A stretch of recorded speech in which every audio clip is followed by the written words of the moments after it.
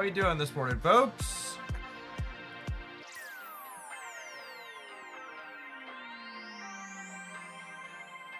Happy whatever day of the week it is. It's Monday, right? That sounds right.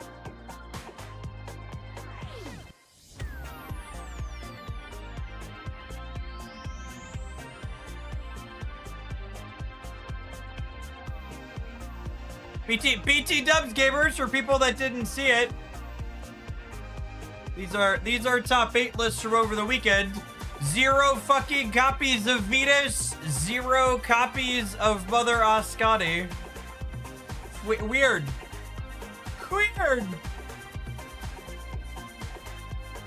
Yeah, shout out to all our resubs this morning. Steric, thanks for being an ever-present part of the community for over 7 years. I always appreciate your support in the games that we're playing. Red Coil, been good gaming with you. Thank you for the almost 3 years of support. Norin the Weary, thank you for the 36 months. Maury, thank you for the over 5.5 years. I appreciate that. Welcome back.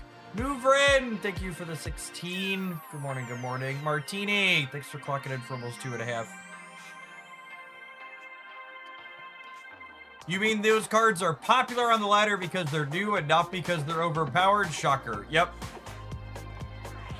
So the big number I want to point out here, we're going to talk about a few. We're going to talk about a few things.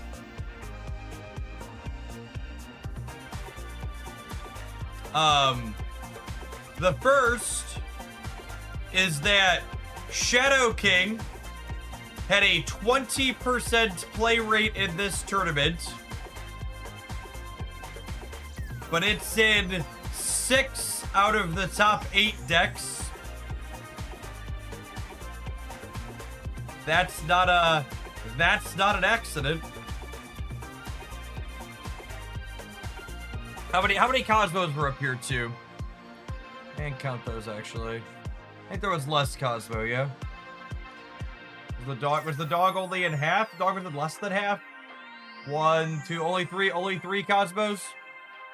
Yeah, I haven't looked at anything outside the top 8 yet.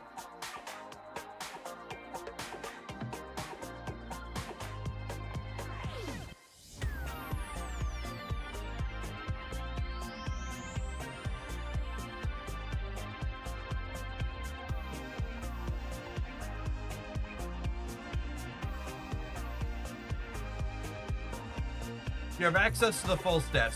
So I have this.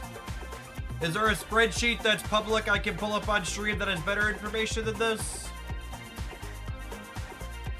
I can like click through here and look at deck lists, I suppose. So I was gonna go through and like click through card stats up top. Oh, neat.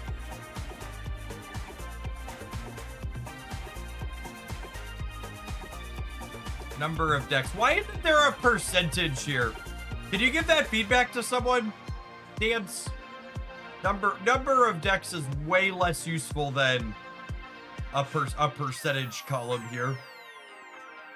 The number of decks is good to have too. Like ideally there should be both. This is actually, there were how many players, how many people were in the event, by the way? Because this is really telling too, right? Like there's it's not like Mother Ascani didn't show up. 11:55. Okay, it's not like people didn't show up with Mother Ascani, right? Like she was in like 20% of the decks as well. Very similar to Shadow King and Cosmo. Where'd she place? Was she just outside?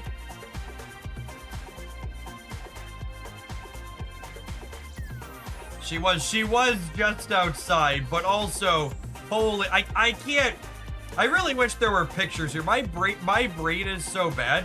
Is this Cerebro 4? Oh my gosh, it is Cerebro 4. That's funny.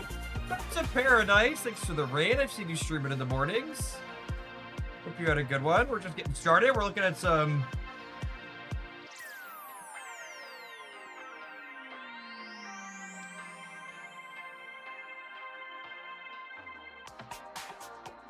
This streamer is too lazy to add up all the decks and do more math to figure it out. What's going on, Pokemon nerd? I'm so lazy. Thank you for the absurdly generous tier 3. One more month until the triple digit sub club. Welcome back. What is this? Raider Hefe. I was going to ask you the probability of winning. If I got the wrong deck, I would force you, only losing to 2 previous champions. Nice. Sorry to be too upset with that. There's charts. Oh, these are... That's funny. Yeah, Mother Ascati sub 50%.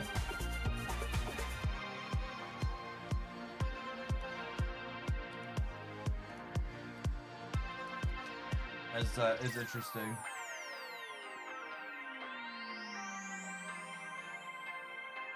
So Mother Ascati sucks. I mean, at a minimum, she doesn't look overbearing. So like, this deck list finishing 6-1 means they finished 6-0 in the Swiss, right? They lost the first round to single elimination. Flockend with the dirty 30. Thank you for the 2.5 years. Welcome back.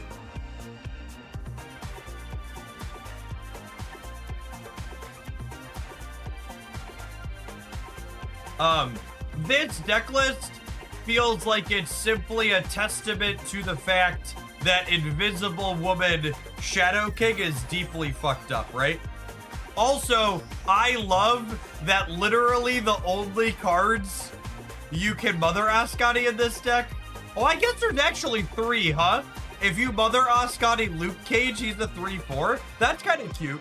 So you can Mother Luke, you can Mother Nico, you can Mother Cerebro. Yeah. But you can Mother Shadow King, and Shadow King Invisible Woman is probably pretty deeply fucked in this metagame, yeah? Oh yeah, and Shadow King fixes it if you Mother something else. True, that's true. That's true. You can play them out and then Shadow King them. It's pretty fun. I really wish the Sweet Season music played when I'm in the deck ender.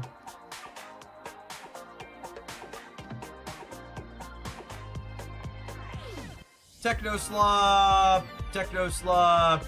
I'm gonna go on a limb and say Techno Slop is currently the best deck in Marvel Snap, yeah? Like not close.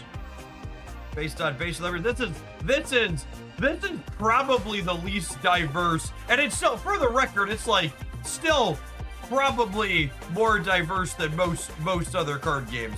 But this is easily the least diverse Gauntlet top cut that we've seen in a while.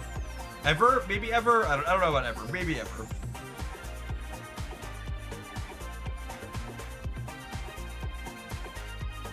Mother had a sub 50% win rate.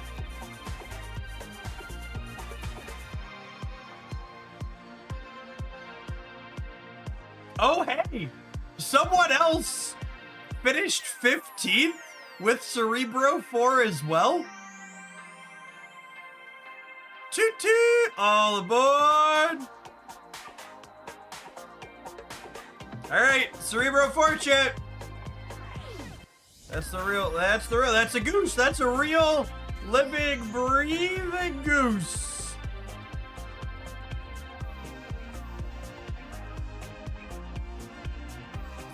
Phantom X sneaking into the top 16.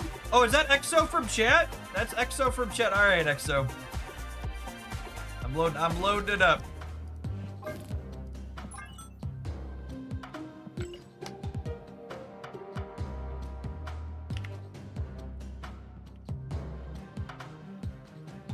NFT has been stolen. If you have a problem with it, my lawyer's contact information can be found in the stream information noted below.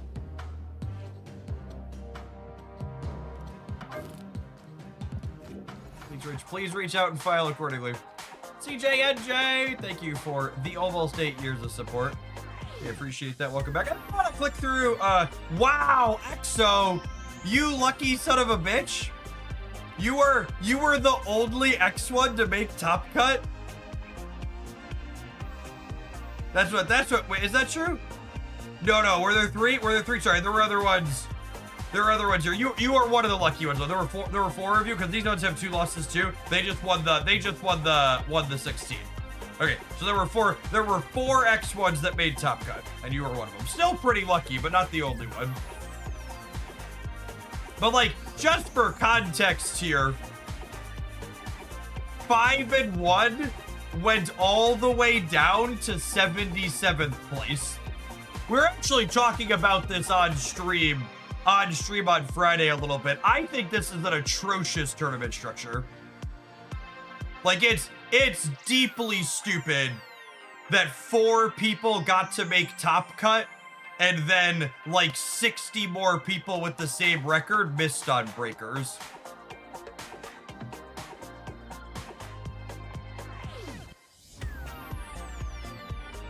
I mean, I gave guests that feedback before in private dance, and they just don't want to do longer tournaments, which is what they need to do. And someone who's played a lot of people might not know this about me because we're a lot of staff at this point, but I played a ton of competitive card games for a long time, and like, I would have been livid if I played a tournament and it wasn't. Actually, I probably just wouldn't have played the tournament, right? Like, it's just in every other competitive card game I've ever experienced, you make sure you have enough rounds so 1 loss can make the Top Cut. Is basically how every other Magic the Gathering, Pokemon, etc. You play enough rounds so people who only had 1 loss make the Top Cut.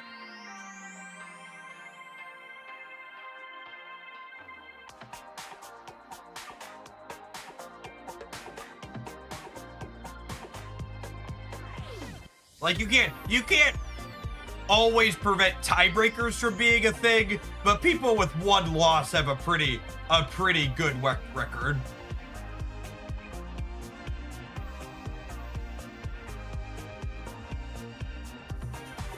All right, sorry, I'll stop rambling about that because that's whatever. Oh, hey, the multiple man deck we highlighted over the weekend finished 17th. That's sweet. This deck's really sweet. If you missed it, it's Penny Multiple Man. We had a highlight with it up on the YouTube channel over the weekend. It's pretty gas.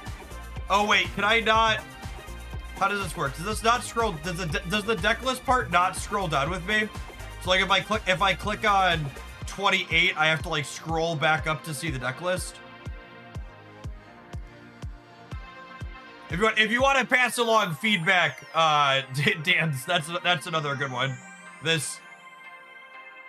Okay, they know that one's there. Cool. Wait, is this another Cerebro? No, this is a Venus deck. Okay, so is that our first Venus sighting?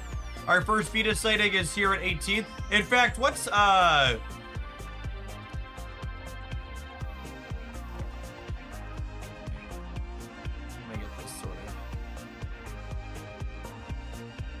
oh, I can just change the page tabs though, right? I can look at 25 and then we can go to the next page. That'll be fine. Where is Venus in here?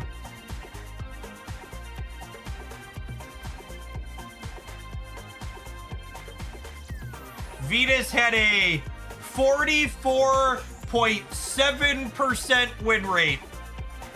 44.7%. It's so great to have data to point to how incredibly correct I am about all my assessments on things.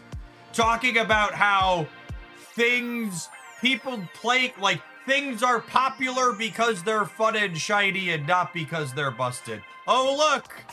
Shadow King with a 58.6% win rate. Mobius with a 57.1% win rate. Sure fucking looks like we could take a point off of all the tech cards. Sure does look like Hogland knows what he's talking about.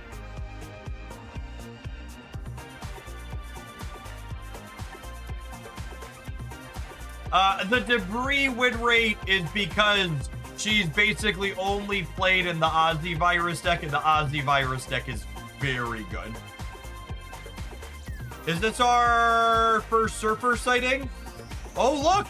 This Surfer build's not even playing Venus here. This is our first,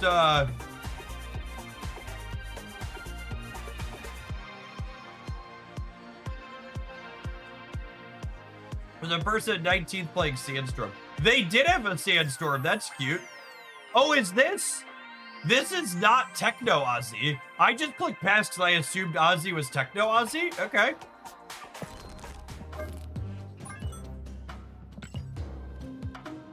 That is a real Celine Horseman of Famine, gamers. And Shadow King, obviously. Pay no attention to the Shadow King behind the curtain. But Celine is there. She's there, chat.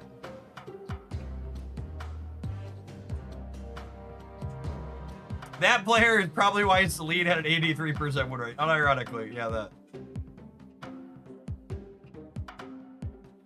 Hey, look, it's another Silver Surfer deck not playing Venus. None of these top performing Surfer decks have Venus. Oh, it's another. This multiple man deck is real, I think, chat. This is another copy. There's at least two copies of this multiple man deck at 5-1.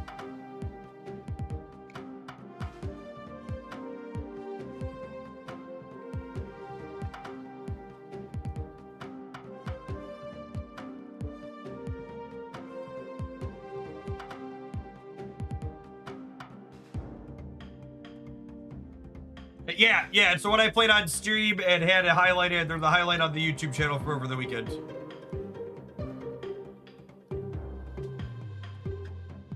Ozzy stuff. Scream! Scream enjoyers rise up. Wait. Oh my goodness. I don't think I've ever seen this before, but it's actually genius. They're playing Zorn as a scream enabler. They're playing Zord as a Scream enabler. That's so, I mean, every time we've played Zorn, like, the rest of the deck sucked, but Zorn being a disruptive card was, like, actually good. Like, I could buy that for $1. And it's just, like, good stuff Misery. Oh, it's Misery Wolf. Okay. Yeah. There's a doggo in there.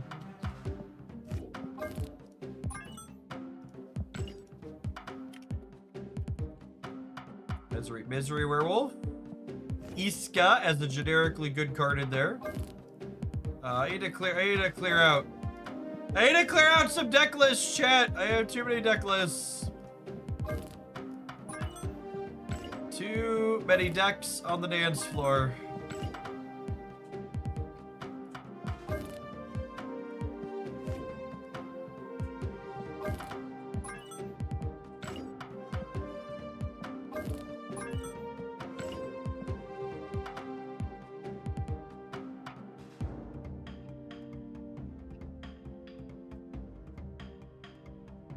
That's the curse. That's the curse of Brood. Build the greatest deck building game that's ever existed. Give us only 20 deck slots. It's terrible. Terrible. It's a zombie Captain Marvel sighting in 30th. Thanos, Aurora. Zombie Galacti, 32nd.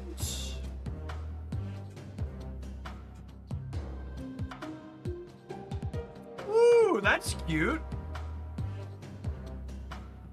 Is that a... That's a werewolf Hydra Stomper deck? You know? I don't think I've ever played werewolf and Stomper together. Like, I kind of love it, yeah.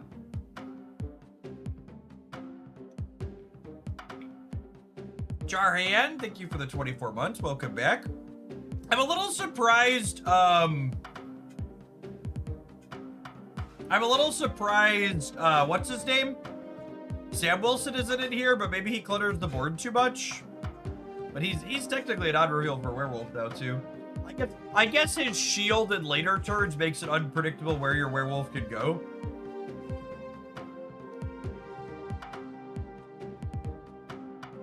Hey, thanks for sticking around, Jordan. Francisco, thanks for the over 3 years. Welcome back. Where are you looking at these deck lists? What site is it? This is gobattles.gg. It's the website that the Golden Gauntlet was hosted on this past weekend. Airship, boo, boo. Moonstone ongoing. That's classic. Cerebro 3 sighting. Ajax making a deep run. Lin Lee, but also Gambit Horseman Sloppy. Ecto stuff. Zombie Galacti.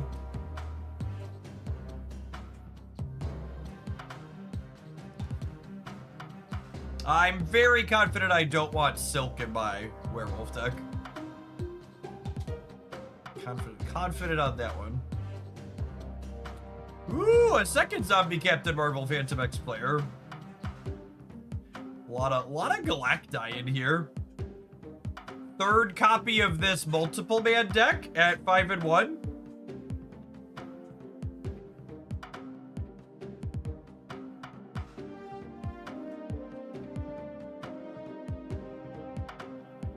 This is none of the Surfer decks we've seen at 5-1 had Venus in them.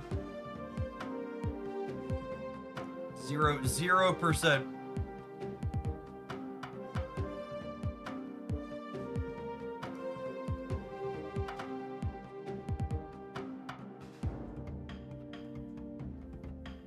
What is this deck doing? Oh, is this Mr. Fantastic combo? This is Mr. Fantastic combo, yeah?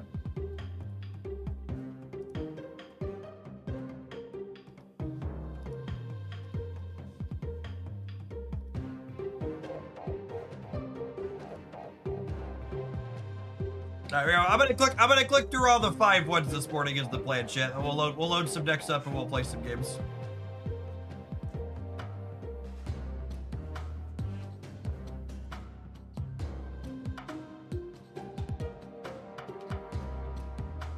They do get into Worlds, Dance. But there's a big difference between qualifying for something and playing for a trophy. Especially when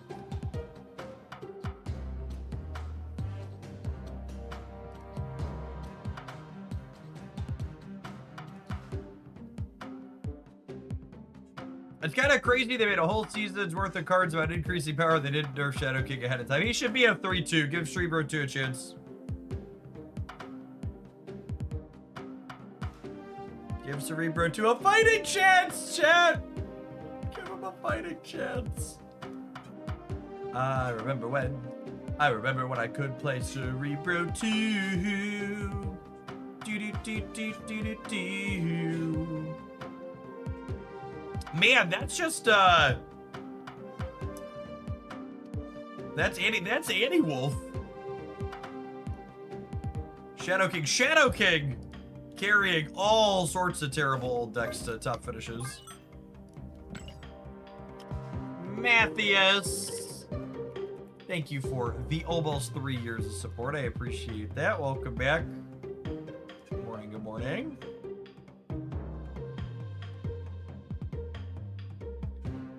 Oh, are those Thors? Wait, I can't parse what I'm looking at.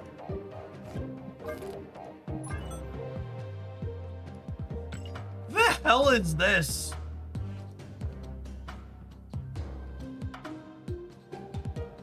I'm sorry. What?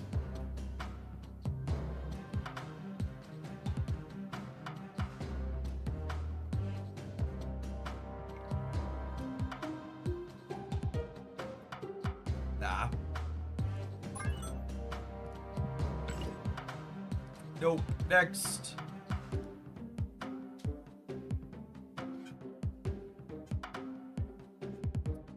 Banguavir, thank you for the over 2 years. I appreciate that. Welcome back. Hey, this is Sarah Control with Starhawk and Mother Ascani in it, and Invisible Woman. There's been a number of Invisible Women. If you've wondered why Venus had such a shit weekend, I've seen more Invisible Woman Shadow King in these tournament decks than I have in my last 6 months on the ladder. It's so bad.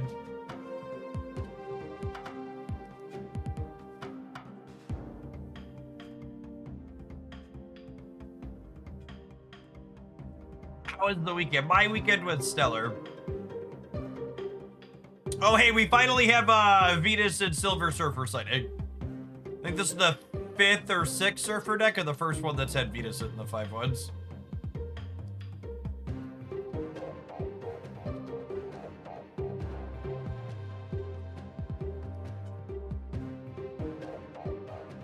Of the 7 matches I played, 5 were against Supergiant. Pain. Pain. Agamotto! Chat, that's a real living, breathing, non-Airship Agamotto deck. Non-Airship Agamotto. Infinity Ultron Agamotto! Can we donate for whatever the heck that last deck was? Nah, I'm not gonna take viewer decks today. There are so many, like, potentially good and interesting decks we could play out of these tournament lists. I really don't want to play something that just, like, I'm pretty sure is bad, but fluked into a win. It just sounds like a waste of my time. It's gonna be 20 minutes of me being annoyed that the deck seems mediocre.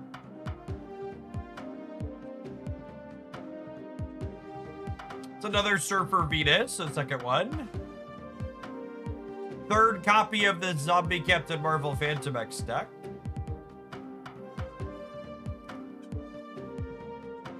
Alright, almost through the 5/1s, 2 more. Astral Projection Dakin combo. It's been a while since we've done that.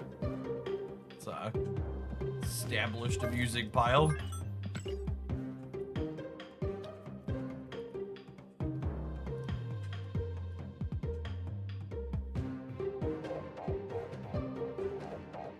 Hey, Daredevil Stature. Love to see it. All right, so if you're just joining us, some takeaways before we move on from looking at some stuff and some stats. Shadow King went from a 20% play rate in the tournament overall to a 75% representation in the top 8 deck list. Card had some of the best stats around, 58.6% win rate. The only other card in the most popular cards to come close to that was Mobius at 57% win rate. All of the whiny twats complaining about Mother Ascani and Venus, those cards had sub 50% win rates. Mother being just below, and Venus being markedly below. So as is the case, my gut check of the tech cards feel real pushed, and the new shiny things are fun and popular because they're novel, looks to be accurate.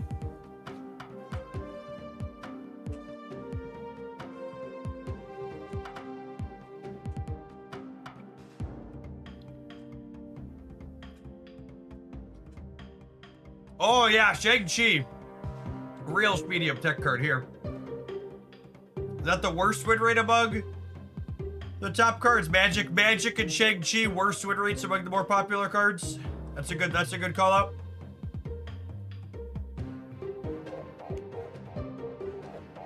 It isn't until we get to Debris and then Wilson Fisk here that we have win rates higher than Shadow King. And that doesn't surprise me. I would wager the Osmodeus deck variations are among the best things in Osmodeus Tech Slop. I think is probably among the best, if not the best thing in the game at the moment. That we're aware of. Sometimes Technovirus, sometimes not, but definitely builds of that real good. There were a ton of other interesting, unique things that made 5-1 cuts, though. We imported a bunch of them. We're going to take an ad break here, but then we're going to dive on into playing some games. We had Dakin combo. We had an Agamotto Infinity Ultron deck. We had an Anti-Werewolf deck. We had a Werewolf Hydra Stomper deck. We had a Misery Werewolf deck.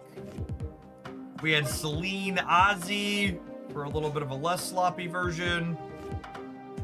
We had a Phantom X Mill deck, so a bunch of different things I want to dive on into playing here. Appreciate everybody kicking their week off here at Nothing with Hoaglandia. Have some adverts, don't go anywhere. If you're watching on the YouTube side, I apologize. I forgot to turn the auto ads off. Tap the like button on the live stream. I'm going to fix those for you real quick here. We'll be playing some games here in just a minute.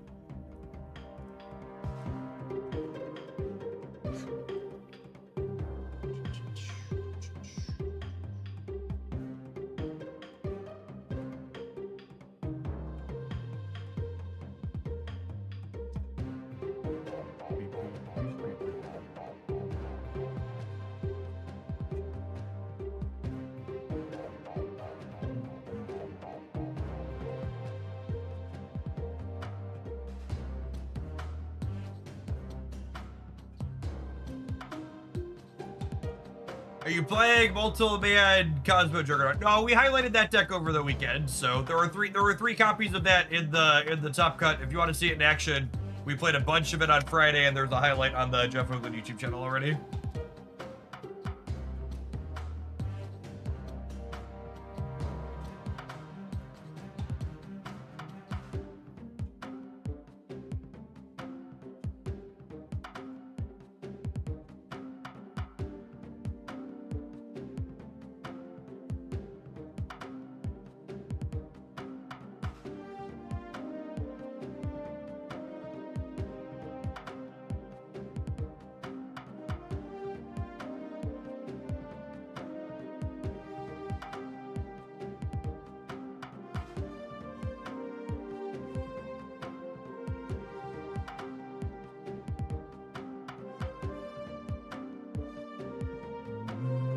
What are we gonna start with this morning?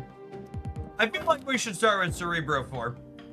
There were 2 or 3 copies of this that went 5-1.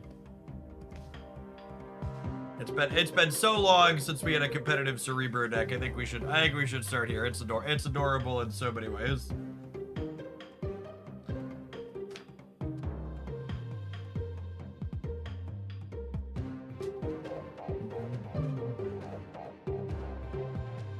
Chance Cole, thanks for the over 3 years. Welcome back. All that people asking about deck list specifics. I'm gonna go ahead and link the what's it called? All the data from that tournament we were just going over is in both the chats now. Publicly accessible. You can click around and find whatever you want. EJ Fahey, thank you for the 34 months. Appreciate that. Welcome back, Fred Wick. One of our wonderful members of the Triple Digit Sub Club. Thank you for the 101 month resubscription. That's such a long time. Welcome back.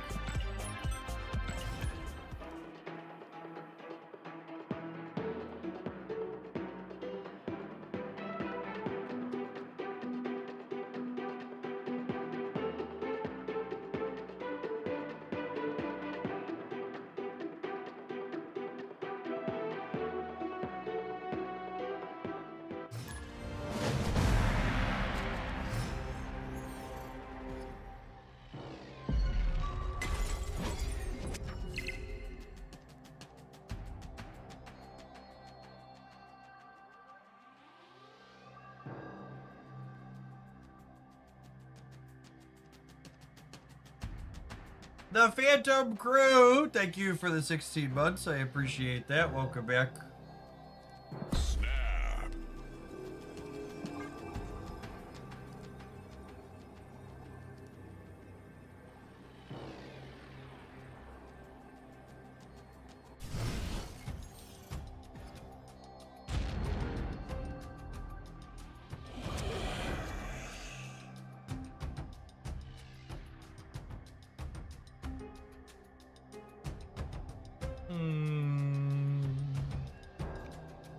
I think I want to wait to play this until we know where we potentially need it.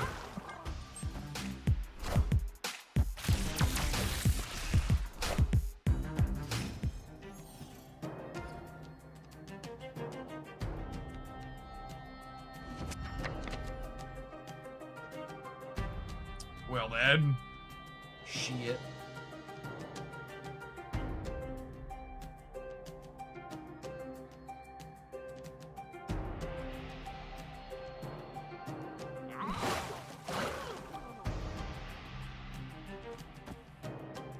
I think I'm doing this and copying Cerebro.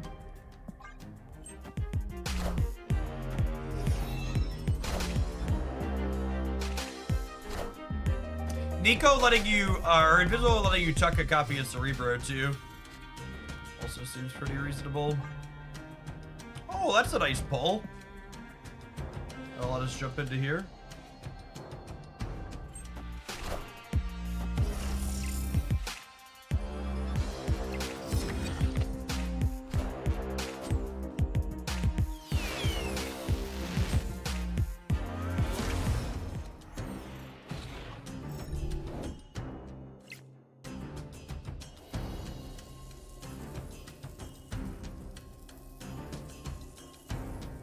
Okay, the Colossus is kind of hilarious. So I'm not gonna play this, and I'm gonna show them the Nocturne, so that way they try and contest this, and then Colossus just wins it outright, I think.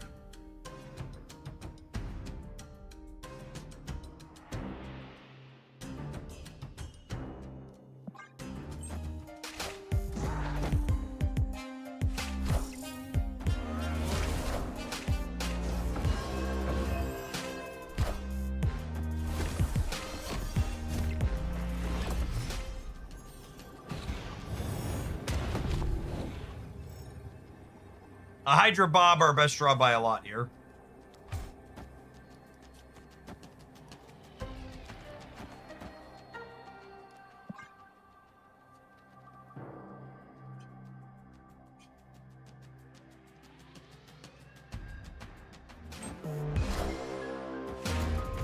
Who's the man? You the man. Who's the man? You the man. Uh-oh. Uh-oh.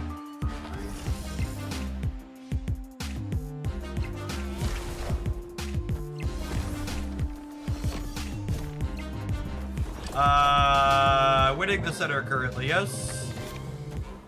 Winning the center, winning the center.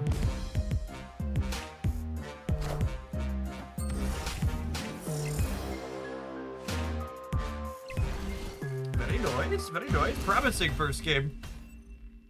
Victory.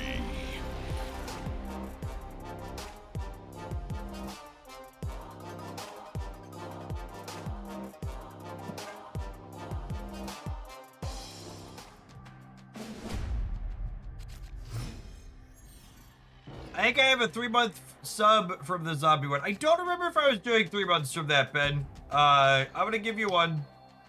I'll have to double check. Full disclosure, that zombie sub promo, this isn't necessarily, this isn't your fault at all, but just like for disclosure on my end, that promo is on the list of promos that's like, was run through Stream Elements, that their payment is in limbo / question mark if it's going to happen.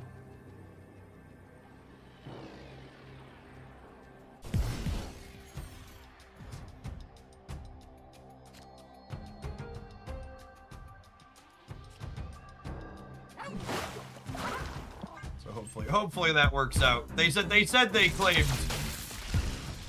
They said they found funding from somewhere, but we'll see. All right, Lucas, where are you? Your people need you. Lucas! Lucas to me, Lucas! Okay, and they are a, they are a, what's it called deck, by the way? They are a rogue deck, so we want to tuck our Cerebros in behind Invisible Lady if we can here.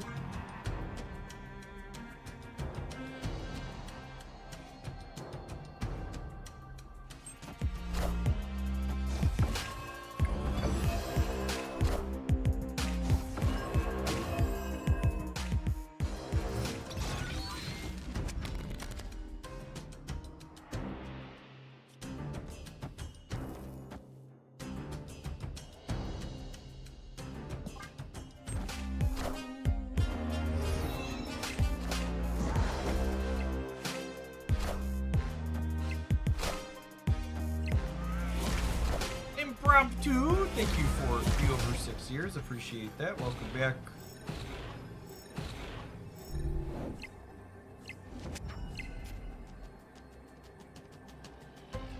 Oh my. Holy.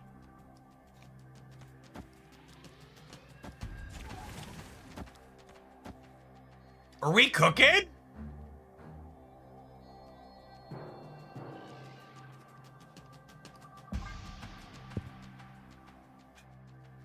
Is this deck the sauce, chat?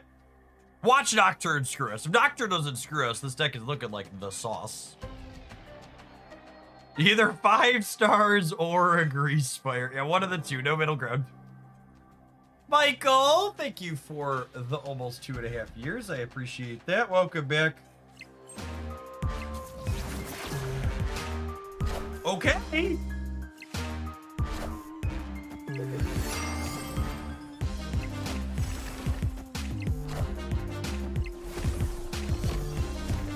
Move Jeff for more points, Phil. No, I want to leave Jeff on the left just in case Nocturne tries to screw us on the right.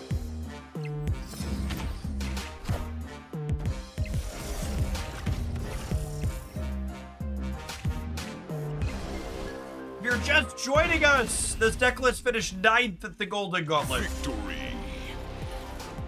9th, 17th, maybe it was 17th. I think it was just outside Top Cut, if I recall. I think 9th is incorrect. I think it was 17th. It's got some stuff going on. This deck really highlighting why so many people in the community hate Mother Ascani, because she enables unique, interesting, and fun decks like this one instead of just, you know, era slop. Was it 9? There were 2 Cerebro 4s, that was 9. Okay. Appreciate the fact, Checkaroonie.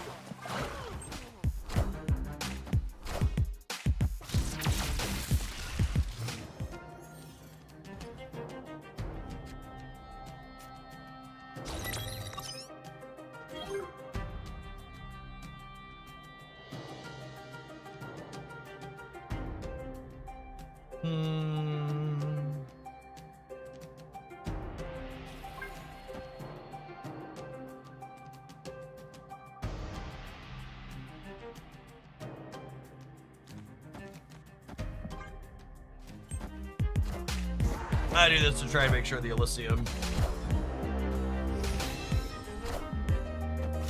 doesn't happen. I think I'm turning off. I think I'm turning off Elysium next turn.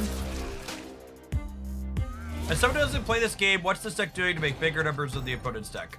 Cerebro plus Prodigy, or Cerebro plus Mother gets your 4 pointers up to 10s, and you have Shadow King as the best interactive card in the game currently.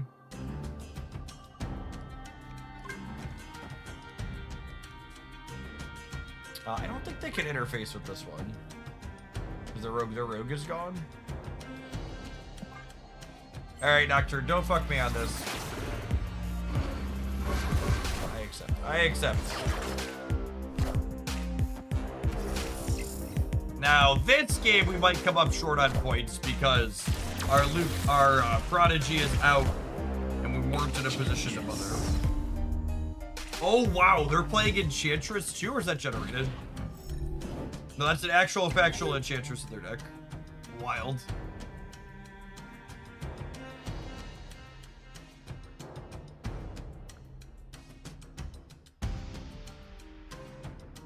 Yeah, some type of ongoing card really pissed in the opponent's Cheerios.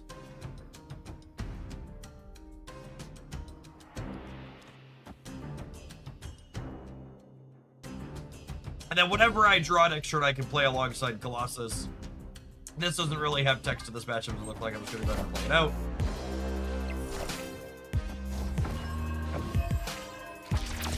I guess it could be useful with this man.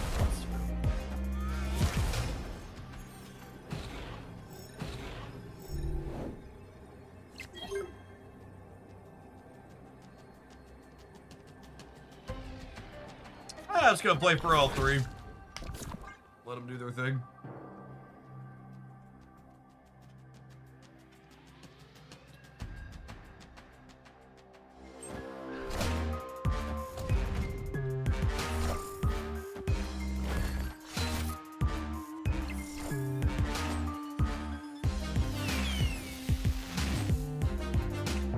Jubilee and DeBear and Zemo. Okay. Yikes! I would say it got me, but you really didn't. Victory.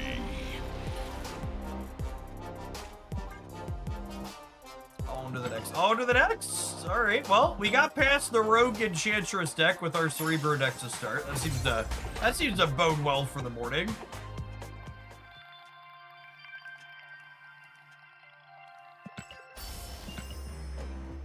Seems very reasonable.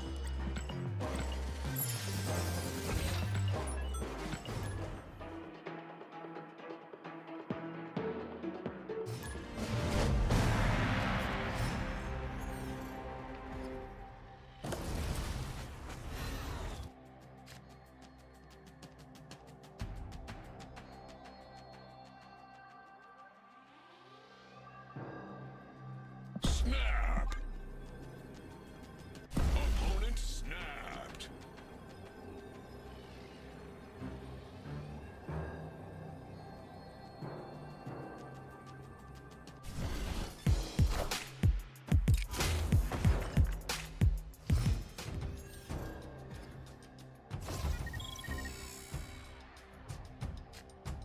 Okay, and this is queuing us up for nice double Cerebro game here. 2 into 3 into 4. We'll fill Reed's Lab to grab an extra energy into the last turn of the game as well. With our movers giving us flexibility to shuffle around. Can't contest that, unfortunately, but it is what it is.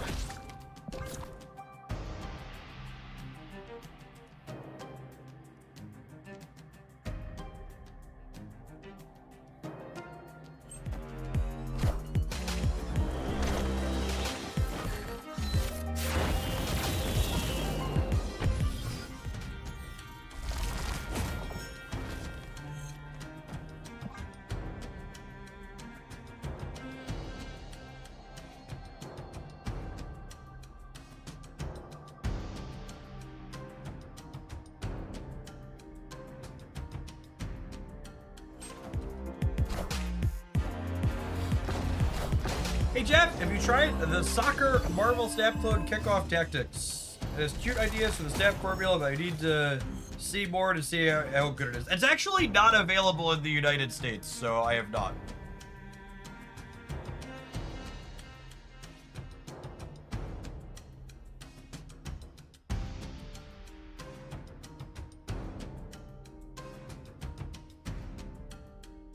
Oh, is it in the US now? Chat saying it's really not good. Okay.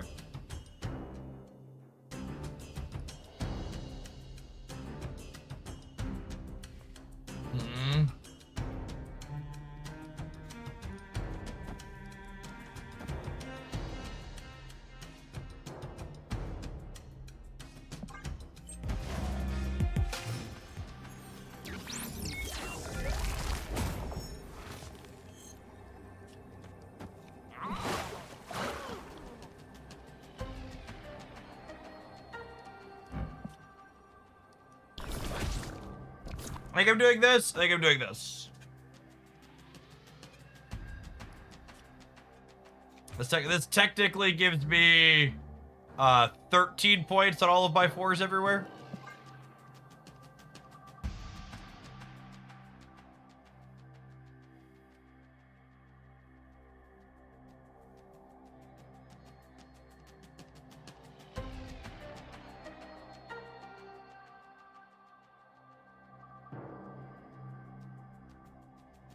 But no, I don't intend to try weird snap knockoff games. I like to check out new card games, but they need to be doing something meaningful typically.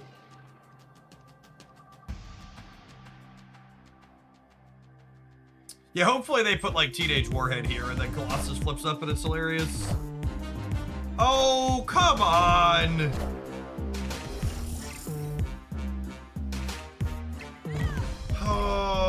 frustrating.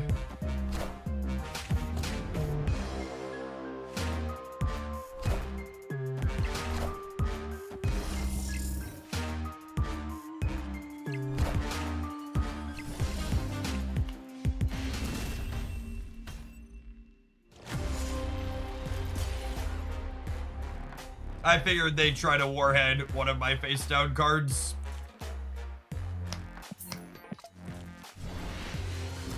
So I flipped on that one. This is the part where my opponent ran the entire turn timer down, so I'm supposed to accuse them of stream sniping, yeah?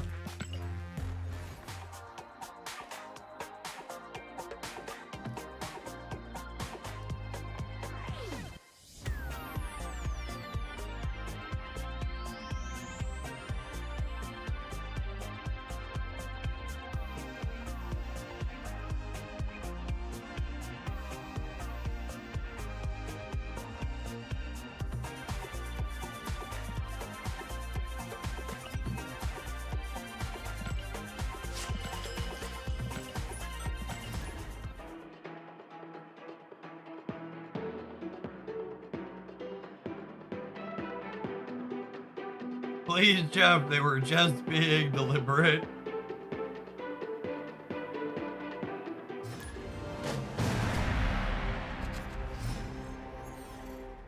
What happened to Venus? Venus had the worst win rate of all of the popular things that were played in the Golden Gauntlet by a wide margin. Almost assuredly related to the fact that Shadow King had the best win rate of the popular cards played in the Golden Gauntlet by a wide margin.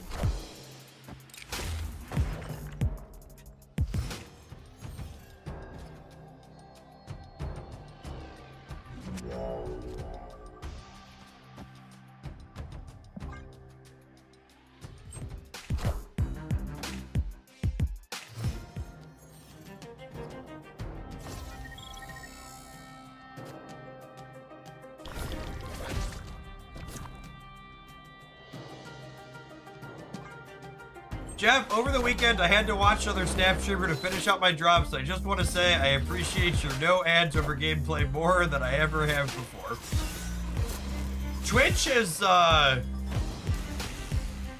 if you're someone that actually wants to watch content, Twitch is pretty unwatchable with most content creators.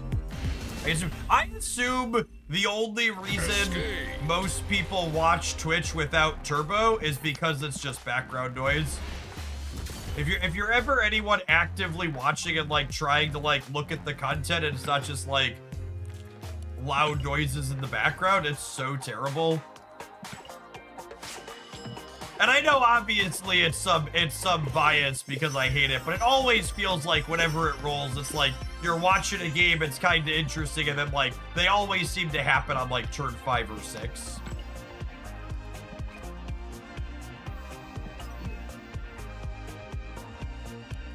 Yeah, I mean Twitch is just background noise for a lot of people, even streams like this one. So like that, I assume that's the reason why ads randomly happening over gameplay isn't a big deal for most people, because they're just like, they're not actually watching the content. It's like the radio. Although at least the radio takes a break from playing music instead of playing it in the middle.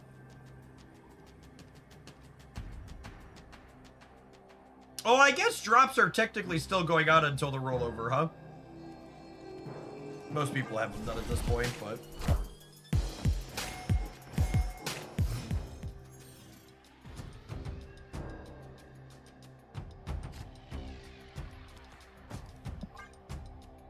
Uh, 30 card deck alert, by the way.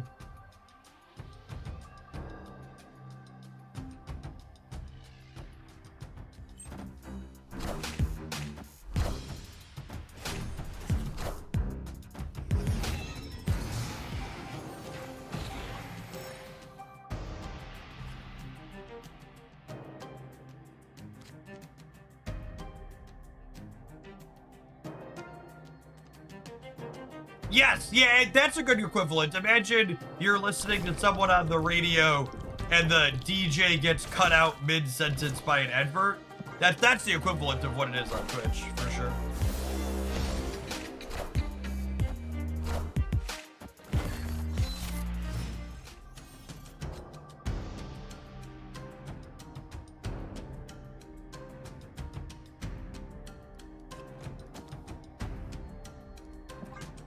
Twitch is actually fairly ad blocker resilient these days. I'm sure there's ones that still work, but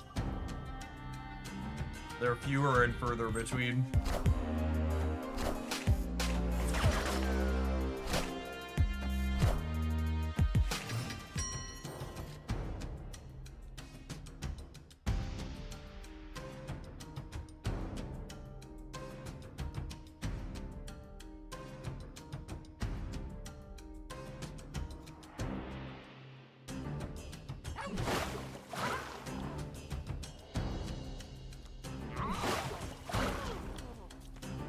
Tuck this in here, I think. Lost Axiom, thank you for the 14 months. Appreciate that. Welcome back. I have regrets, chat. I have regrets. Mistakes have been made. Cerebro! Unlucky.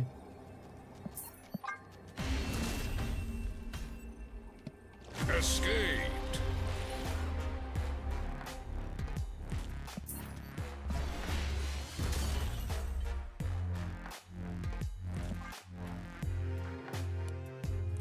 This deck definitely feeling like it has the typical Cerebro problem of how do I win a game where I don't draw the namesake.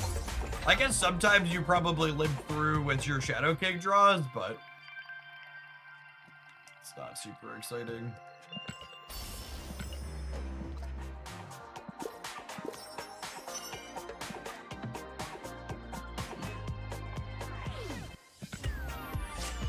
Should we start trying to burn some of our gold tickets? Maybe.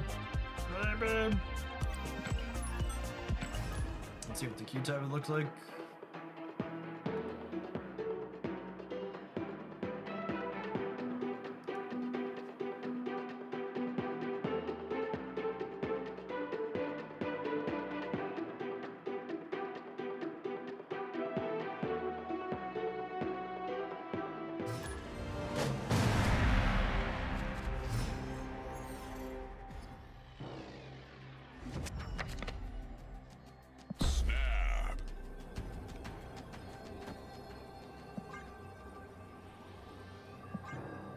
Am I doing this? I don't know that I am. I guess I need to play her out in the first couple of turns, so that way I can mother this. Copy mode skips any, I think.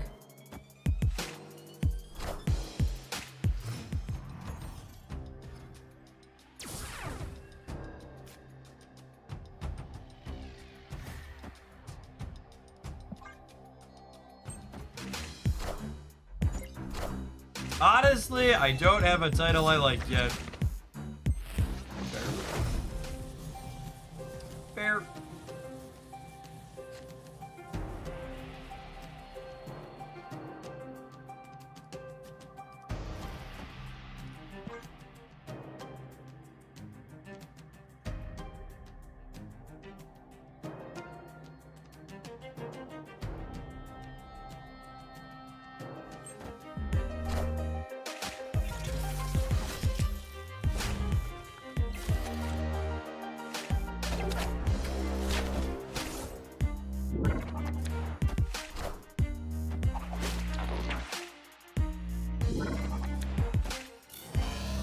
The Techno-Virus, Daredevil, Ozzy stuff looks to be the best decks in the game by a solid margin, TJ. That's the other takeaway from the data stuff. Opponent snapped. Oh wait, my brain is bad. I played the I played the Nocturne so it was more power, but I needed to play the loop to be able to copy it.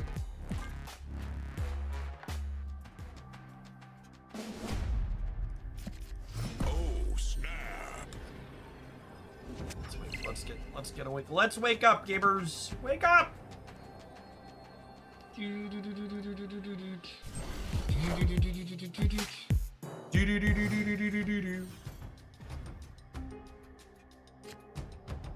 Can't play cards that cost 3 or less, dear. You're not my real dad. You don't tell me how to live my life, Crimson Cosmos.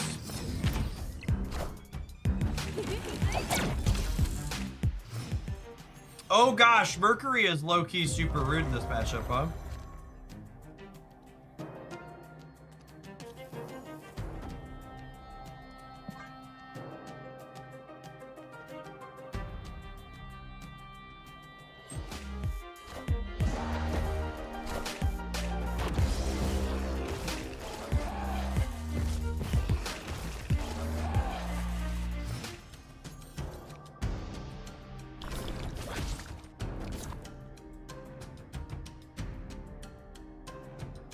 Is Deadlands gonna be a problem? No, it's gonna be a 4-power thing, right? 3, 4, 5, 6. Perfection.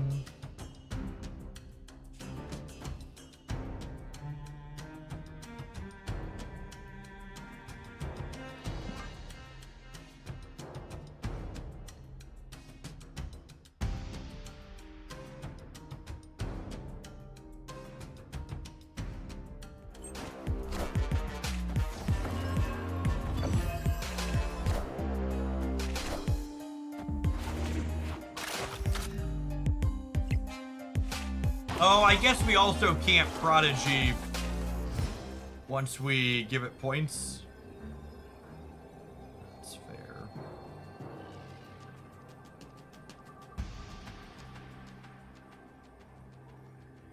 Oh, and their Iska can move now. I think that's fine. There's no way there. They're beating the Cerebro.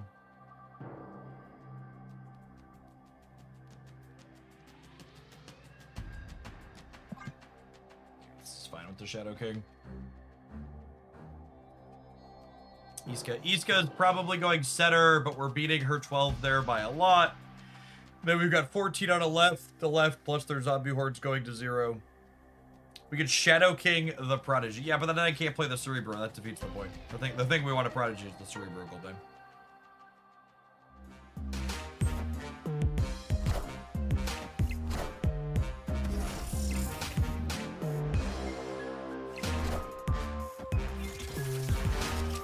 We're gonna win all 3? Question mark.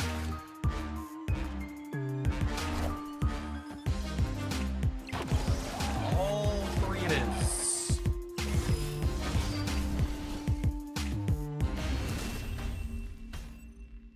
Victory. Ah, yeah. Well, their Mother Earth gun is usually turn 4 to be fair, so it's a good setup.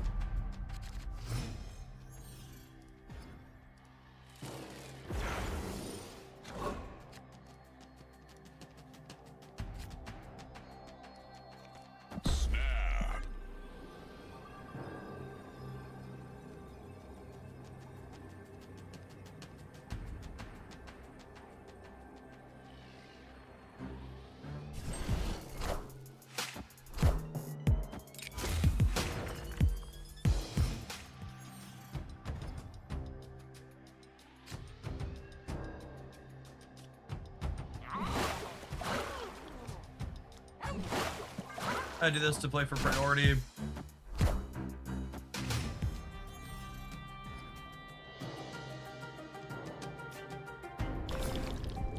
Just lock him here. I think we just lock him here.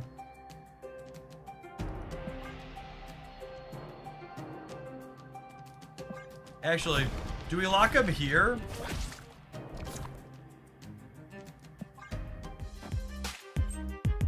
It feels like they want to move from here into here.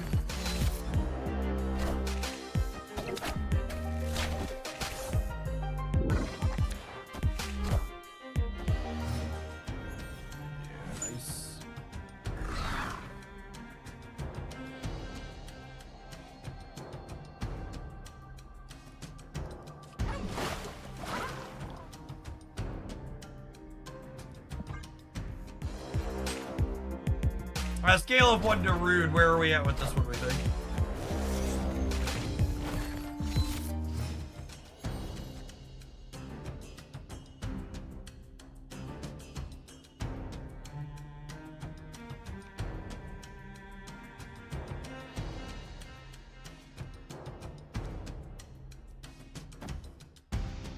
We'll lock them in over here.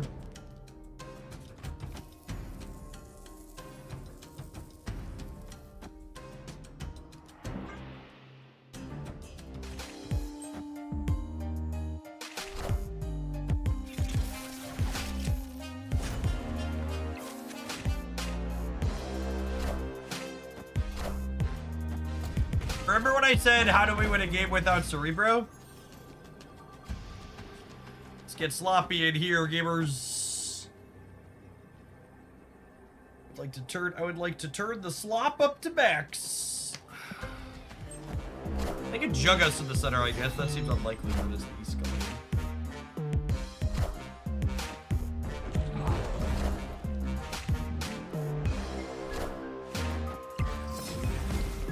Oh my goodness, Nico. Oh my goodness, Nico. Alright, we'll give it to him. Alright, we're gonna take an ad roll and we're gonna wipe the slate clean and we're gonna give this one a fresh chance. My brain has not been in it this morning. I'm gonna run and grab a caffeine. It was a long weekend, early morning. BRB.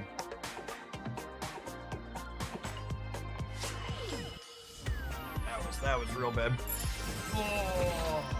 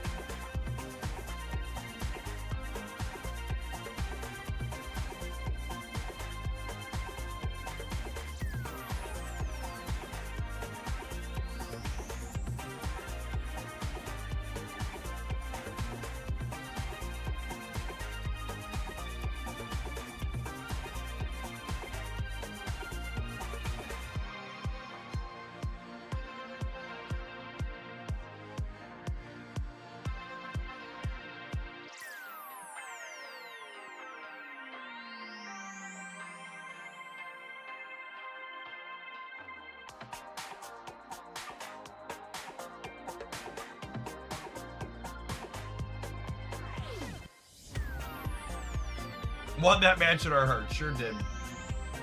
Sure did.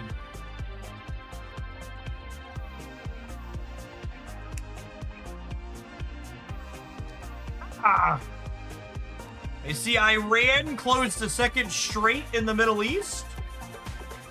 And the war has fully resumed. The S&P 500 is up 1% today. And the cost of a barrel of oil looks to be down $2. Reality doesn't matter, chat. Never let reality get in the way of a good vibe.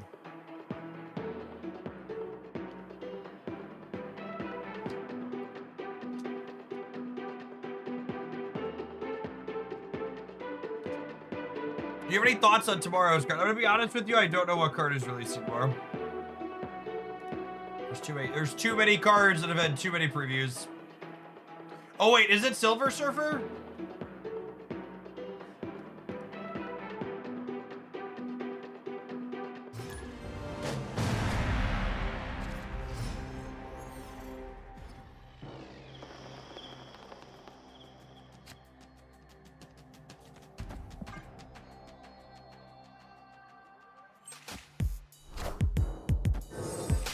Quinjet out of a 12-card deck? It's like Christmas. It's like Christmas.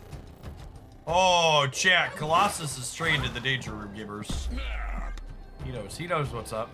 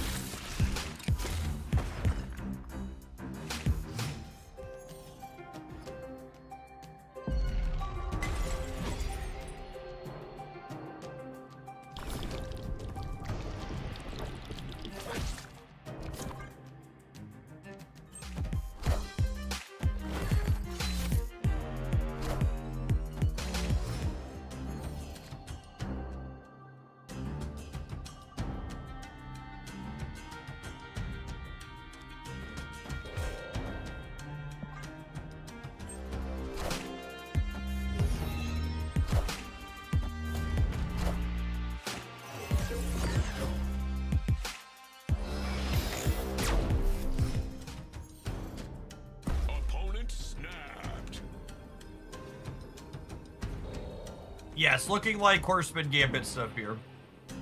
Most likely.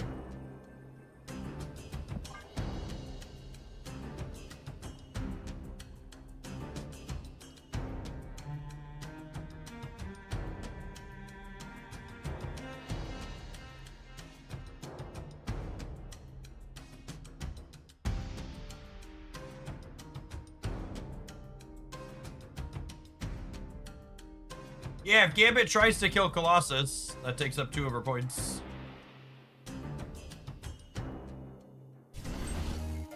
Move Jeff in case of Cosmic Ghost Rider. That's a good thought. Like, I don't think his Victoria decks usually play it, but it's probably relatively free.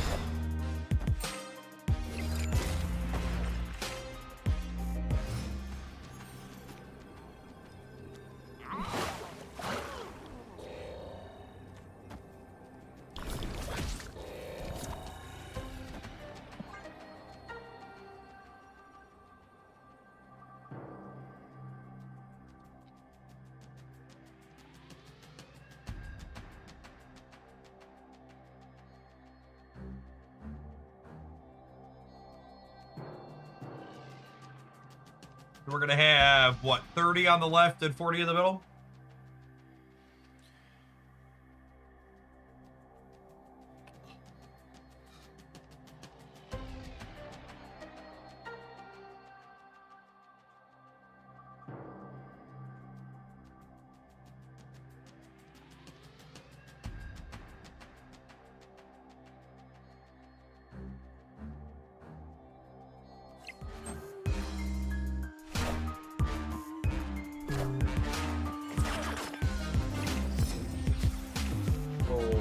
Okey-dokey.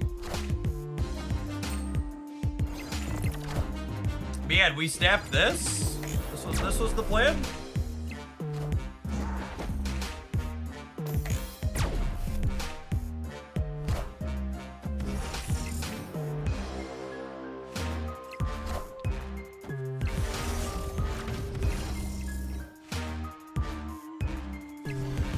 Hey, Parrot. Thanks for always being around. Good morning, good morning. Victory.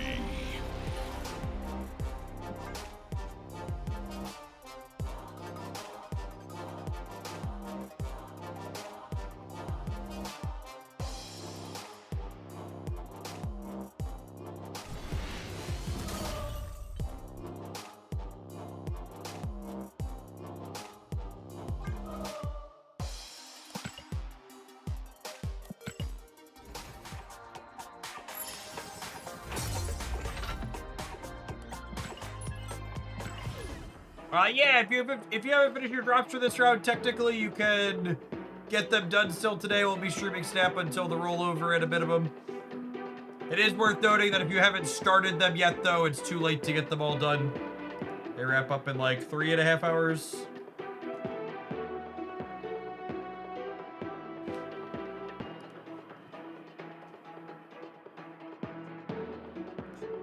Also, if you do finish them this morning, don't forget to claim them. If you don't claim them before they finish on Twitch, they expire. I made that mistake last time.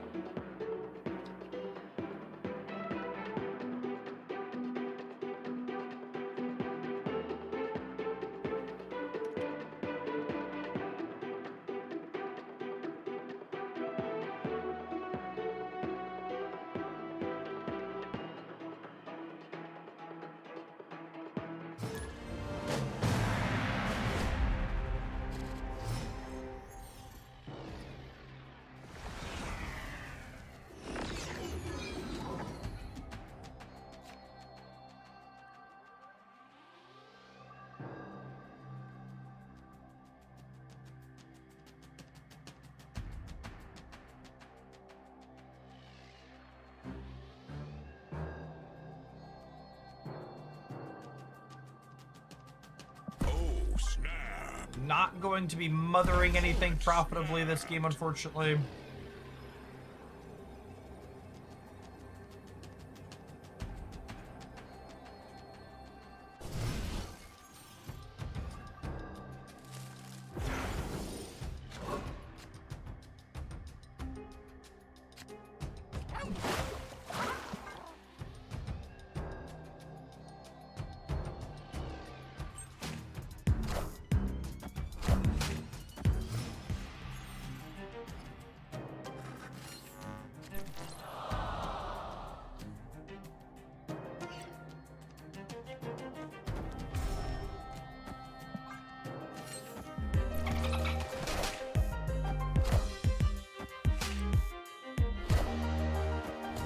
What are the usual mother targets in this deck?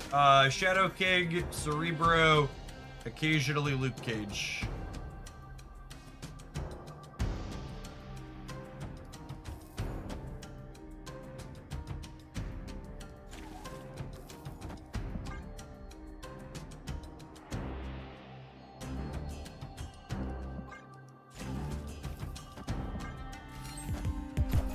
So, I actually want to put Nocturne here. So this way, if I draw Prodigy, on the last turn, I could go Cerebro, move Jeff, Prodigy.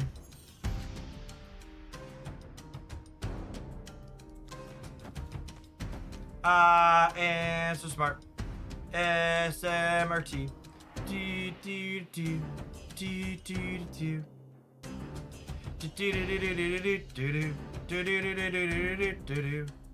Beep, beep, beep. Beep, beep, beep.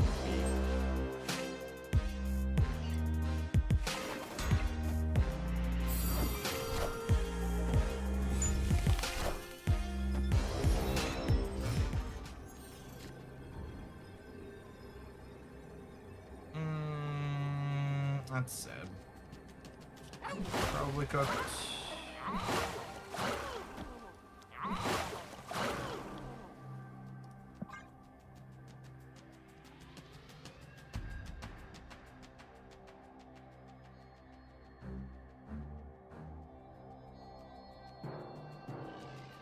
Again, just for the people at home that are new here, optimal to leave here, but I find retreating constantly pretty boring, so we're gonna play.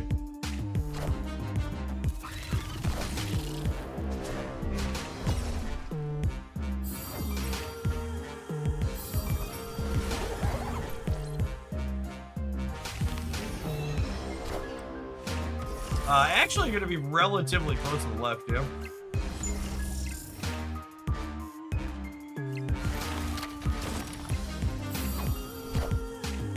I think the Venus bonuses actually are what get us here.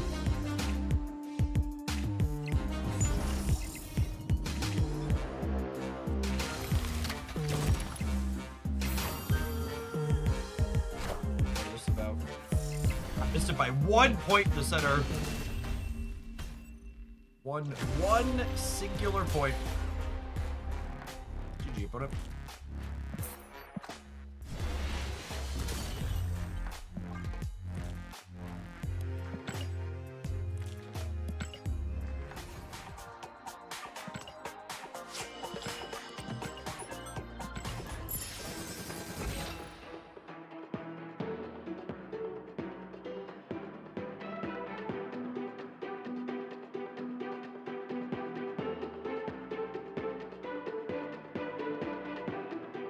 Shame Lucas couldn't join us, yeah.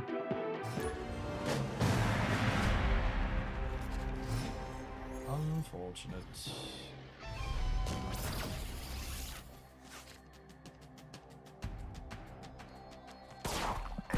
Thank you, Luke.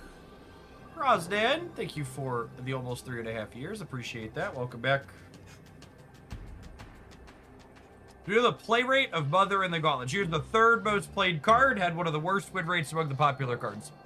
The only popular card that had a worse win rate than Mother Ascani in the Golden Gauntlet was Venus.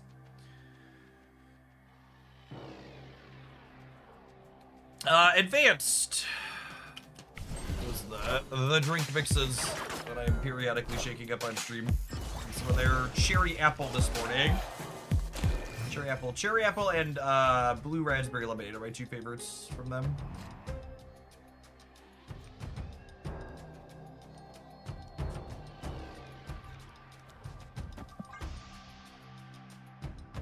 Zombie Sentry. Even as a turn one, kind of mediocre.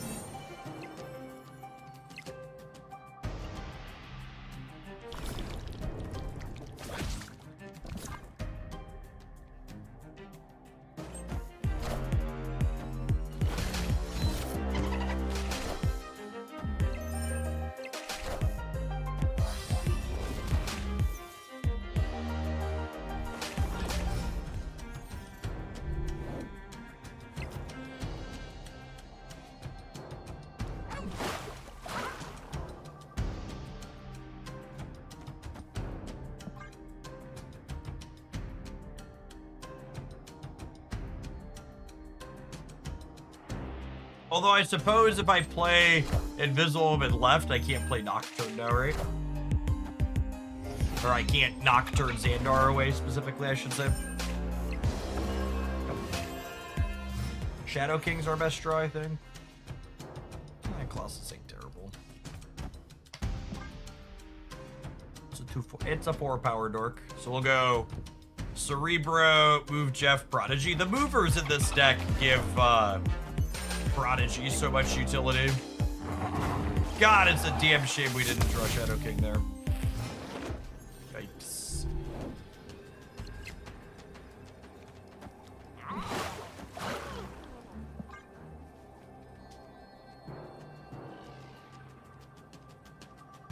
$32 may or may not be enough on the left. It'll come down to if they want to compete in the center, I think.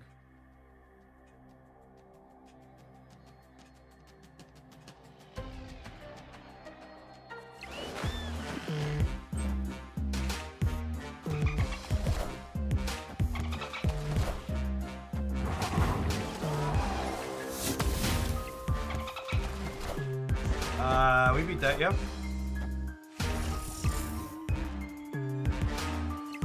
That's 30 here at the mid. 32 and 30.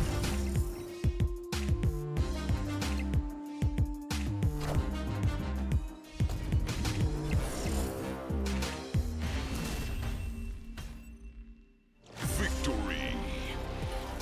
The Golden Gauntlet decklets on the Snap website. They're not. They probably should be. They posted them on social media places. They're in their Snap public Discord server and probably on the Nazi site as well, if I had to venture a guess. Snap.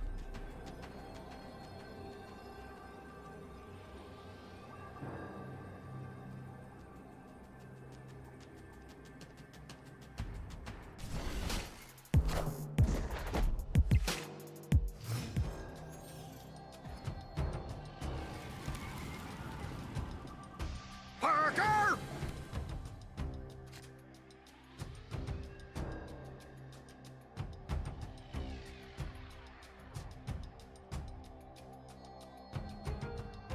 Oh my goodness.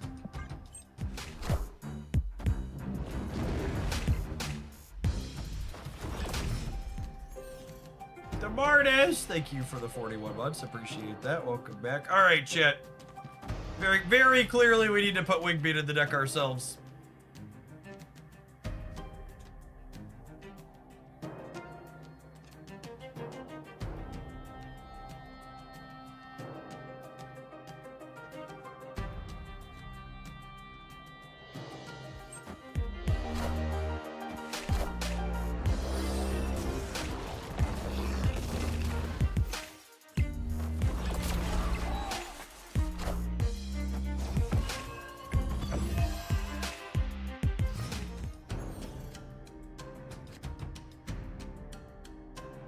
Alright, chat. Wherefore art thou prodigy? Wherefore art thou prodigy?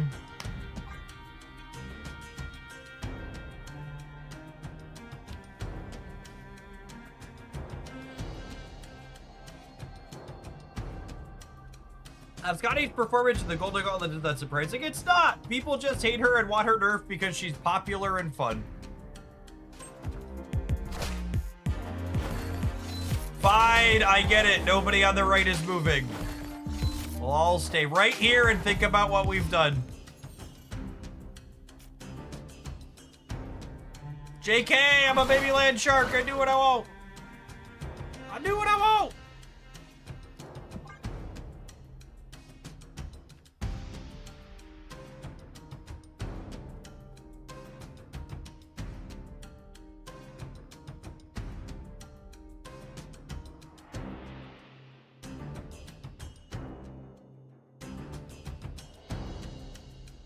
Yeah, we spent like the first 20 minutes of the stream going over Golden Gauntlet stuff. Sorry, I was that first thing today. I think I'm gonna try and mix up the timing on the variety stuff that we do with some snap to start and some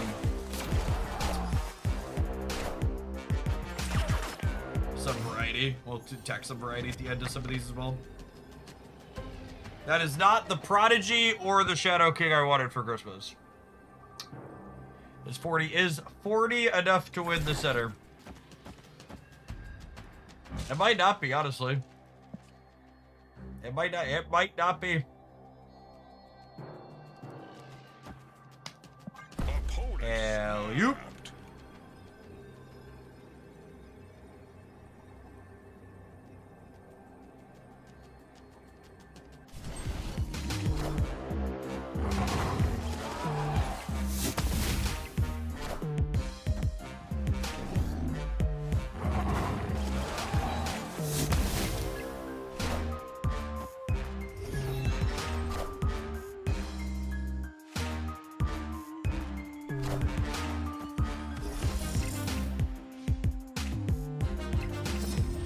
An Aussie deck, one nice, or should we say another Super Giant deck one? Absolutely another Super Giant deck one.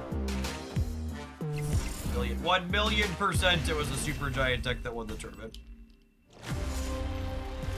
Pretty unfortunate that we flipped heads instead of tails here. We would have stacked all of our power on the Metropolis. We end up winning it. Instead, we stacked it in the center.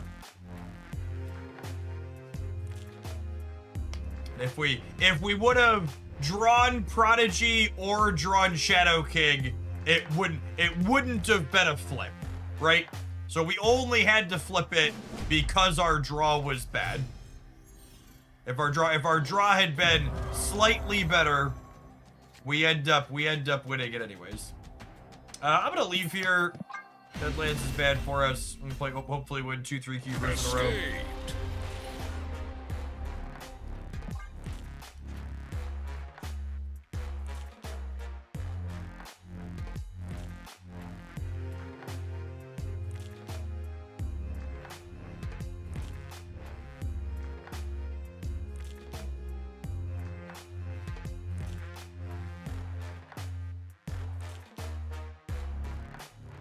Hello, opponent.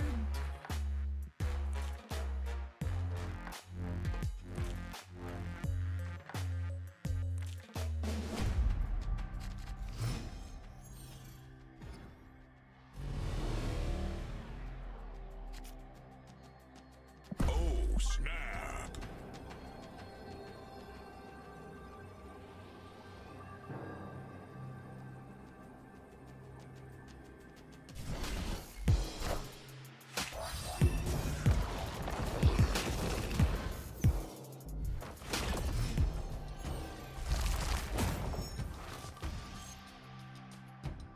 Opponent, we have emotes turned off. We don't see you, showboating. Dude.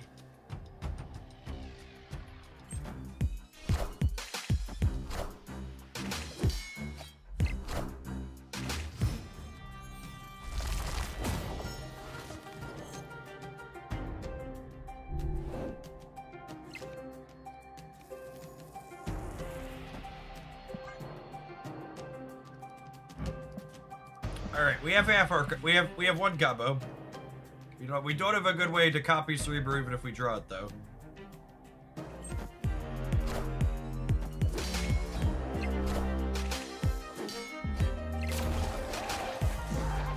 All right, Castle Blackstone is not happening.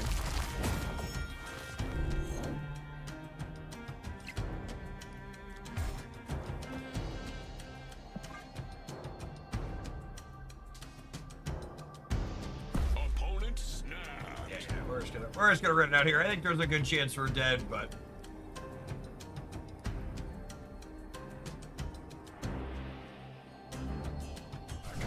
not gonna play 1 to 6.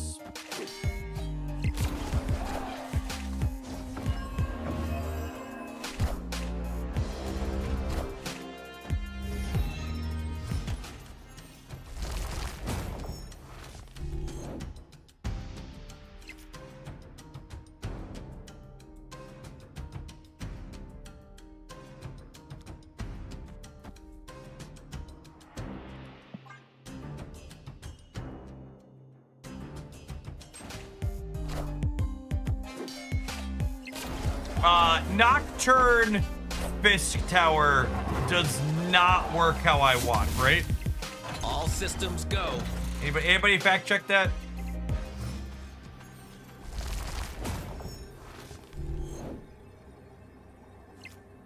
She'll eat shit.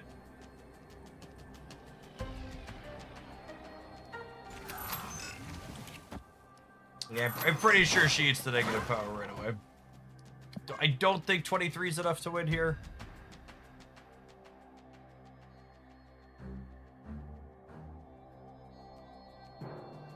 It goes like Quicksilver in Avengers Age of Ultron. Harsh. Harsh.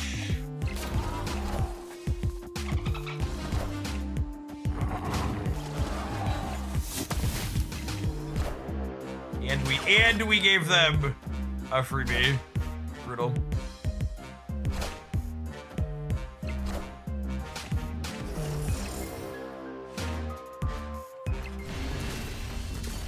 Alright. I'm gonna take this deck and spike it directly into the trash can where it likely belongs. Definitely a catch your opponents with your Shadow King style of deck. Struggled when we weren't doing that. What do we want to do? What do we want to do next? I think we should play some Celine. Yes, we should play some Celine. All right. I'm gonna run to the restroom. I'm gonna tap an end roll. We'll see you in 120 seconds. Don't go anywhere, gamers. We're gonna play some of this when we return. Another golden gauntlet pile. Most of the decks we took have Shadow King. They do, yeah. That's like playing them is getting a feel for like how much is the deck actually reasonable versus how much was it like just diffing people with Shadow King. Absolutely.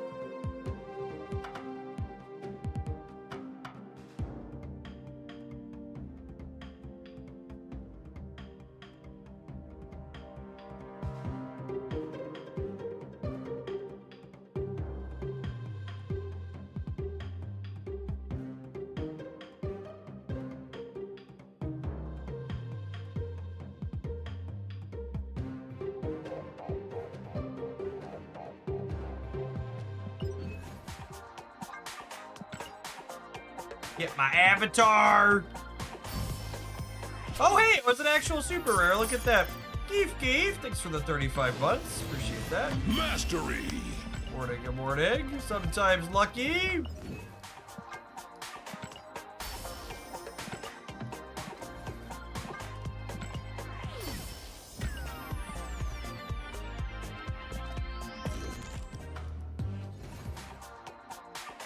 Jeff's not super rare complete. Too cheap. I'm broke, chat.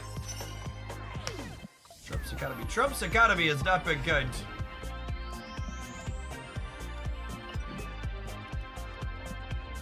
So there is no recession in Ba Sing Se.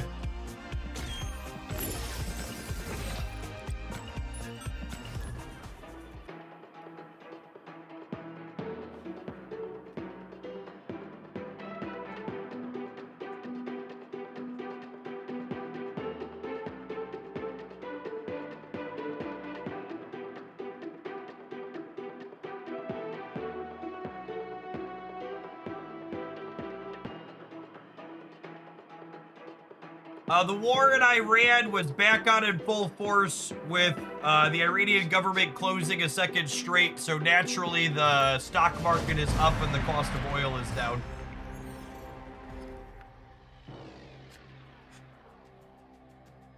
Oh, snap. Outlaw Racer, thank you for the 41 months. Appreciate that. Welcome back.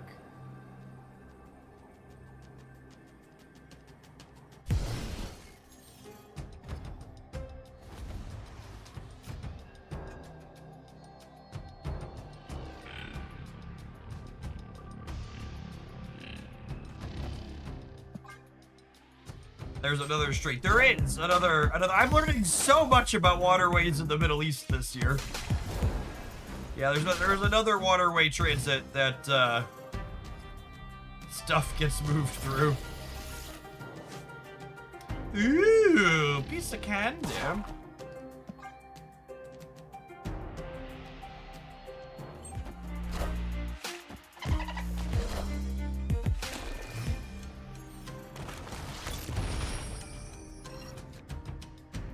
Clearly, Trump fumbling the deal with Iran chat is just his 4D chess way to get us all to talk about the streets during Pride Month.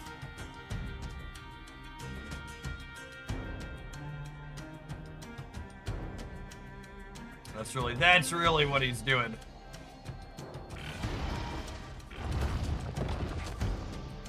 I think it's just Mole Man. I think it's just Mole Man.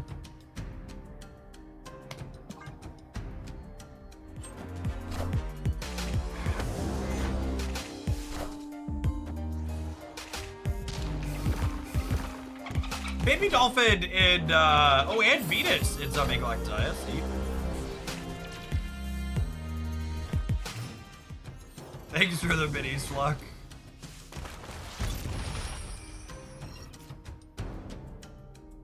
Scarlet Witch is a wonderful draw.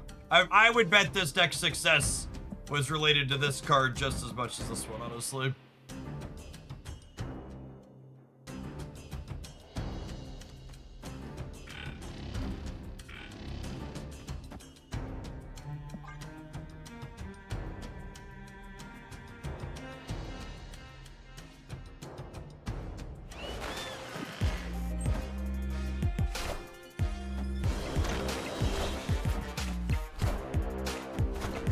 Ended on Patriot here in case we top deck Mystique.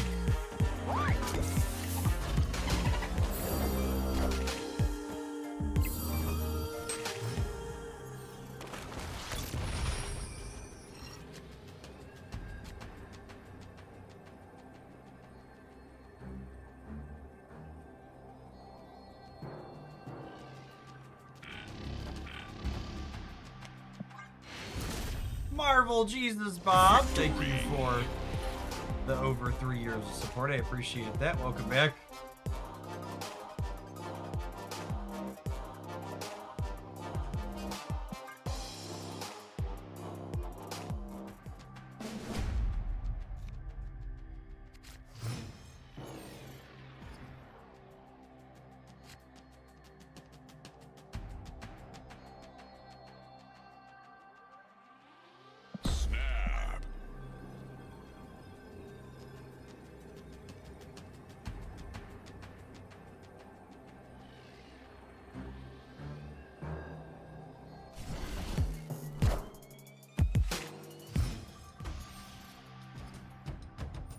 We're re-rolling a location. That's interesting.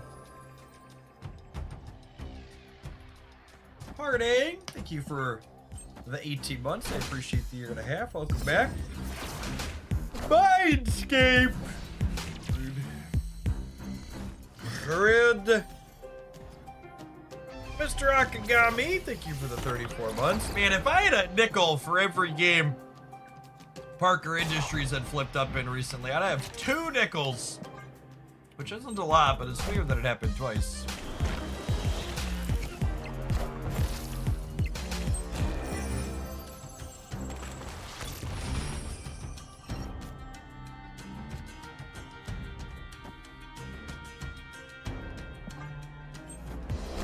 What'd you think of the Maggots Torch Chick? I think it's super fun. It was actually the highlight I posted up this morning.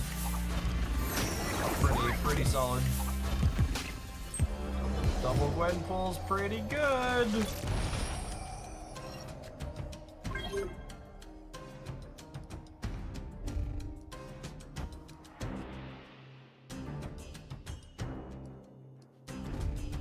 I want to do this because if they have magic, they're likely to magic here. And that way we want to leave space to Scarlet Witch this if we top deck her next turn. I believe the deck the opponent is playing doesn't have magic in it. Oh, interesting.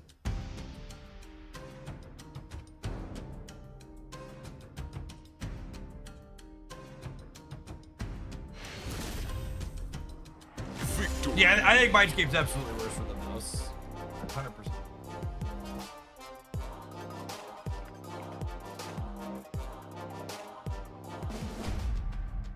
The Zombie Galacti deck really is just like the poster child for Marvel Retreat, huh? Hi, Goes. Thank you for the almost 4 years of support. Appreciate that. Welcome back. Just like textbook, feast or famine. It's very clear and obvious when you do your thing / when you're supposed to leave the game.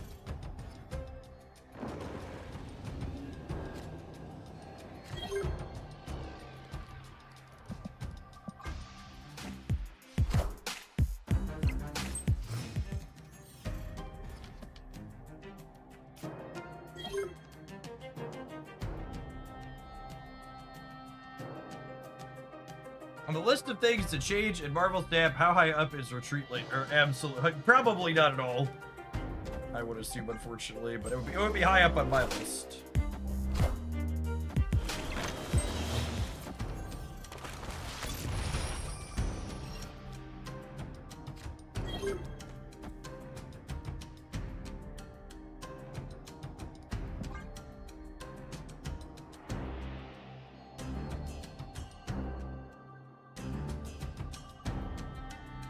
What's wrong with Retreat Later? Retreat Later is one of those things that's a good example of allowing gamers to optimize the fun out of their video game. It is, in a strict sense, technically always optimal to retreat later, but it's also really tedious and boring to be retreating later.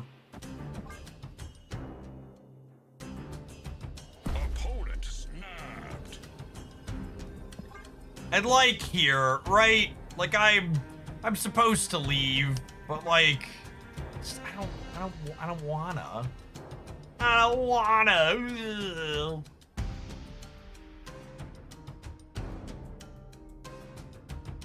We can scan the range. Someone in chat said their build's probably not playing Magic.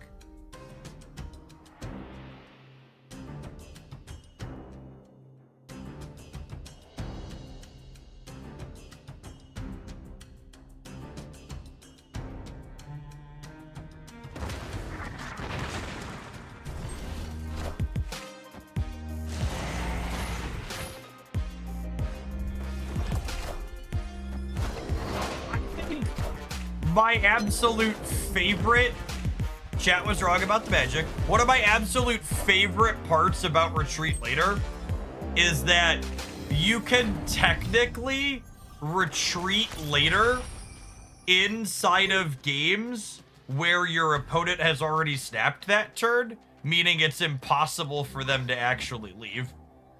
Like if your opponent snaps and you retreat later, it should just retreat instantly. There shouldn't be another turn.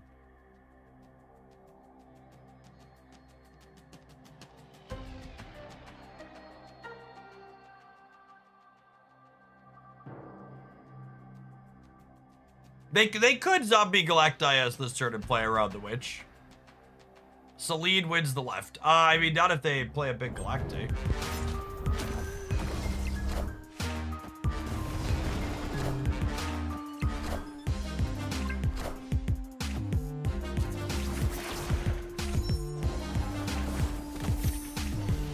I don't think it's spooky to play around our card champ.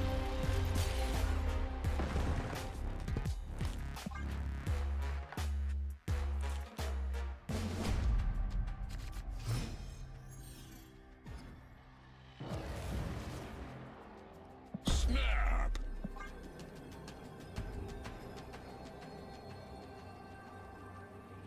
So I'm gonna go armor into debris on the left because I don't want to fill that location and give my opponent a place they can play protected into for magic. Want to be able to reset it, basically.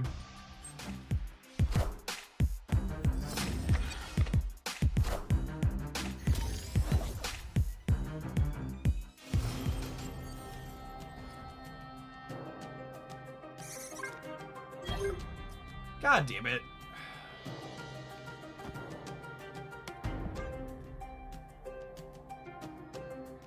Fucking squirrels. Is the Galacti the default go big or go home deck currently? Yeah, it's probably the most successful, just like linear, not interactive deck at the moment.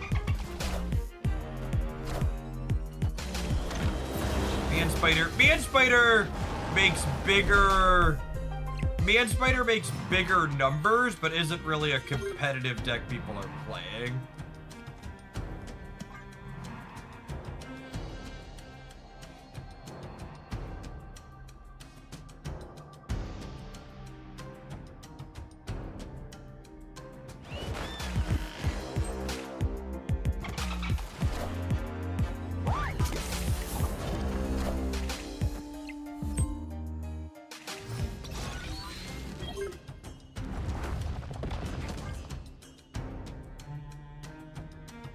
Magic here for the left, we're probably in trouble.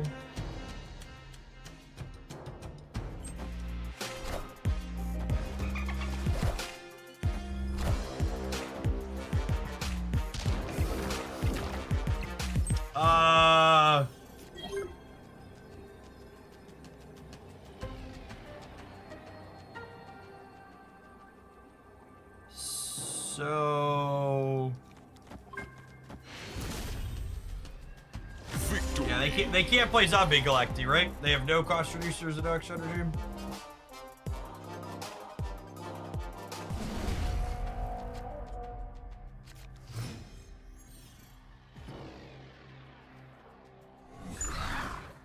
Snap.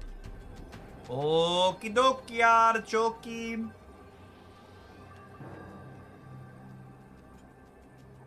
The final countdown.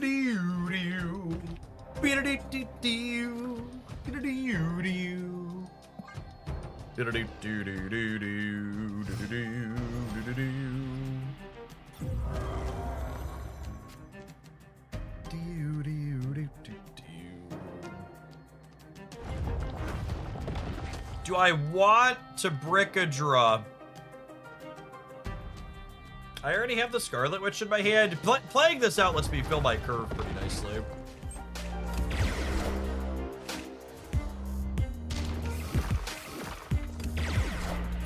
Those are some big old rocks. Herbie's in a bullet. So again, the problem with Herbie there is just like the curve consideration, yeah? How much energy I'm spending each turn?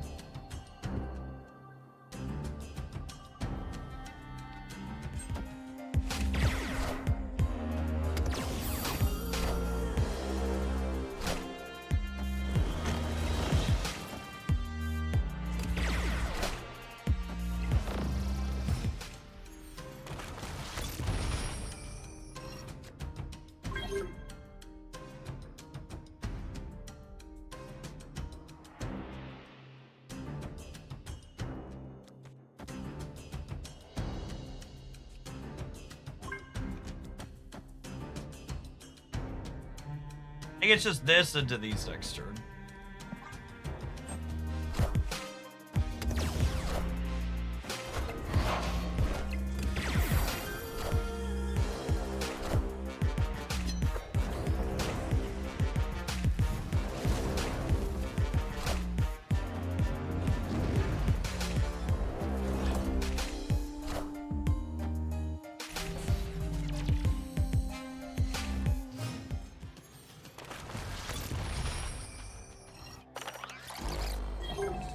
Good job, Herbie. Welcome to the party, bud.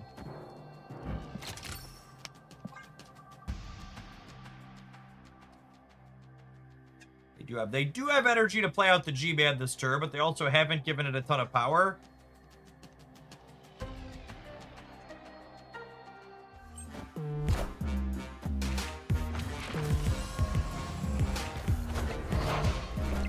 Bonus energy for the next game, yeah, exactly.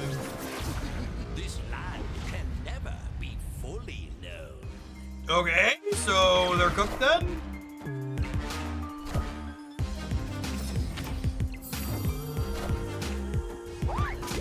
Bye, Felicia. Victory.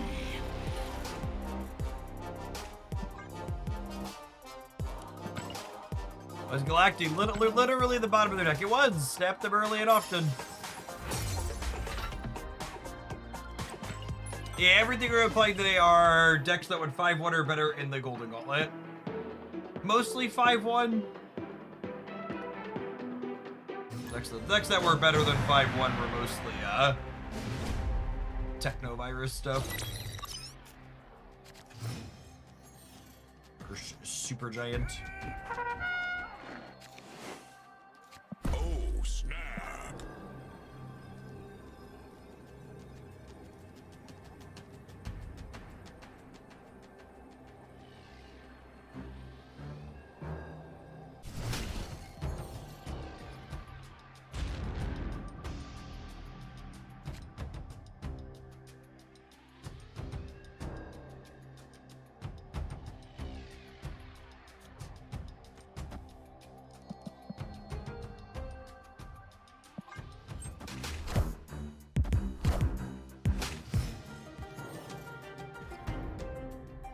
I did remember to claim my drops this time around. Tested up last time though. Ruby's feeling hot, hot, hot.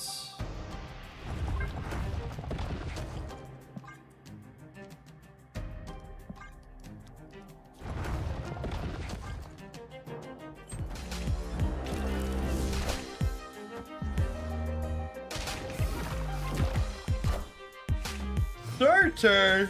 Oh, I still can't play Harkon. I was like, that's a name I haven't heard in a while.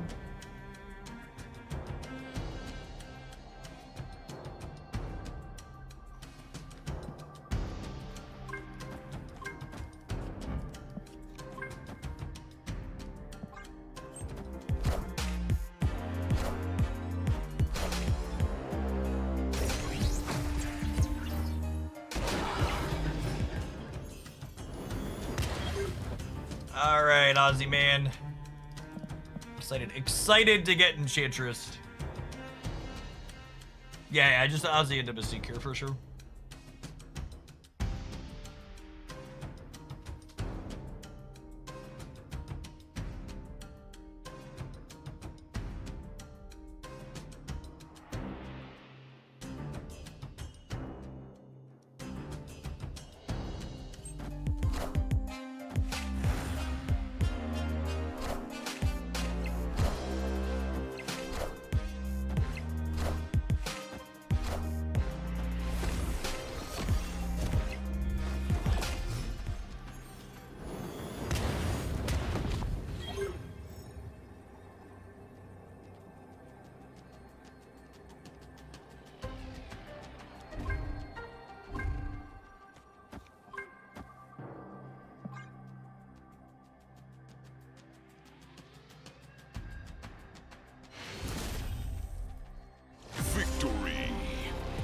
Chabo, thank you for the 2 years of support. Appreciate that. Welcome back.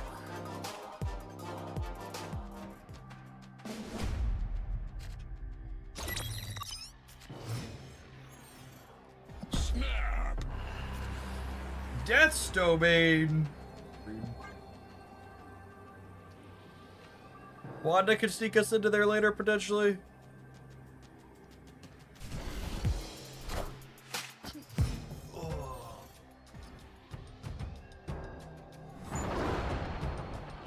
So they likely have Technovirus in hand. Debris as well. Yep, yep. I don't think I want to play Rhino into there and kill him. Oh, we have armor also. Good job. A lot of ways to get to Death Domain. Is that a 1 energy Monstro? Alright, so we know they have Scar in their hands. Things to count for later.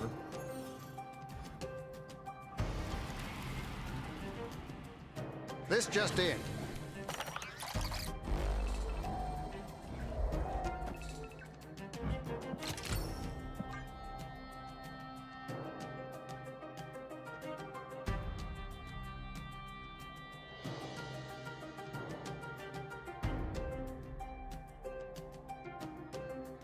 What do I do with 6 energy next turn? I don't really have a great curve consideration for that. played Shadow King.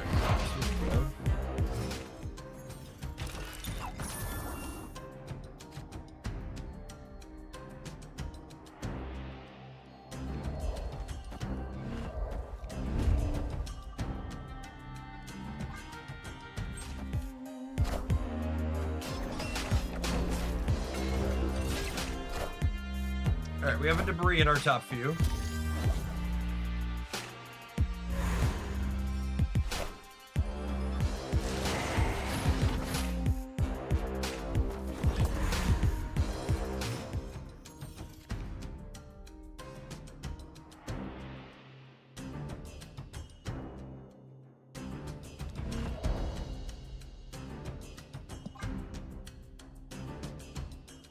So obviously we're gonna king the right.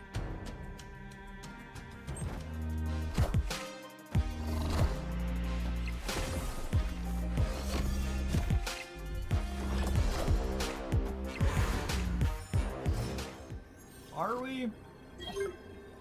This is 10.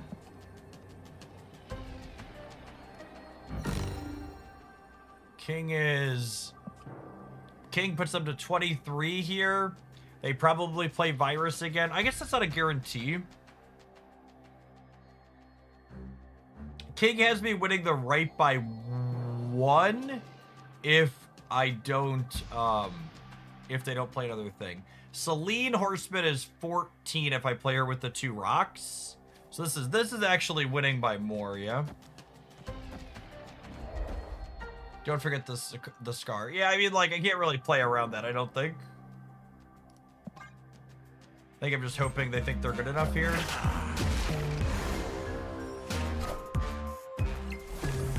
I think I beat that, yeah. Right, because she's 14 and this is 10. The other 10 point swing on the right. Milady! Milady's lead, chat! Victory! She's so lovely. She's so lovely. Everybody laughed at Celine, the Horseman of Famine. Now who's laughing? Now who's laughing? Still you? Okay, fine. That's fair, honestly.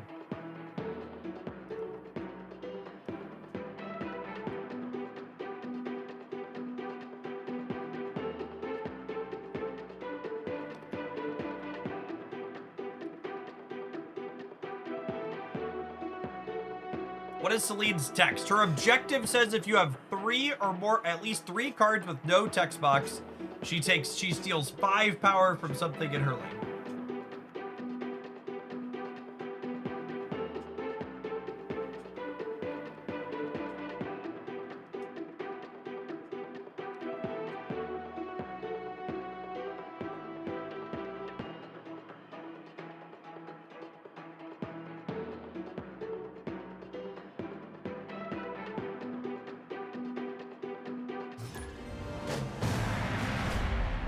Destiny will arrive.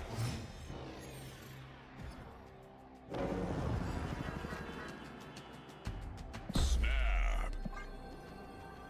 Is there a self text box removal card, or is that only the opponent stuff?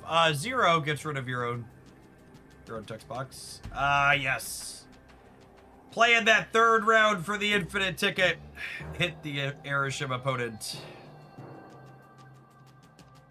Tale as old as time. Erisham slot made top 4 this past weekend. Do I recall that correctly? It was top 4, yeah.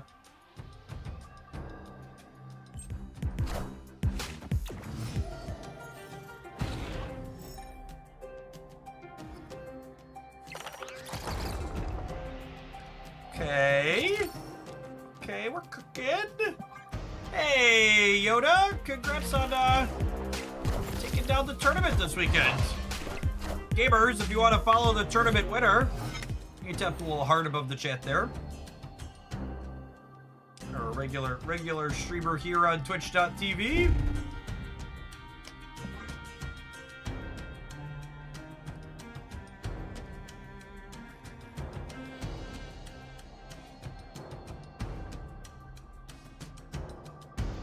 Scratch gets +1. I mean, technically, you are correct.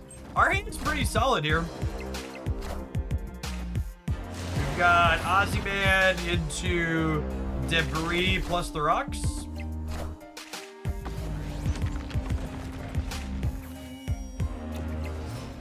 thing, boss. Sure thing.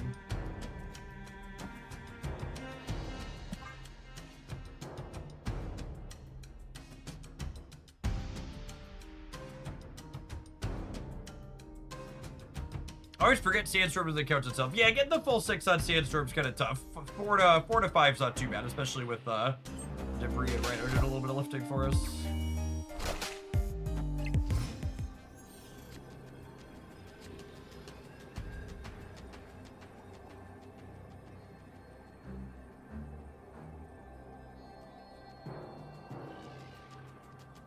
So these rocks in my hand are 10s right now.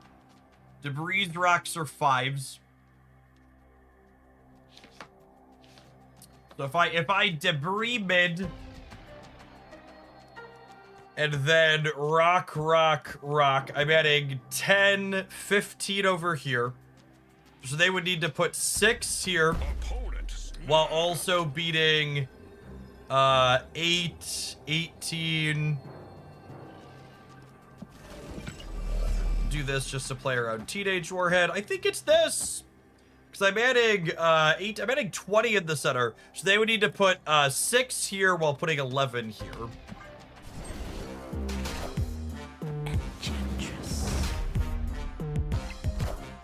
Oh, is that gonna...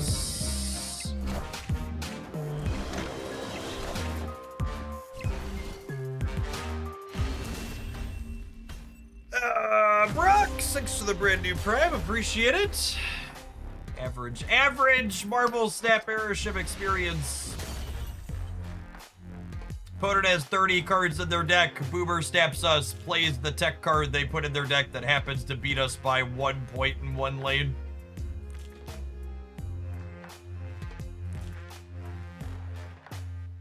Just the unfortunate reality. And to top off the feels bad, we actually lost a coin flip there too, because if I position the debris on the right with the other rock, we end up winning the game as well, yeah?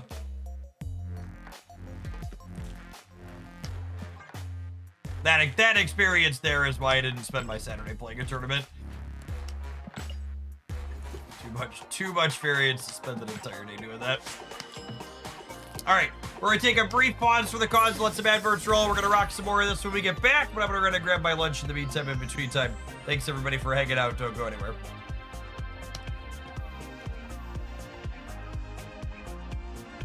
If I play around the Enchantress there, which they're incredibly unlikely to have, we lose to a variety of other things. There's no play that beats literally every card in the game, because that's what they could have as airship. Literally every card in the game.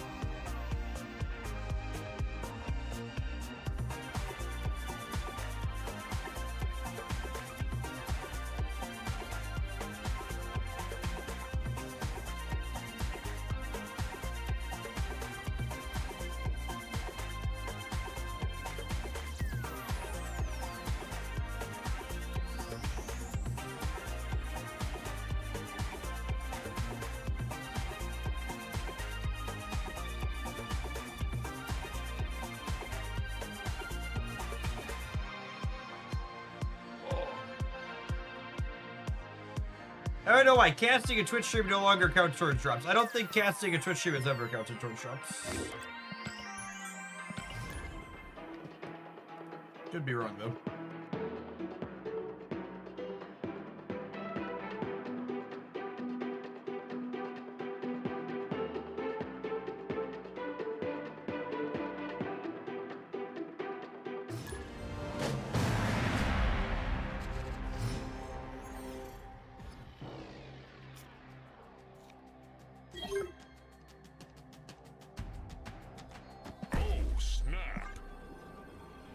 Remember when Aeroship could generate cards that were in your starting deck as well? Yeah. I did at least make that change. You don't have to stand getting like double Shadow Kinged or whatever anymore.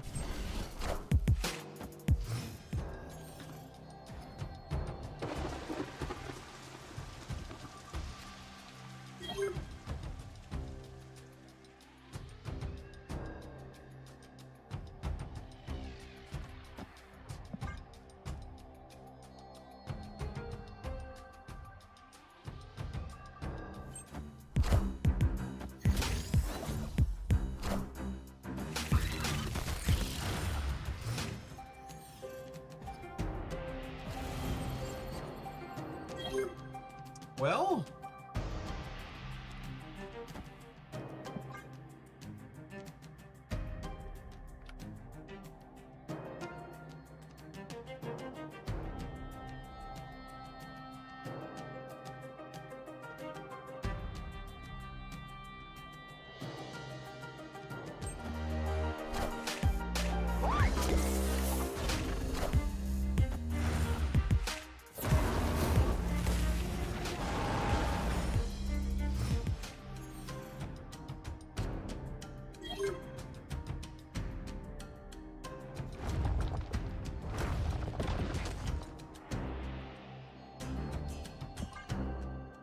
I'm trying to throw priority here, ideally, for the center.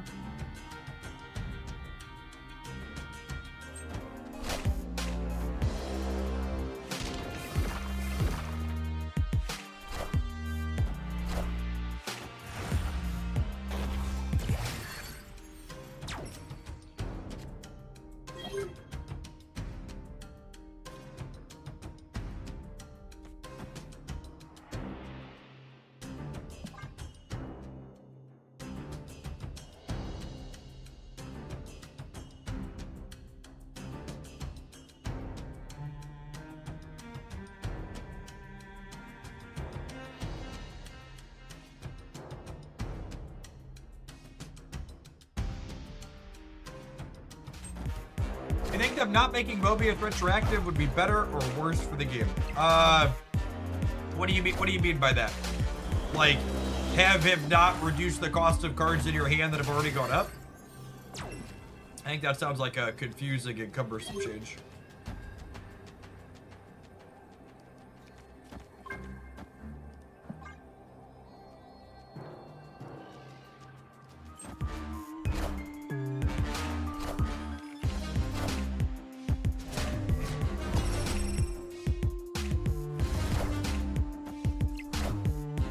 All right, and then Milady takes down the right, yep.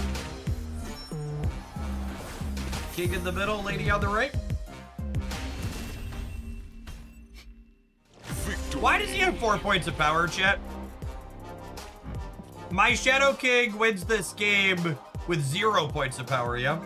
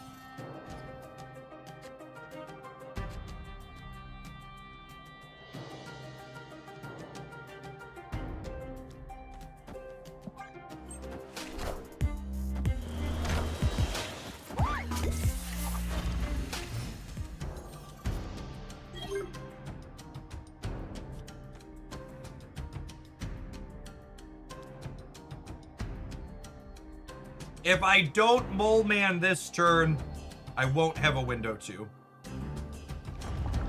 I think I need to. Like we Mole Man now, and then we Ozzy, and then next turn, the last turn can be some combination of Mystique, Shadow King, and Rocks. Or Selena and Rocks. What are these 3 plus Rocks?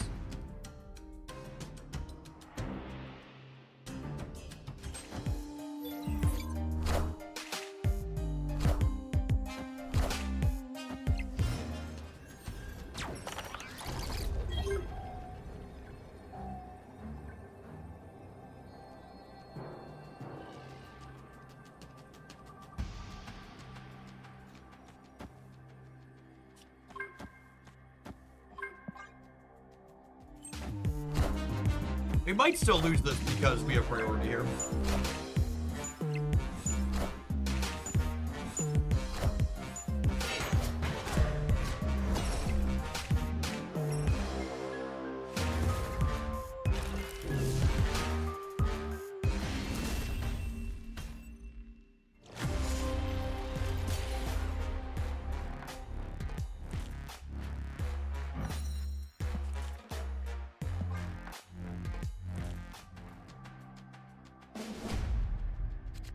Lawyer Lewis. Thanks for watching so much over the last year and more. Welcome to our latest Shillionaire. Ping me in the general channel on the Discord side to get access to Beverly Shills. That is the place you want to be. The next Shillionaire will now only have to spend 999,633 shillings.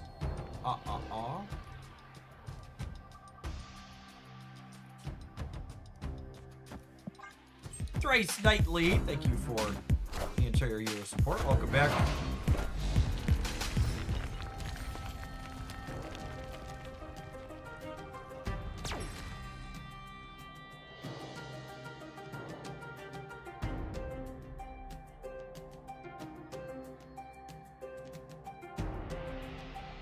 You guys supposed to play around Red Guardian?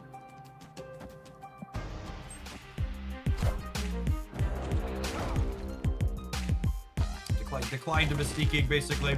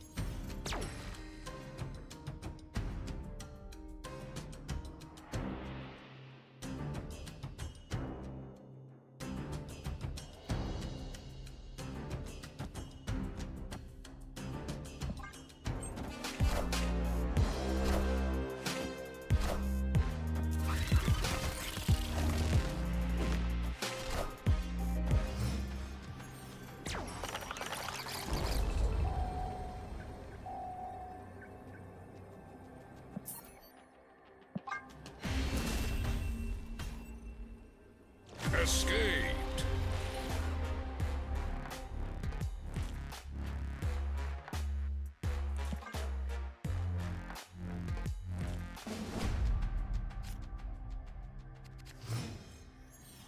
Hey, Reetsy, thank you for upping that primer. Welcome back. Snap. Good morning, good morning.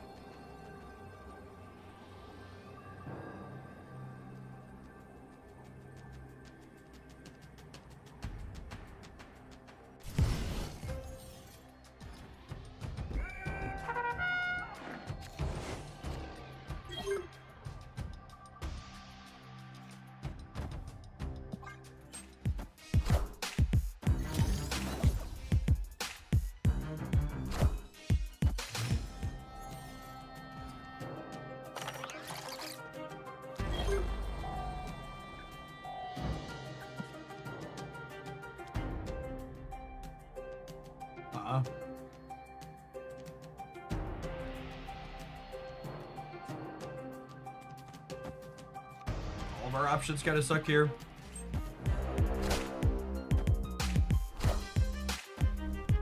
So long, bud.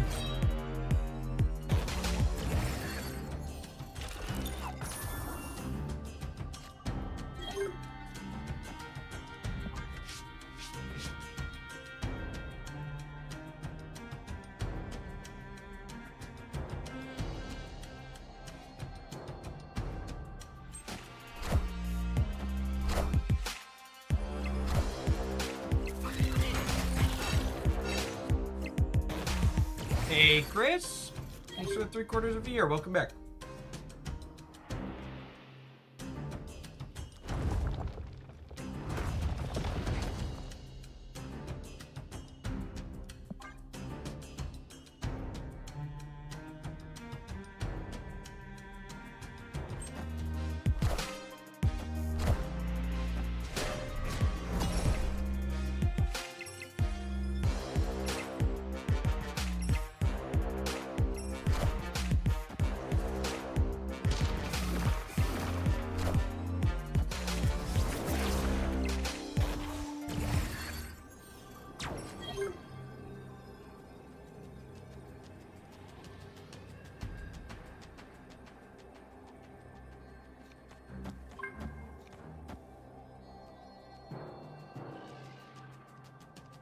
Here's the center here, I guess.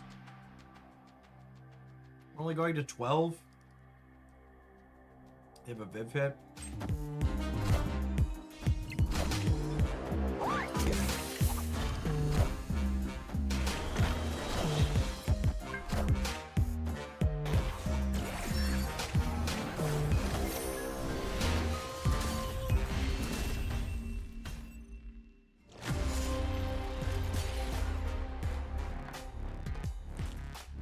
Just another unfortunate 50-50. If I put debris here, but they put Gwenpool here, I still lose, so I needed my debris to end up in the same lane as their Gwenpool. When they land opposites, we die.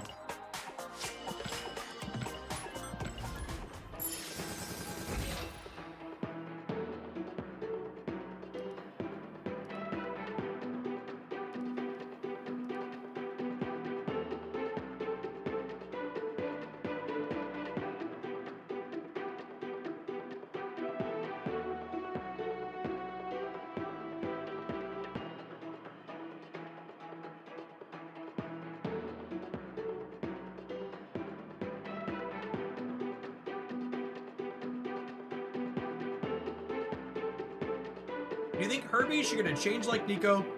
Or even when he's in hand, he shows you what he would activate that turn? No. Because you can't play and activate him in the same turn. Oh, snap. That's not really a benefit. Joe cast those shenanigans aside.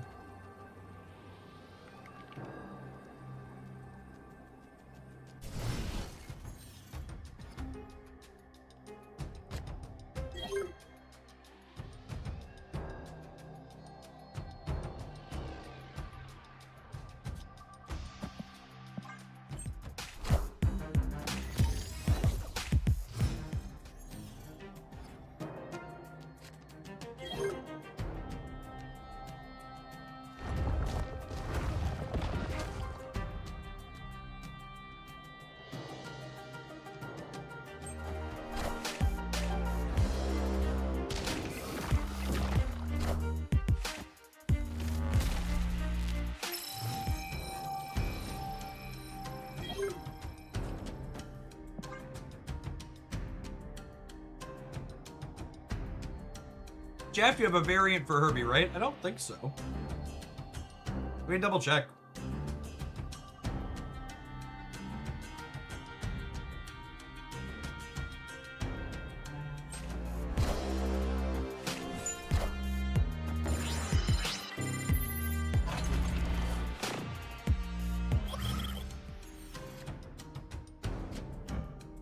Got exactly half the Stark Industries, not bad.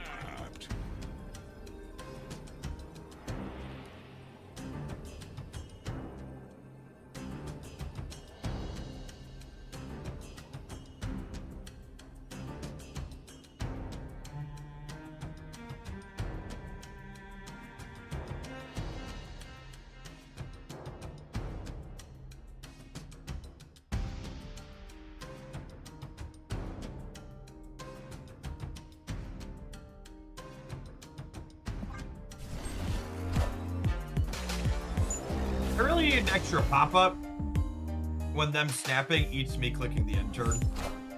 It always happens. Where I'm like, hey, what are we doing? It was really just waiting on me.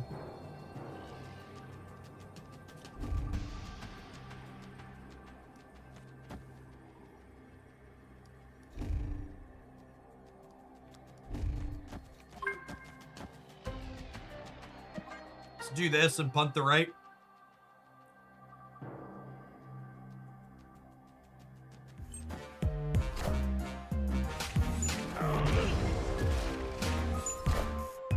I think we're good, yeah?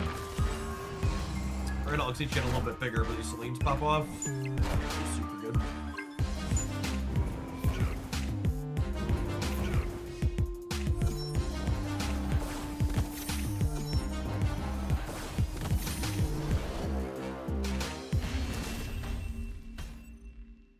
Victory.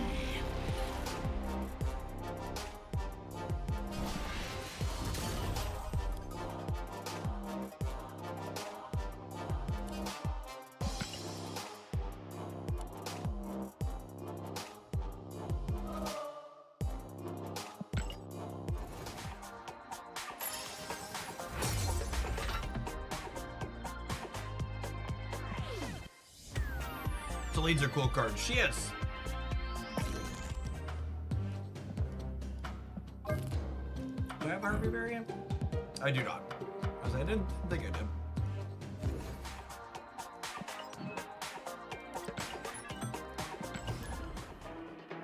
I think we talk about AI and data center stuff on stream periodically when it hits my timeline. I think this is actually one of the most insane things about AI stuff to me. Is we seem to all mostly universally understand that like these data centers are shitty for the communities that they go into. And it's actually insane to me that states and townships and places keep giving tax cuts and subsidies to places to build them. Like the barest fucking minimum for these massive things that like are a huge sap on resource for the area to go into is they should generate revenue for the areas they're going into. I was really happy when I was really happy that the Illinois governor put a moratorium on any more of that type of shit happening in Illinois. Yeah, they don't generate any long-term lasting jobs either. Like they run on basically a skeleton crew. Snap. Opponent snapped.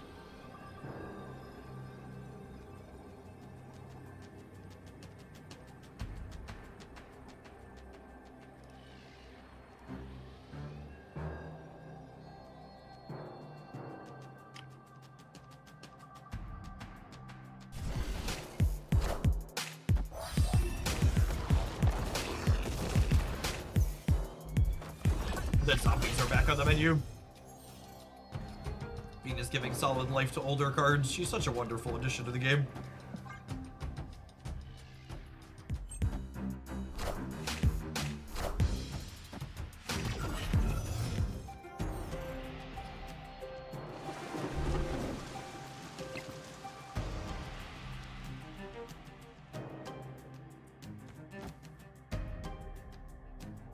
Literally spending taxpayer dollars to build robots that take people's jobs. Yep. If the technology is actually useful and going to be profitable, it should be able to pay for itself. It shouldn't need my fucking tax dollars to subsidize it. What if we do this, and then we Aussie, and then we can like debris plus rocks in the last turn?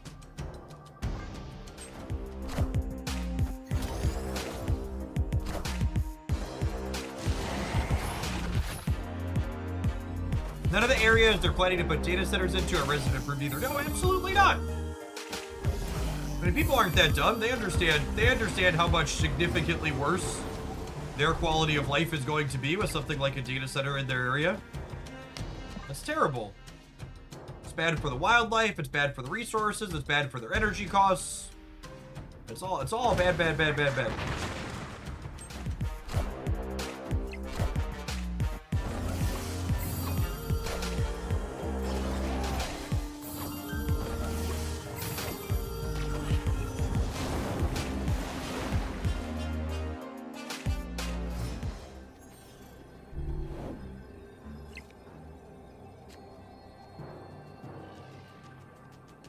I just fully punt here, right? And we had the most possible in these other two.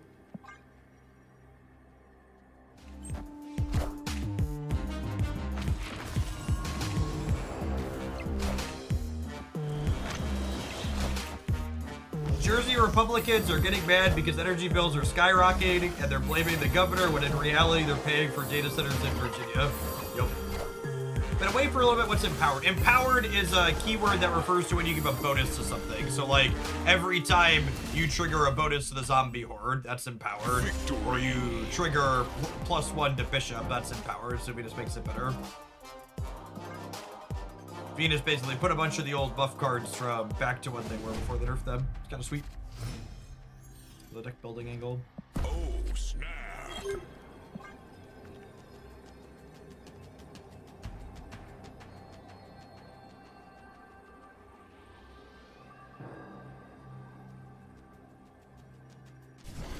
Yeah, permanent green power is the way to think about it. So not ongoing.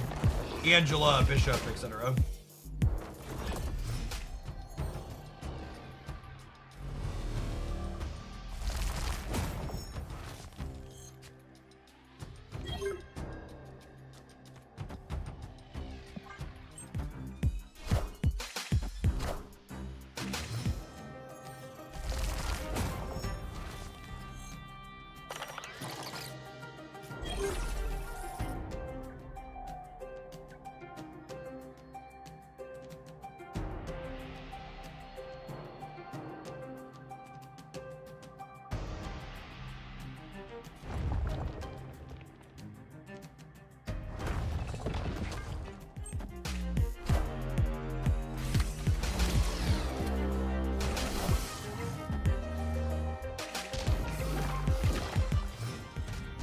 Copy. Kitty Pride. Iron Lad in your Kitty Pride deck is one of those decisions of all time, as we like to say.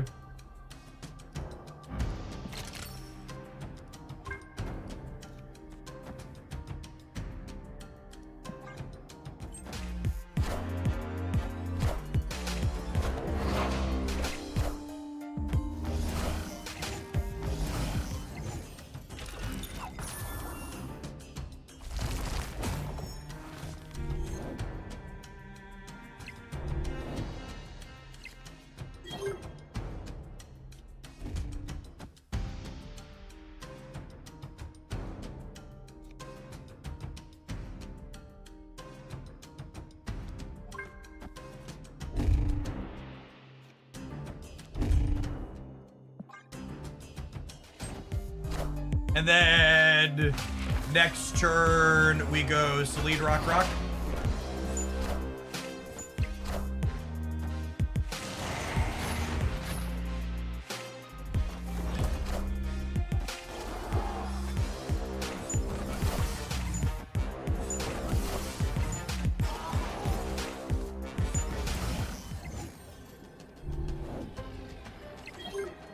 Castle Blackstone, perfectly balanced as all things should be. All right, and then these are actually 9s, yeah?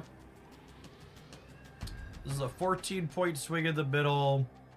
I feel like I'm supposed to play for here. I feel like there's a shot we lose the mid.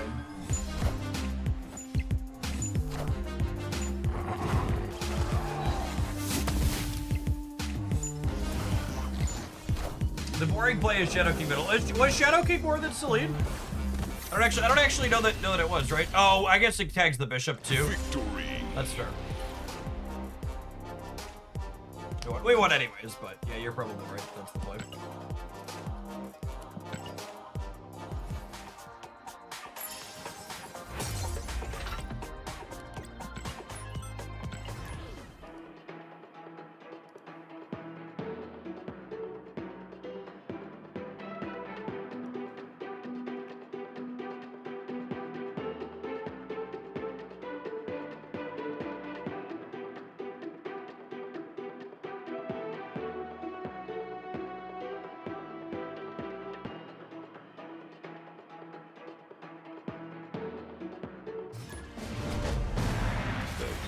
Shall be set right.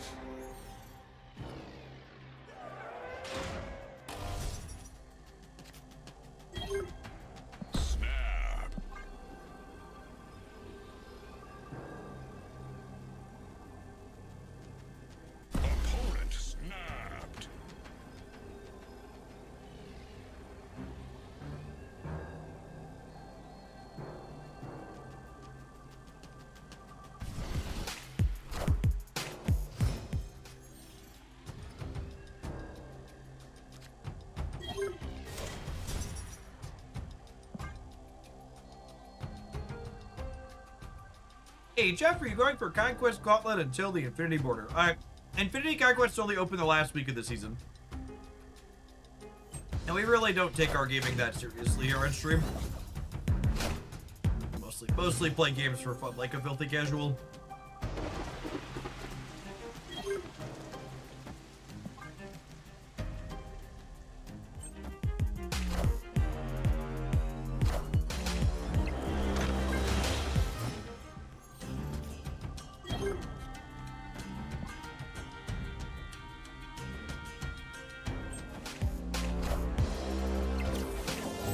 Danos, you may have heard in a little while.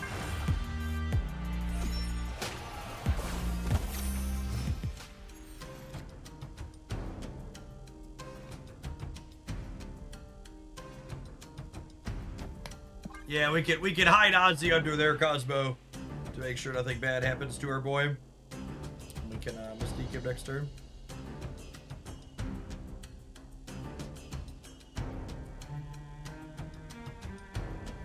Question unrelated to stat. Have you played Zenless Zone Zero? If yes, is it worth exploring for someone who liked Genshin but hasn't played anything but Snap for years? My current 2 recommendations for anime gacha games that I've been enjoying a lot are Arknights Enfield and Neverness to Everness. Are both things I've been playing daily since they launched.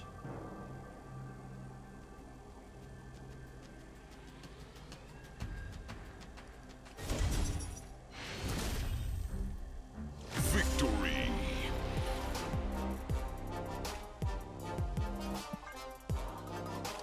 I would recommend Arknights if you want combat that's got more depth to it, while also having a Factorio-esque base building subcomponent. And I recommend NTE if you want something a little bit more colorful and comic book stylized in terms of the art and the rating. I think we're actually going to wrap on a little bit of NTE at the end of the stream today. We're going to play Snap Tilde Rollover, and then we'll play something else for a little while at the end. I think it's going to be that.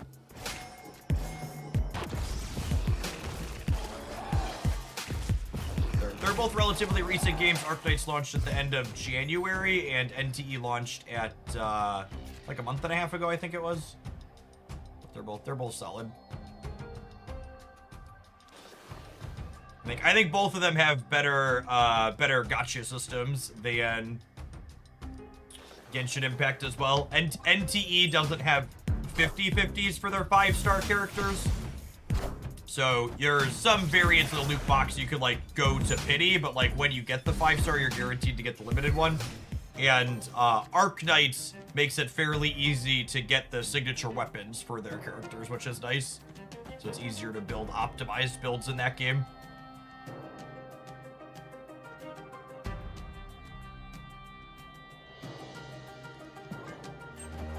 What was the other game? NTE, Neverness to Everness, and Arknights Enfield. I actually played Genshin every day for a really long time, and I just didn't have time for 3 anime games. And Genshin, I feel like Genshin hasn't aged well. Their systems aren't nearly as good as a lot of the other games that exist these days. So when I picked up and stuck with NTE, I dropped Genshin finally. Which game would you say has the superior Gooner bait asking for a price? I would say NTE is a little bit more physics-based than Arknights is. They both got a bit, but I think Arknights has the edge there, or that NTE has the edge there. But neither of them, it's worth noting, like, if you really want something that's full goon, I wouldn't say either of those games really qualify as, like, heavy goon type style games, which is one of the reasons I play them. I'm not here to yuck your yum, but I don't think my line for a game is like, would I feel gross if my 12-year-old saw me playing the average scene in this video game? If yes, I wouldn't play it. And there's definitely some fan service in both those ones I just said, but it's not nearly what a lot of the other games are. I think I'm going Patriot into this so they could get like another 4 here, and then these are 9s, 11s over here. That seems good. Yes, Chaos Zero Nightmare is actually my top pick for game I really enjoyed the gameplay mechanics of, but it fails my would I feel skeevy playing this in front of my 12-year-old test. So I absolutely did not stick with it. Victory.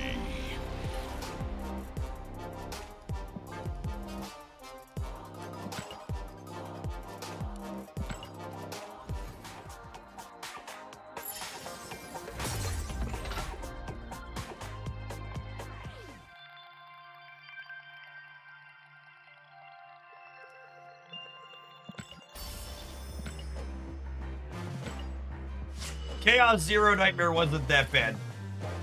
You've got a very different definition of not that bad than me.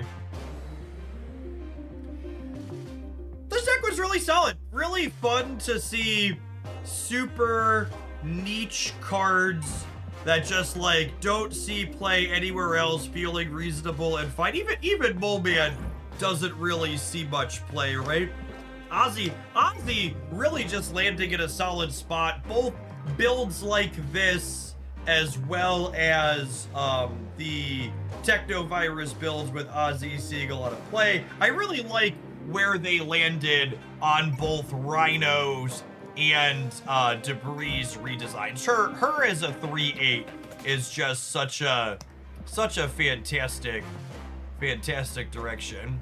Could you replace Celine in this deck? Iska might be close to Celine, question mark, like a big 4-drop. Celine has the upside that you could play her on turn 6, which is nice, but Iska would fill the role of big dumb 4-drop. Do I have enough boosters to split that, Celine? Maybe? I don't actually. Maybe we should anyways. I can pay a little bit of gold, yeah. 84. It's 84 gold. What's 84 gold between friends? Infinity.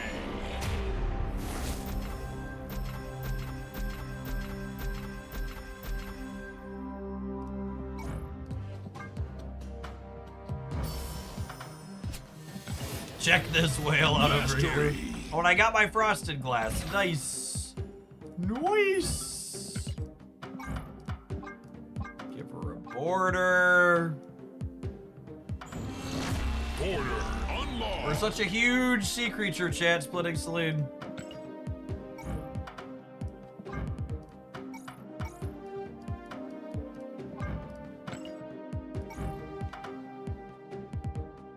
Okay, we're gonna move on to another deck from the Golden Gauntlet, I think. I would like to try this pile of cards. It's got a lot of ones that I enjoy in here. We'll see you in 120 seconds, gamers. Thanks for getting out to Okuni. We're gonna play some Werewolf Hydro Stopper when we return. This one 5-1 in the tournament over the weekend.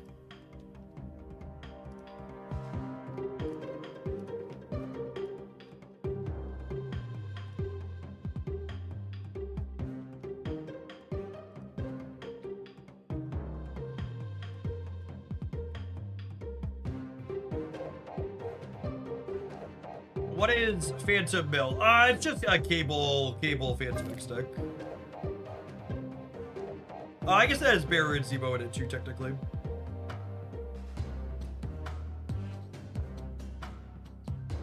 Have you tried Zendless Zone Zero? I did for a little bit. I don't know, there's just something about the formula that didn't stick for me. Not quite sure what it was. I tried most of the anime gacha style games when they drop. We'll see how they feel. I think part of my problem with Endless Zone Zero is it followed too much of the Genshin formula, I think is the way I would put it. Neverness to Everness and Arknights really do a good job of deviating from like things Genshin did. That was my problem. Obviously, it's super subjective, but that was my problem with Wuwa when I tried that one as well. As it felt too similar to Genshin for me. And it was like, well, if I'm gonna do this, I'd rather just play Genshin. Are either of those good on a foldable with phone controls? I think NTE is probably better on mobile. The combat's more forgiving in NTE. I play both of them on my phone periodically. Zoomers probably are good at the NT, are probably good at Arcplate's combat, but on the phone, I am not so much. Keep crying that our gold ticket's down today. The queue's going pretty quick.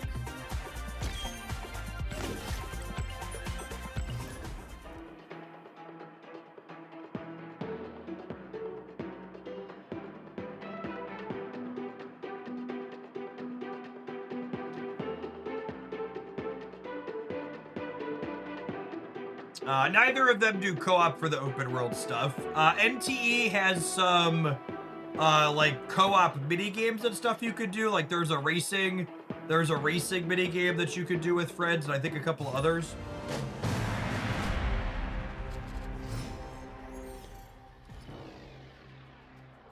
Rickety bridge. Rude. Well, I'm gonna mulligan the turn one rickety bridge. Escaped. Oh yeah, I think someone said NTE lets you do like dungeons or bosses together too.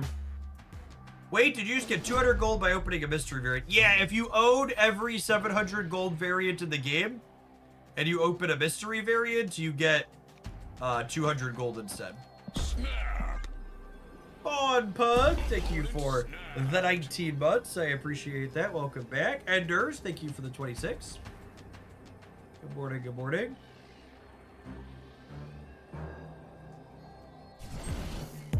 I want me a paper D&D app that can be played solo. That's just like Baldur's Gate 3, yep.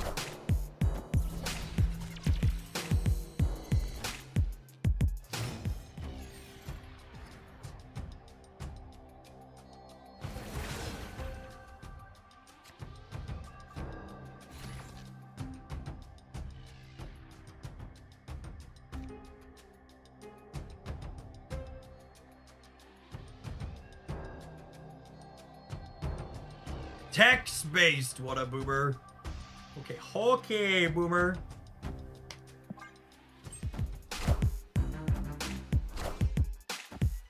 Mobius incoming! Oh. Why would you do this to me? Escaped.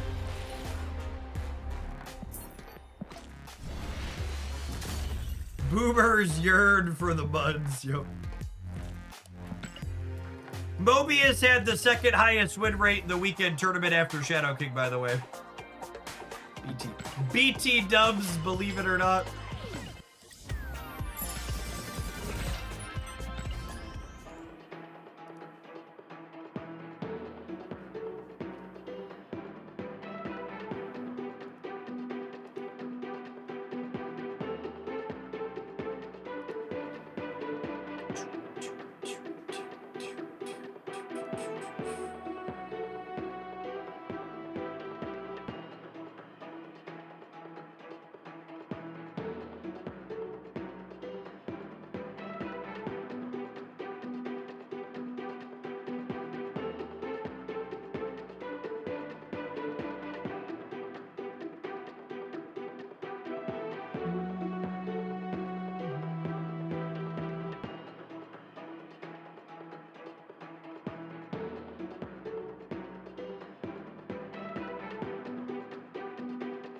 Thoughts on the Airship, Thanos, Agamotto deck list? I looked at the top 8 deck list and I was like, man, I'm fucking smart for not playing in this tournament. There's always an Airship in the top 8. Actually always. I'm not sure you could go back through a gold. I don't recall a single golden gauntlet where there wasn't at least one.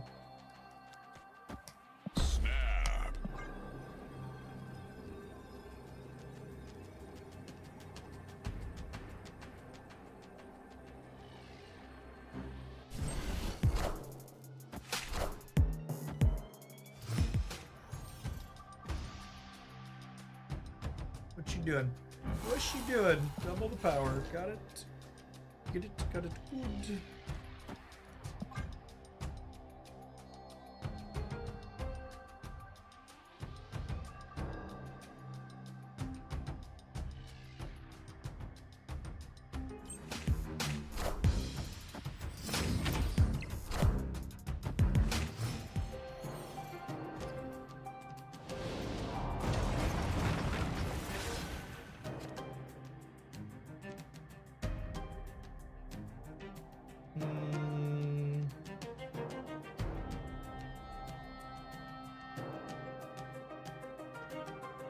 I think I beat a Sig. Oh, he's such a jerk.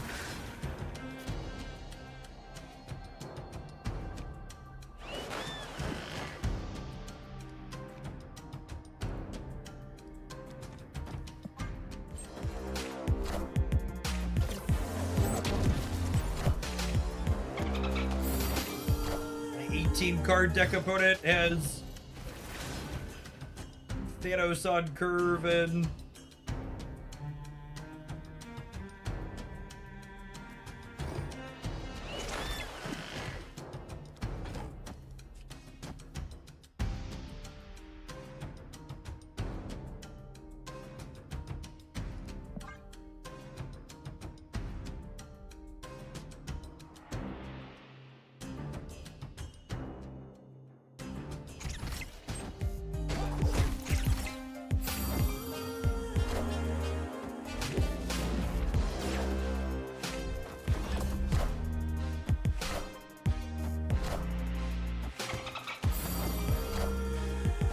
hoping for like Deafening Chord here or Spider-Man.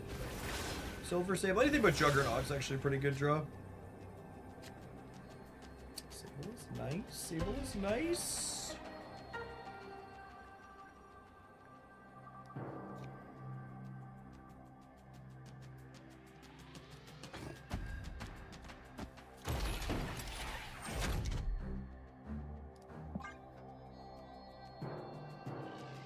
Probably dead here.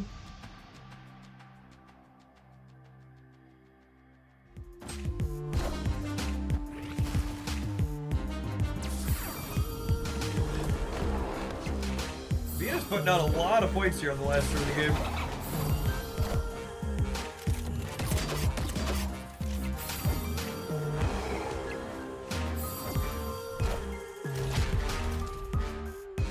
It's a shame we didn't have room to put Hydro Stopper in the middle.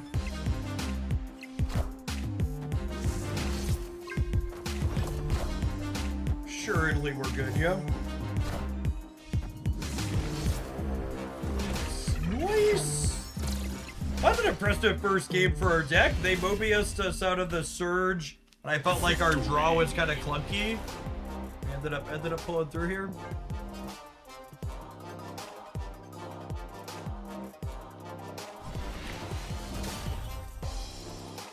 They had their Wicked on curve as well.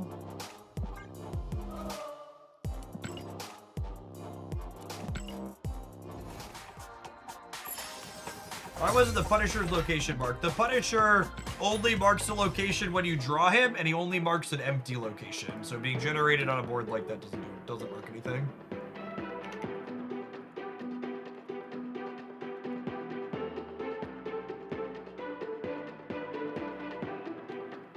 Oh, Chad, I don't want to stand up, but I know I should. I know I should. Oh. 95% of being healthier, chat, is not wanting to do something and knowing you should, so doing it anyways. That's really all it is. You just, you know, like, I don't wanna. Really should though. All right, here we go. Here we go.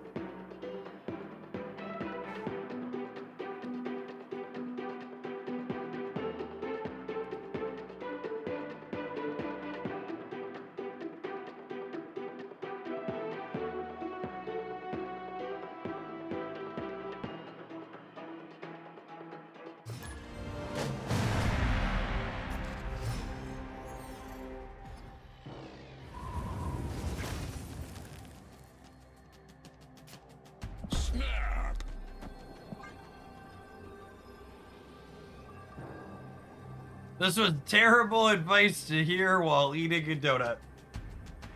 I mean, honestly, and this is, you know, something that's good to hear too, is like, you can still eat the occasional donut and like be healthy and even lose weight. It's just, you know, let's be honest with yourself. A lot of the time when you eat a donut, You're probably not eating one donut, are you, gamer? You're probably eating more than one donut.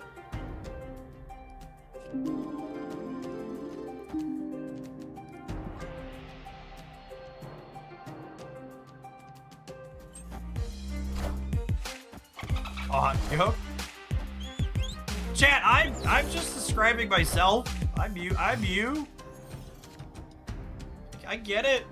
I get it.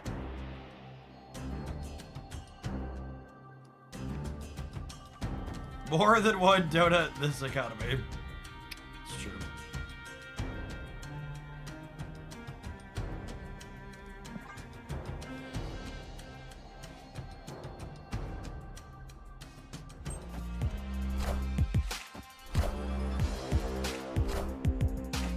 Okay, so Killmonger and Shang-Chi are real possibilities here.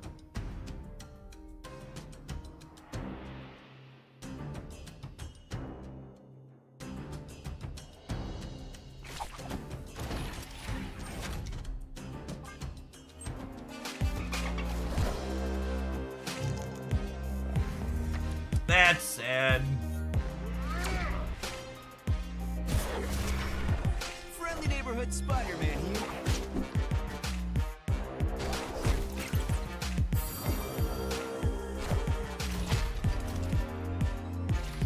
All systems go.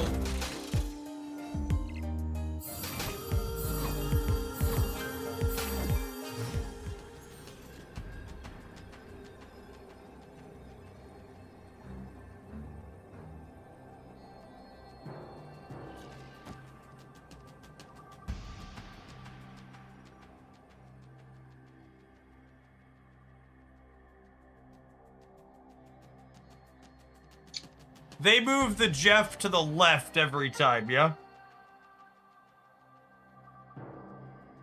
I think we're dead. I think we're dead.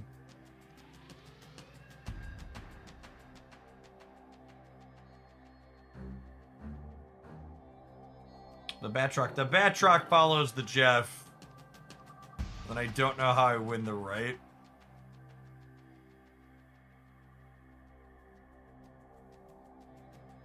Because they could end the wolf here, so this doesn't even keep them out necessarily.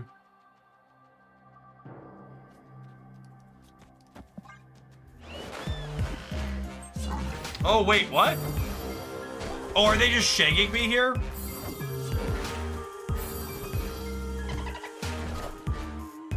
Honey.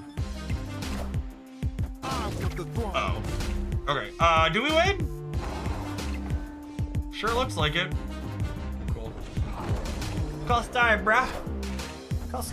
Call style, bruh. Victory.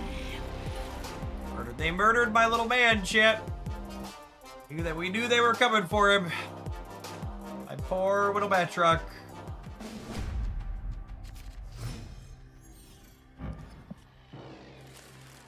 Oh, snap.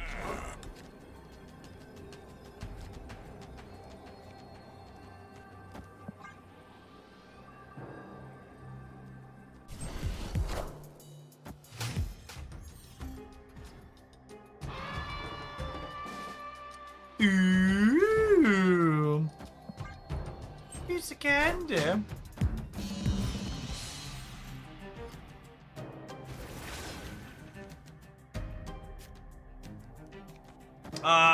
So we're totally polymorphing the Batroc, yeah?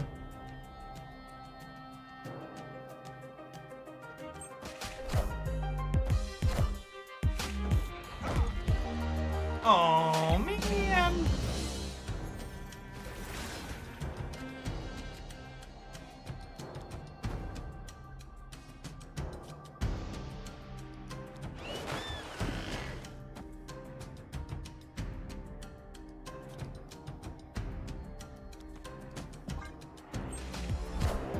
Might be polymorphing this now, we'll see.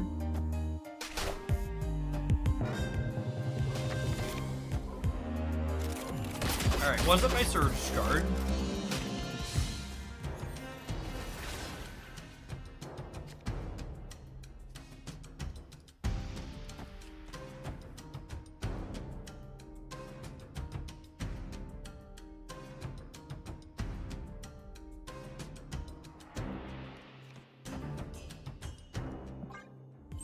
playing this to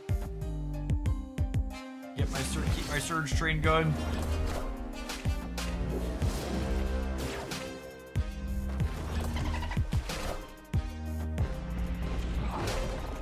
And to lock them in the mosh pit potentially is great for us, obviously.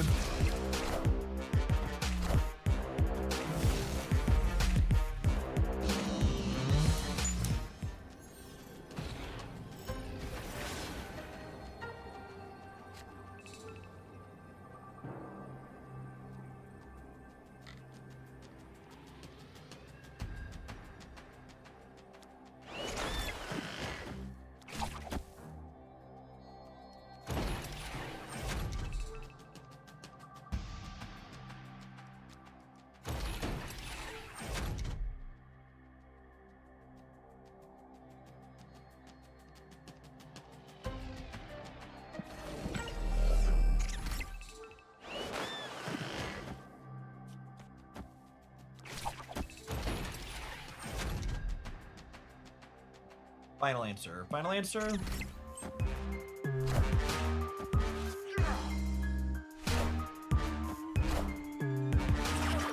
Okay, and again, for reference, Peter Parker is guaranteed to swing to the right here.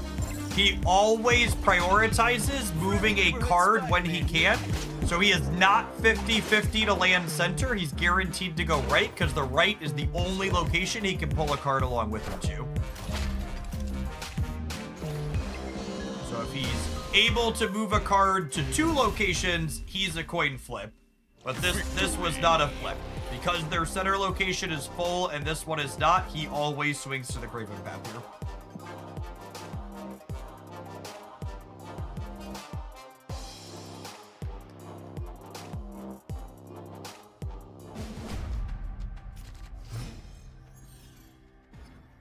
Oh, snap.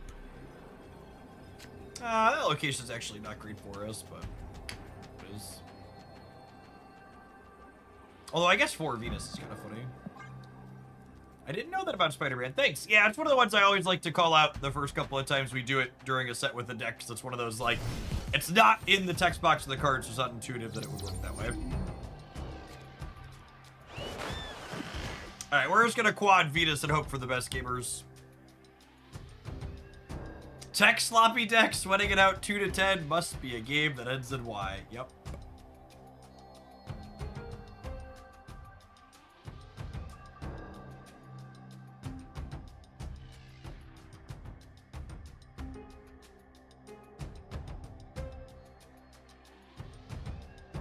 Knacker, thank you for the almost 6 years. Appreciate that. Welcome back.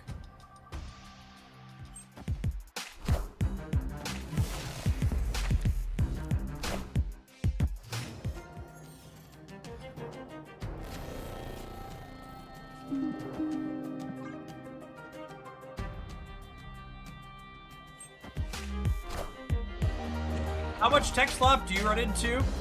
I hated the Golden Gauntlet because anecdotally I ran into a ton of it afterwards. I mean, my matchmaking always has a lot of it. It's just the unfortunate reality.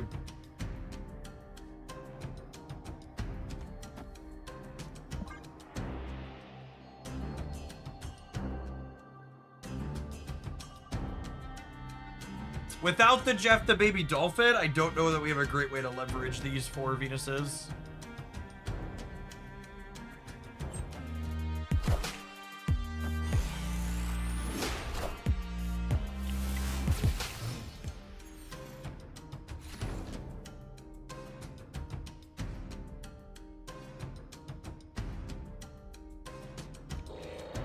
I guess this ain't bad. Oh, wait. Werewolf goes to where Spider-Man started at, yeah? So I should do this, and then next turn I can spider into here. Yeah.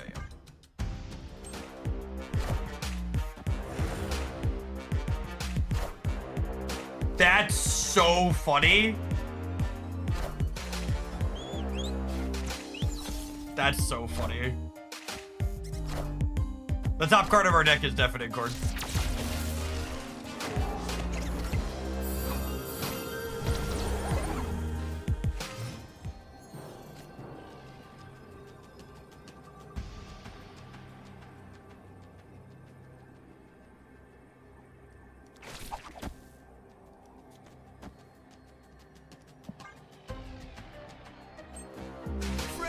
Neighborhood Spider-Man here. And then here, Pete has nowhere he could drag anything, so he's guaranteed death. Still swings right up the sleeve.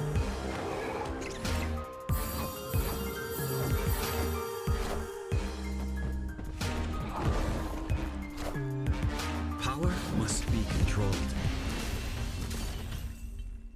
Victory.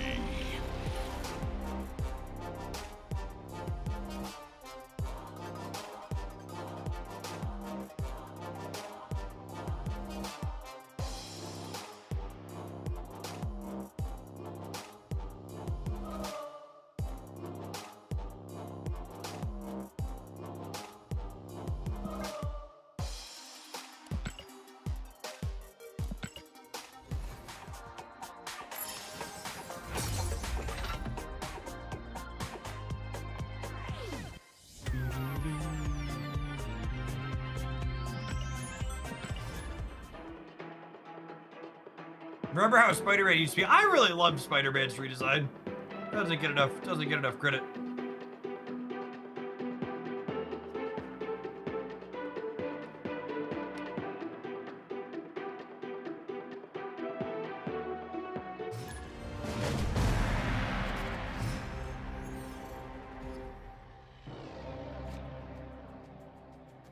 Snap.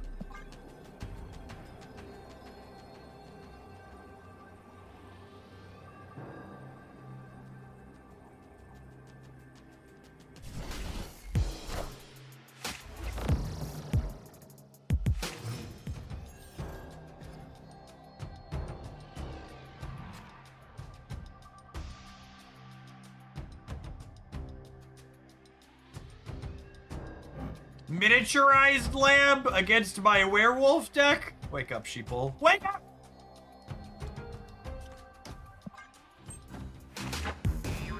War surge.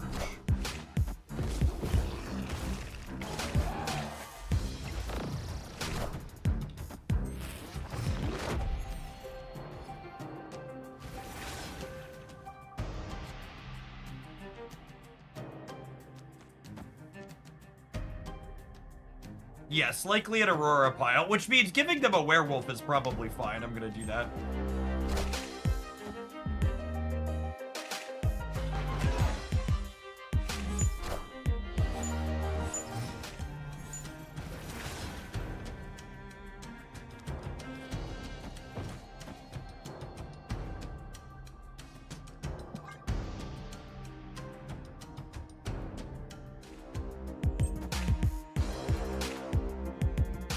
Giving your Stomper deck camp is bonkers. I mean, they don't know what we're doing yet, right?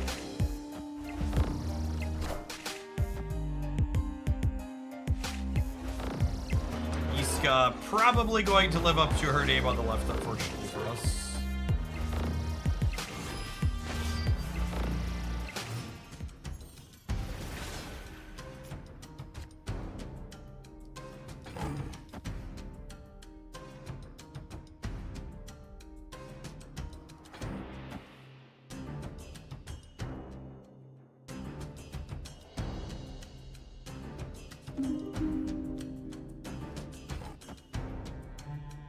What do you think? I'm giving them a Venus, but they probably can't leverage it great if they're trying to Aurora on the last turn, yeah?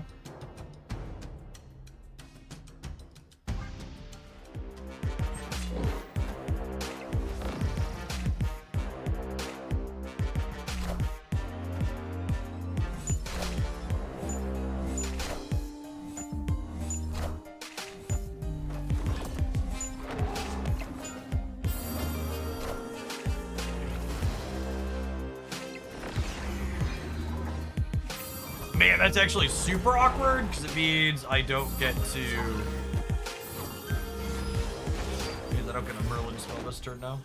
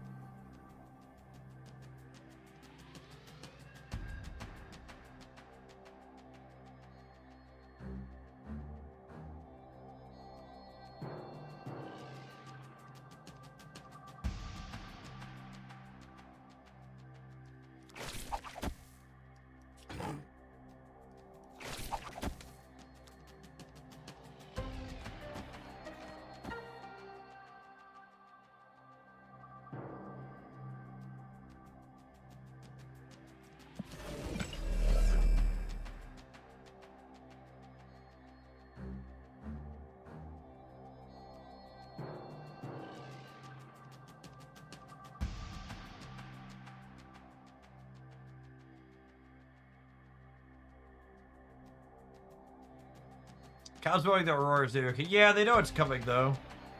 So this is the problem.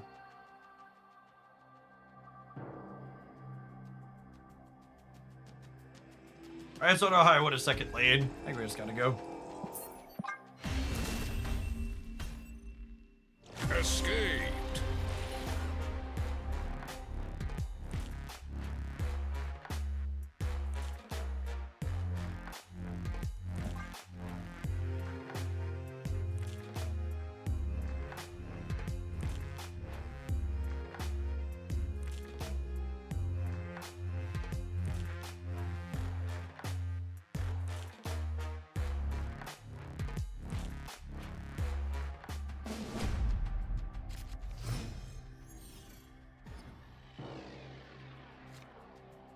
Oh, snap.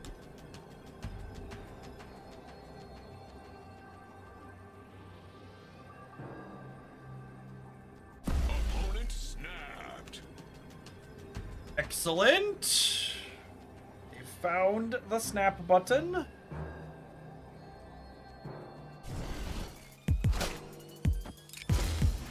Interesting that they wanted to put Bob into Genosha instead of guaranteeing it would move away from it.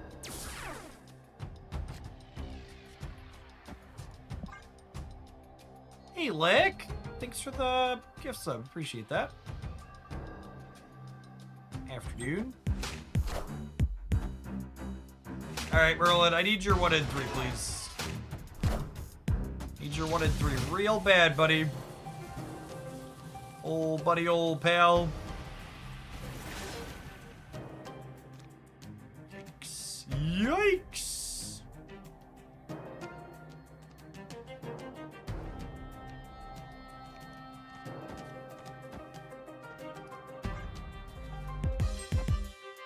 Okay, they did not go full gamma. That's good for us. Oh, they keep their Venus alive. Accept.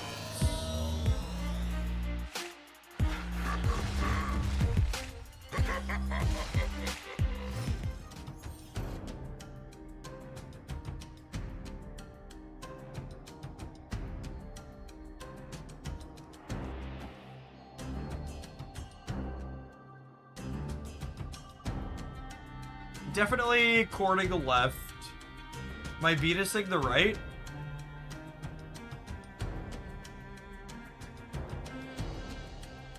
Maybe.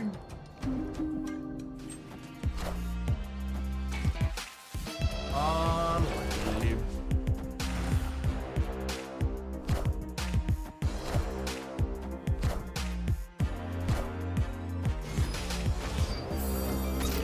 Gosh, Iska is so good.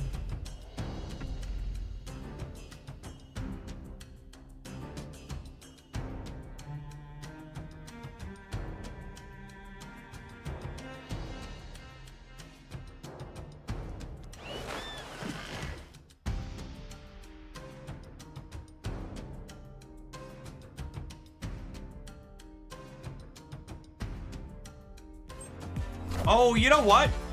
Maybe I should have, like, sabled. Oh. No. Listen, chat, sometimes you are the pigeon, other times you are the statue. Statue kind of match. Alright. Our first couple are really solid with this. I think I want to try it for a few more. We can take a brief pause for the cause to let some adverts roll. We'll see you at 120 seconds gamers for some more Werewolf Stomper. Thanks everybody for hanging out. Don't go anywhere. It's nice playing a proactive deck like this that isn't just like mercilessly kicking people's sandcastles over. No Shadow King, no Cosmo is nice. You know what else is nice, chat? When the people watching this on YouTube tap the like button. Don't forget to do that on whatever video is in front of you if you're on that platform.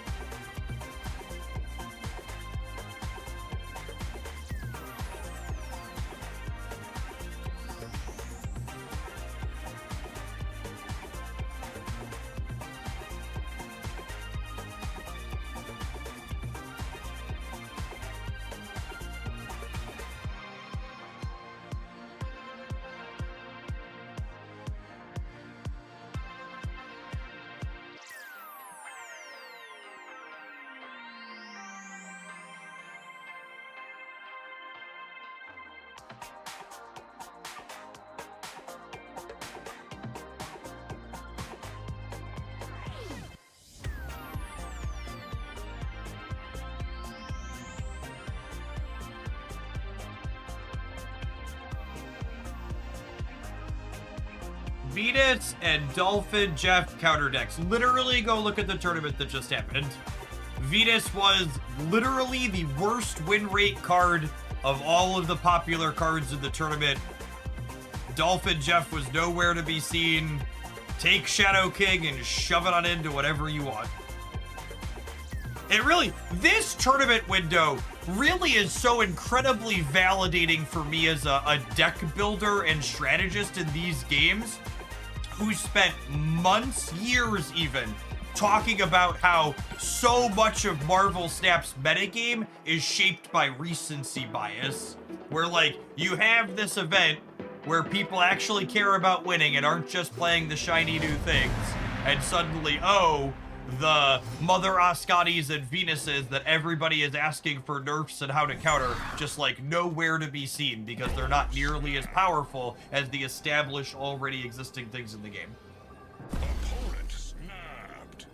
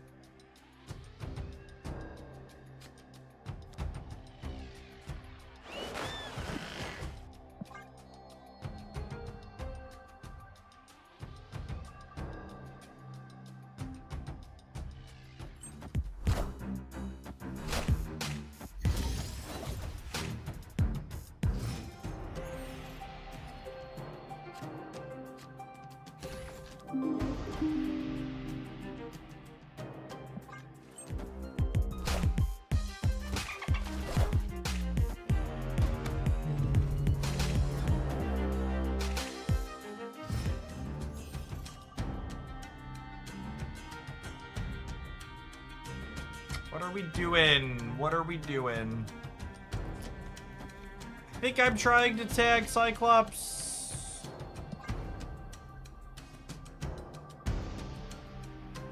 I find Marvel Snap has gotten to the point where anything that's close to good, everybody screams derp. It's not even true that it's anything close to good. It's just anything that's remotely popular.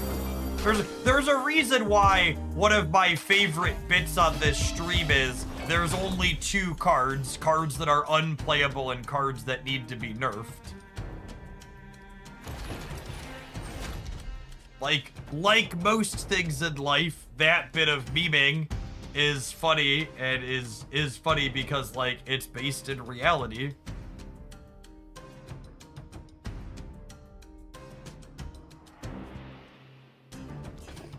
Might be in trouble here.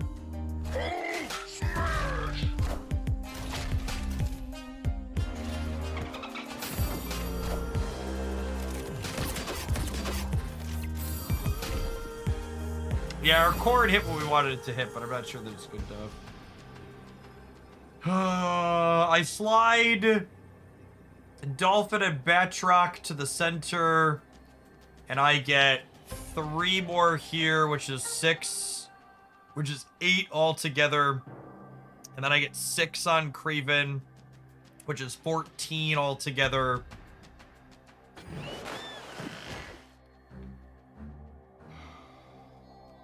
And then I get +2 on the left.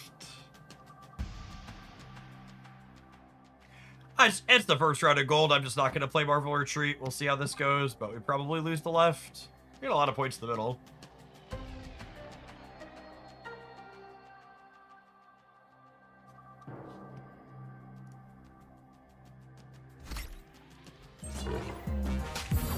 The last 2 Golden Gauntlets now dispute the claim that the game is pay to win. Yeah, I mean, the people crying that Marvel Snap is pay to win, they aren't saying it because they actually believe that or came to that conclusion based on, like, reality or critical thinking. Like, people crying Marvel Snap is pay to win are people who are bad at the game and want an excuse for why they can't win more or can't achieve their ranked goals other than they need to get better or play more. It's a personal accountability thing, right?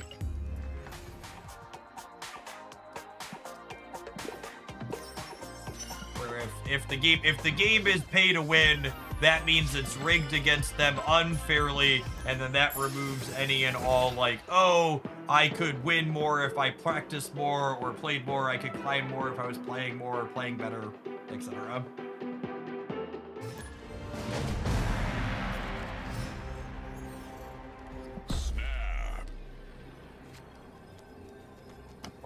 Marvel Snap and card games in general are the type of game where if you're looking for a reason why you lost a game other than you made a mistake, you're always going to find one. And playing perfectly, by all means, doesn't mean you're going to win all of the time. Like, there's plenty of variance in these games, but these games also have enough decision points and complexity in them that it's pretty rare that you get through even 6 turns having made every right decision at every point.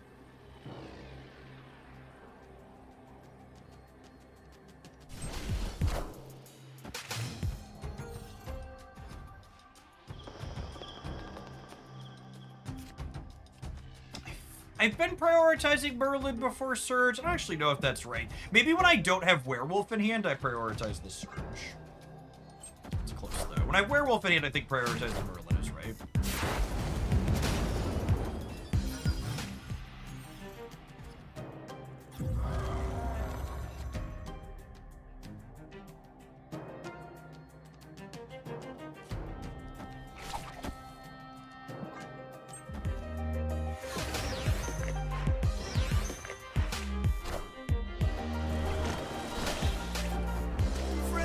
Spider-Man here.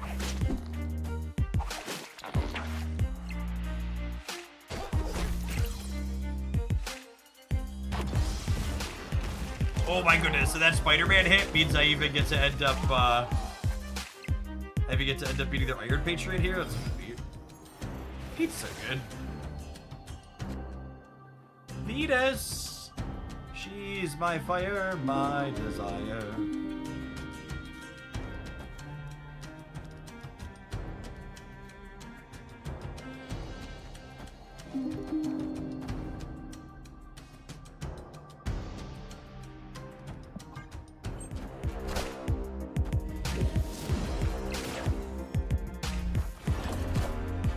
We would really like to draw our Werewolf so we can get Batroc out of the center next turn.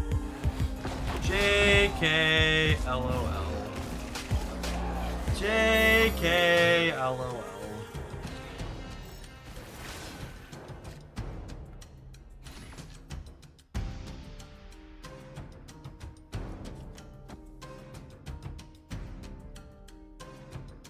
Does Sable still get +2 if there's a skill on top deck? She doesn't, which really kind of sucks. Many of us have been asking for her to update to hitting the top character for a little while now. Honestly, drawing the other zombie horde out of our deck wouldn't be terrible because they both get +1. All right, so I'm gonna go you. Reroll this over here, and then maybe we have a shot.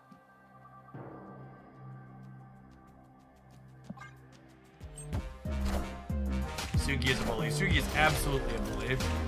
Am I crazy, or did they change Hela? No, you're not crazy at all. Yeah, Hela is on the laundry list of cards they changed, and God bless them for it. Negasonic Juggernaut works the way I want, yeah? Like 90% sure?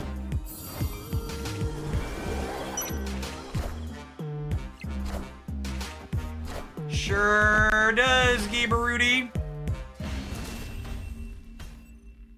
Victory. Get out of here. Get out of here.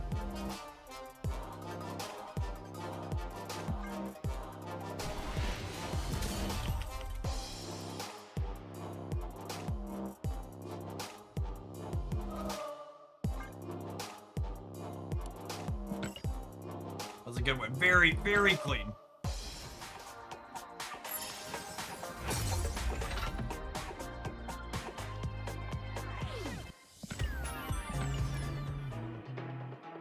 Yeah, so the Juggernaut Teenage Warhead interaction there is the inverse of the Magneto Negasonic Teenage Warhead interaction, which for those aren't familiar, if Magneto pulls a non-activated warhead into his lane, she blows him up. So, knowing that interaction, it makes sense that when Juggernaut punts her out, that she doesn't kill him. It's kind of the opposite there. Yes, Arrow will function the same way. If she pulls an unactivated warhead to herself, it will blow her up.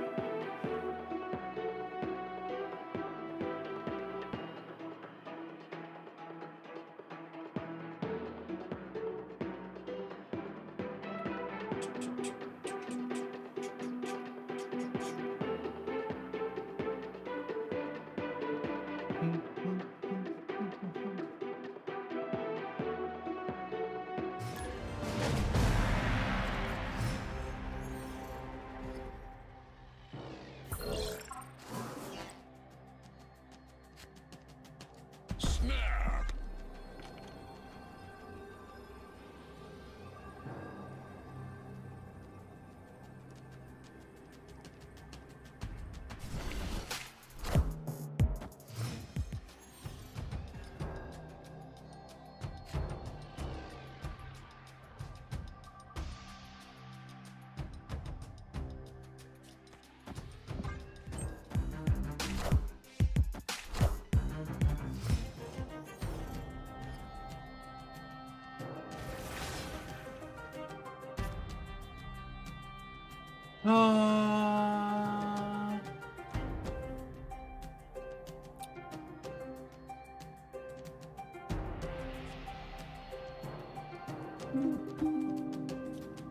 I'm gonna brick a draw if I don't play one of these two out.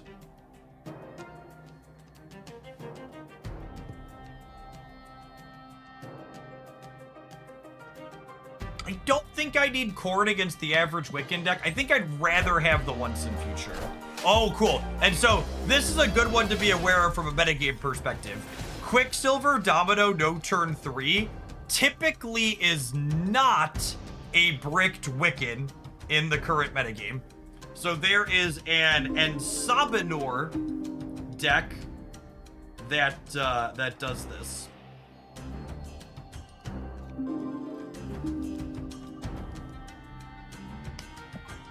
They'll be like Debris and Jubilee. Yep. I am so smart. SMRT. Do do do do do do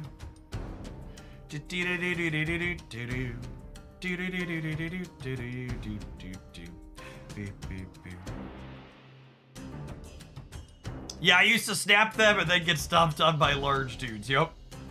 Yep, dude. Should.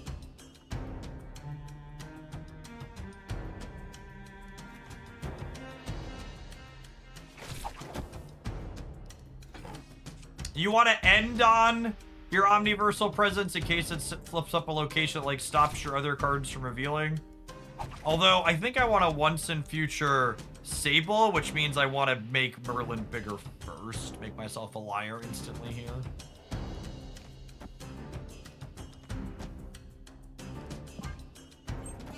Friendly neighborhood Spider-Man here.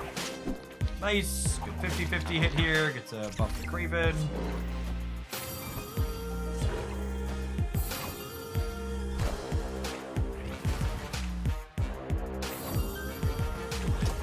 Pit's probably not bad for us.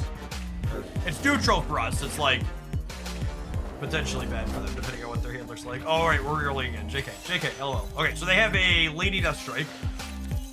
So things to be aware of. Giganto, not so useful for the home team. Juggernutter actually looking real clean here, yeah? Although now their locations are going to be full, question mark. Okay, I take back what I said about Juggernaut. I take it back.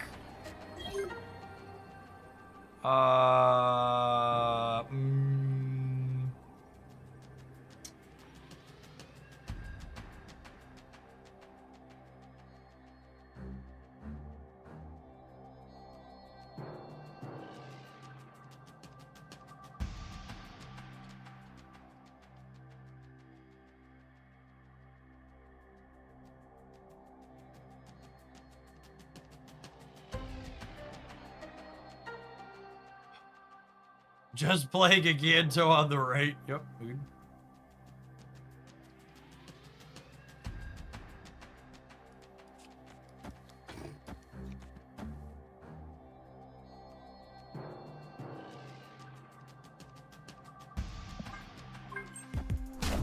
The Insominor actually doesn't matter other than the fact that it's giving them extra points here. Oh, that's awkward for us.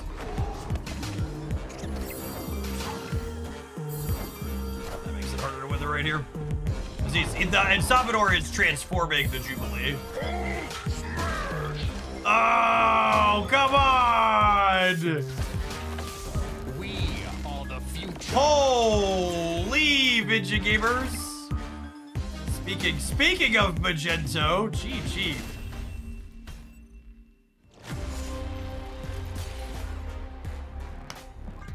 I was gonna lament our Merlin roll there, but with Magneto, we were cooked either way. Unironically, if you haven't seen the opponent's deck in one of my best decks roundups before, one, that means you should make sure you subscribe to Hooglandia Snap so you don't miss those. But this has consistently been one of the generically best performing Marvel Snap decks in various slices on the tracker since Insominor came out. I think it was this version was optimized like the second or third week of that season. Not a super high play rate, but consistently a top performer.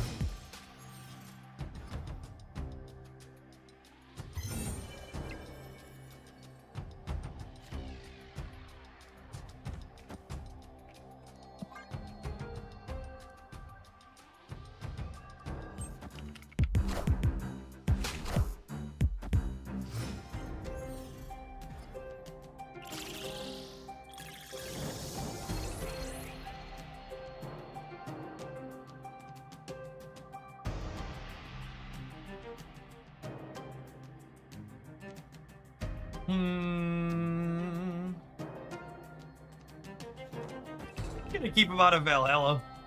Keep my surge trade rolling.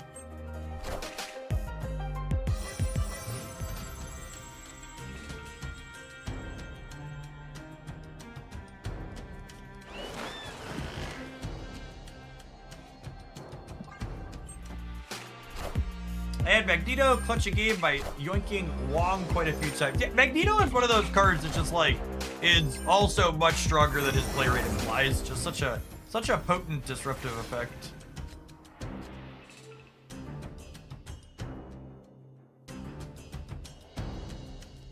Oh, I was like, how is this discounted by 2, the surge retriggered? I was like,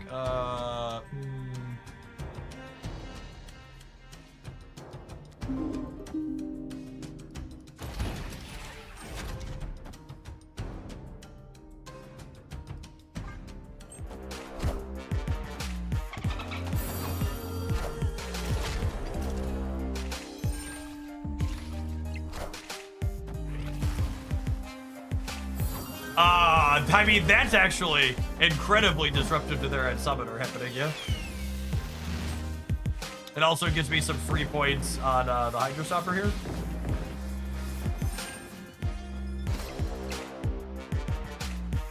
I guess us getting locked left is not ideal.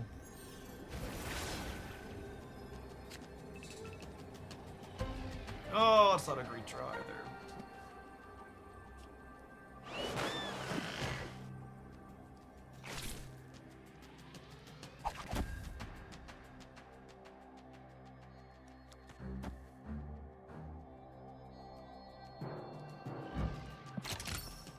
I was gonna let this game play out. I think we're probably dead.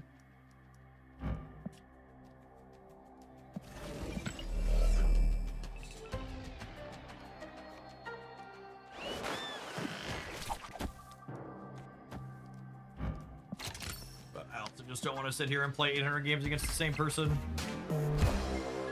We are the future. Friendly neighborhood Spider-Man here. Oh wait, Dracula killed us, yeah.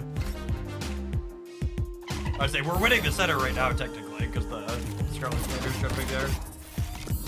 Dracula would obviously have to discard something that doesn't. I would be surprised if there's a card in their deck Dracula can discard that causes them to not win here.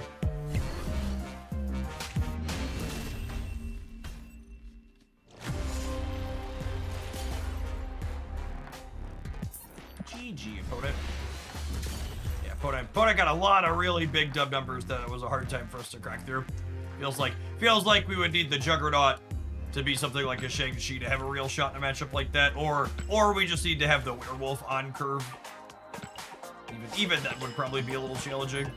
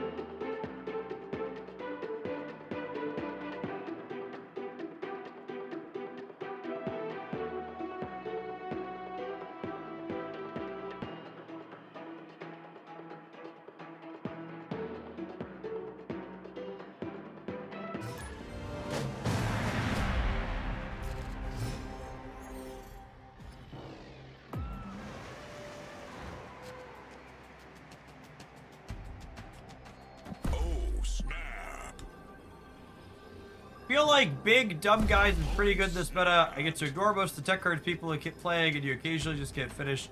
You occasionally get big fish by Carter combo, but otherwise feels good to most things. Yeah, I agree with that, Hobbit. Really solid big numbers, Goober. Big organic numbers, I should say, right?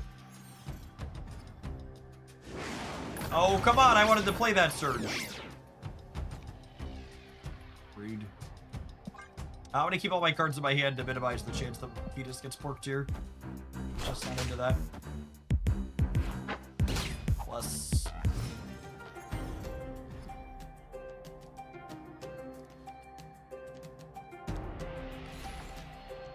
Wogzola can beat it too. I mean, Wogzola is not really a thing. Just for the sake of the argument.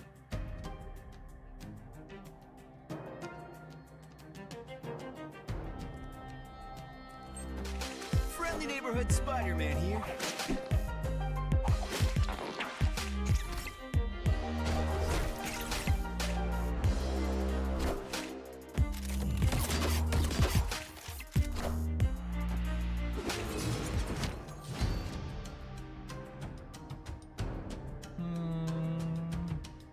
Put an end of turning. We played a little bit of that last week. It felt pretty good with Venus.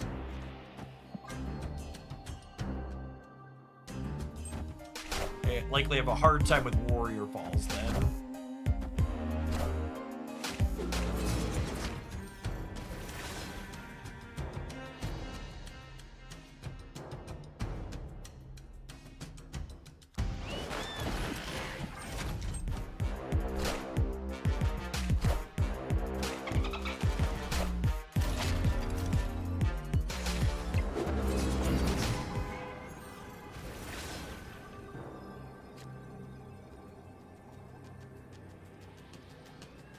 You're late, Creeman.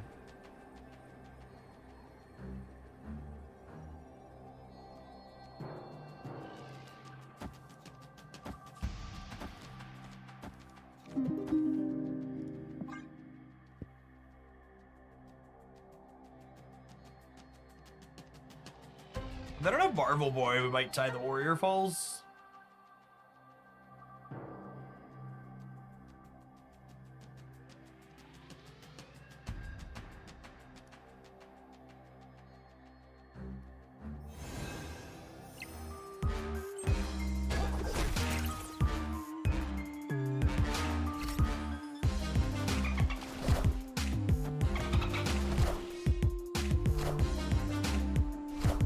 Have the Marvel Boy.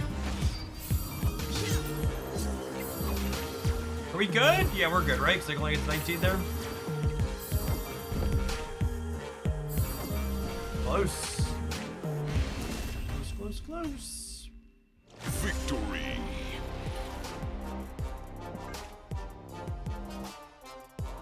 All of this deck's wins have been pretty thin margins, and this is one of the hardest skills, I think, to master in a deck building game like this is understanding when your deck is probably underpowered or bad when you're winning, and when your deck is when your deck is potentially still good and you're losing. And one of the things I like to look for when I'm trying to get a feel for that is a lot of our wins have been on thin margins, while our losses haven't felt super close in a lot of instances.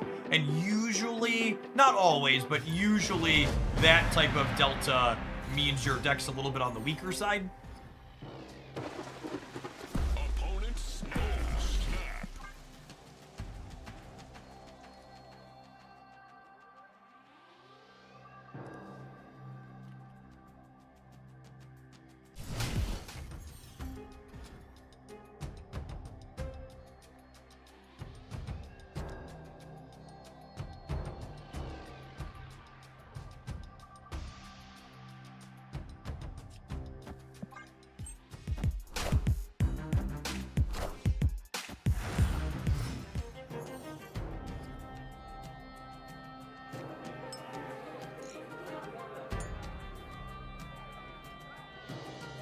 Well, so you're saying this deck might need more tech cards? I mean,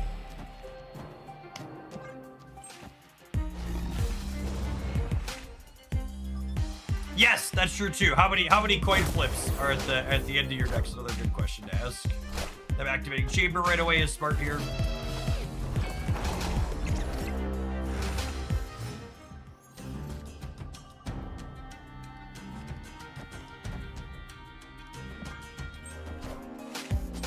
Alright, assuredly, Merlin generates me a way to deal with these locations sometime soon, yep. Every time, in fact. Rutro Raggy. Rutro Raggy!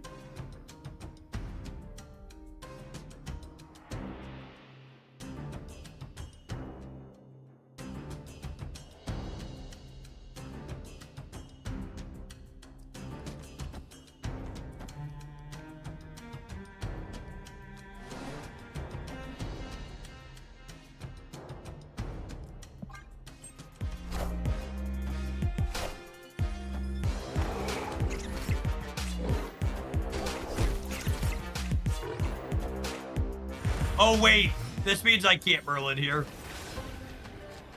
He even gave me the tool, chat.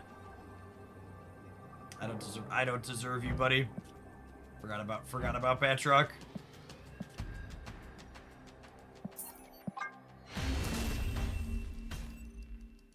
Escape. This deck was fun. I really enjoy Spider-Man and Werewolf by Night as a card, but definitely felt a little bit underpowered. I think I'm ready to slide on to something else after our next break.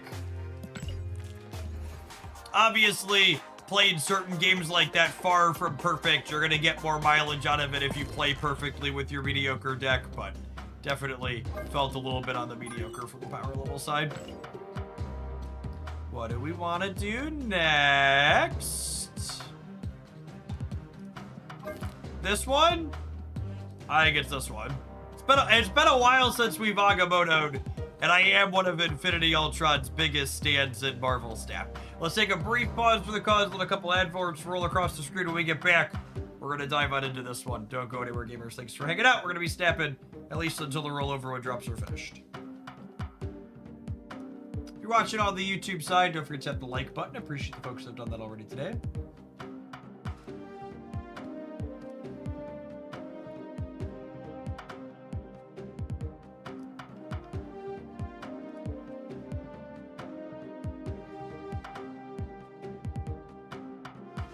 Enjoy Spider-Man as a card is something you wouldn't have heard from Jeff a couple of years ago. I think you have to go back and fact check that. I'm pretty sure Spider-Man has been changed for a while now, probably years.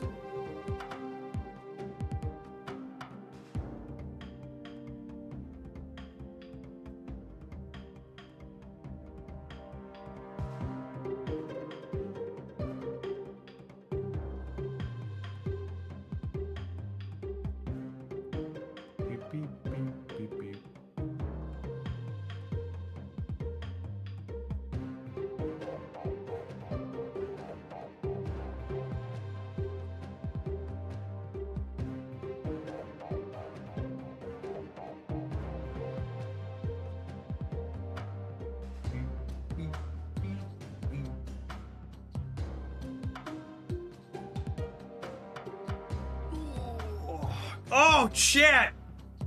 How are we 4 hours into the stream and I haven't told my weekend story yet? I don't know what just reminded me of it. It just ran through my head. Boy, do I have a weekend story. Azazel, thank you for the 38 months. I appreciate that. Welcome back.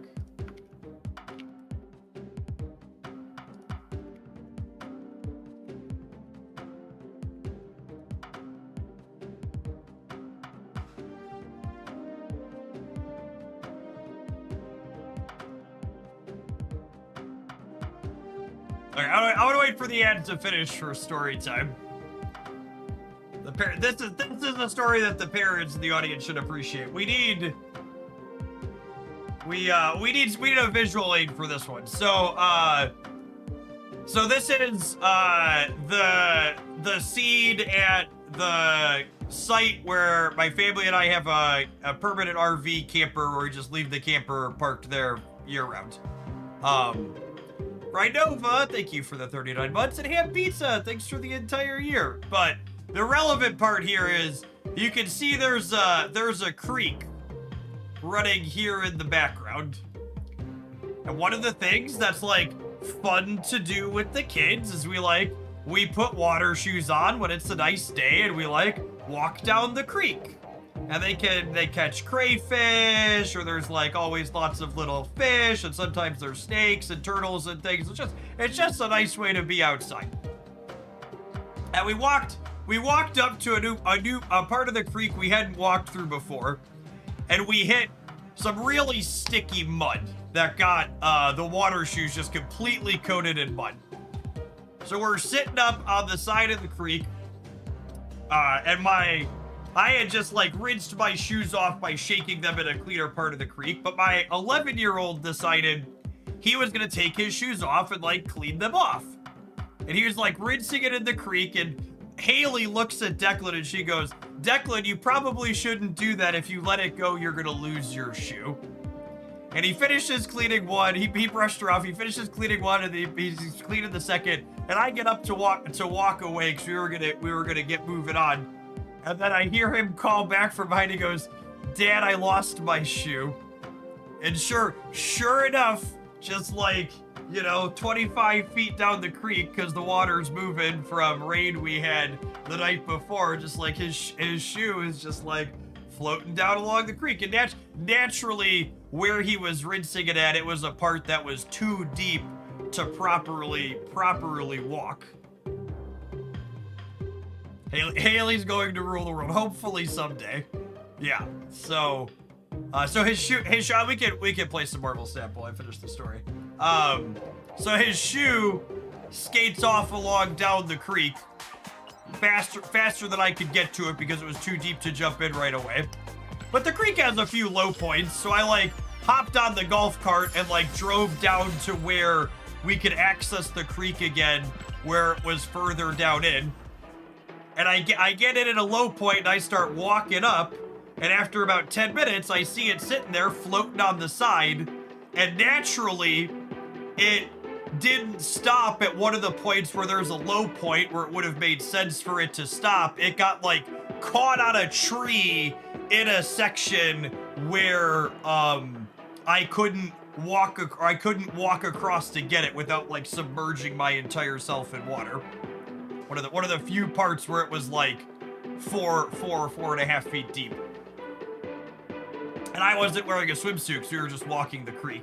And at this point, I'm like 35 minutes into trying to get this shoe back. So I'm pot committed. So I drive back to the campsite and I put my swimsuit on and I grab an inner tube out of the shed that we typically use in the pool. And I jump in the creek and ride the tube down the creek to go pick his shoe up that was stuck on a tree on the side of it. Oh, snap. We were listen, this was a shoe, like this was Sunday afternoon. I bought these water shoes. We bought all of them new water shoes Saturday morning. This shoe had been in our possession for less than 36 hours. It was a brand new shoe.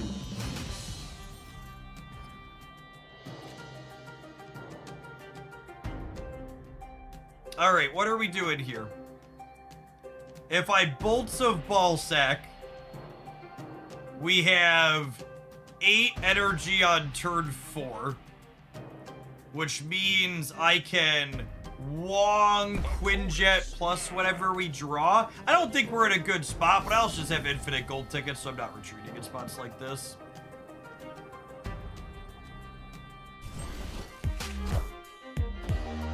Excellent. Excellent. Marvel Snap is super fun. Doodah. Doodah. Marvel Snap is super fun. Oh, the Doodah Day. Oh, it just gets more fun. It just gets more fun. At least it's not a super giant. Please, for the love of God, Brode, save me from the super giant. Please nerf her. Please nerf her.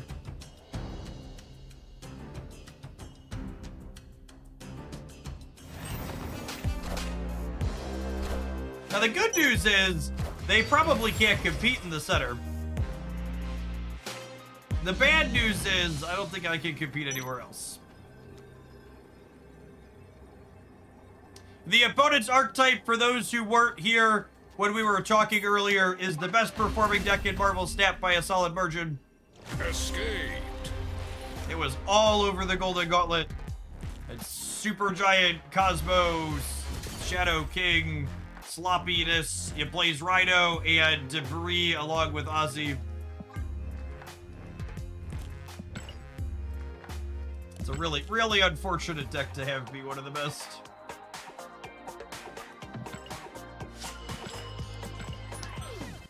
And naturally, that's why Reddit and social media complainers are primed and talking about how Mother Ascani and Venus need a nerf. It's always so interesting to me how about there's almost never a peep from the wider Marvel Snap community about that kind of deck. And it's always the Shulaus and the Star-Lords and the Venuses of the game that need to be gutted as soon as they're useful and interesting. Super Giant numero uno. Oh yeah, baby, strap in.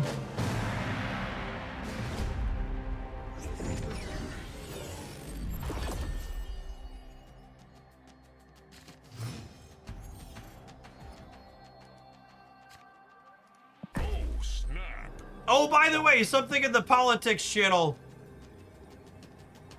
reminded me of a news story from over the weekend. Did anybody else see in World War III updates that Cuba was distributing weapons to their citizens, telling them to prepare for a potential imminent invasion by a foreign government? Do you think the MAGA ever has the "Are we the baddies" moment? Is it possible for them to have self-reflection?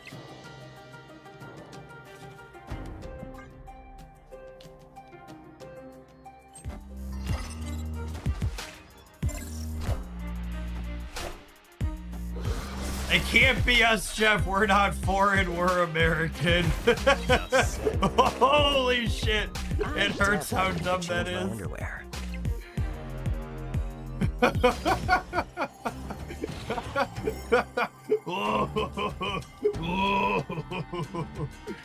Oh man.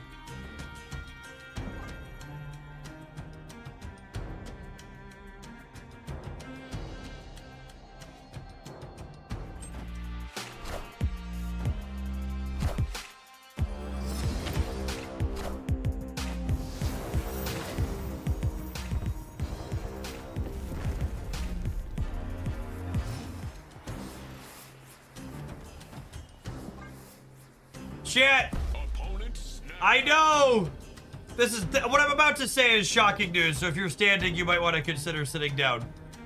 But I think there is a chance my Infinity Ultron Agamotto deck is not very good.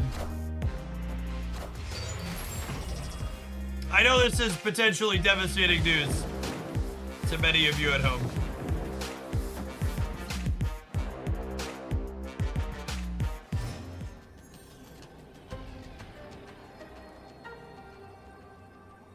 I'm clutching my pearls. Excellent.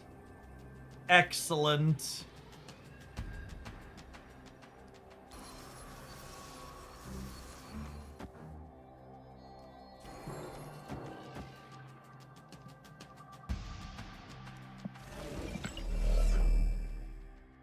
It's just hard to pilot.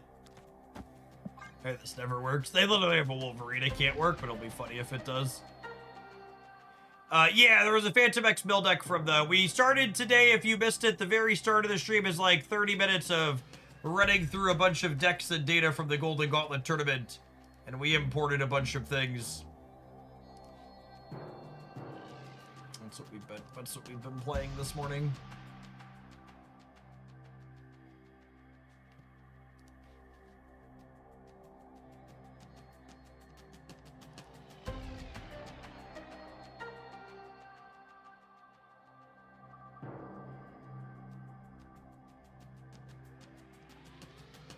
As Wog and Mother Ascani. Alright, I can't do it, Chan. I can't sit here and wait. Escaped. It's too long. It's too long. I was gonna play best of one, but then they made me wait.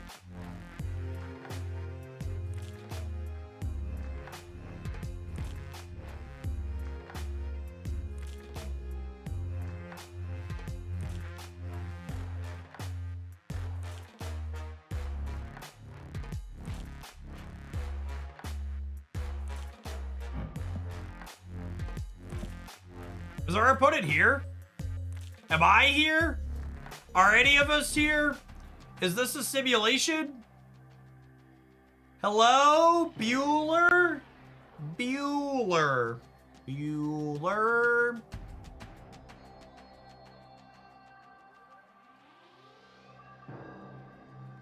Ematep! Thank you for the 2 years. I'm just here for you to run through the plays of the Scream Zord deck. You know, I don't think I imported that one.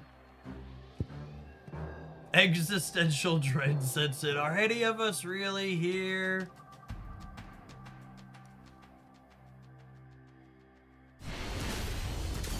Well, that's just like your opinion, man.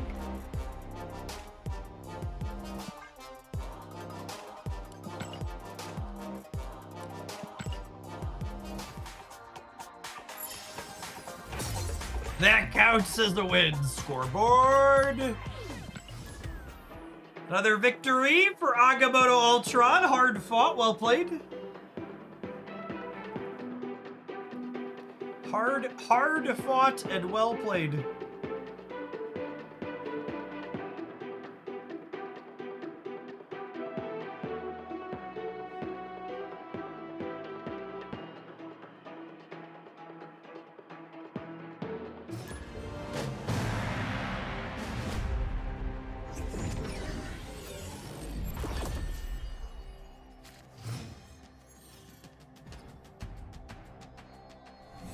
What are we trying to mother in this deck?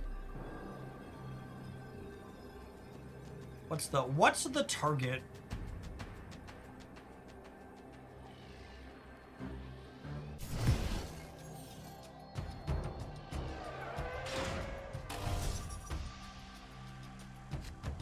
Bolts, maybe? Opponent snapped.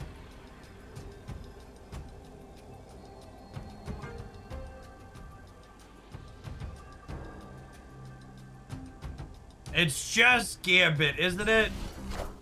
Fuck, I hate this, you're right.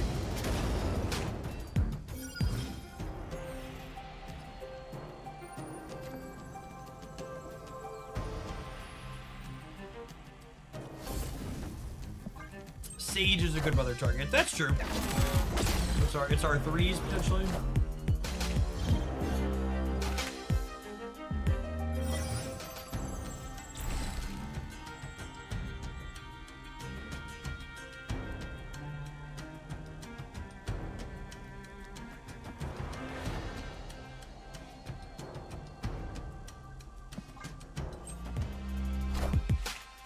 Oh, wow, Valhalla is good for them.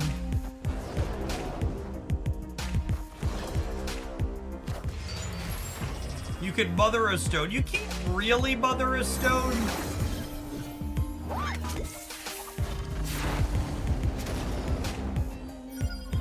Like not a thing you can feasibly do.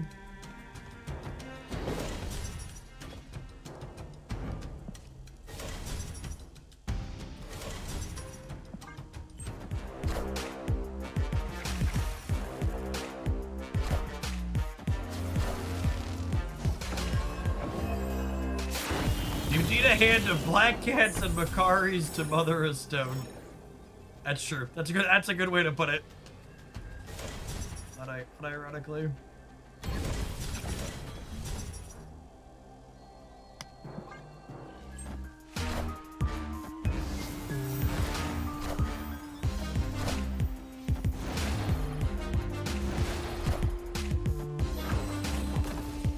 Uh-oh, that's a big stick, Chip.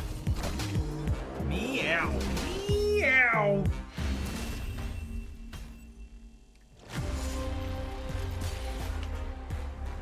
Alright, we've lost to Nakia. I feel like losing to Nakia is a here's your sign type moment for sure, yeah?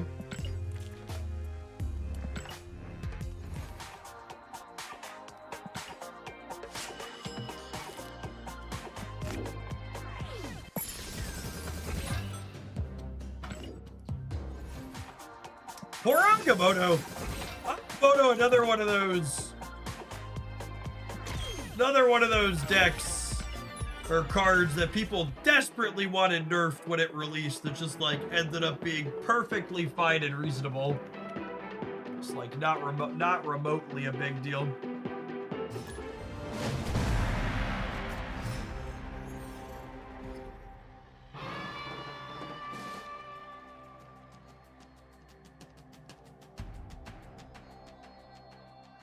Snap. Victory.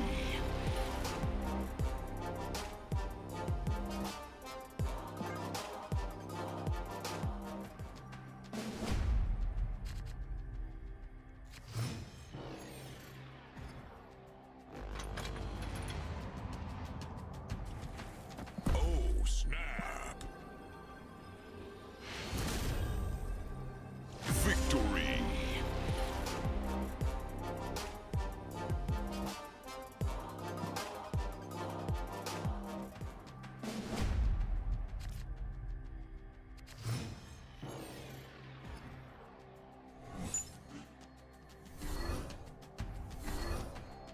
Snap.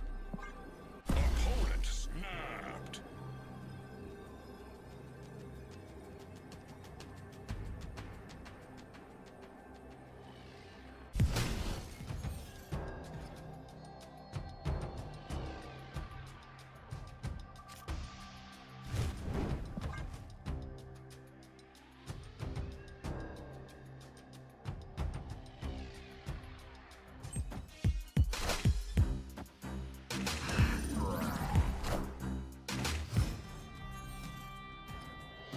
No guard goose, eh?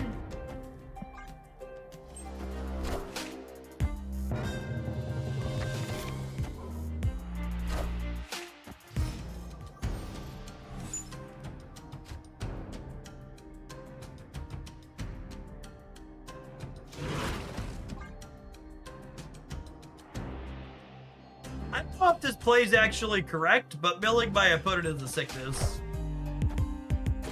So, we're going to continue to do it.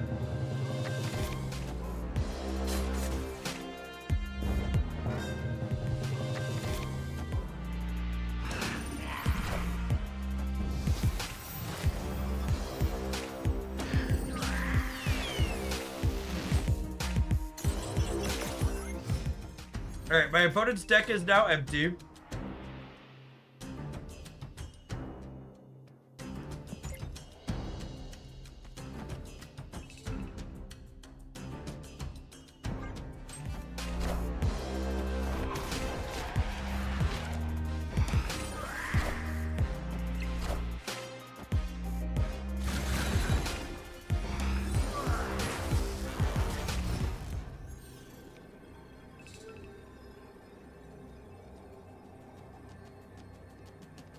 Huh.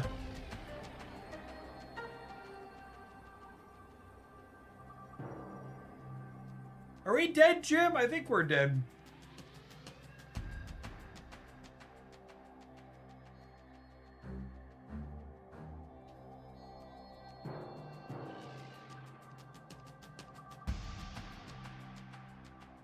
And I'm gonna virtual 2 versus 7 on the left.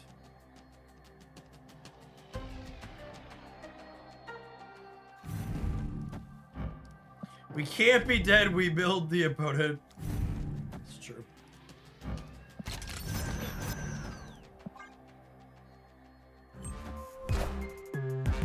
Arms with the throne.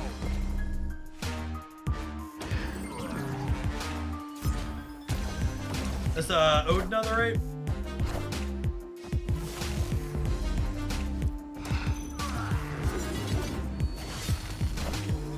Are ye worthy?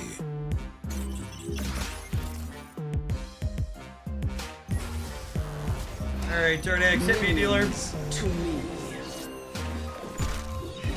What an easy game, chat.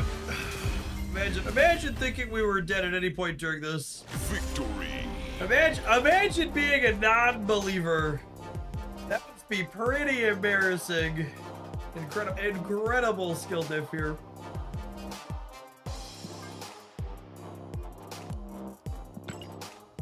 See, we milled them and then we won.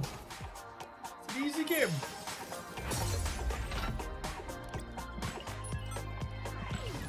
Never doubt the sheer power of mill.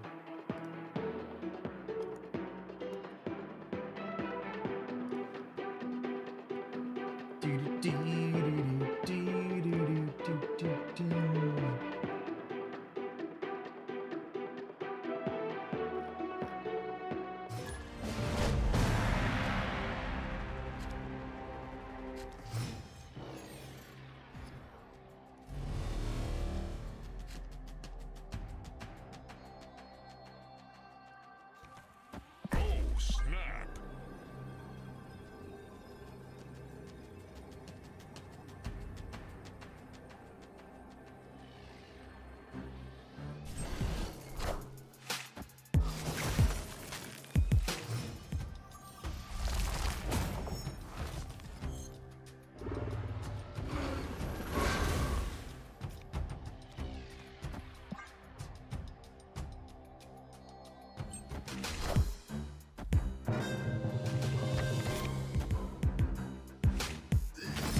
No!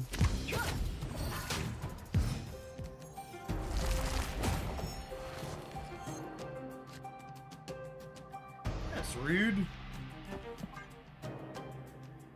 I wanted the misery barbarian Zemo with fire hair.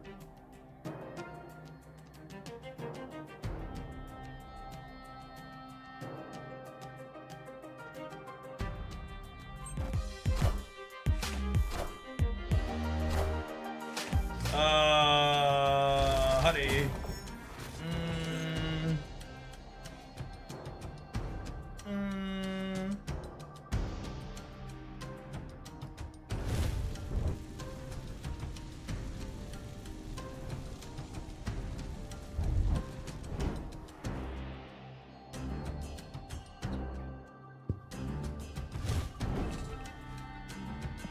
Maybe they were expecting these. That's a good take.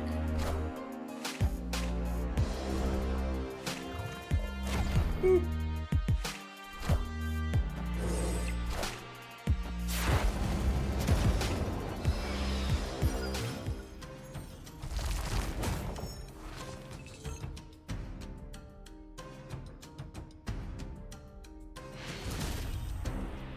Victory.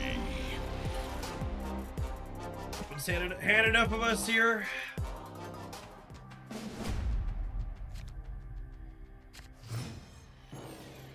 They were confused, chat. They thought they were supposed to be the toxic gambit deck.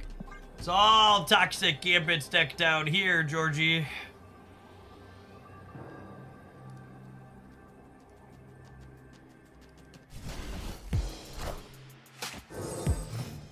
Moderator, I need help.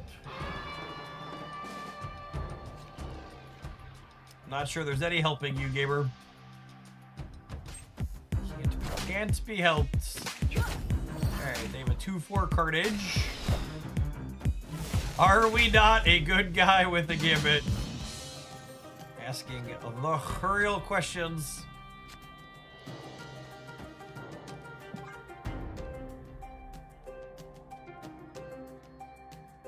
Just a reminder, if you're finishing up your drops, you need to claim those from your inventory before the rollover at 2 o'clock as well. So if you're all done and haven't clicked that last button yet, want to make sure you get that done.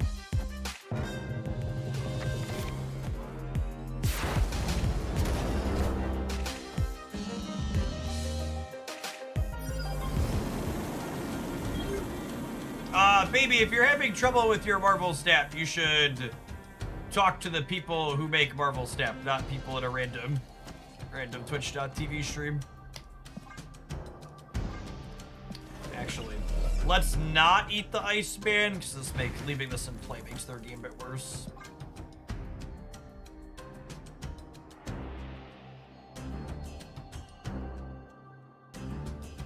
I need to top deck a Blade or a Gambit in our next 2 draws to be able to turn Phantom X on. But let's be honest, chat, who doesn't get turned on when you draw Gambit's ends?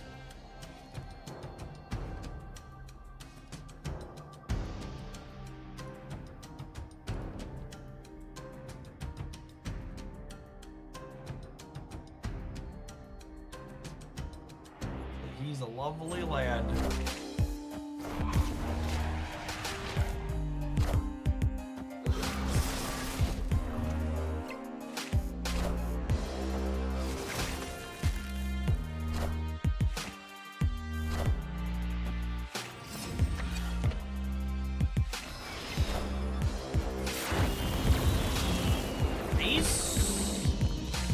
I have a 112 Ikari that I can't play, yeah?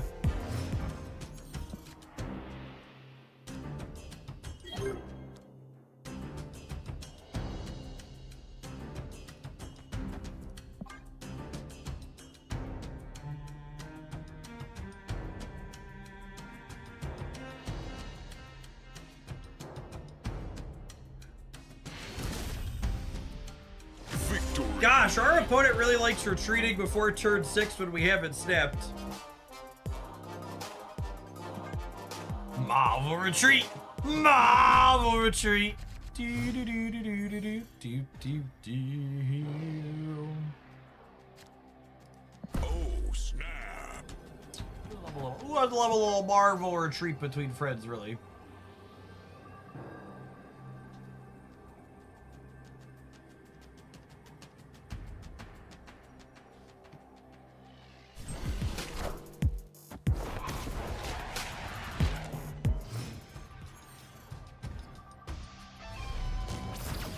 They're very confused. They must think this is a tournament. It's a big deal. Big deal. Much sweats. Such wow. Wow! Dusty Rusty!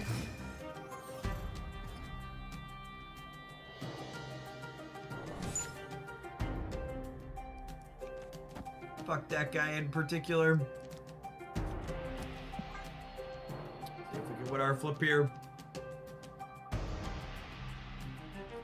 What happens if there's a card in the throne room when playing in Salvador? And the throne room will count as full and in Salvador will trigger.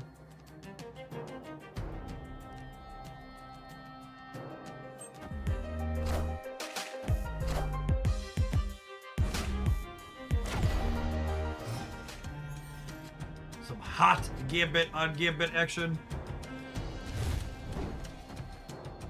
Oh, you know, I should have put Gambit here with the hood so we can have another shot at Dusty Rusty.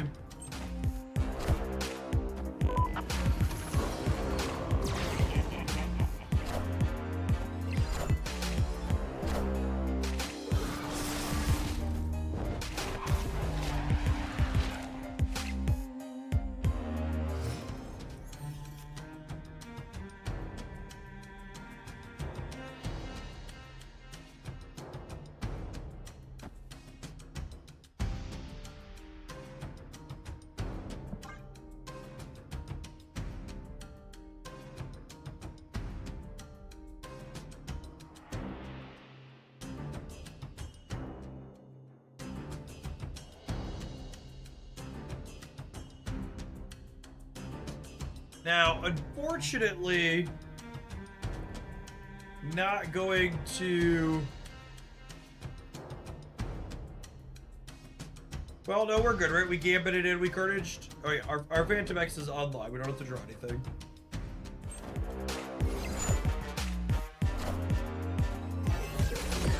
Copy Victoria.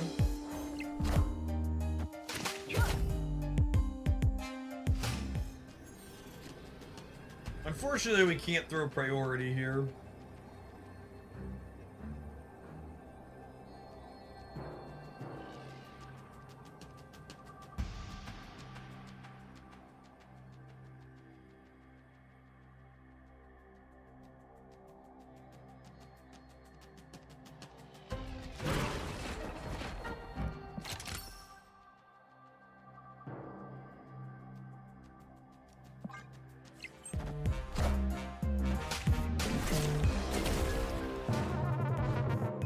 Unfortunately, Dusty Rusty stops the Barons mode.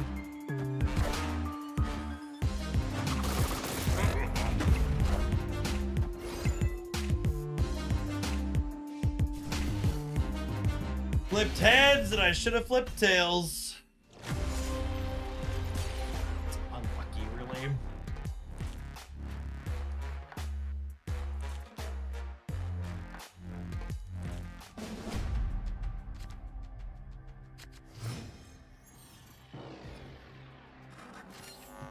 Snap.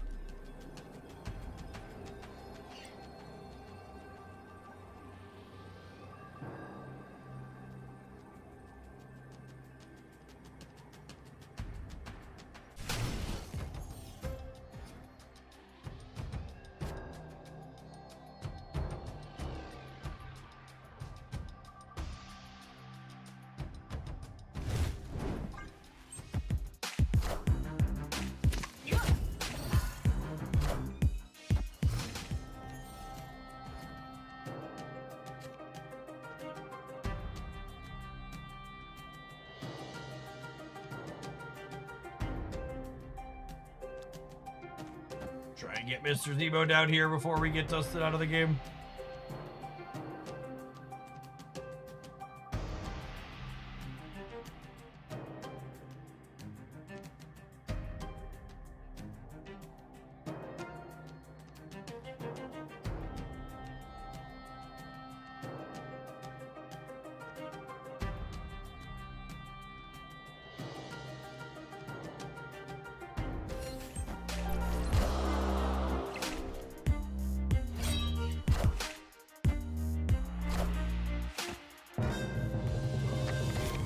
Does Baron still Mill of Stardust on the board? It does not. Ooh.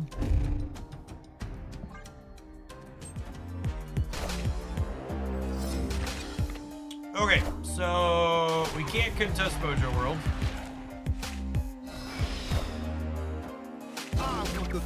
I guess we have a shot to murder Gambit here, question mark.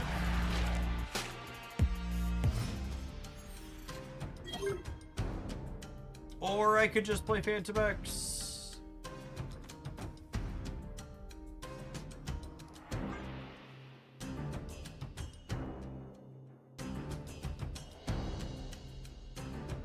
By playing Phantom X on the right, if they play any cards here, they'll have priority, which makes our Phantom X better going into the last turn. Also makes the Shadow King a bit better.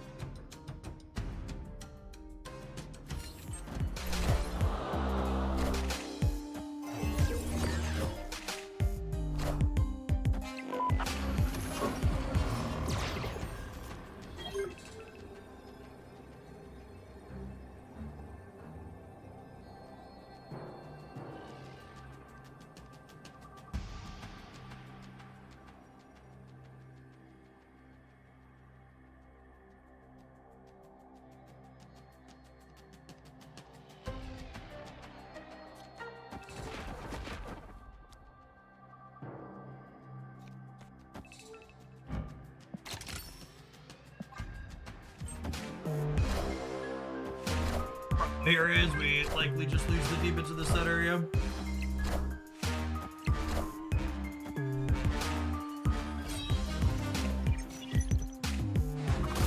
Maybe I should have gambited them rather than Shadow Kicking.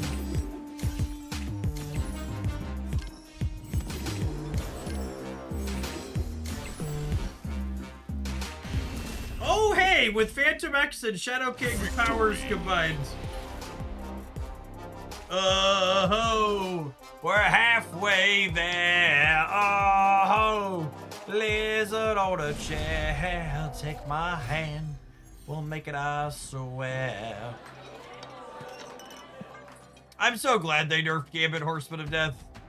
He's such an annoying card. Game is definitely in a better spot with him being a bit worse.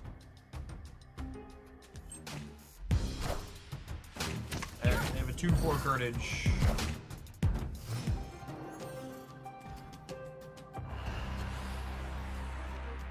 Ooh, piece of candy. Side Bait, thanks for the 19 months of Prime. Appreciate that. Welcome back. It is nice that Gambit can't kill Phantom X anymore. That's true.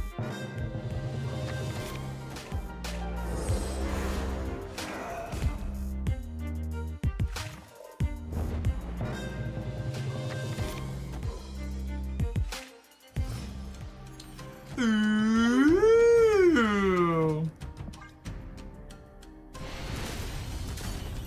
Victory. Bye, Felicia. I think my opponent spent more time retreating during that match than they did actually playing cards. Second Phantom X. That's twice as nice. All right, gamers, we're gonna play some more Phantom X Mill when we get back. We take a brief pause for the cause, and I gotta go fill up my my drink. Thanks for hanging out. Don't go anywhere, gamers. BRB. BRB.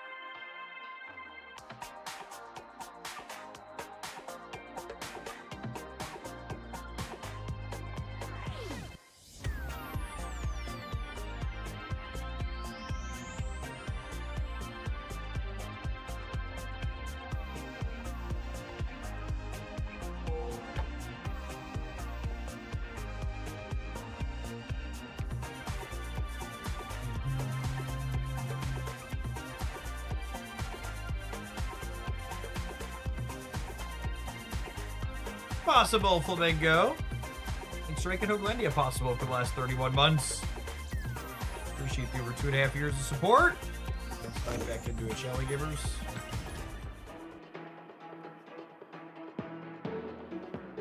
Sagode, thank you for the 23 months. Appreciate the almost 2 years. Howdy, howdy.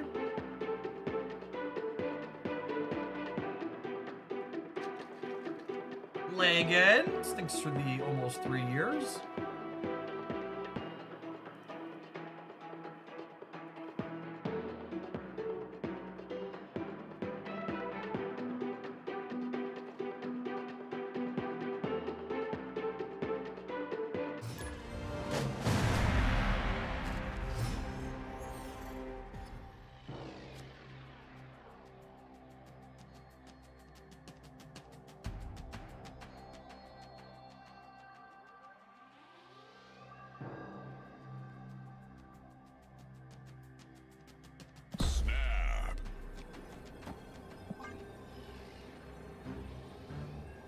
Apparently there was an earthquake in Cuba that was so strong it was felt in Florida. Celine Ozzy, you should scroll back at the live stream you're currently watching. We played that deck for like 2 hours earlier today. Maybe a little less than that, maybe a little less than that. One of the deck lists from the Golden Gauntlet, like all the other ones we're playing right now.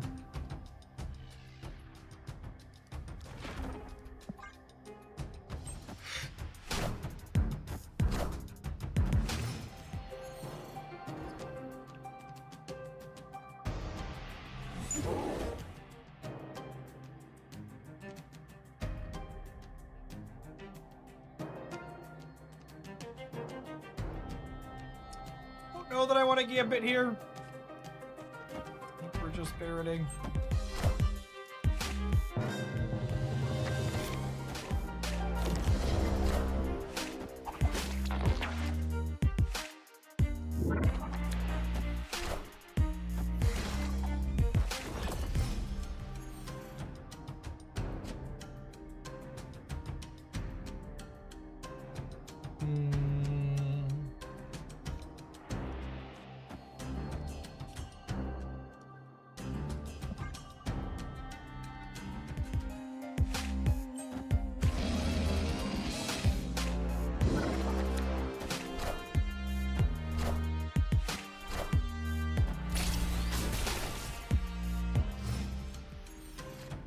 Raven Enjoyer. It's a name you don't hear every day.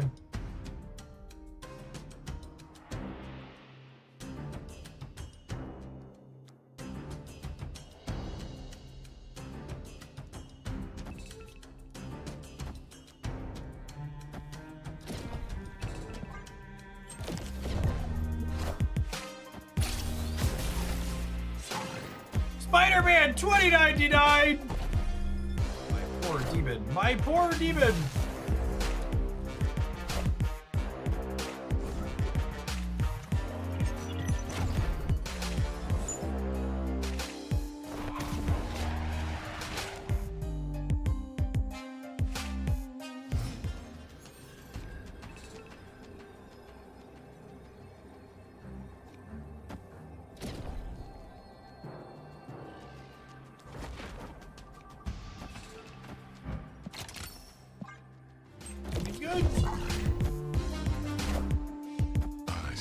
Tale as old as time. Sub to Jeff with Prime. Heimdall lose the game. Pew, pew, pew, pew. Victory.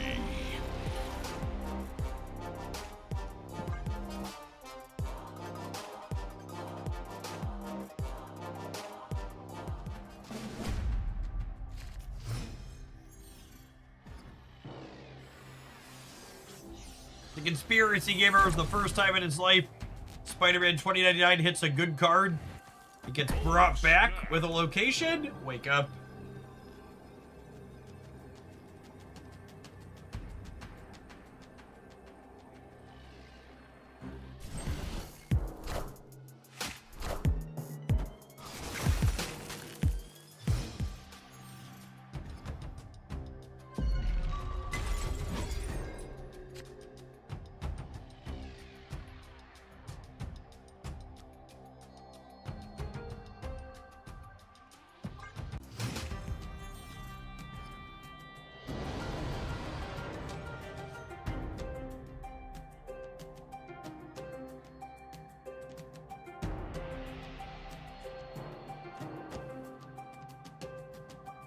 You pay Walger singing, more people might sub. That's true, you know.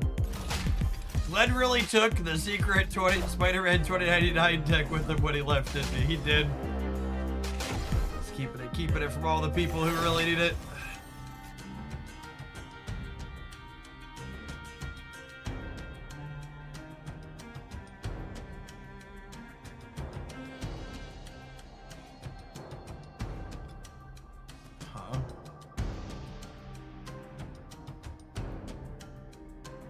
Do I kill Kraven? Nah. Not yet. Not yet anyways. Place him again.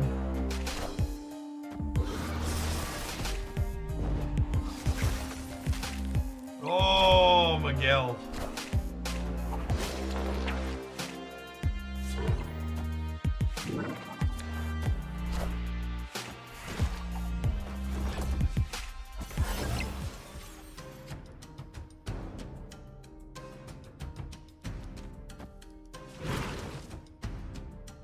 Murder? Murder, murder?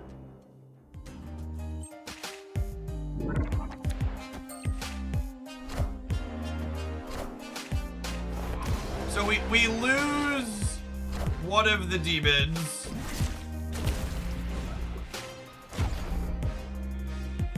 But we still end with 2, yeah?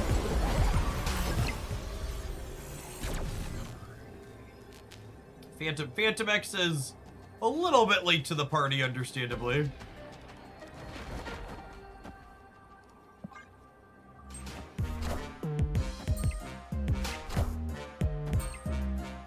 We lose to Heimdall left, don't we?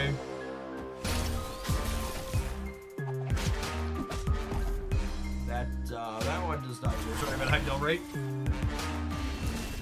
That's not it. Not it. Victory.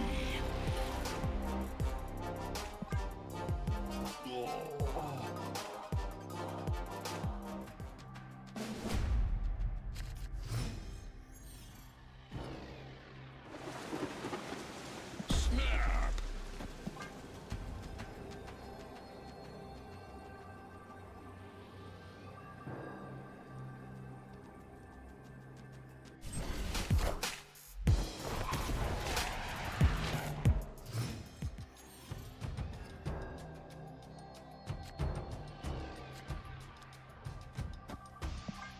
All right, we got the deck them curve chat, the cable into Baron into misery them both. Look at me. Look at me! I'm the move deck now.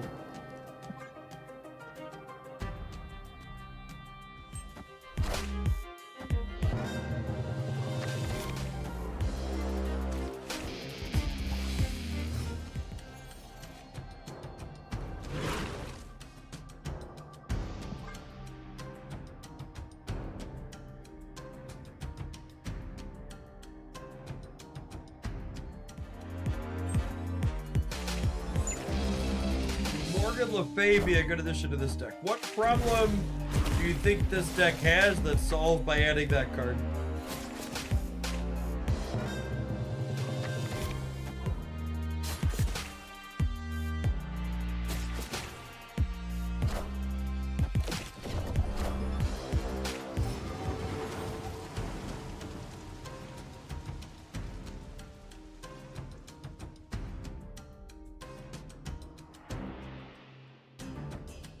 Oh, is it official that the Bears are moving? I heard that might be a thing. Is that officially happening?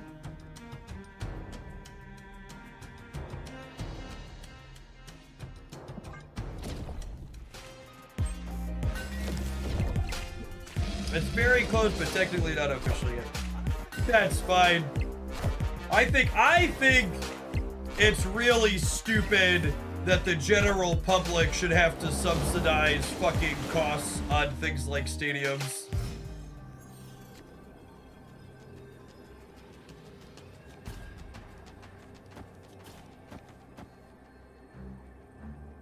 I hate the brutal capitalism for the individuals and the rugged socialism for fucking billion-dollar corporations. It's so dumb. Oh, you killed my hood! Thank you, Miguel. I appreciate your service. I see the way.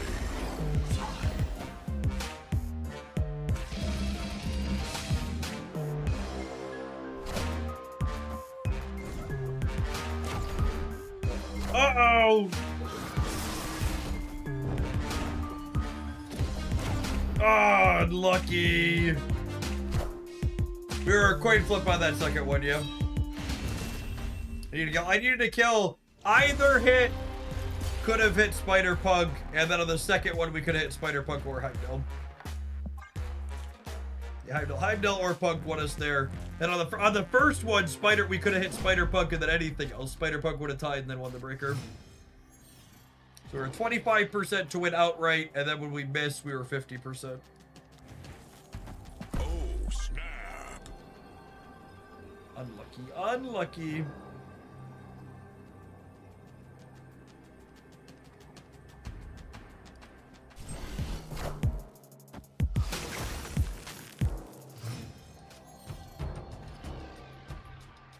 I've seen enough. We best buff Gambit now. Burn the witch.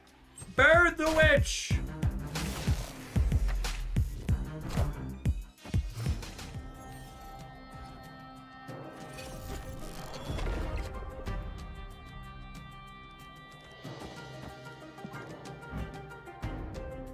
Oh, Topaz could let us sneak stuff into killed after the fact. It's kind of cute.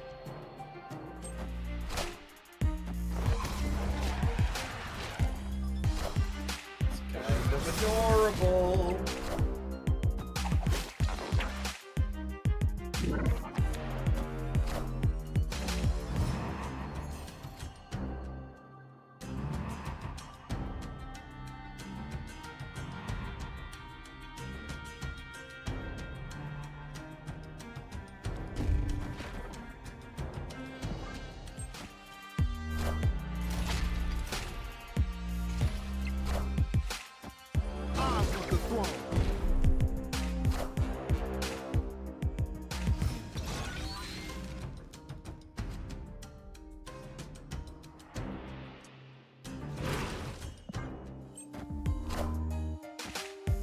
Alright, so I think I need to play hard to win the right since they can slide things over to the left.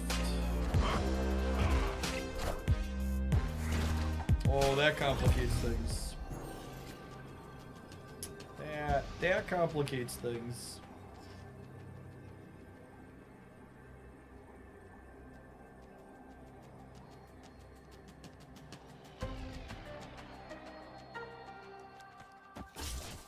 Alright, alley-oop.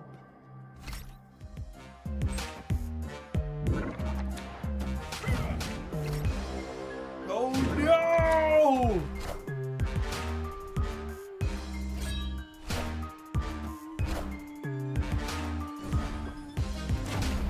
Order. I want to put the gambit centered on the blade.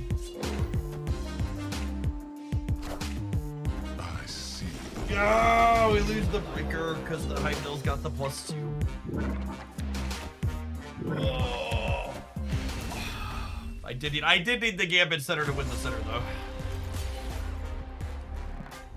It's a good call out.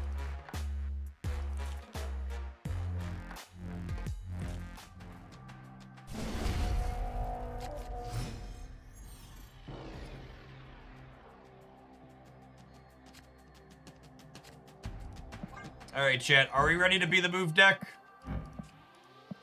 I like to move it. I like to move it. Breaking news. Breaking news. The Pixel Heimdall is so cursed. I'm so glad they stopped doing pixel variants. Maybe we're just a bad deck losing to Spider-Man 2099. Hey, we're 2-2 against Spider-Man 2099. We got 3 more shots. Calm down. Just like my country, I'm young, scrappy, and hungry. Not throwing away this shot.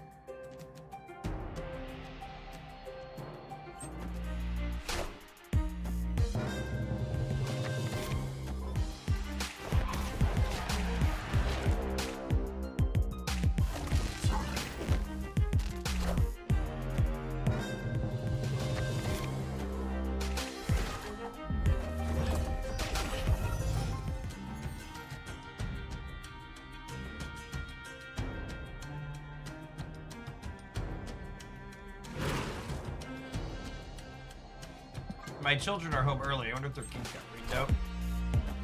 There's supposed to be storms today.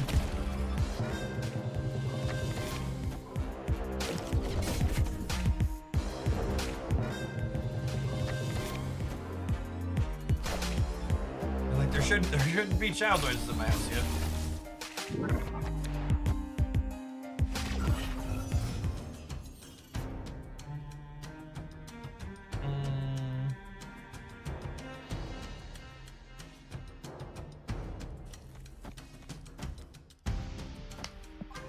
Iceman them twice. Uh-oh. Yep, twice. And then, draw the last card out of their deck.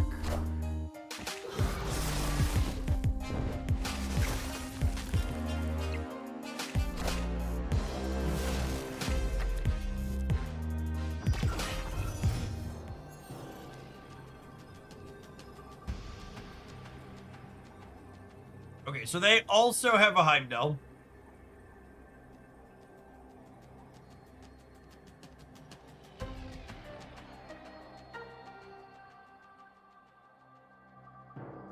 Chad, I think we're dead.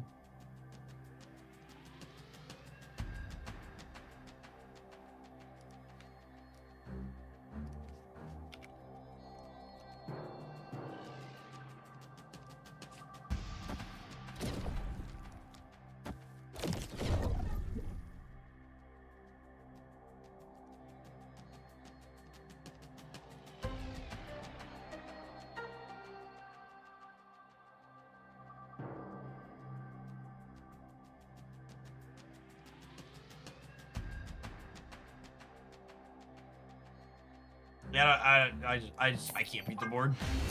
Much less all the cards in their hand. Escaped.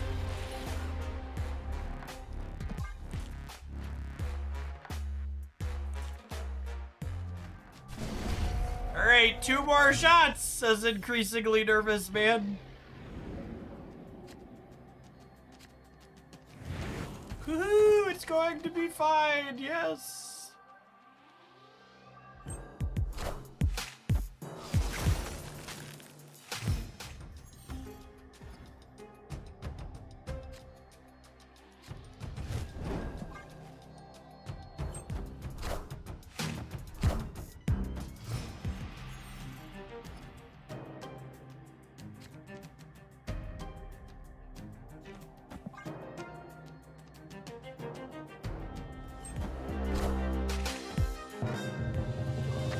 I will say, this set of games has really reinforced in my mind how mediocre Baron Zemo is into these heavy synergy decks.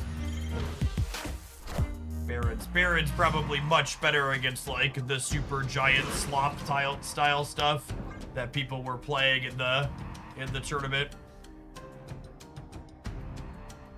Average higher card quality in those as opposed to like getting copies of web slinging when I play Baron Zemo.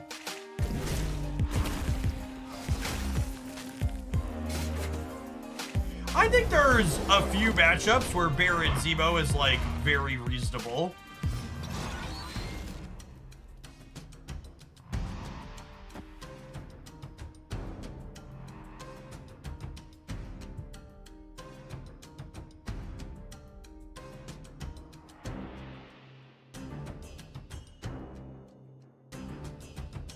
Why not tempo game and ultimate? Because I have to discard one of the cards from my hand.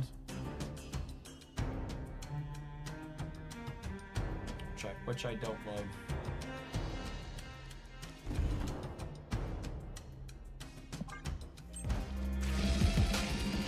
Hey, tickle. I'm with the throne.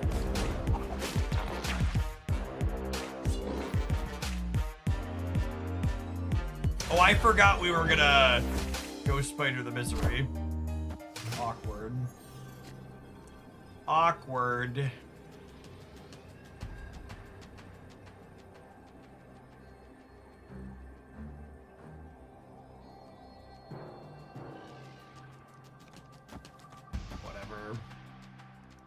Whatever.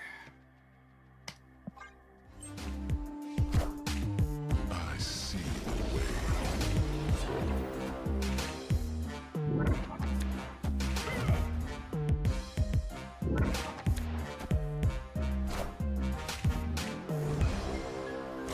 mean, there is a version of this that we win. One in 8 now.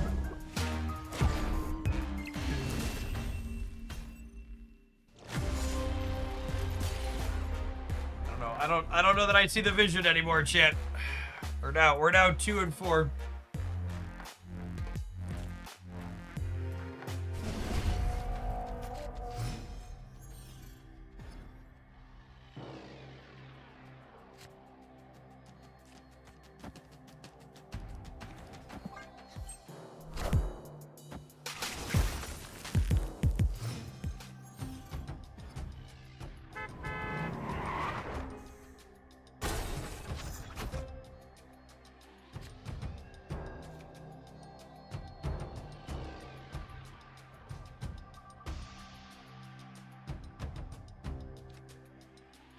We iced their Miguel victory is sweet, something like that.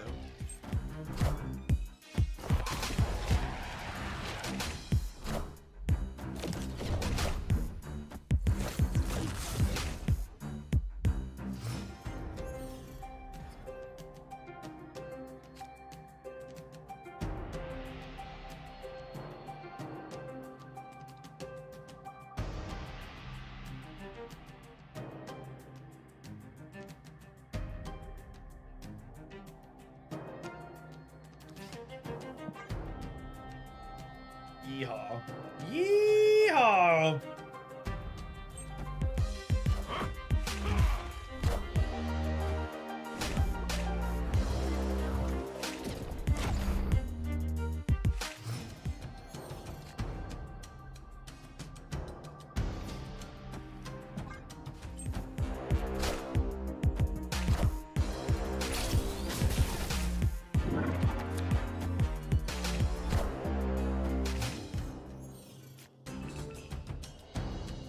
Okay. Okay. Chip in a chair, chat. Chip in a chair. We're gonna take it down. I believe.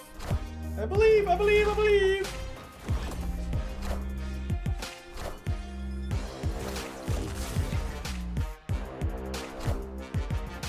I want the throne. Piece them up.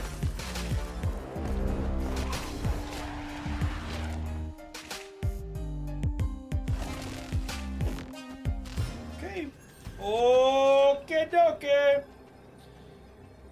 Okie dokie, artichoke.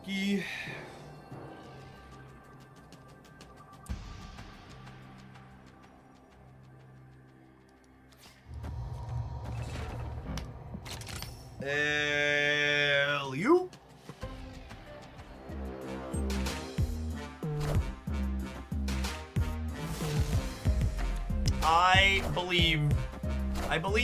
I believe. Gah! Guys, gals, and non-binary pals! No! Oh, good, we got him. Oh, good, we got him! Victory. I had this butt pucker moment when the Spider-Man jumped into the space, and I was like, oh no! Oh no! Thank goodness for Phantom X. Holy, literal jump scare. We have claimed the infinite ticket.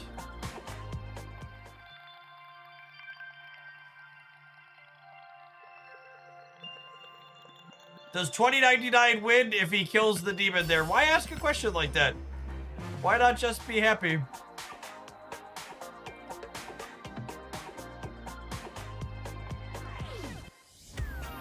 I mean, and this is, you know, I see people bagging on the deck because we just, like, got the complete and total runaround against, like, the most basic move deck imaginable, right?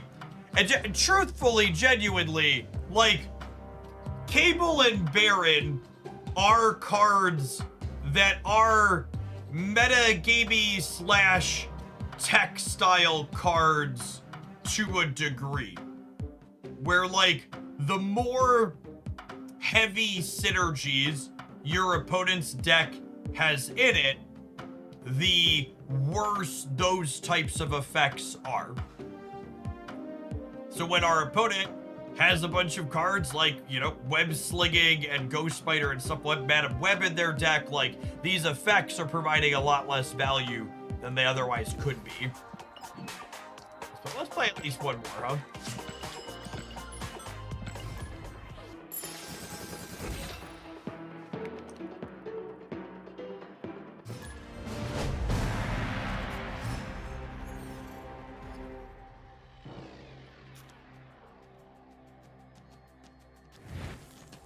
Snap.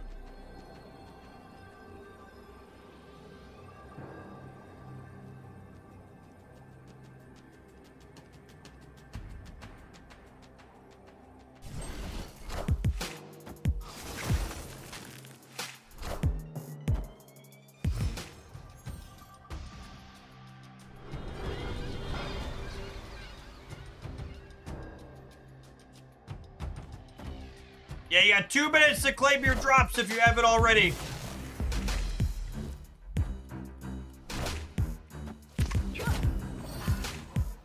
Head on over there. Click the button. Get them all claimed up. Ah! The cable betrayal with the White Palace.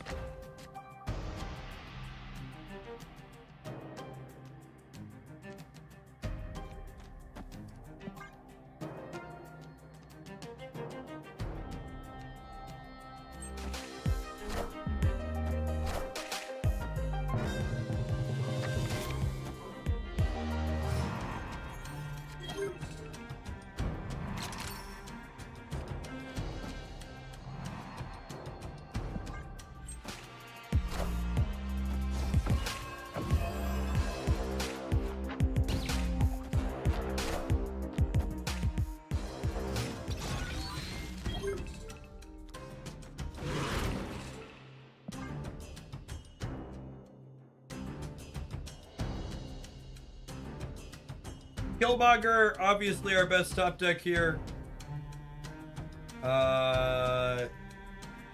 Blade or Gambit next best to activate Phantom X.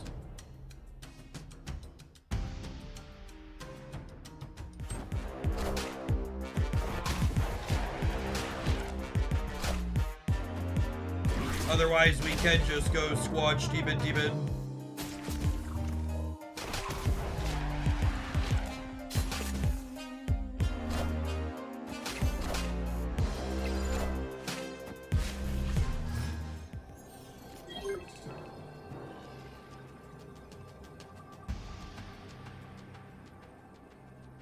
Opponent snapped.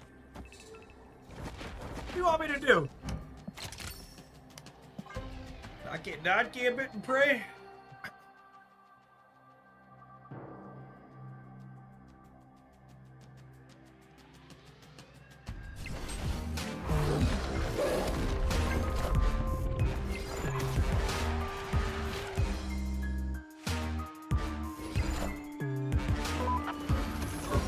The freaking White Palace, giving them what they need to turn the Gambit on.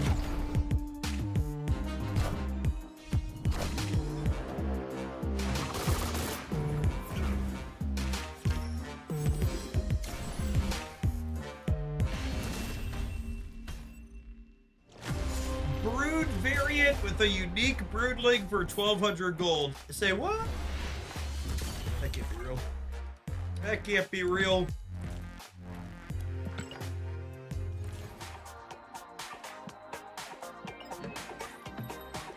Welcome to the vault. Sensations fascinating.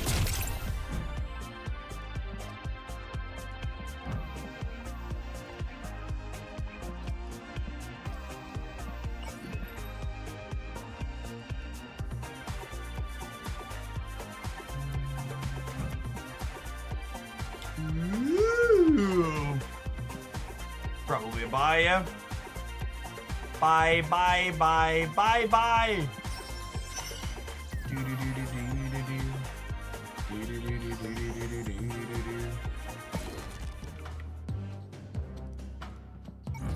This one has stock-ass broodlings, yeah. Sure does. Oh, is the booster pack up today? Again, fun fact, a lot of people are really bad at understanding the basics of the Marvel Snap economy. These booster packs are some of the best collection progress for your gold that you could buy outside of bundles with Series 4 or 5 cards in them. The absolute best thing you could buy are bundles that have Series 4 or 5 cards that you're missing, so like Hydro Man. The next best are these booster packs. How do you have 39,000 gold with the most powerful card in mobile gaming, your credit card? You too can have lots of gold. If I get some nominal amount from Second Dinner 2, I think they give me 4,000 a month, but most of that is still left over from spending at this point.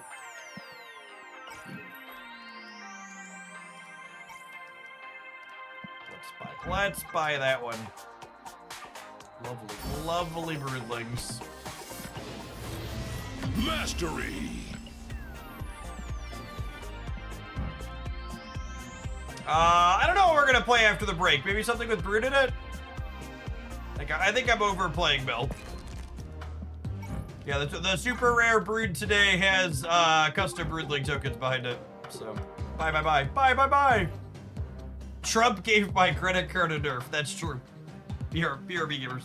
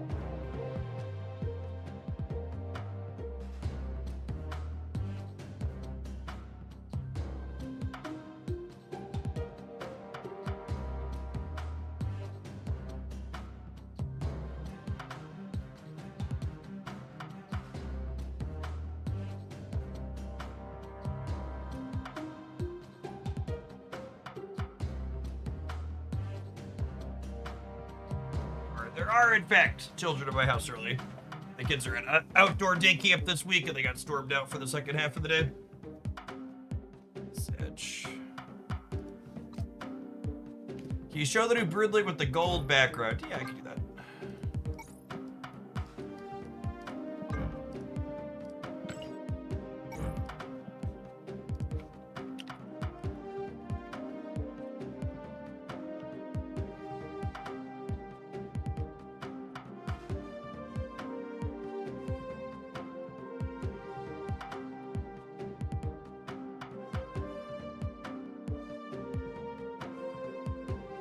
I guess you try second, actually.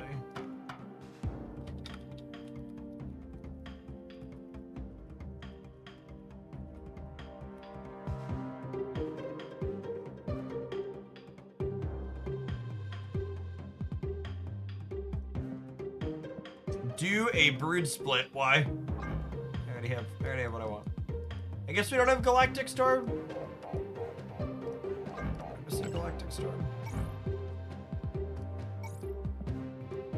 I have to split it twice to get a shot at the one I want.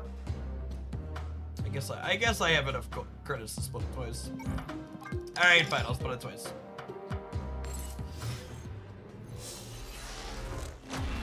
Infinity.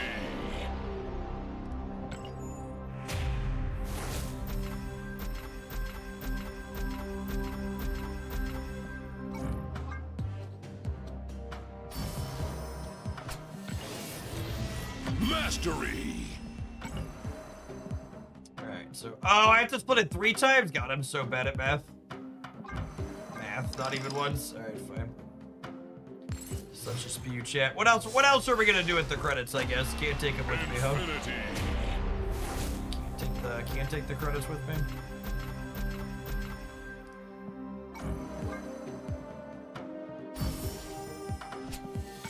To folks that were here for drops, by the way, if you enjoy the vibes, make sure you tap the follow button and come back again. We're here doing Marvel Snap 5 days a week, typically Monday through Friday during the week. Usually do at least 3 or 4 hours every single day, sometimes a little bit more than that. You also mix in some other variety games here and there. We have something of an anime addiction, so we've been playing some Arknights and NTE with some consistency.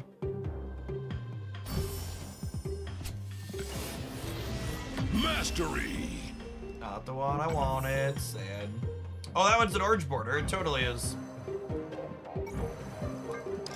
Perfect. All right, one more. Once more with feeling.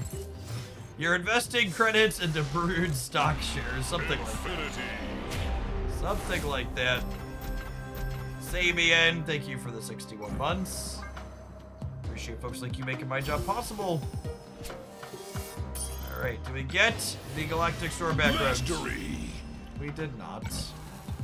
That's fine. We'll leave it on. We'll leave it on ice. Do I have a Brood deck? Probably this one. Probably this one. Let's click through a couple others. Nova Surfer is a decent option though. Surfer Galactus.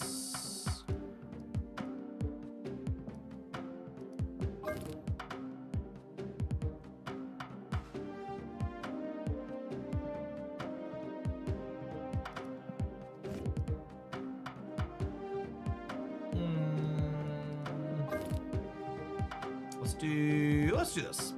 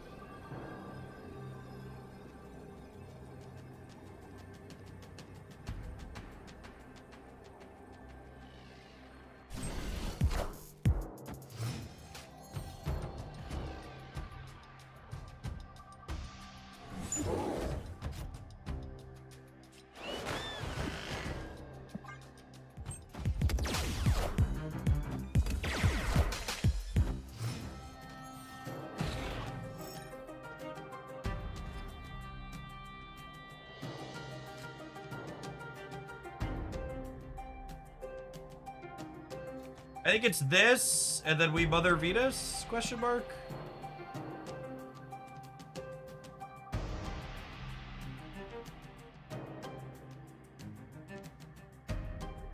Jeff Variant is awesome. He does enjoy himself a pull flip.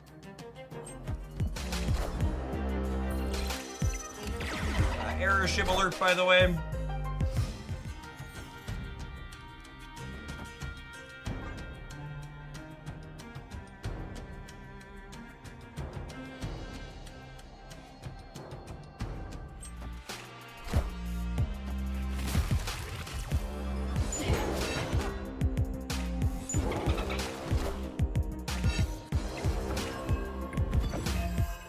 Wiccan plus Sarah Dex. No, those cards don't really go together.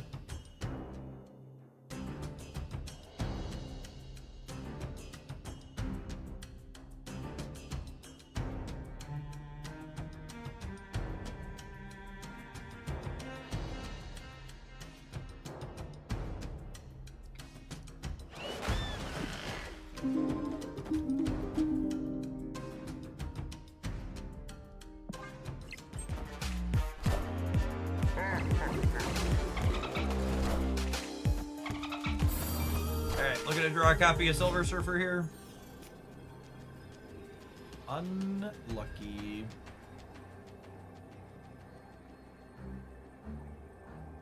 So this is gonna put plus 12 here in the center. It's gonna put plus 12 over here.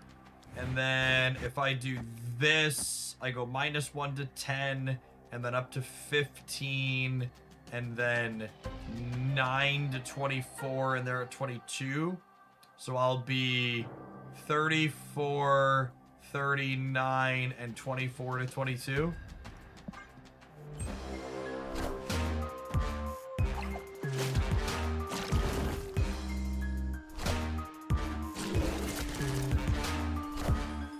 They just leave themselves dead to the Killmonger?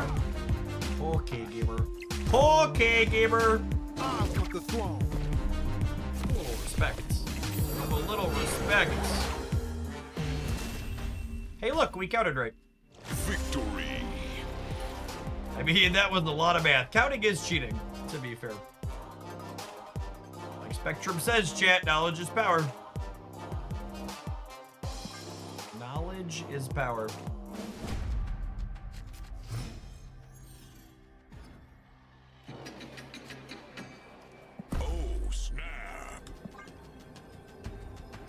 Jeff, did you ever figure out how to fix the variant bugs where the custom borders disappear? I mean, you literally just saw me with a Venus that was missing the border, so. Is there a fix? I would assume that that's something secondary needs to fix in a patch.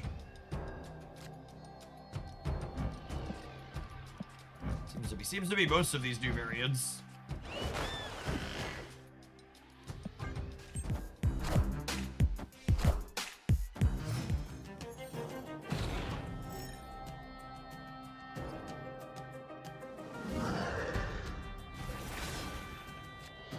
You think that dolphin variant is best in slot? I don't know.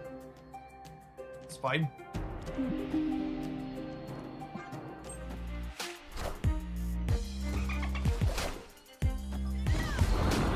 What would you consider something in for Red Guardian this deck? Your favorite 3 energy card?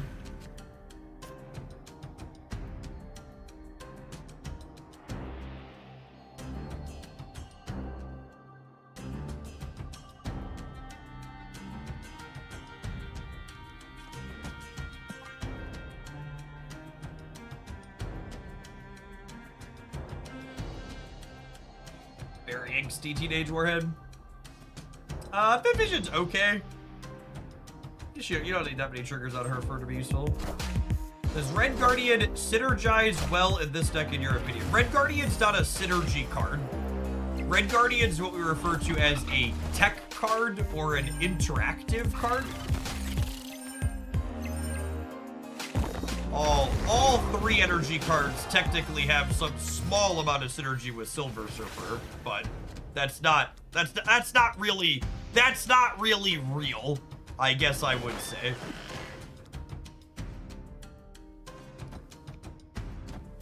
Like it's a cop-out to be like, oh, this 3-drop synergizes with Silver Surfer. All 3 drops have a nominal synergy with Silver Surfer.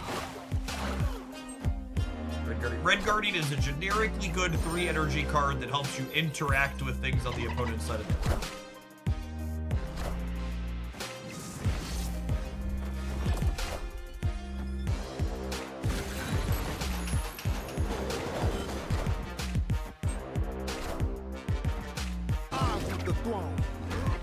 I don't think Surfer is going to be enough to win the center, unfortunately.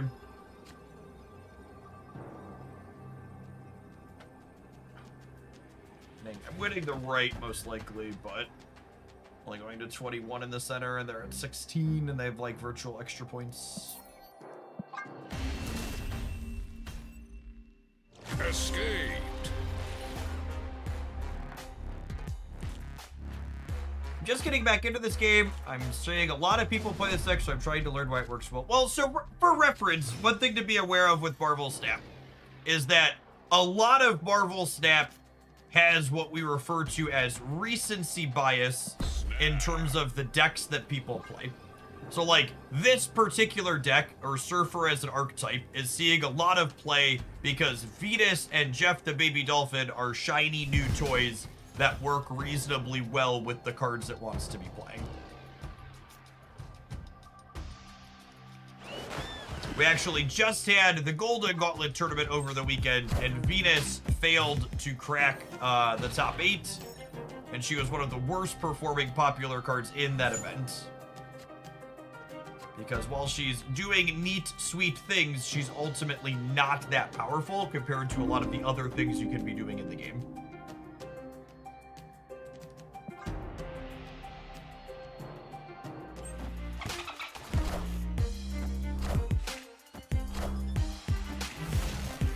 Yeah, those really interactive heavy decks, or rock style decks like you referred to, current or former Magic the Gathering player, I would guess then.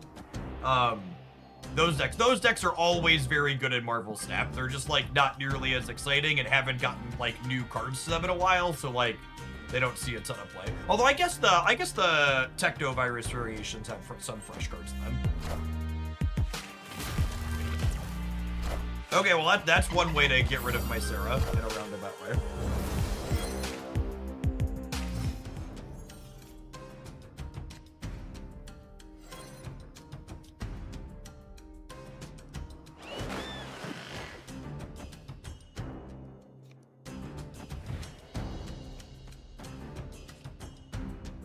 Opponent snapped.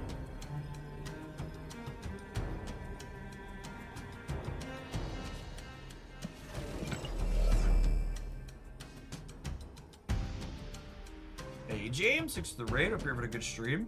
I'm definitely not leaving. I'm just deciding how I'm playing my cards. I want to play out all 3 of these so that way I can mother the Surfer.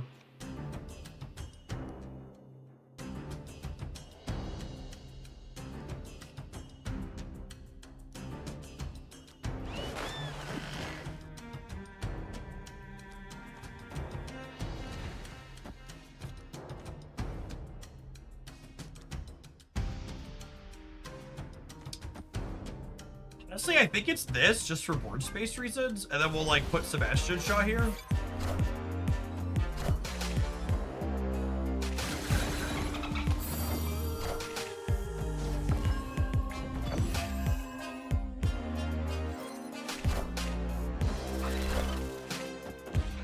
To punch Captain Marvel here, get rid of Vertex.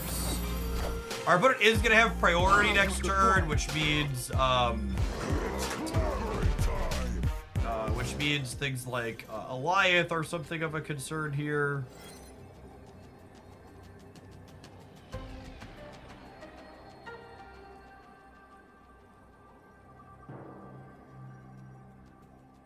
What is the opponent's deck? They're playing Erishim.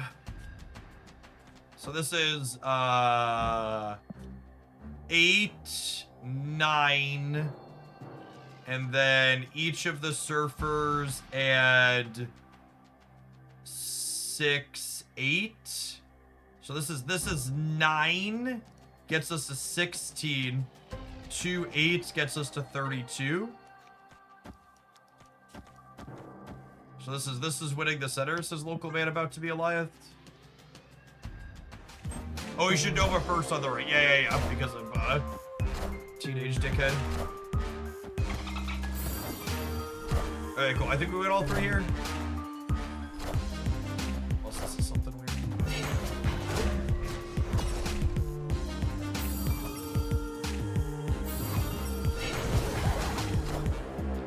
Allow me to sing you the song of my people. Would one Surfer mid be a safe bet against Alioth? I don't think one Surfer... Does one Surfer mid win the center?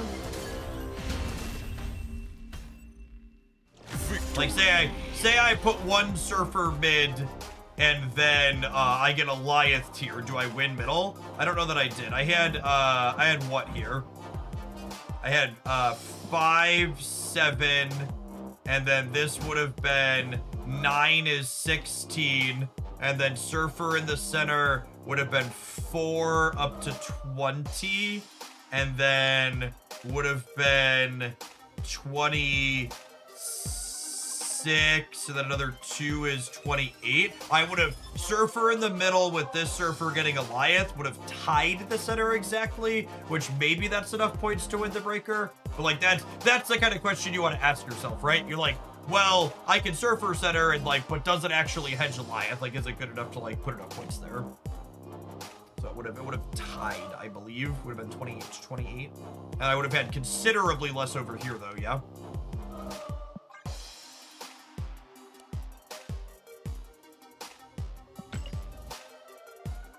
I don't know, we would have had a good amount of points over here on the left still. It might have been right to play for the breaker.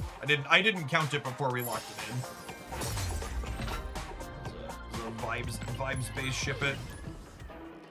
I didn't count that one, I guess. I counted the other permutation to make sure we could win without putting a surfer there.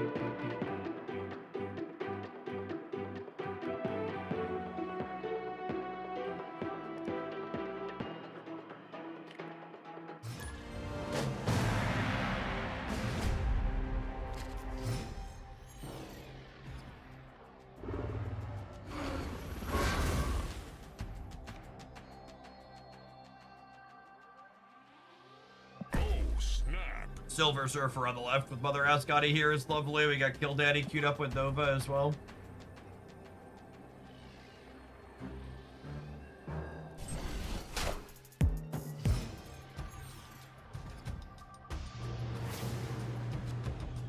Easiest way to tell my hand is Stellar chat. Adelan's about to flip up. Ben's like, hand sure is great, Hogland. Sure would be a shame if something were to happen to it.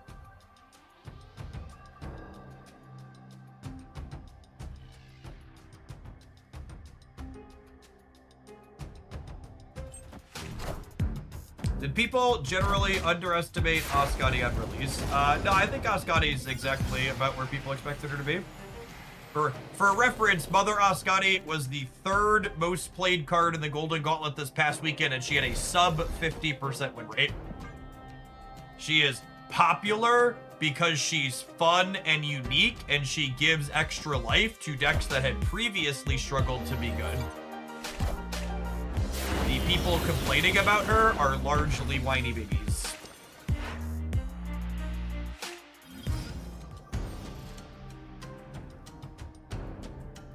It's so very eye-roll inducing how many people will constantly complain about fun, sweet cards that enable neat things, like Mother Ascoti, but Super Giant just like constantly a threat winning back-to-back tournaments, and just like nobody bats an eye.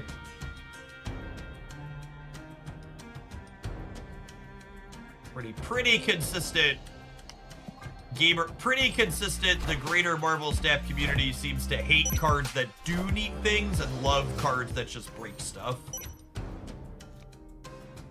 Cards that break your opponent's stuff are given oodles of grace.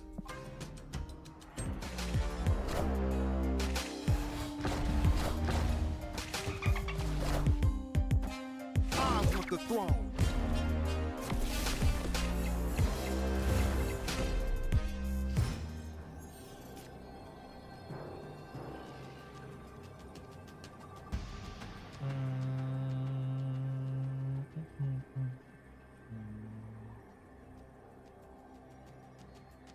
Yes, Brood with Altar Brood League is actually how we decided to load this deck up today.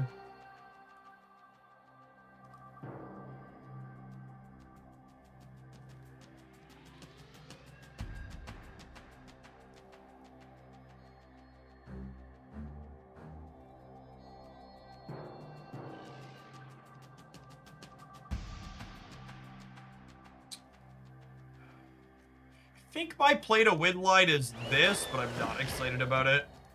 It's one of those instances where it's probably statistically correct to leave, but I also just find retreating constantly pretty boring. And then naturally, I flipped heads and my opponent flipped tails here. They decided to just not play for the right, and that's where I put my cards.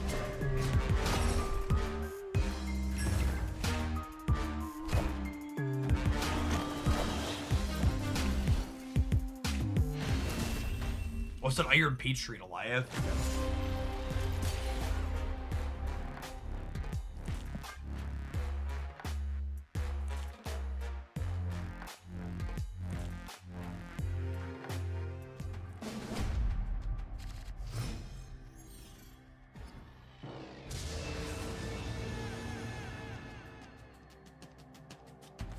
Snap.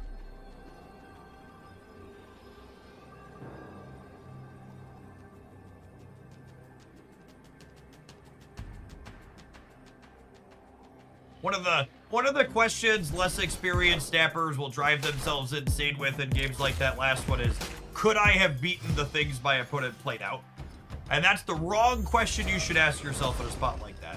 The question you really want to ask yourself isn't, could I have beaten what they did? It's, should I have done something different with the information that I had at the time?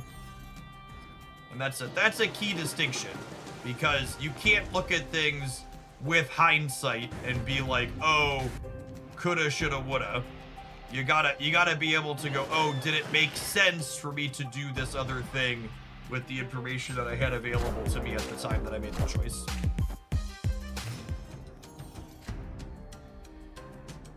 Oh, Marvel Snap is a game sometimes.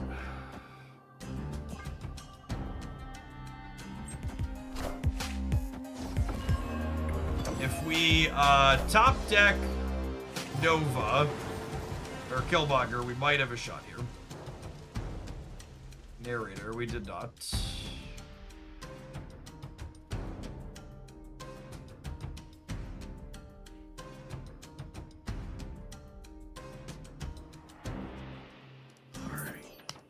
Oh. Escaped. That's enough of that.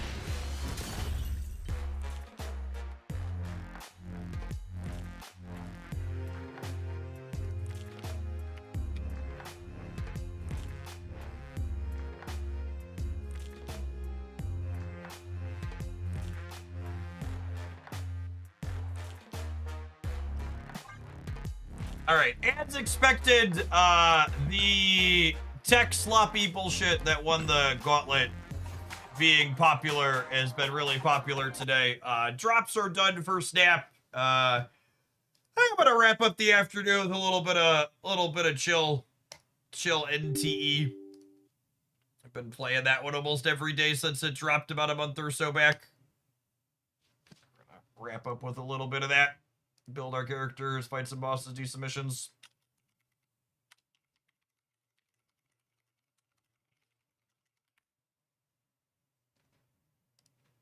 Well, new card releasing tomorrow will hopefully give people something shiny to put in their face rather than playing all their super giant toxic stuff. Not for all of them, but for a lot of them. Hey, Seabiscuits and Mike, thanks for always being here. 150 plus watch streaks. Actually crazy. It's a long time.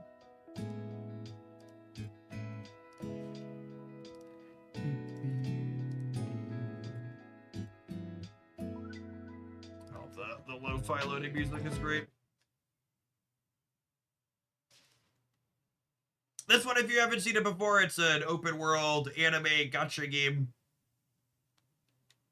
that has a urban fantasy settings. There's a cityscape with like cars and parks and I won't let you down.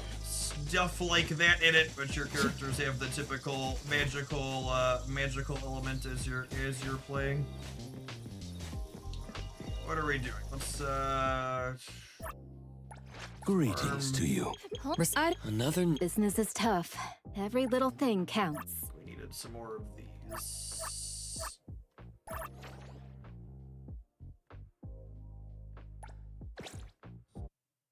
What's the new card tomorrow? Jubilee Silver Surfer. So probably some Zabu hand buff style stuff. Jump in with that. Oh, then I grabbed the controller. There's a little stick drift.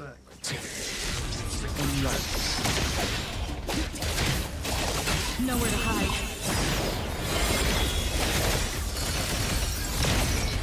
Time to set your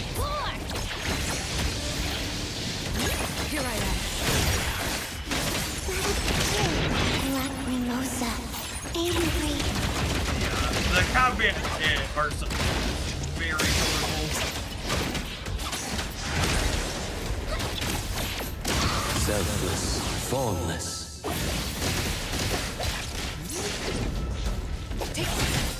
Couple of our dodges there. I heard your call. Now it's my time to shine.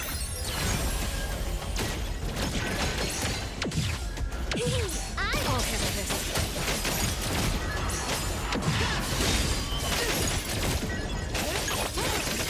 Shift change. Good work. Comprehend. Ready to save the day.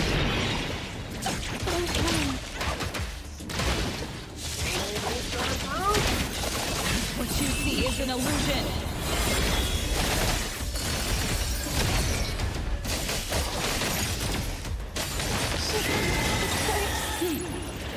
Stay there. Time to switch the beat. So this is where you were. May you find eternal peace. I look everywhere. That's a wrap.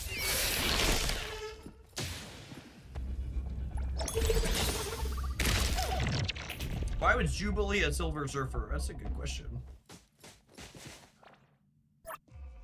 Greetings to you. Excellent question. I don't do clarity, obsession, disillusion. Do this one?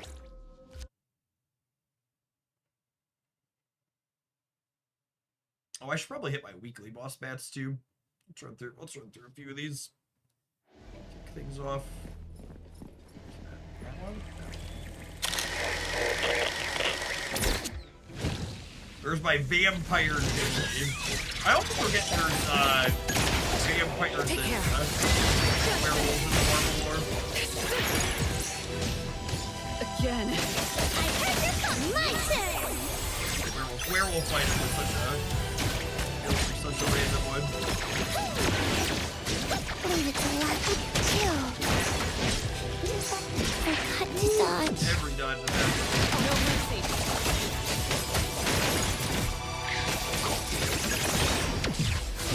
Nowhere to hide. That's what I'm Brent. This is Shift change. open world anime game that came out a month or so ago. Shift change. Go. Playing it pretty regularly since it dropped in my daily rotation. Let's all go home early today. Leave it to me.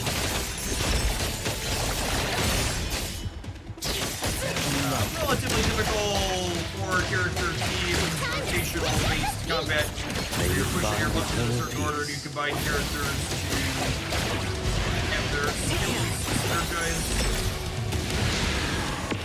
Stay sharp. Shift change. Good work. This team, for example, are the gentleman with the cane is Thousand eyes awaken. our shielding support. Oh, is the game volume fun? Oh, I think I turned up something else. Turned up a little bit louder. Oh yeah, I think we turned it up when I did the video ad the other day. Nice. On this team, for example, this is our primary DPS, our lovely child that cracks people with lollipops. And this is our shielding support, and then this is our plus damage support, and then she's a sub DPS.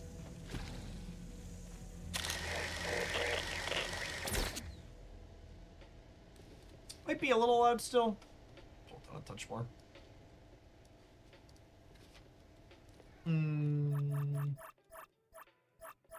Oh yeah, this is definitely the controller with the stick drift.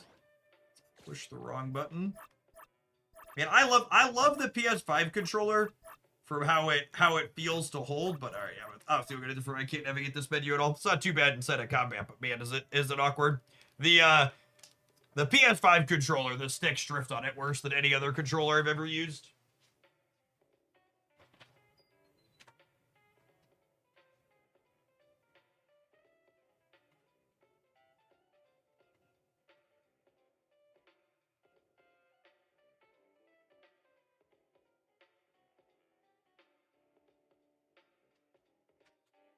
take that drifty one and throw it in a drawer with the rest of them.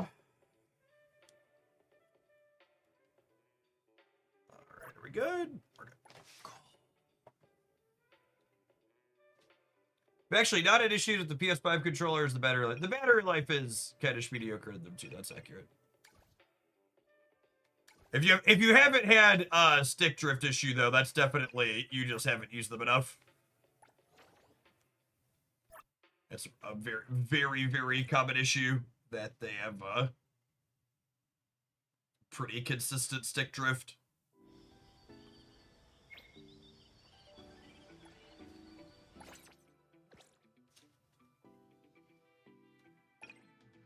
You look around online and it's like, yep, that's just a thing that they do.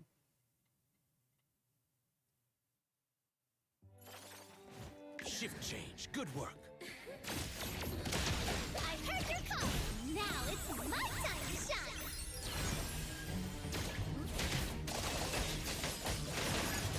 Not the loose gold. That hurts. Time to switch the game. You're out. Here I am.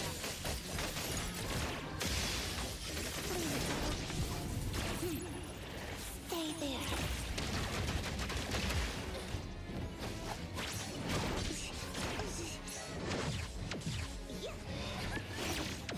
Dodge them all. Don't despair. Everything with force. Salt. Ready to save the day. Onslaught coming. Thousand eyes, awaken! I heard your call. Yeah, for reference, Patton, there's probably 6 or 7, maybe even 8 at this point PlayStation 5 controllers in my house, of varying white and all sorts of different colors from different years. Oh, just all of those. I like how she says dodge them all after we dodge like 2 of them. It's like that wasn't remotely all of them, huh?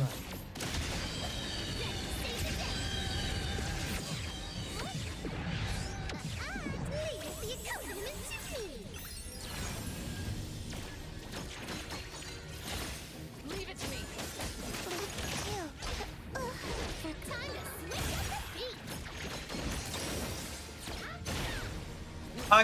Calibrating them can help a little bit for sure. There's definitely online tools where you can like program where it sees the dead zone in the controller. That helps a little bit. But yeah, physically pulling them apart is definitely the absolute best way to get it fixed up.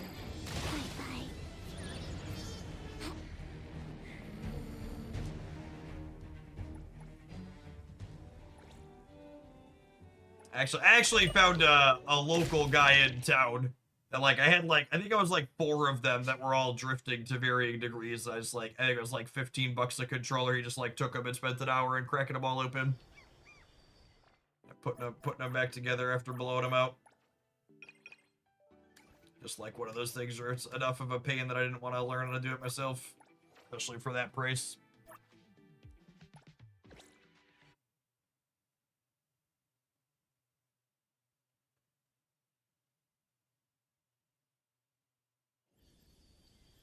Oh, you know what though? I should probably hit a... I really wish it would heal you whenever you teleport anywhere, as opposed to only healing you when you go to the telephone booths, or put you back to full when you started the boss fights. So when I enter into a domain, it should really reset my team.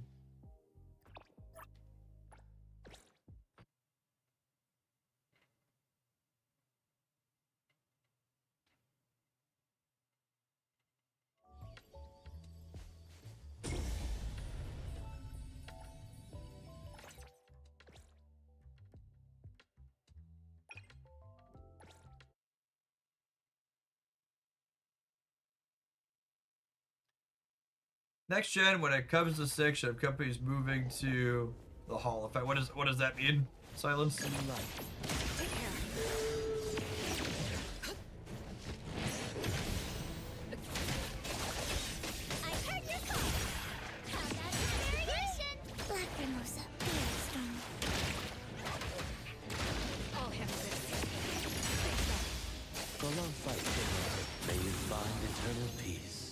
Magnetic for resistance. Interesting. Take care.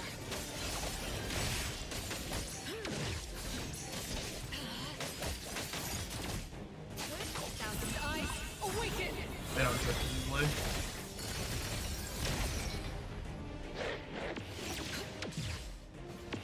Time to switch up the beat. Hey, my turn. Shift change.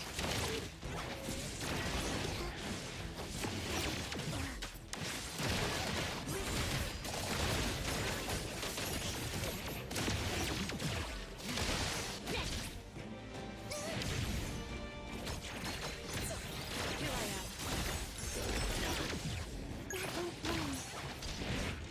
Lacrimosa. Angry.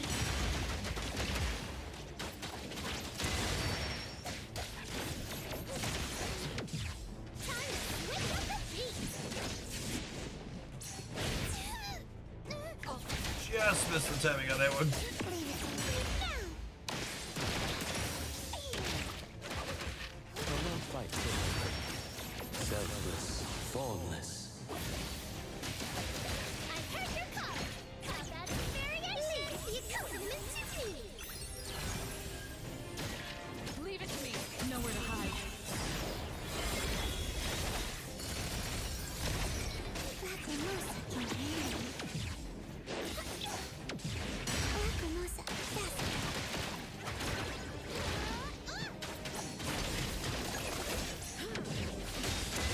Comprehend. Time to switch up the beat. I'll handle this. Leave it to Lava. It hurts. It's over. Bye-bye.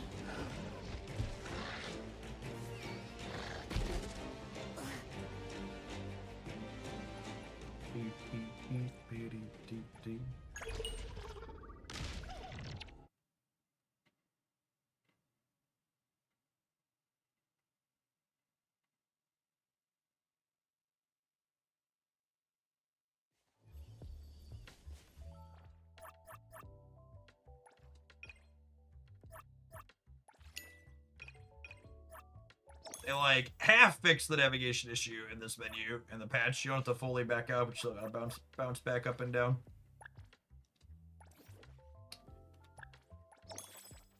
Oh, there's a special event going on right now where you get double points for, or double fonts for doing things, right? Fonts Rush?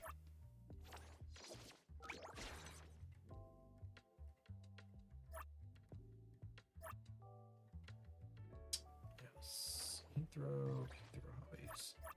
That includes this one, right? I've been meaning to do another one of these ping pong heists. I think my level is basically just waiting on more of these.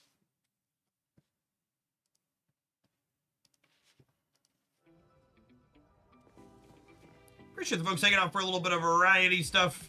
This app's in a pretty reasonable spot, but variety's the spice of life, and I've enjoyed mixing in some other things that I've been playing off stream as well in segments periodically. This is one. Even if we don't play it on stream every day, I usually log into it off stream. Be careful. Do a little bit of exploration.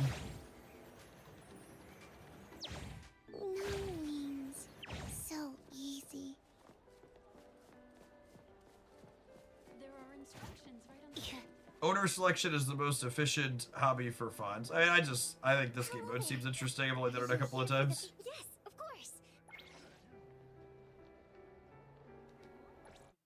I've only run through it a couple of times.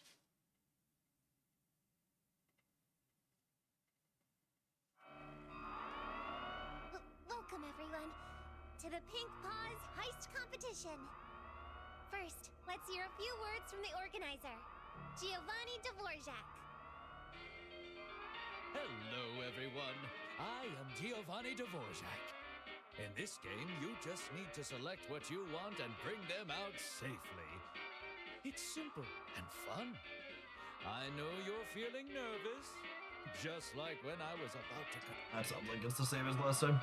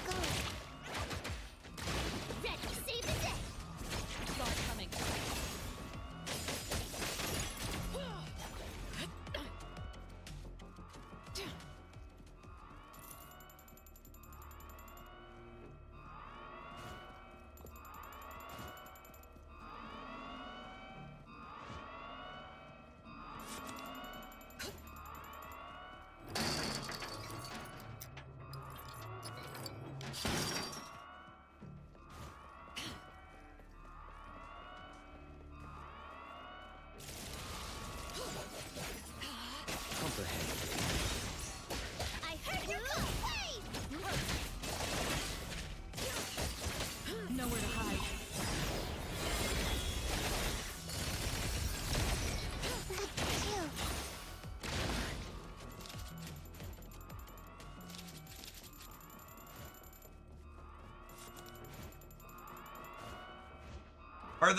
Are the enemies in these based on your world level as well?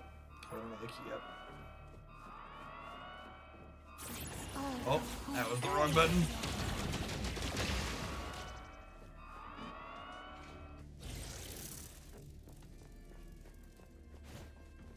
There's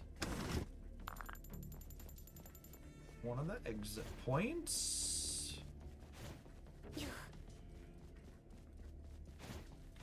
Yes, ma'am.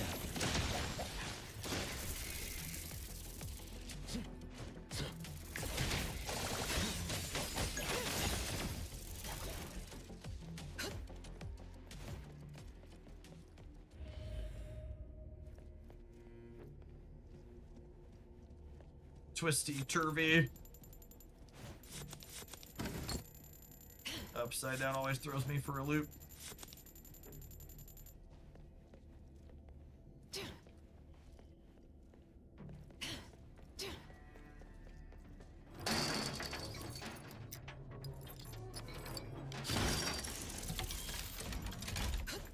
Or to get one of the two. Go long fight.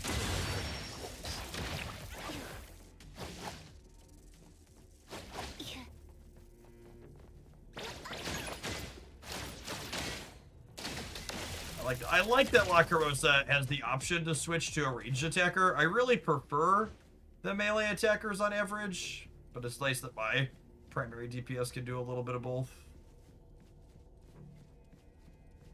This game likes to have some random enemies that fly up a little bit. So being able to have her pivot it is quite great.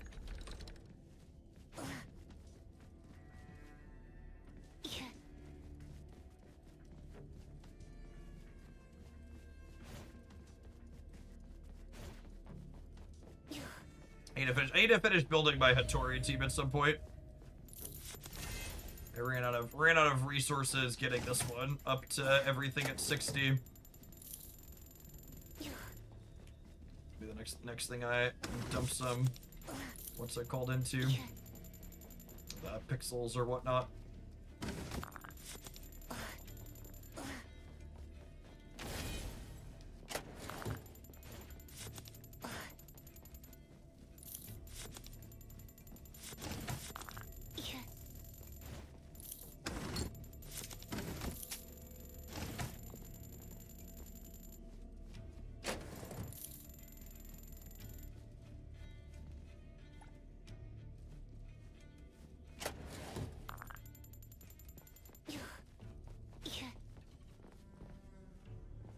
It's an evacuation point. We still got plenty of time here, I think.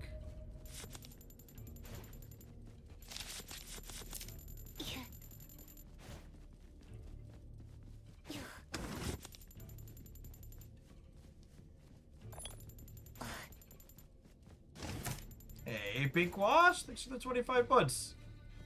Appreciate the 2 years of support. Welcome back.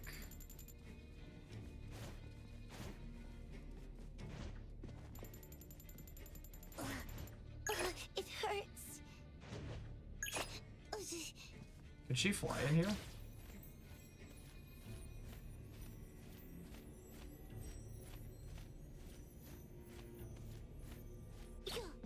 That seems great. I accept.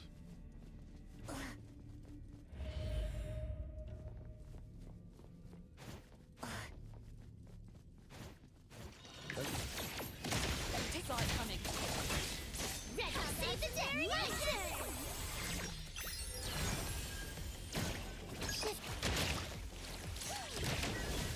That chest in between the lasers has one of the keys in it. Oh, interesting. All right. Take care. Leave it to the last to move.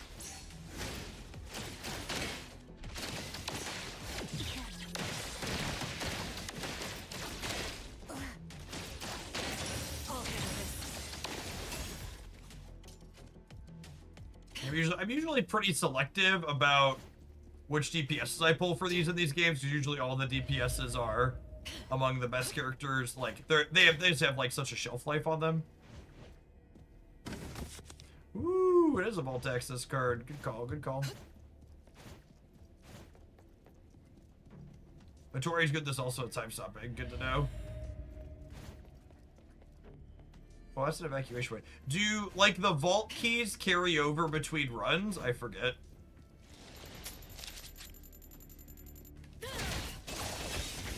They do. Okay. So even if we end up bouncing back out after that, that's still useful. It's rogue-like type progress.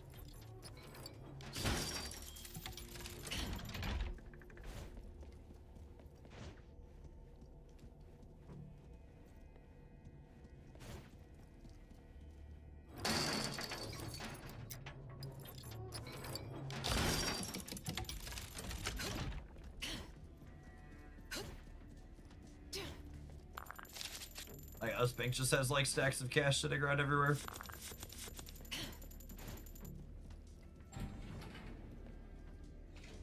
A little different than real life.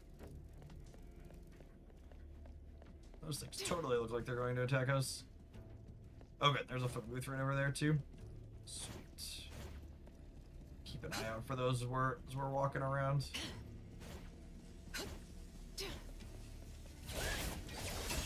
Really? Those aren't hostile. They look super hostile. If I alert this thing, is it gonna attack me?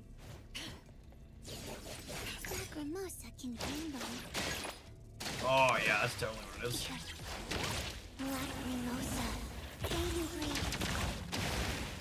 Ready, save the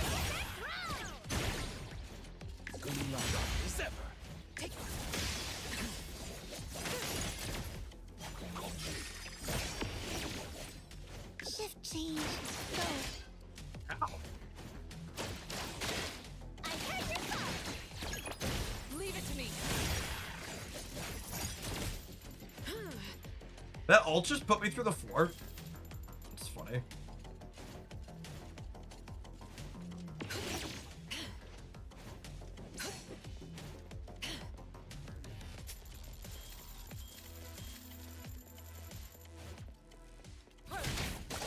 Better to heal as well. Shift change. Go rest. Forgot to dodge. Now it's my time to shine. I'll handle this. I could care less. We're going. I got a limited character until now in some form of world skill. I'm not sure how long they'll be able to hold that up for. Yes, that is one of the. Like how many until they're re-churning or repeating those types of things. All right, less than 3 minutes left. Probably okay time to leave.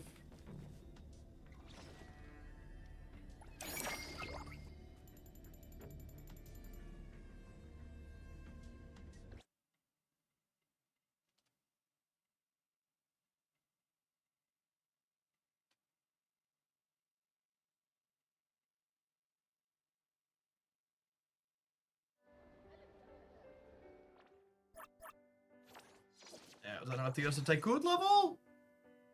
Sure was.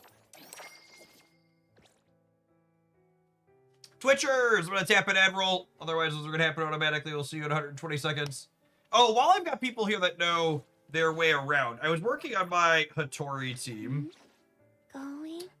And I didn't have You need me to step in. arcs selected Don't for a forget to couple of bill these them for an characters. appearance fee. Like, is there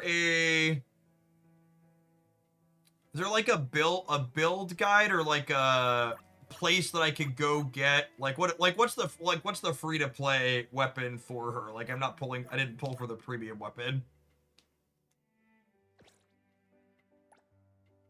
You use Prime usually. Is there like a thing in the game that shows you like recommendations?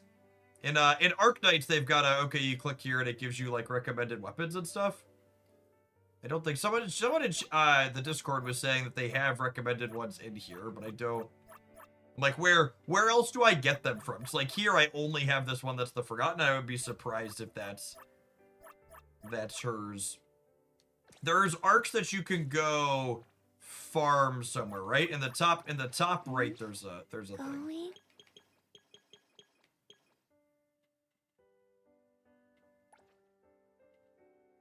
Top right where? Character guide. Ah, okay.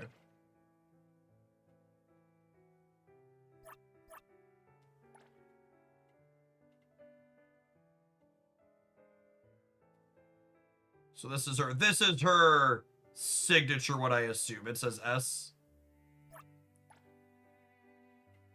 Oh, the Forgotten is her recommended A tier one.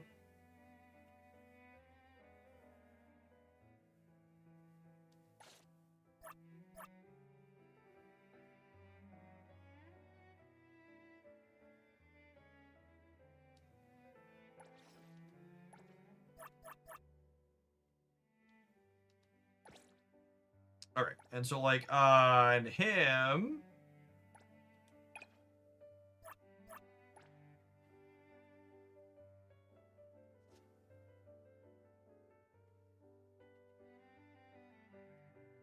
it's like rain that shook the world. Where can I get this one from? Is this one obtainable from somewhere, or is it something you gotta pull for out of boxes?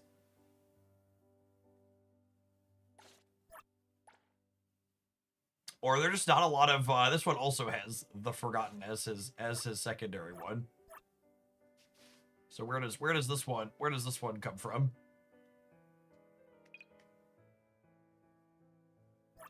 Oh, obtain. Is that in here? Oh, I have keys for some of these. Is this the only thing these keys get used for?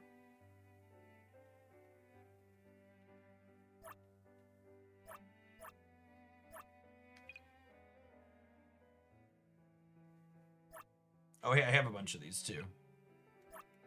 Which one was it? He wants rain that shook the wind.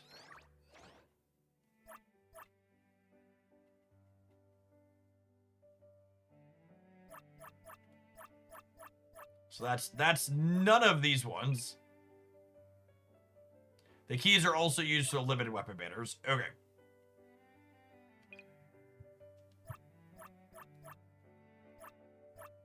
Yeah, the menus are a little scuffed here. Is that purchasable? Is that one of this one?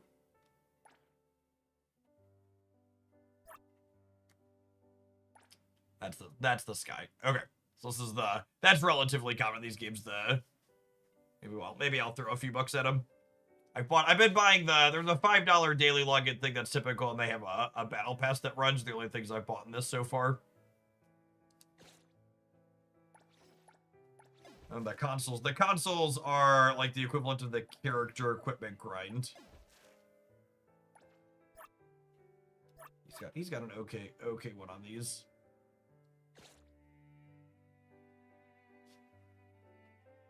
The rain that shook the world is the exception. It's in the bundle. Okay. And then what about hers? That's an S tier. I think this one matches. The wearer's attachment damage increases. I guess I can look at the character guide on her. Today? It's pleasure working with you.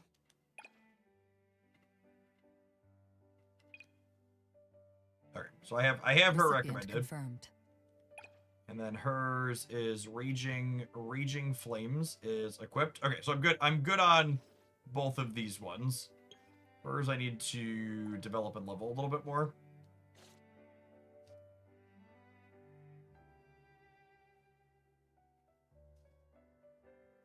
Okay, so I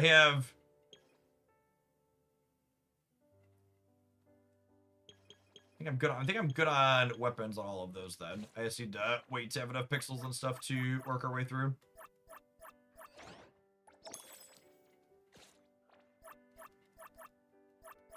Where am I at in terms of quests? Let's do this is the main quest line. That just got updated, yeah. I do like a big hat lady. There is no shortage of big hat ladies in this game. There's a few of those.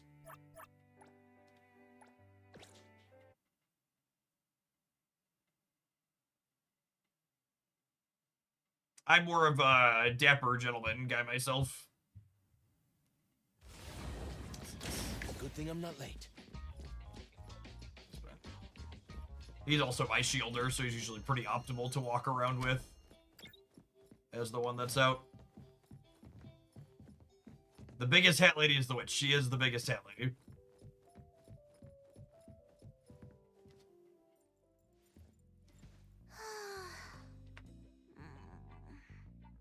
Natalie, is she okay? She hasn't been happy for a few days. She's even worse today.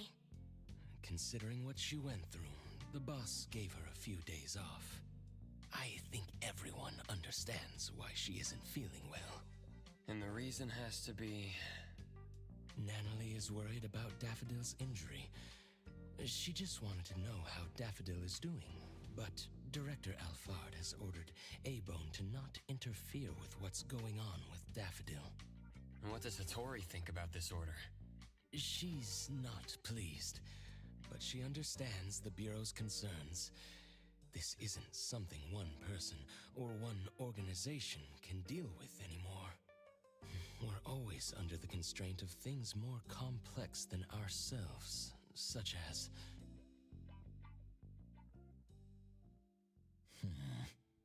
Natalie must be worried out of her mind. The master she loves became someone she didn't know, got injured, and even disappeared.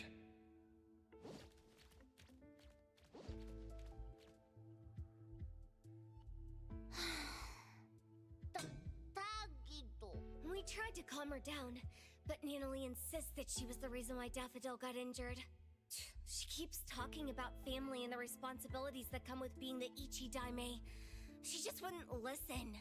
Natalie, she's blaming herself. Not sure how we can cheer her up. Tagi Tagi!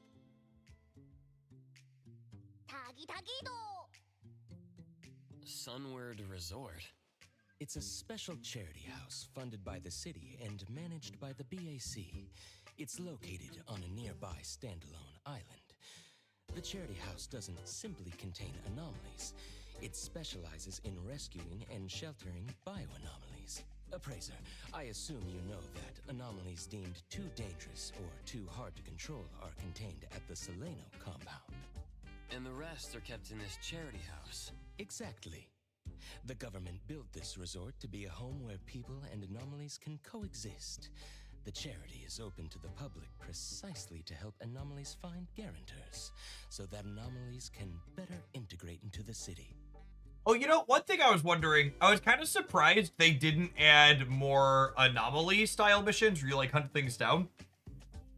In the 1.1 patch, have they said anything about what their plans are for adding those? Will those only be a major patch thing, or are we just, like, done and set? I felt like those would... I was expecting those to kind of be a more recurring source of things they would add per patch. I see. I was just checking out their website and saw that they were running a promotion to give out limited family ticket packages at random. Within a week and without any appointments, registered family members can visit the charity house as many times as they want. Yeah, I agree. I was really hoping we get more of them in the 1.1 patch. I think they're one of the things that really set the game apart and make it have a really unique feel. Of course, they also, I feel like they did such a good job of making them be unique. I also want them to take the time to, like, get them right as they add more. But I feel like it would be a huge miss if they didn't, like, have a steady trickle of, like, just some amount of them every patch. Oh, Gigido!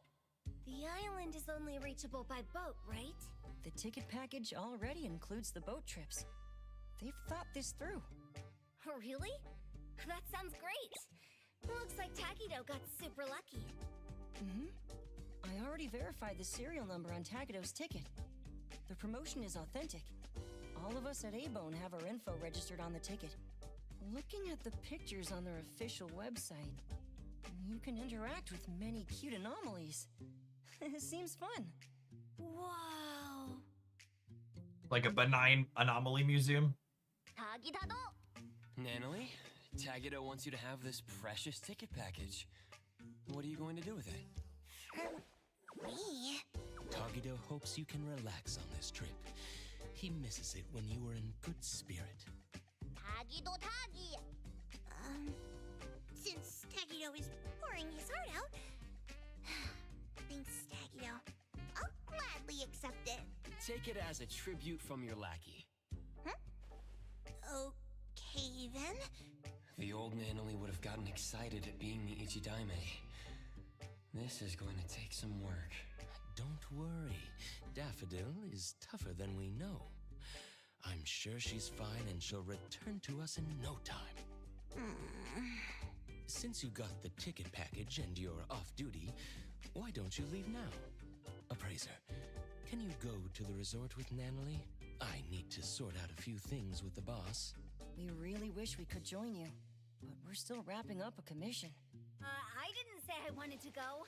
Since Nanalie is off duty, someone else has to work more. Tagido! Nanalie, you can help us by having fun there. Stop with the sighs. A-Bone is getting gloomy. Okay, fine. I'll make sure the appraiser shares a lot of photos with you. Consider it done. Take care. Have fun. The dockyard. Oh, is this a new area of the map? I feel like I don't remember that. Too. Going on a boat.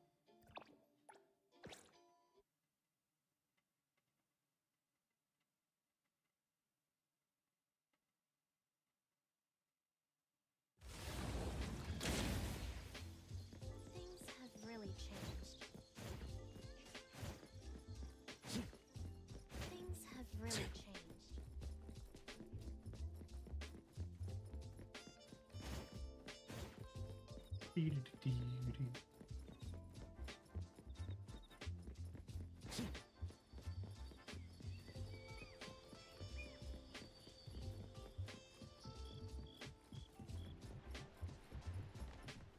Hello there. What can I do to help you? We want to pay a visit to the Sunward Resort on the island. A ticket package for the resort? How lucky! Everyone in my family went for the draw, but no one got it. Never thought so many people tried. A lot of effort went into the promotion. I heard a famous philanthropist, Inanna, was the sponsor. Oh, I know her. She also sponsored the TV show we were watching. She's got a good eye for these things. I wonder when she'd sponsor A-Bone. All right, your ticket is validated. You can enter the dockyard's waiting zone this way. Please pay attention to the boat's departing time. You can find further notices about touring on Sunward Island here. I hope you have a great time. Thank you.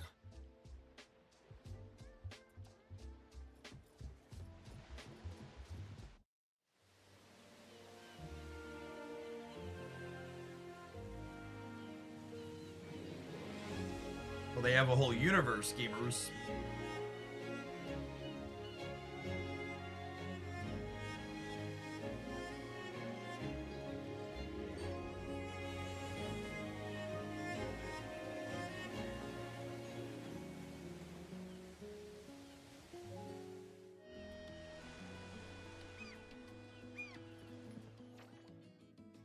In terms of the map, oh, it's just a completely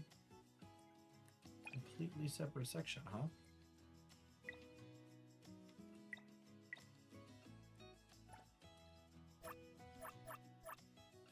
Oh, I didn't realize there were separate rewards in all these bits.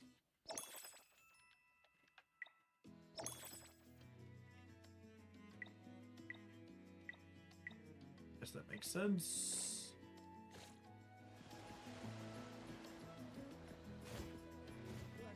More ravens and stuff in here too. Not me.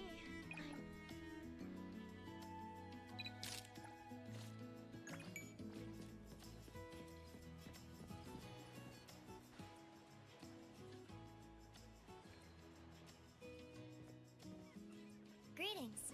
On behalf of the Sunward Resort, I sincerely thank you for visiting the island. My name is Eroi. I'm in charge of taking care of you today. It's a 10-minute walk to the resort. Don't worry, you won't be bored. The natural scenery of the island is mesmerizing. This is And there are absolutely an special upcoming anomalies to collectible guide character, you. yeah. Today, you will be guided by cute fluffies. She seems a little horny. Fluff.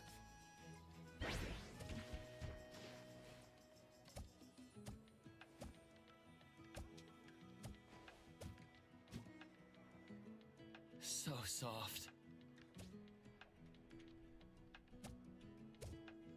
Whoa!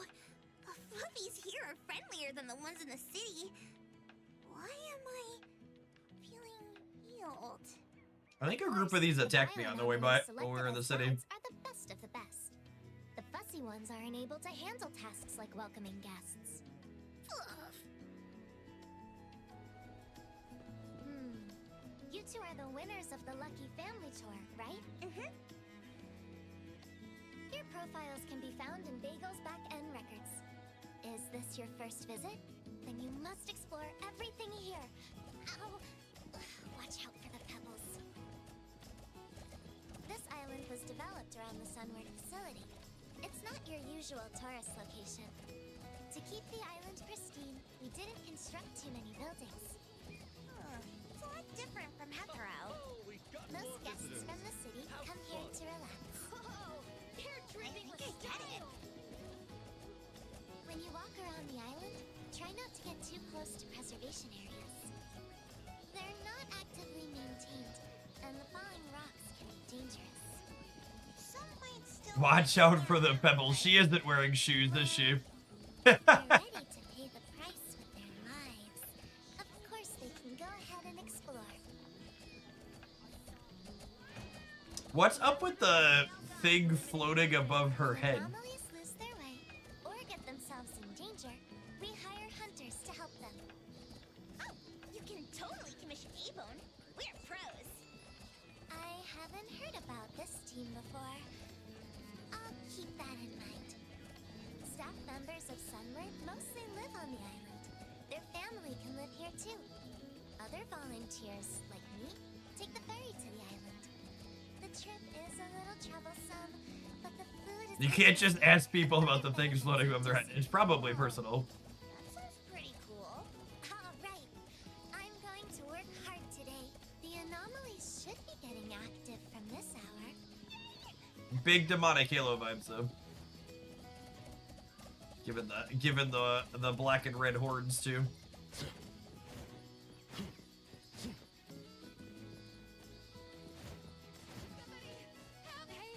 Is anyone out there?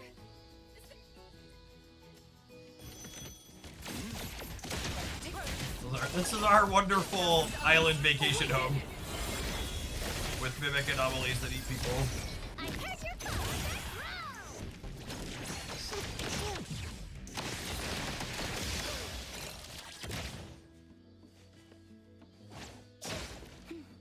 I'm still reeling. I mean, seriously, since when do phone booths trick people? You're welcome.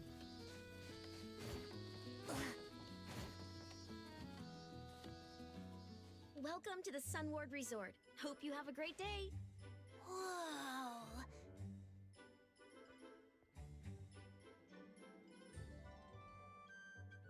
No need to worry. All the anomalies here pass the BAC's safety evals. They're not a menace to common citizens. Strolling around like this helps them feel free. Oi, Danzaburo, Misty! It's the two of you again. Just call it a draw already. Ow! Not a care in the world. Since this is your first visit, let me introduce the different areas of the resort.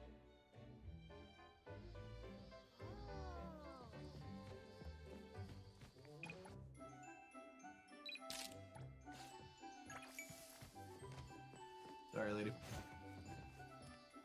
I won't let you This is down. the recreation area for anomalies, and also the largest area of the resort.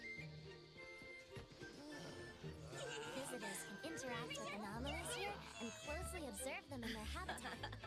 Observation activities are crucial if you're looking to guarantee a bioanomaly. I want to get one.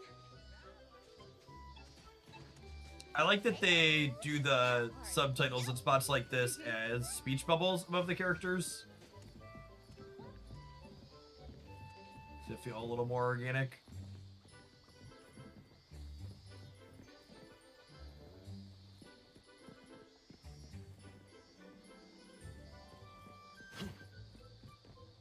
Is this Noros? Wow, so elegant. Can I pet it? Can I? Go ahead. This is the only Noros in the resort. It's been fed by its owner for many years, so it is pretty demure. By the way, the Noros doesn't really belong to the resort. It has its own independent guarantor, who happens to be the resort's investor, Lady Inanna. Her special promotion gave you the package deal you won. I guess that's what you'd expect from a successful businesswoman. Lately, reservations from Bagel have been shooting through the roof. Maybe the Noros deserves half the credit?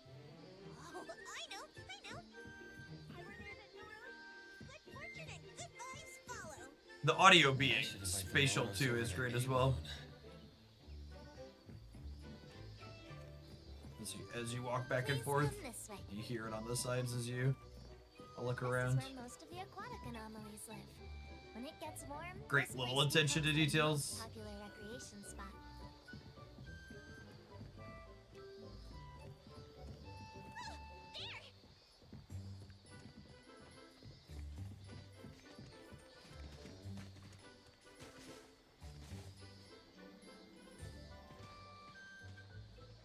Praiser, over here! There's so many little ones swimming in the shallow water! Those are twisties. You'll find these guys wherever there is water. Twisty! Twisty Twish! Eat 'em all! We got a lot more crumbs. You might be hungry after walking around. Please take a look at the dining area. You're a bad fit!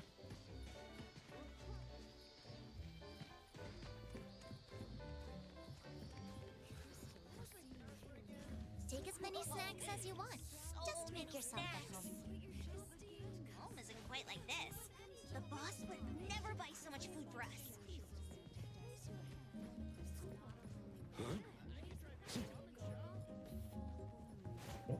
Scroll up top. I don't know how we get up there from here though.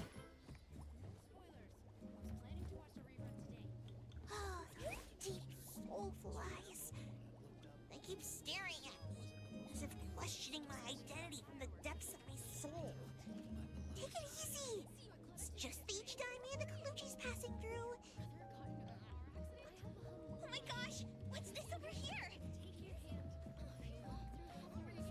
We have jellyfish. Flatty, a flat aquatic bioanomaly. Up till now, no one knows what it can do. When it's bullied, it simply moves away, flatly. Natalie, you don't like this anomaly? Boring. If it were up to me, I definitely want to be strong. Then I can protect all the flatties.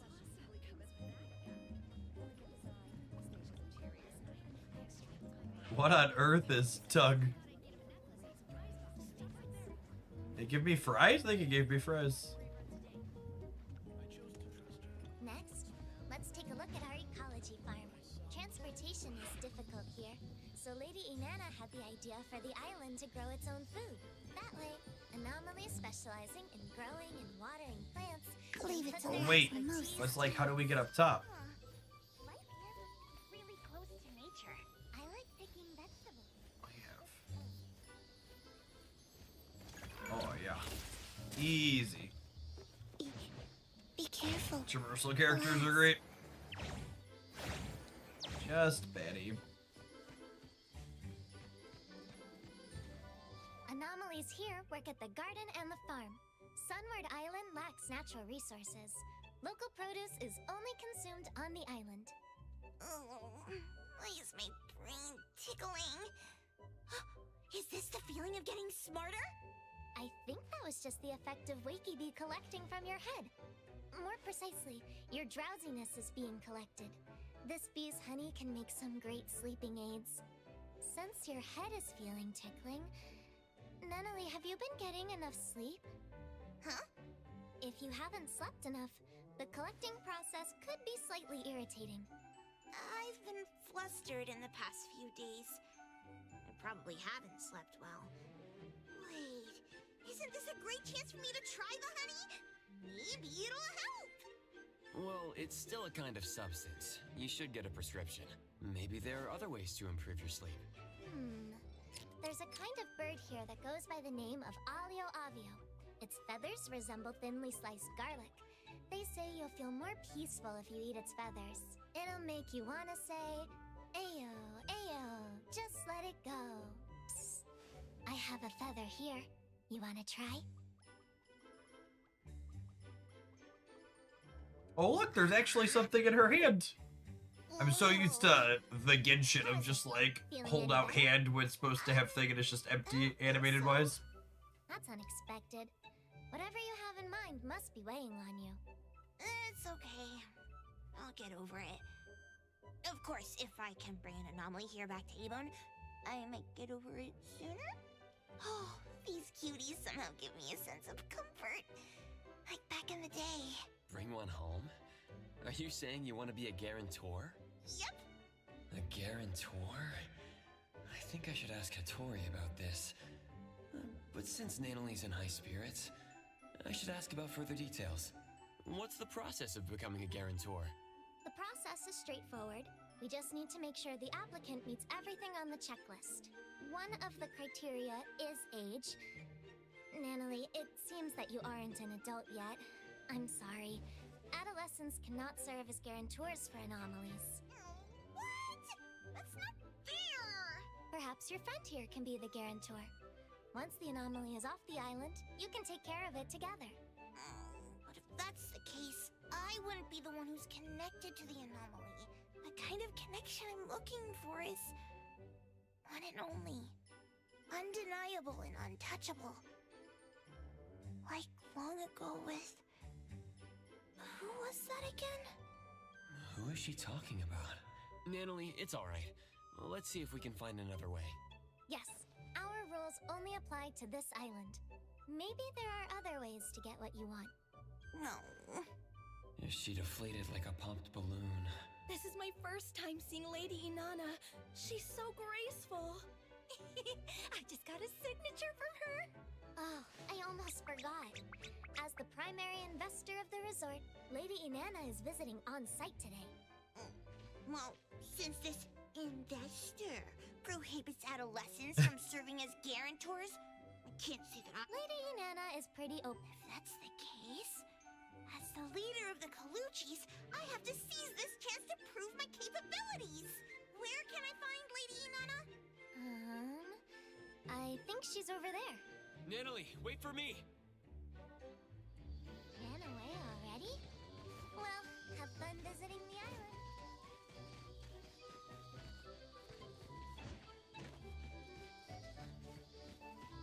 I won't let you down.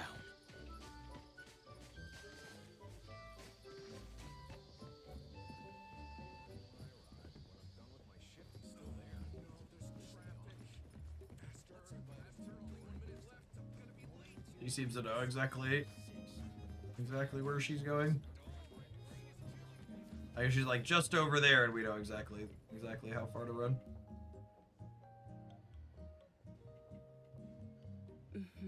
I've read the report. More applicants to become guarantors means more anomalies will find a home. This is good. Many events are scheduled for the next season. You'll have to work harder to accommodate heavier customer traffic. The report also points out that the booking process is too long. Make sure to fix that. Of course, Lady Inanna. The island has limited resources. Everyone is doing their best to make do. If any staff member or any anomaly needs extra help, just let me know, and I'll send help. Lady Inanna. That's all for today. I shall take my... It is a small hat lady. Lady Inanna, wait! This one is... Lady Inanna, these two are the latest winners of the Lucky Family Tour event. Looks like you rushed over here. Take it easy. I'm all ears.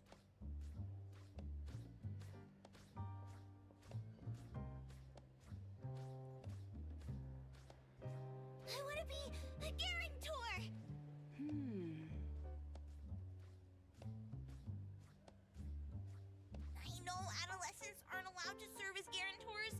But I promise I'll be absolutely responsible and take care of my anomaly. I'll do everything right without messing up. Again, you can test me all you want. I admire your boldness. What's your name? Natalie. All right, Natalie. Can you tell me why you want to be connected to an anomaly? Is it because they can be cute, useful, or... No. I mean, of course they can be like that, but I want to treat one as my most precious family member. For some reason, I have this lingering feeling that I've lived side by side with someone long ago. I don't think she's old enough to have a long ago. That feeling with Taggy, though. Anyway, I was just toying around, but the more I think about it, the more I feel like I should do this. I just want to form a deep connection. Very well. I understand. You may leave. I'll take care of myself. First, Natalie, I appreciate you for pitching yourself. This means you trust what I'm doing here, and you expect me to do well. Is the one next to you your guardian?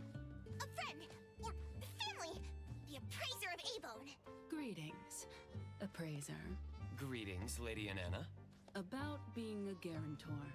I admire your way of thinking, Natalie. I think you care deeply about anomalies, and you want to be responsible. However, processes and rules are in place for a reason. If I make an exception out of this case, I would not be doing my job properly.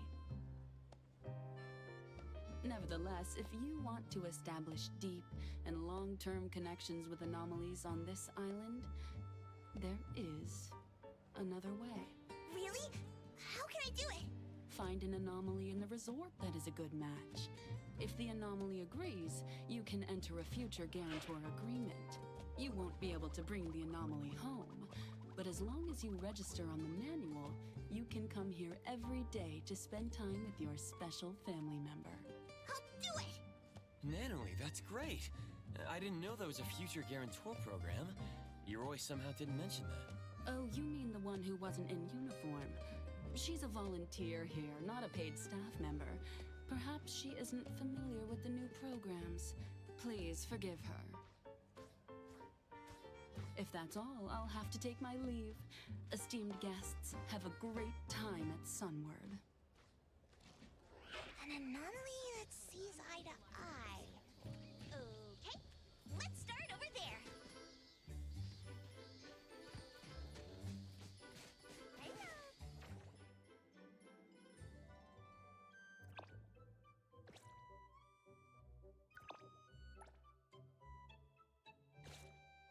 How are you? Rabba, rabba, rabba! Rabba! Rabba, rabba, rabba! Rabba, rabba, rabba, rabba! They're so energetic. Some of the anomalies are very Pokemon adjacent. We should check around more. Hattori won't want these noisy ones back at A-Bone.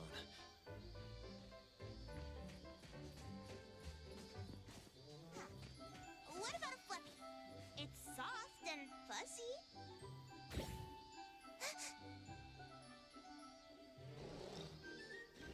Causing troubles again? Sorry for this, troublemaker. Let's go. Quick, out of here. Fluffies seem to be easily flammable. There's something hiding in the grass. Cutie, why don't you show yourself? A pouch mosquito. A-Bone has that too. But this one doesn't seem to bite. Really? What's this? It looks like a teddy bear.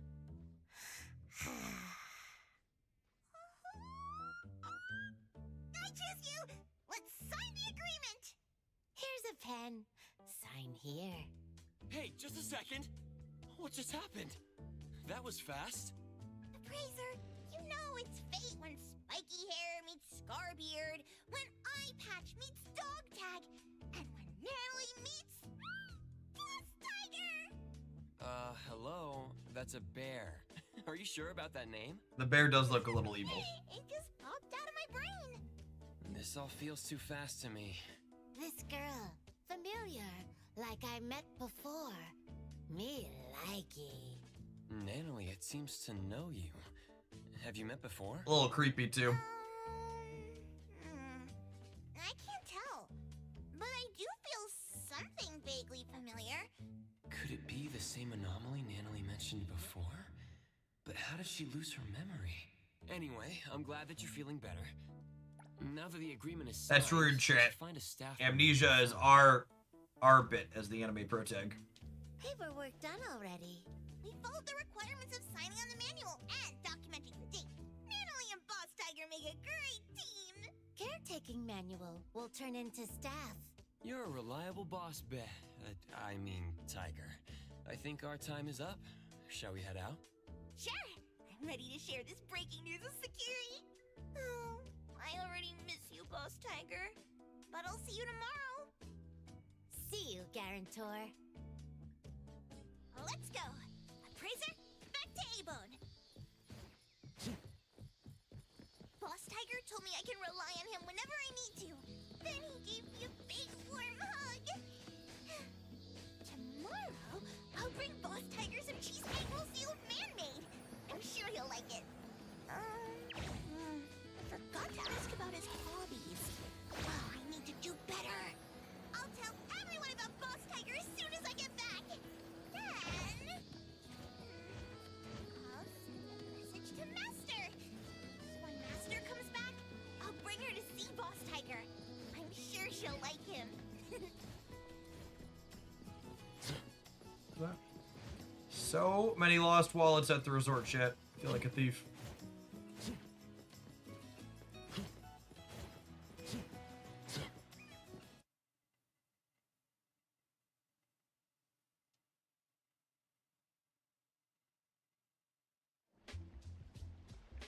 Alright, I'm gonna tap an ad really quick to run to the restroom. Beer beat. Thanks for hanging out, gamers, for some chill and tea to wrap up the day.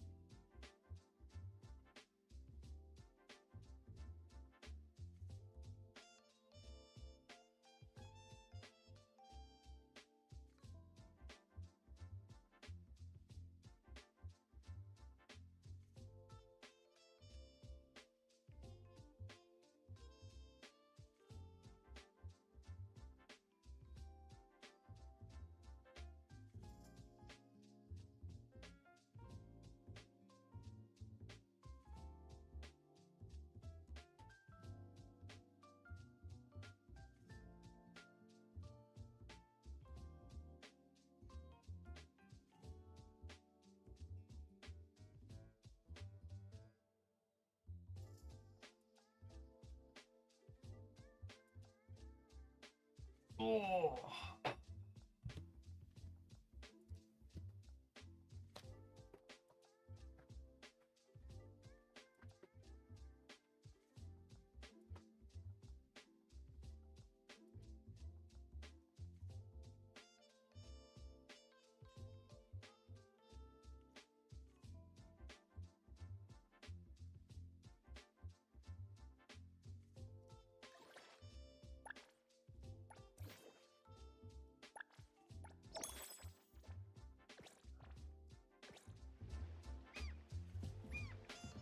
Have you engaged with the racing event yet? I have not. I assumed, and maybe incorrect, that you needed like a faster car to engage with that system meaningfully, so I haven't really touched it. Appraiser, don't you think his ears are cute? I don't usually go out of the way to min-max every aspect of all the mini games of these types of games. Usually they have more than I feel like I need to engage with. Oh, of course not. Master? Oh, where have you been in the past few days? I sent you so many messages. How's your injury? Are you feeling better? I'm returning to Avon with the appraiser. Let's go back together. Don't come closer. Daffodil? Are you okay? So, the reason you told me to come to the docks is... You're the one who stole from the auction. Stole? That's not how I remembered it. I took it fair and square when everyone was watching. Hey, the appraiser from A-Bone. We meet again. My name is Poinsett. We have a Little Red Riding Hood this game too. Staring at me like that. I'm not the one who lured your master away. Am I right, sister? Sister? What do you mean? All right, sister. This was a nice little chat. Let's go back.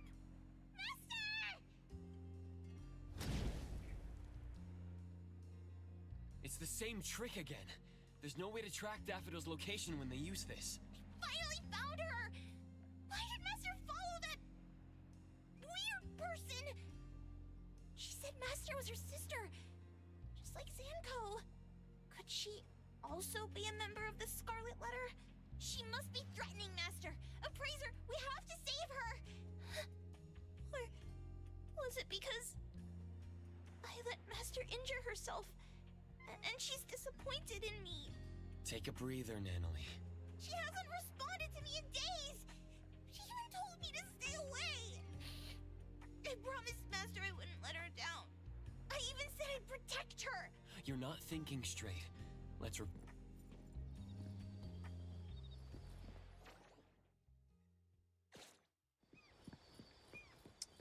Feel like on average they've probably been airing a little bit far on the side of Walking Simulator for their main quest.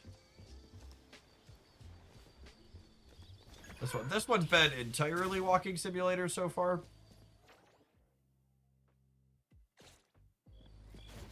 Walk over here and clear this dice real quick. Why are you standing on my car roof?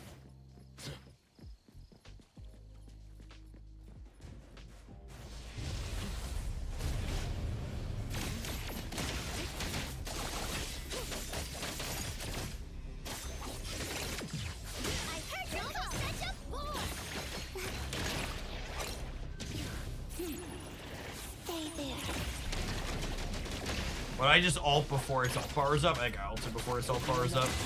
May you find eternal peace.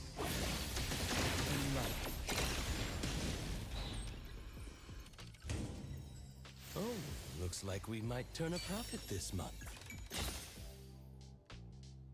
Huh?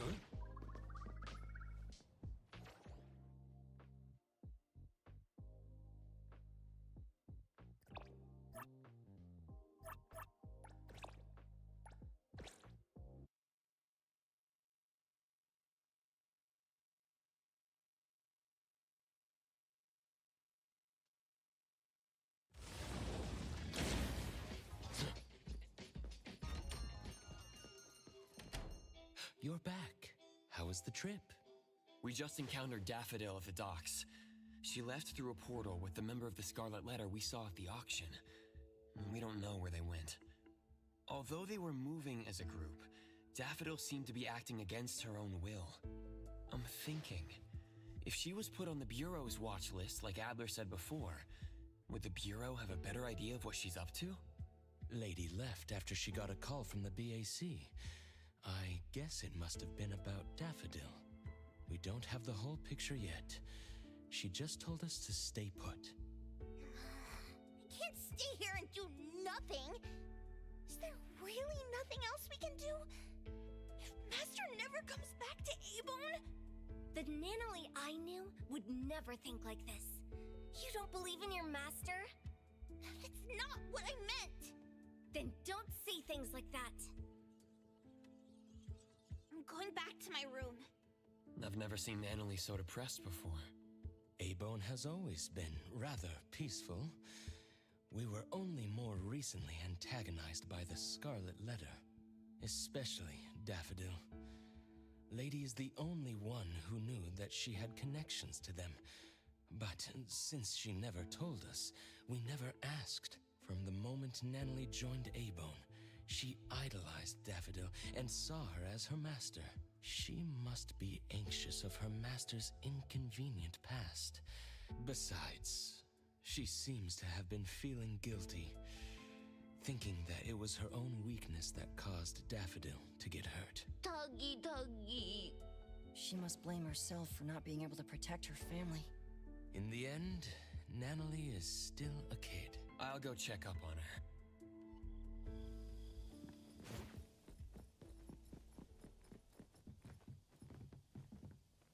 Nanalie, are you still awake? No response. I'll leave her alone for now. Look at how considerate our characters in this game, chat. We knocked and then we're walking away instead of just barging in. This is strange. That's not how protagonists usually work in RPGs.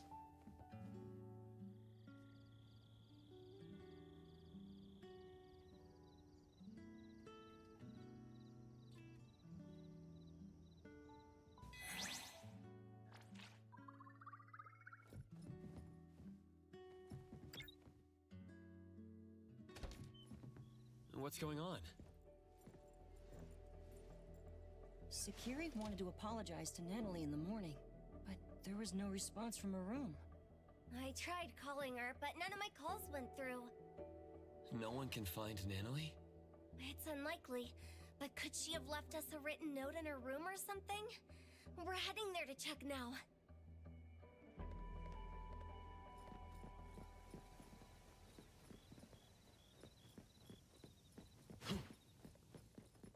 We're asking permission to barge into houses. NTE has gone woke after all. This is we have a DDR pad too. This is definitely a child's room. From the like stuffy clip to her outfit to the entire disaster of this room, like the designs around Natalie are peak child.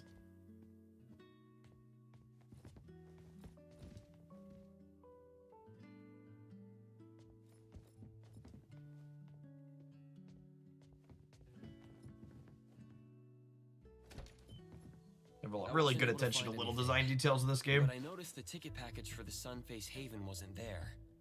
Nanalie signed up to become the future guarantor of an anomaly. She did promise to see him on the island today. Could she have went to Sunface Haven? It's not like Nanalie to leave without telling anyone. The worst case scenario is that Nanalie rushes into danger alone to look for Daffodil. Perhaps she went alone because she didn't want us to disobey Director Alfard's orders to not interfere. Screw the orders! Nanalie and Daffodil are gone. What's good following orders? We're Daffodil's friends. The Director wants us to stay neutral. She also doesn't want us to put ourselves in danger facing the Scarlet Letter. But at this point, if we don't take any action, we're only going to worry more. Nanalie must have either went to the Sunward Resort or went to look for Daffodil. Let's split up. Adler, can you take a look at the resort? All ABO members are registered for the ticket package. You should be able to enter without a physical ticket. I'll go visit Blackbird at the witch's house. Maybe she can help. I'll go with you. All right then. Lady isn't back yet. Let me tell her about this. Contact me if anything comes up.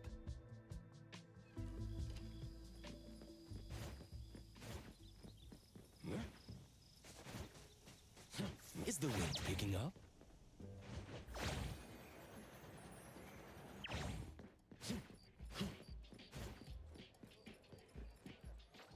Pink walk. No, we can teleport here.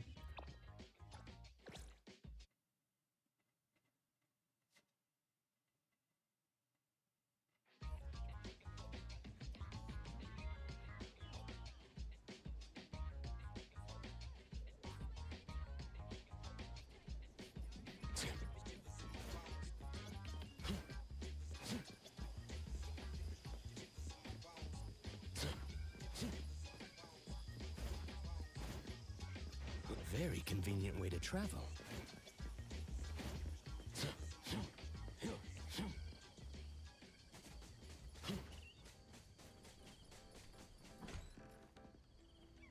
There's our big hat lady. Welcome to the witch's house. Fog.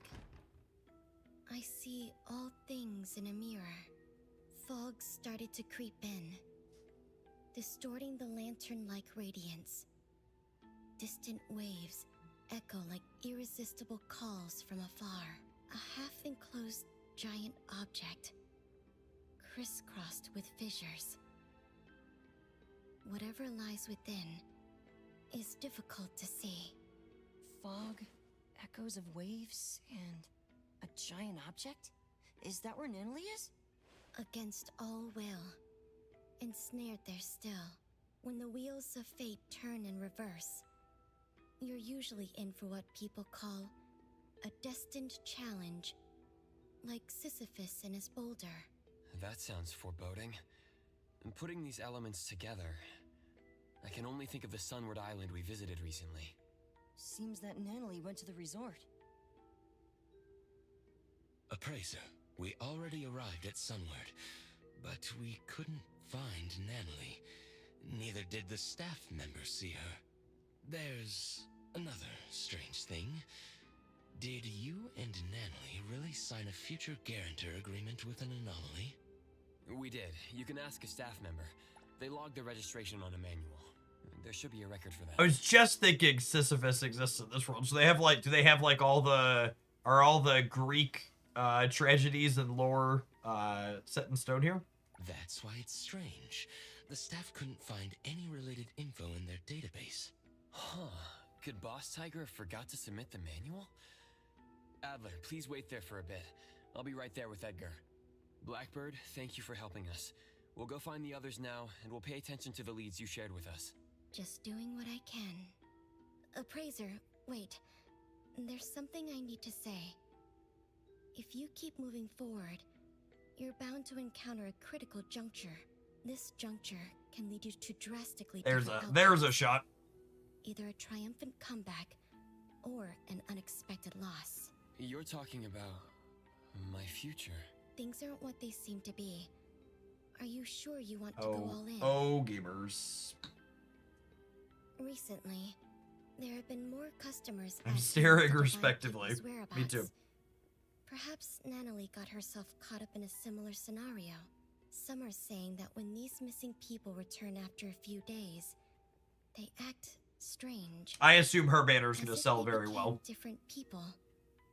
This must be an anomaly's doing. Take extra care, Appraiser. Hope you have a safe trip.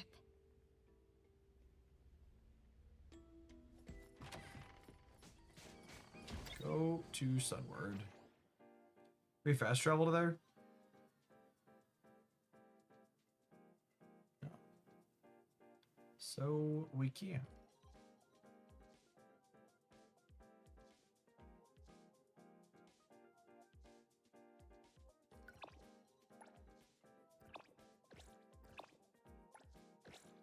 I wonder if how much the existing map pads is how much they have set up for the first version patches already. A lot of space they could fill in. Obviously, they could always add more. It's always wild to me how much content these types of games tend to have in advance. Usually they have like close to a year's worth of stuff or more planned out. Try and keep that rolling ahead. I'm sure that an anomaly signed a future guarantor agreement with Natalie. Boss Tiger, that's the name Natalie gave it, said it'll turn the paperwork to a staff member. For some reason, the anomaly never submitted the paperwork. We'll have to find this Boss Tiger to ask some questions. What does it look like? Like a teddy bear. Bear? I thought it was a tiger. Something's going on. The way Natalie described it and how it appeared to me don't match. When I was looking for Natalie, I overheard someone talk about an anomaly that looks like a bear. Let's find them and ask about it.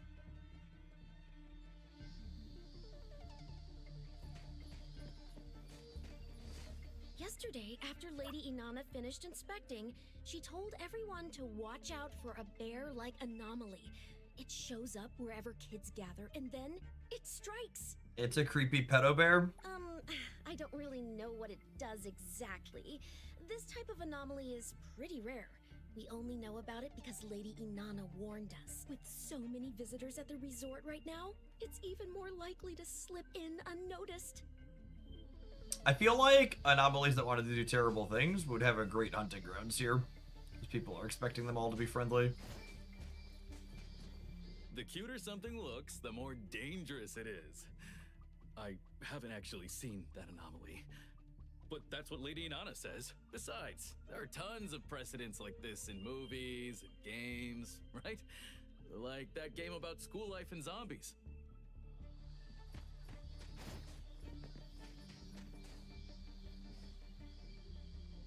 There was no one at this corner when we encountered the bear. Was he waiting at this particular location? From what we gathered, the anomaly Natalie encountered should be the Teehee Bear. It's a variation of Cuddly Bear, a childhood friend anomaly. Another variant is known as Sadie Teddy. Sounds like they belong to the same teddy bear family. While Sadie Teddies harbor hatred for grown-ups, Teehee Bears harbor hatred for children who have slowly forgotten about them over time. Interestingly, only adults can see them as the teddies they are. For children, both Cuddly Bears and Teehee Bears turn into what children long for. If the kind-hearted Cuddly Bears transform to make children happy, Then Teehee Bears shapeshift to deceive children and seek a revenge. No wonder Nanalie saw the bear as a tiger. that must be the case. I'm worried now. If you're looking for a teddy bear, I think I saw one on the way to work. Eroy? I was looking for Adler and heard some of your conversation. I see you two know each other. Once Eroy knew we were looking for someone, she helped us look up surveillance footage from the last 2 days. I looked up all available camera footage. I'm sorry, but Nanalie didn't come back here after she left yesterday. That must mean if the Teehee Bear did something to Nanalie, it was at the location other than the resort. Eroy, you said you saw a teddy bear. Can you tell us more? I arrived at the resort for my shift around 9 this morning as usual. On my way, I spotted a teddy bear in the distance and thought someone had just abandoned it there. The large forest was unusually foggy, but since colleagues have told me that the longer one worked, the foggier one's memories gets, so I didn't think it was a big deal. Wait, physical fog and brain fog aren't the same. Your colleague was probably joking about the hard work required here. Is that true? I'll put this on my notes. Well, you saw a bear, but not Nanalie? Could this unusual fog be related to the fog Blackbird mentioned? If you want to get there, take the side gate out of the resort. There's a shortcut that'll make the trip much easier. Thank you. You gave us a critical lead. By the way, what did you get out of Blackbird's divination? Fog, echoes of waves, and a giant object. I guess the first two elements are counted for, but I don't see how the Teehee Bear can be a giant object. That aside, Blackbird also told me that she's been handling cases of missing people related to anomalies. Could the giant object have something to do with this? Could it have affected Nanalie? The BAC will likely take up missing person cases. Let me give Lady a call. She's at the BAC now and should be able to get more information.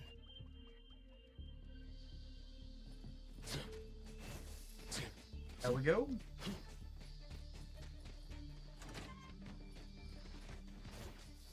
It's foggy here. Mind your steps. We're in the middle of nowhere. I don't like this. Dispel.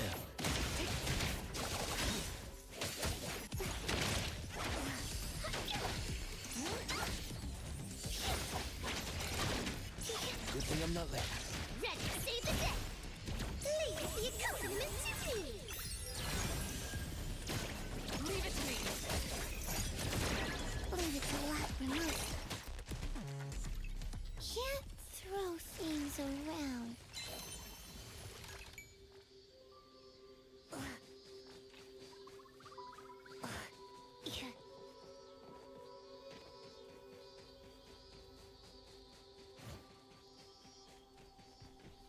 I've heard what's going on.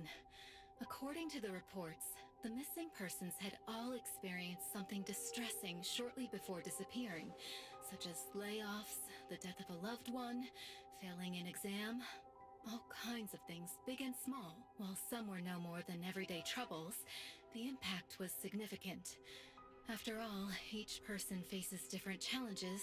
Some of these missing people just vanished for days, and then showed up out of nowhere, while others were never found. The ones who did come back had no memory of where they'd been. On top of that, they were oddly cheerful. Oddly cheerful? Did they forget about their previous frustrations? Can't that be a good thing? It's hard to say. Do you think the ones who changed completely are still who they used to be? What's the BAC's verdict? Lately, there have been increasing reports in Heathrow about people being anomalied away. The BAC believes that they somehow entered an anomalous realm that shows up by random. They still haven't nailed down the location of the entrance. I'm not sure if the Teehee Bear is involved. Unless... Teehee Bear? Is it related to Natalie being missing? We're not sure yet. We suspect the bear shapeshifted and abducted Natalie. I appreciate it. I think I see footsteps. 2 different sets of footsteps. The smaller ones seem to match a teddy bear. Could the bigger steps be from Natalie? The tracks went through the forest, leading to down there.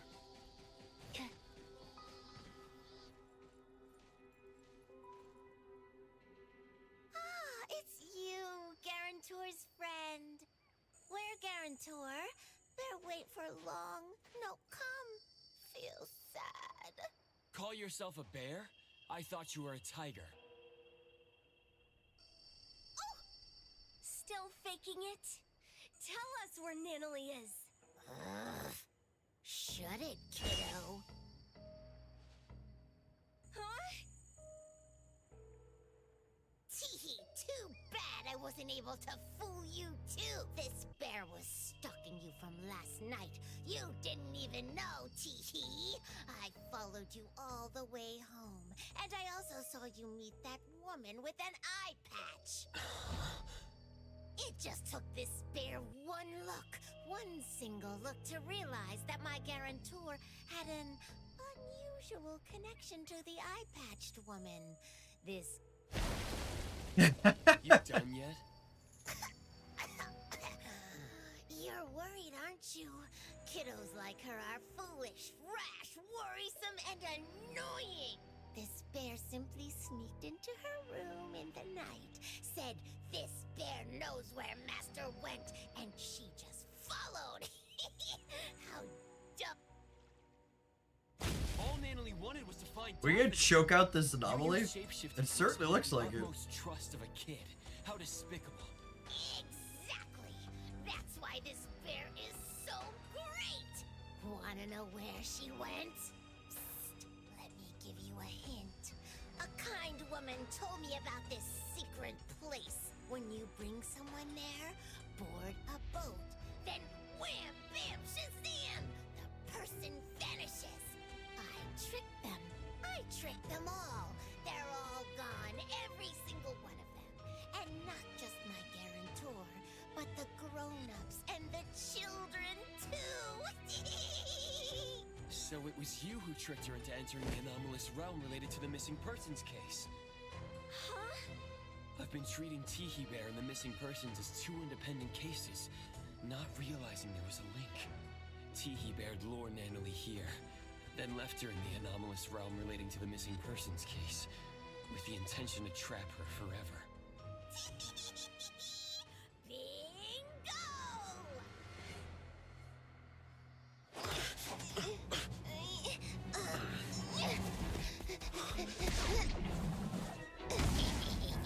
This bear must warn you.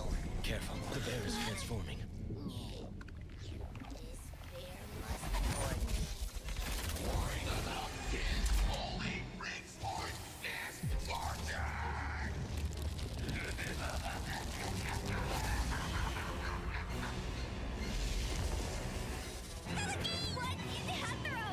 Finally revealing your true nature?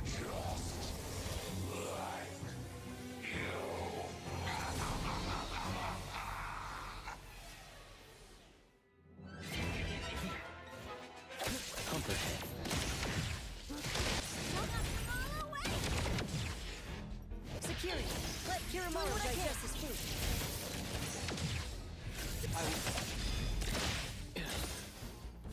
Rest for a moment.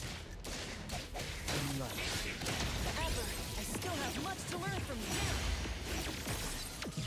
Let me take over. My mistake. Time to eat! I will strike.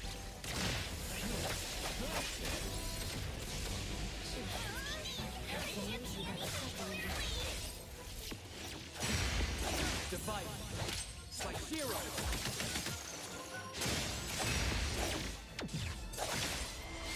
Watch the timing.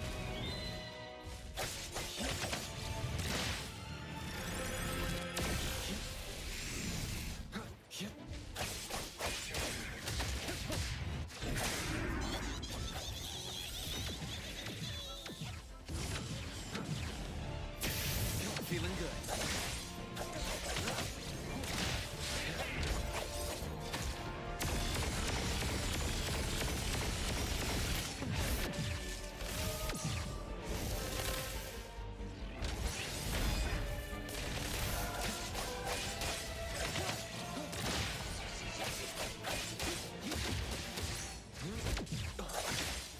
Let's finish this!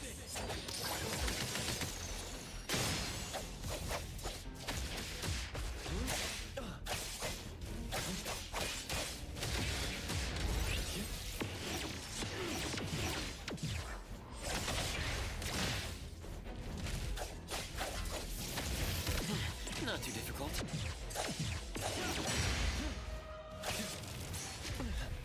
Well, it keeps splitting in two. That's fucking gross. I gotta save my cooldown skill for when it needs disruption.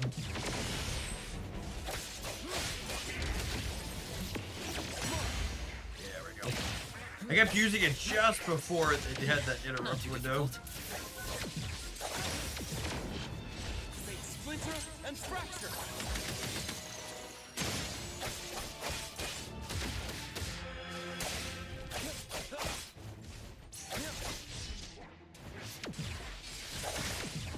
Feeling good.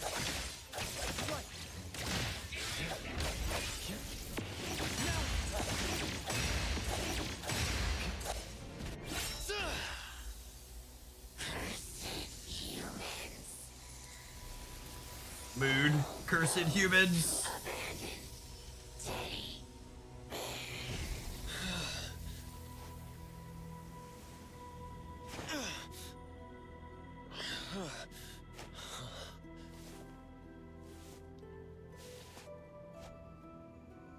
Adler, where are you?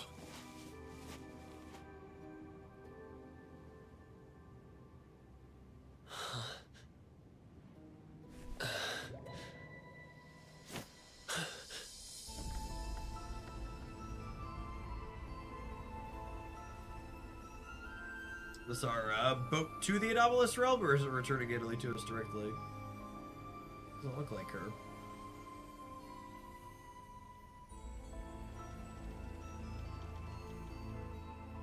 That ferry is sailing on the land? I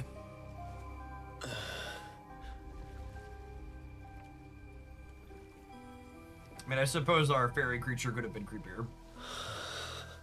I'm sure this is fine.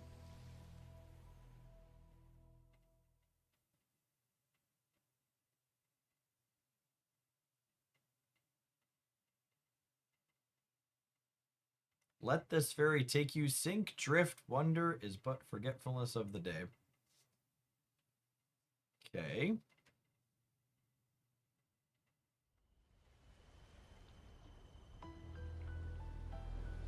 It's a very pretty scene.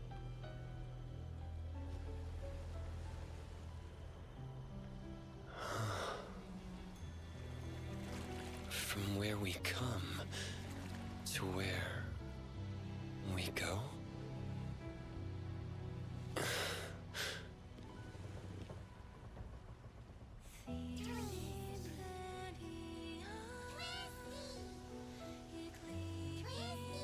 Twisties? I didn't expect to see you little guys here.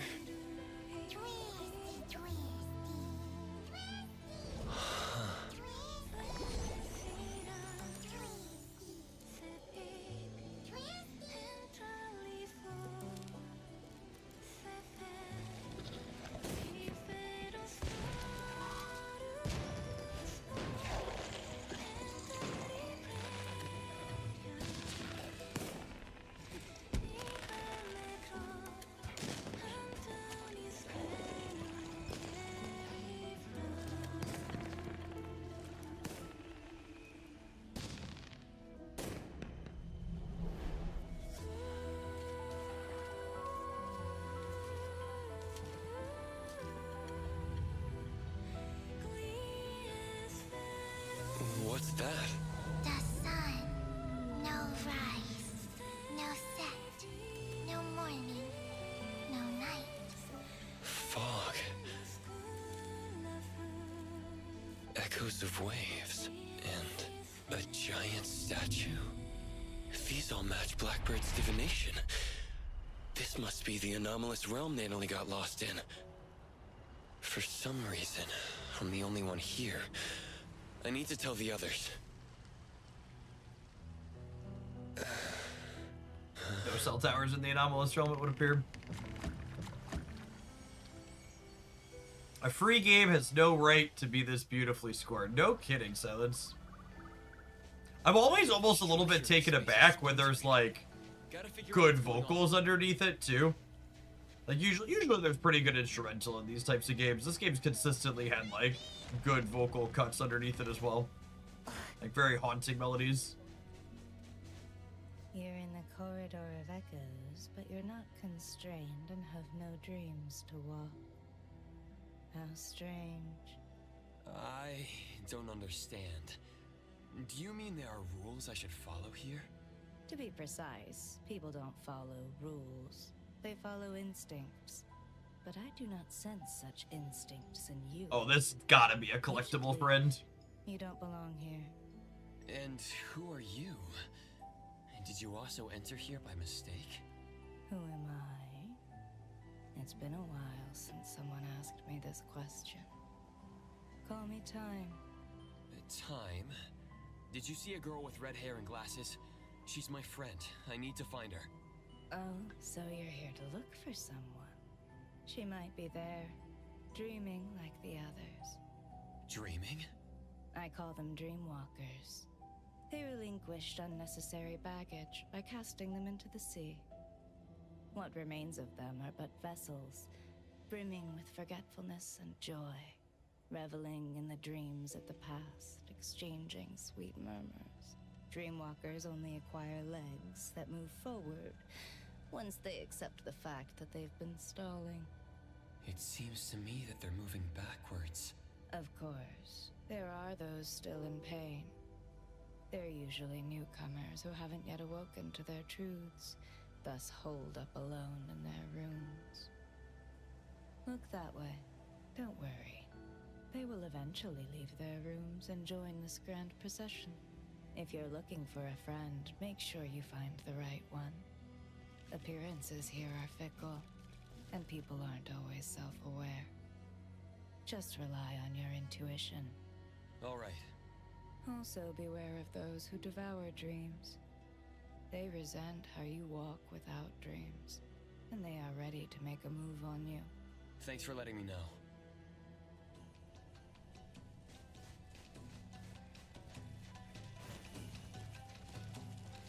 Why is the Dreamwalker procession going backwards?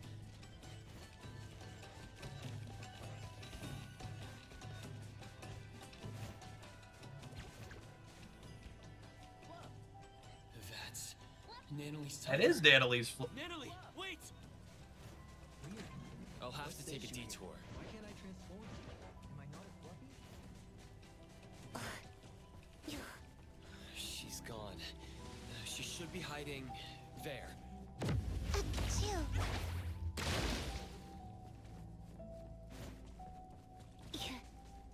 Found her.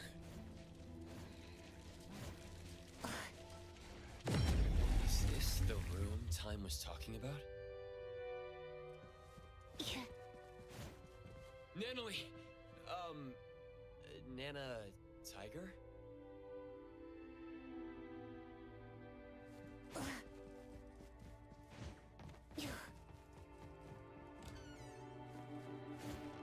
Hospital? There's a sound coming from the room.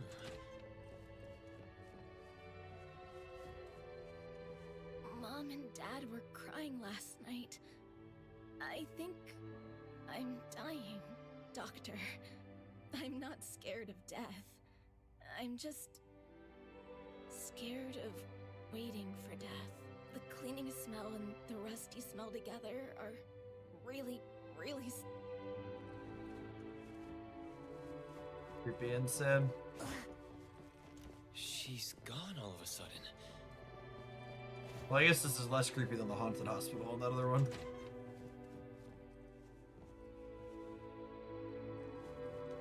Take a deep breath. If you don't want to give up, why don't you do whatever your heart desires? I can't say I know how you feel, but I think in your last... Then I want to gobble canelays and play instruments in my own way. As long as my legs work, I want to run. Don't let regrets catch you in your grave.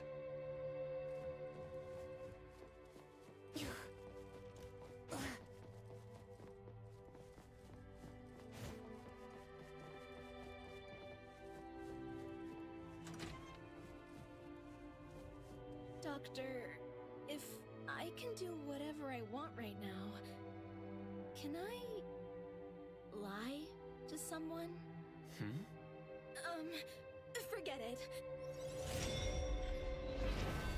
The room changed. Okay. Nana, Tiger! Hey, wait! Just look at all the details in this area. That's just like this brief cutscene as we run through this portal. She's not gonna let me simply capture her.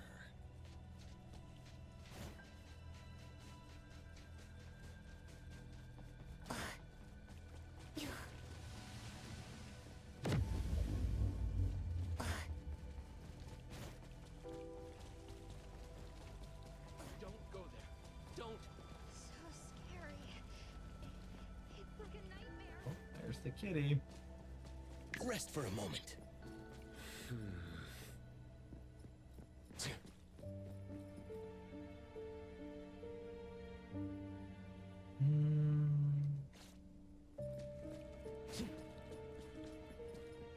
Yeah, kitty, kitty, kitty. Yeah, kitty, kitty, kitty. Grab it! Grab it!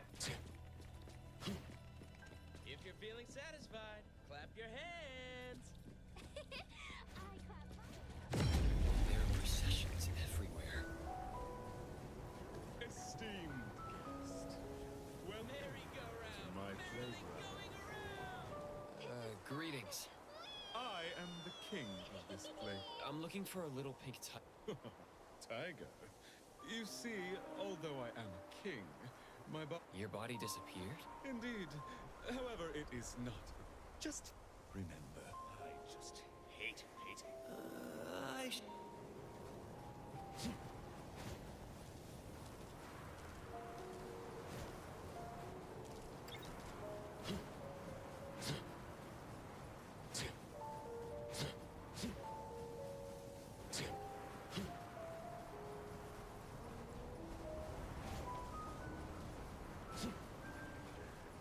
This one is energetic.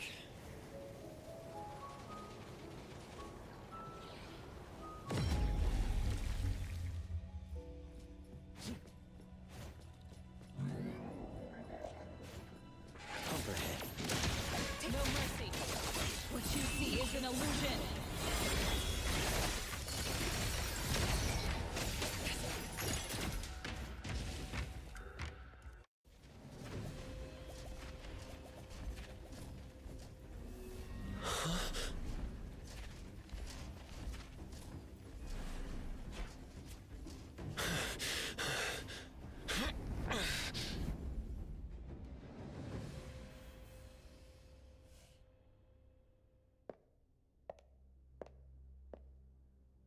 Evening, Kaylee. There's a problem. I'll get to your The question in a appraiser minute. from A-Bone got in too. Oh, the lady from the island is evil, An chat. opportunity. Philanthropic businesswoman being evil. Thought this was supposed to be an escape from reality. Did you hear that? Act fast, or two of your companions will be stuck there forever. You.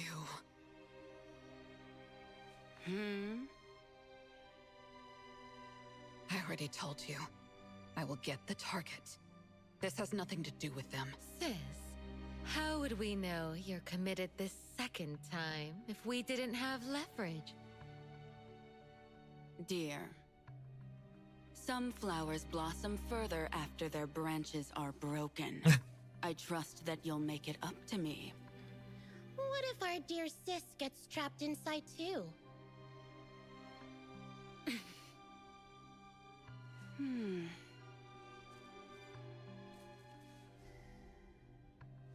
Don't worry. I need to get out. There are things I need to do.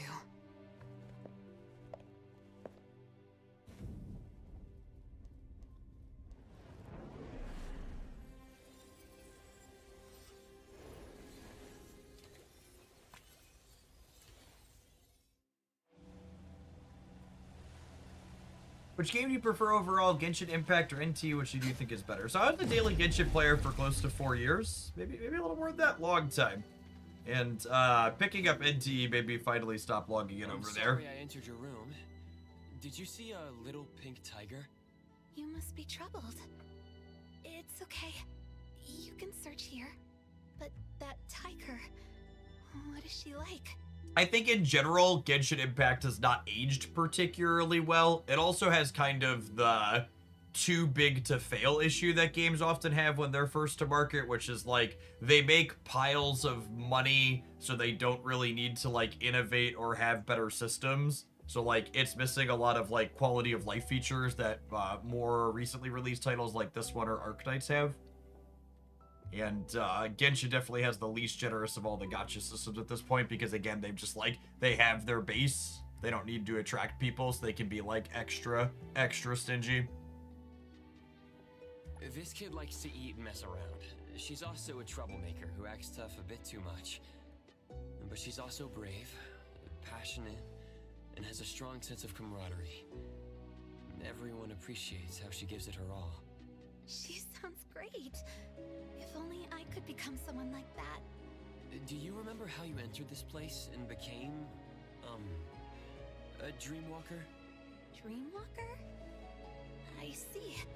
That's a fitting name. I don't remember where I came from, but I remember what I need to do. What is that? What if I helped you and the pink tiger? Do you know where she is? I'm sensing something.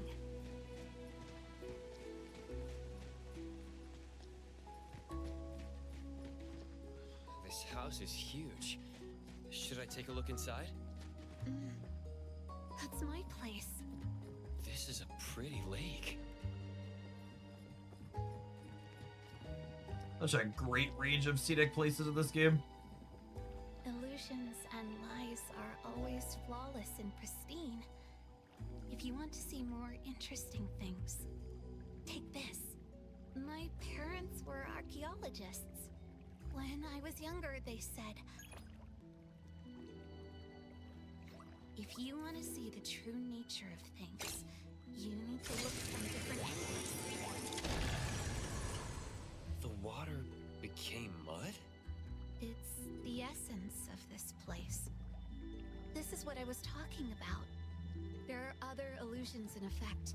You can use the kaleidoscope to see their truths. A lot less scenic. Oh look, it's pretty again. You can't put lipstick on a pig. The house looks a bit old from outside.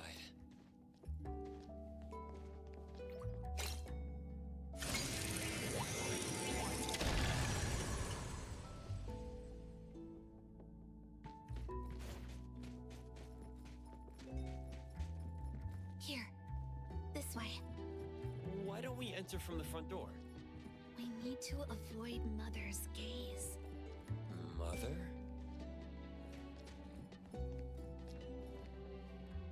See this window? Turn the kaleidoscope against it.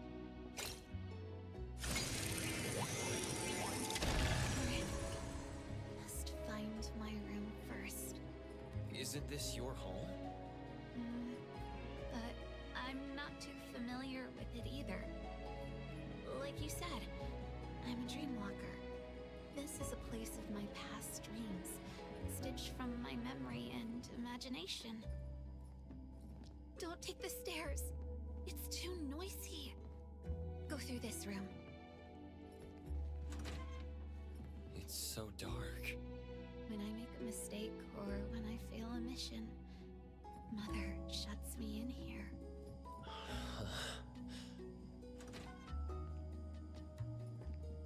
Hush. Another dead end? Try using the kaleidoscope.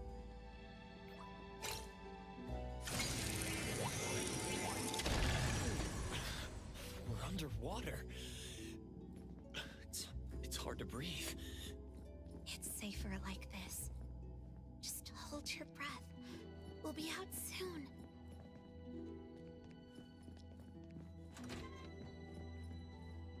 We just emerged from water.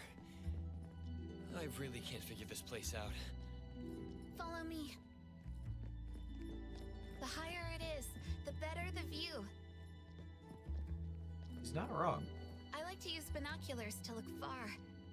I always see something different.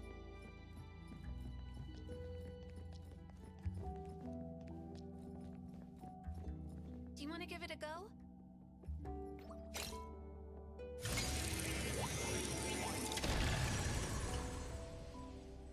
Oh! Yeah. What's that? Sure. So many eyes up in there. The one who calls herself Mother has always been watching me like that. But my biological mother, the one who was an archaeologist, died long ago. And this woman should have also died. Huh? I ended her myself. My preparation was meticulous. I made sure she was dead. Why did you want to kill her? She turned my life into a lie and placed me in a cage she built. But she's still alive. Will she hurt you again? What are you going to do? That absolute unkillable demon pursues me relentlessly. She's never, ever. No traces of Nanalie here. Maybe she's elsewhere. Let's look at each floor.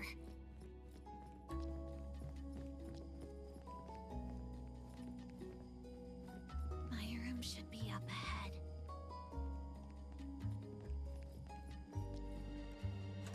There's a moldy smell. Actually, it's me and my little sister's room. My pretty flower. Just cover your ears if you don't want to hear it. Let me see. Good kiddo. What are you doing? Little tiger's in here. I know where she went. Let's go to the attic. The bookshelf has a mechanism. Inspect it with the kaleidoscope. Too close. Here. Take this elevator, and you'll find a secret forest. Is Lady Bullseye worth stacking, or should I save up for upcoming Series 5 cards? I'd be surprised if Lady Bullseye was worthwhile. A very, very narrow niche card that's not super powerful. And I wouldn't be surprised if they rebalanced something around her in Team Clash by the time it comes around again. Because she was very good there in terms of power level. Secure. No one can see you when you hide there. She's smart to have found the safest place. Oh, hey. Found her. Nanalie? She was just running around. Now she's sleeping like it's nothing. Maybe she finally feels safe. I once met a strange person under this tree. She said she needed me, so she took me back home. That one scent is still lingering here.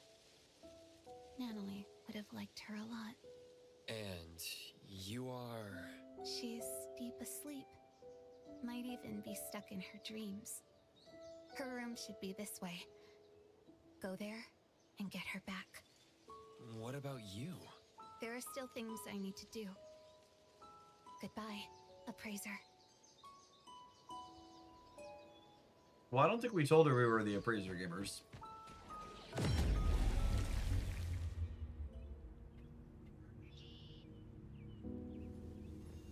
There's a sketchbook. Is it Nanali's? Last night, I dreamt about Boss Tiger again. Natalie! She's deep asleep. Is she dreaming inside? Is this her before she became an Esper? It looks like it. Bird. That shiny thing is my badge. Oh, it's flying away. Wait! On the rooftop. I followed it downstairs. Or did I skip through the other one by mistake? I might have triangle to press it by mistake. Only to step onto an electric cable in a work zone.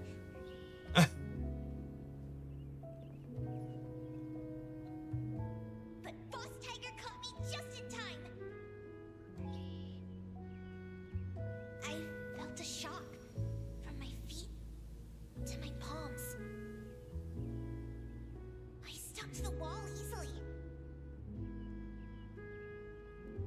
All right, in one go!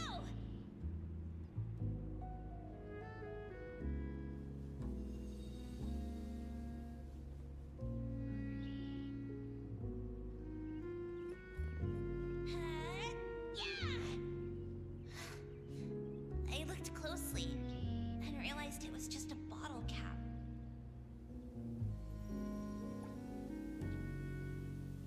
Boss Tiger said to me that this is called growing up. Once as kids gained something and lost something, we bid our childhood farewell. And Boss Tiger told me his time has come. Then disappeared. And I never saw him again. After, I gained the same powers as Boss Tiger.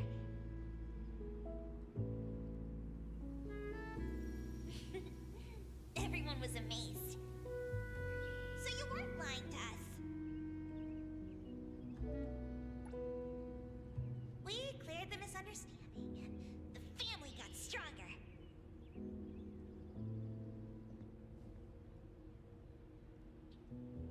I promised everyone, as long as I'm here, I'll protect them all. I thought that was enough to keep us together.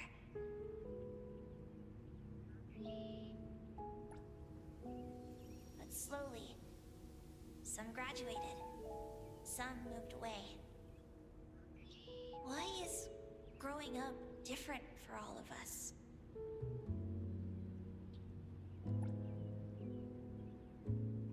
I don't want to give up. If Boss Tiger ever comes back,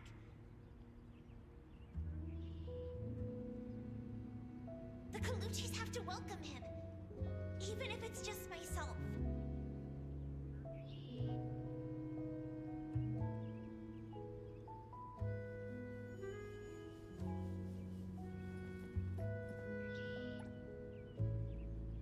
Natalie is still sleeping. I must be entering her dreams through the sketchbooks. Just like the recolorization and like the outlines being slightly different to represent we're in the sketchbook. Another sketchbook. I knew it. Just such a good bits of attention to detail. A new shop just opened. On Kaku Street is my turn. I, Natalie, the Ichidaime, am the only member of the Coluchis.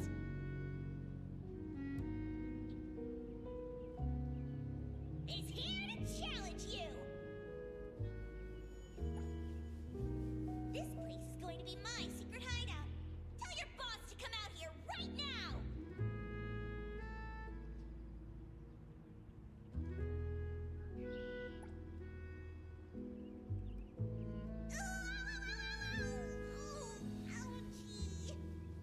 Hey, little brat.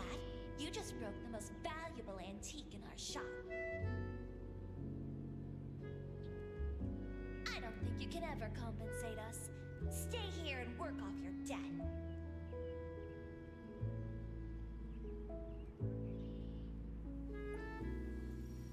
Anyway, that's how I joined Avon. Natalie, let's go already. Commissions are hard to come by. A nightmare exploiting her weakness. Take guard coming. I heard your call. Variation. Let go.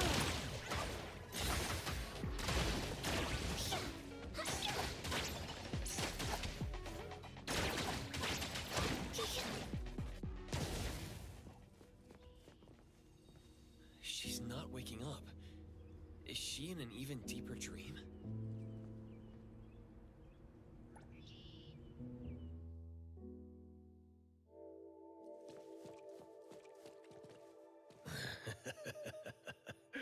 Appraiser, the most trusted sidekick of the Ichidaime of the Coluchis. We finally meet. Indeed, I am but a childhood playmate anomaly, known as the Cuddly Bear. It's only natural that Natalie never mentioned me before. After cuddly bears are naturally nullified, the kiddos grow up and forget about us. The more she holds that childlike spirit, the easier it is for her to bypass the rules. She really hasn't changed much. That child has been trying to protect those around her to permanently connect with them. Yet she hasn't thought through what connects members of a family.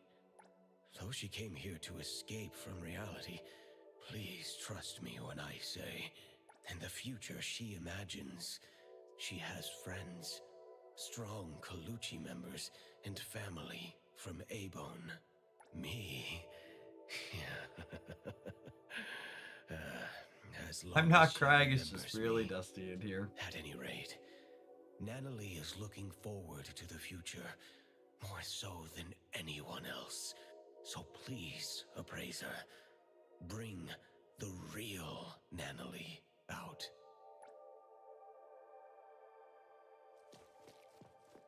Natalie, forever strong! Is this the real Natalie? Appraiser, you found me. Mm-hmm, I did. How could you...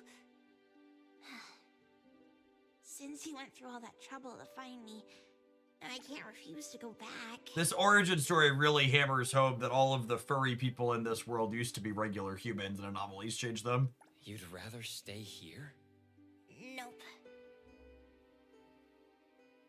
Then let's go home. Are you scared?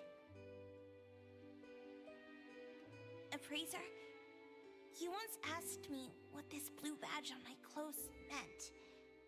I said it was an important family token. To be honest, the blue badge boss Tiger left me is long gone. This one, made of a bottle cap, is just a crappy imitation. I feel just as fake as this badge I made. Until recently, when Master left, I never doubted whether my urge to protect others was from the bottom of my heart. Wolf Guy's gonna have a hell of a backstory, isn't he? He was probably beautiful before he transformed. Just a bad imitation of other people. Like this bottle cap. naively thinking that I'd be able to hold on to my precious family. Hey, I'll protect you. I'll become the boss so we'll have the same home. That way, you won't have to leave me, right? Natalie. In the end, I'm just good at running my mouth. I always screw up, get into trouble. People keep leaving me. Mom, Dad, Boss Tiger, my family members, Master. And maybe you, too. I'm messed up. Oh, our tiny child has abandonment issues, chat. That's so sad. My fist for justice. Never. I was just scared that you'd leave me because I was weak. If you want to see the true nature of things, you need to look from different angles, as if using a kaleidoscope. That's what the girl in the garden said. You've been rambling to yourself. It's time to listen to others. There was once a little girl who'd been staying at another family's house since childhood. She had no friends, but she didn't mind playing alone. One day, she encountered a great anomaly, one that only she could see. She received a blue badge as a family token, learned many things, and even made friends, or rather, recruited lackeys. The little girl lived happily for a while.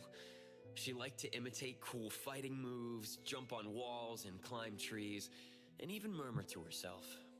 Others thought the strange child was helpless. The grown-ups came up with a way to help her, but they didn't know she'd be called a liar because of them. Her friends, followers, and family members shouted at her and shoved her around, causing her to lose the blue badge. Then the little girl lost her cool and beat the culprit to a pulp. Hey, the beating wasn't that bad. Fair enough.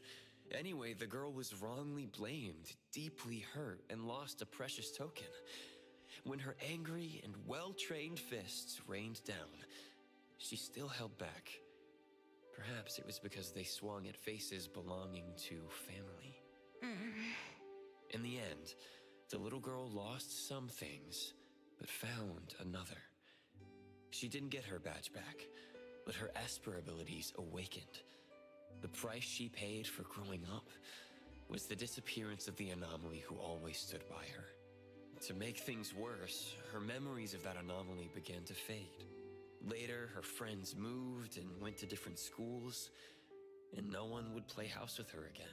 Until an antique store called Abone opened at the corner of Hankaku Street. The girl, who had grown up, kicked open the door, as if determined to destroy the business, then shattered every collection in the shop with her roaring fists. Wait. What are you talking about? That was just a stunt to recruit family members. Yeah. Then she showered the shop with a bunch of flyers about the Colucci's hiring new staff members.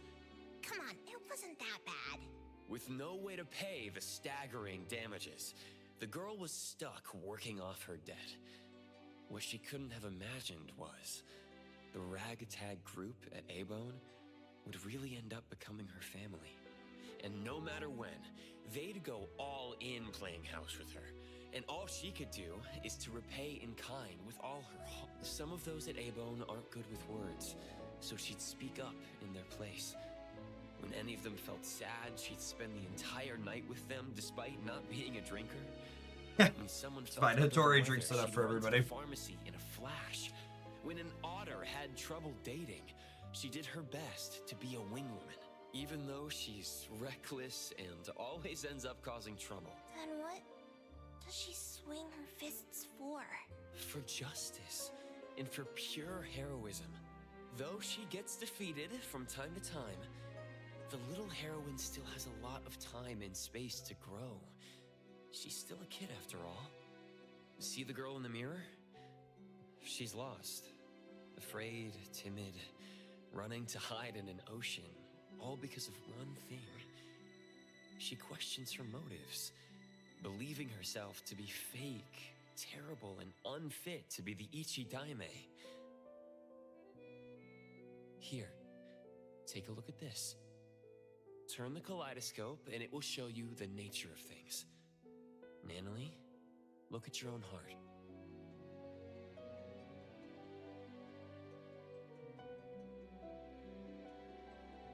Nanalie.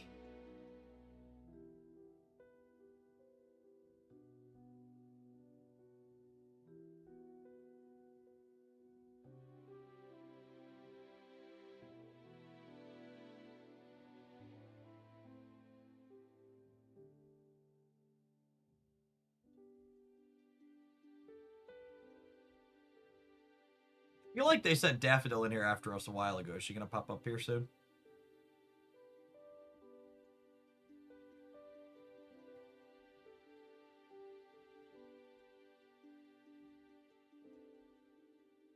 So it doesn't matter whether the blue badge is original or not. Like your pure heart, it's the authenticity that matters.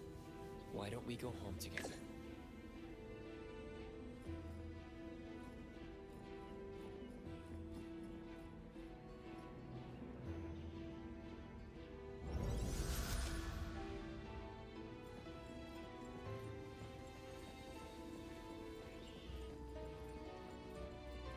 Fraser, can I still be the boss of the family, even if I'm not? We definitely took a therapist subclass. Feels like it. I love the stylization of everything after the comic book. Fraser, can I still be the boss of the family, even if there are things I can't grasp, and those who can't be made to stay? Of course, boss.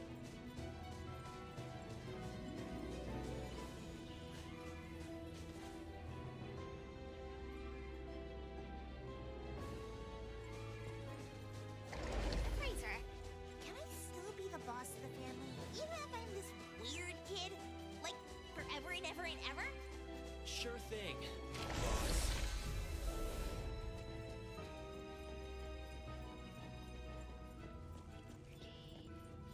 Fraser, I can't go on anymore. We're almost there. Just Almost a few out, steps girl. from leaving this place. I'm getting sleepy for no reason. I'll rely on you to lead me home. Boss's orders. Wake me up when I get back to Avon to see everyone and Master.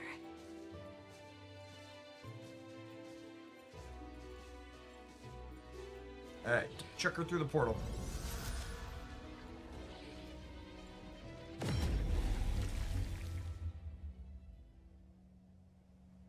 This is against the rules. She cannot pass. Time? Why? You were just telling me how to find my friend. You can take away the other Nanalie, but not the real one. Oh, okay. This one is haunted by worries about the future, unable to let go of her obsession with protecting others, and has yet to face many heartbreaking farewells. She would have to face them if you bring her out. Isn't that too cruel? This is Nanalie's life. That's just what we call life. It's not. The other Nanalie, the one you're not bringing back, won't have such trouble. Oh, they are body snatching Obsessions people. Here, so she won't be pressured out there. She won't have to make oaths bound to break, nor form bonds she can't Take the other Nanalie out there for a new life. That would be best for all of you. So you're saying the other one is not the real Nanalie? I promise. Other than those unnecessary burdens, everything else will remain unchanged. You're the one who created the other Nanalie. Did you also create all of this? You can say that. The Corridor of Echoes is my projection. I am its creator. Here, dreamwalkers are drawn to the whirlpool and swept into the Corridor of Echoes, because they carry beliefs and ideals similar to mine. People want to escape from the present and an unpredictable future. That's why they come here to seek the eternal peace of the past. Stripped of worry and forgetting everything, their doppelgangers return to the real world. They no longer flee from troubles, and they spare loved ones the grief of losing them. So this is why, in the missing persons case the shopkeeper mentioned, Those who returned came back changed. You seem to be angry. Why? You don't respect their wishes. You're imprisoning them here just because you think you're doing something good. In the south of Hethero is a vast ocean. When Nanalie stepped into the water, she said each splash she experienced was unique. One cannot step into the same river twice. Time is the same way. Time must flow forward instead of chaining people to the past. If you created this place, you should know that Nanalie's room holds records of everything that has happened since joining A-Bone. Yet you see those bonds as nothing but shackles. Between us, who is the cruel one? I don't understand. I'm sure you do. You just don't want to think about it. You can't stand the idea that your act of goodwill is nothing but selfishness. Selfish? What do you know about me? Have you ever been through pains you couldn't face or losses you couldn't take back? Of course they're allowed to run away, but that choice has to be made by themselves. They have to decide what kind of person they want to be and what kind of misfortunes they want to face. Nanalie doesn't want the dead waters known as the past. She wants you in ever-changing splashes. I promised the Ichidaime to bring her back, so please step away. I'm sorry. The sailors here do not set sail. Even the boats in the sky can only sail into the past. I can't just bend the rules.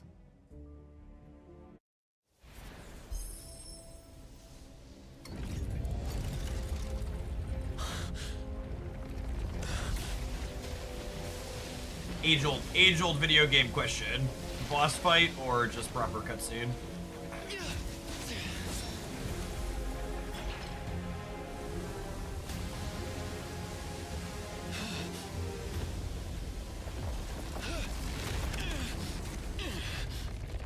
Both could be both.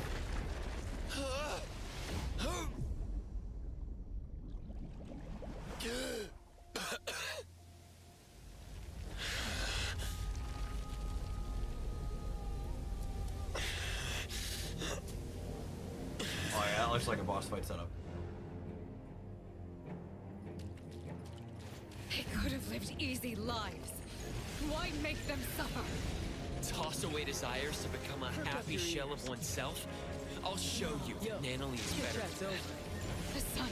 The sun never sets! But neither does it rise here.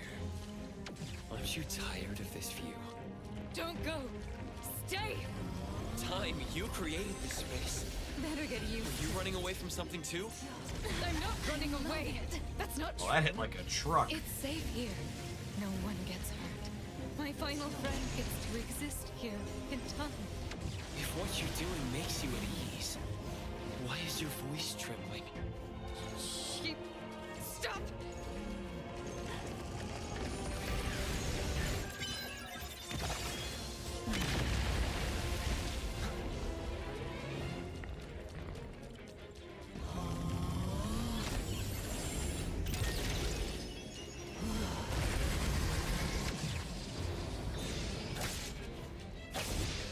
Be careful. Shift. Shh. Keep quiet.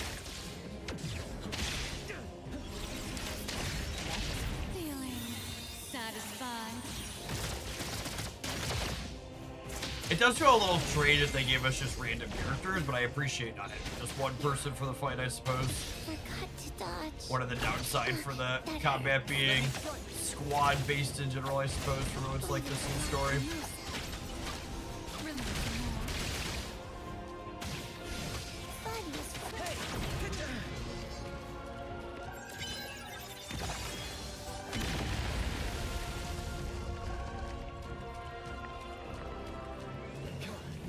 Yeah, this is the main story arc.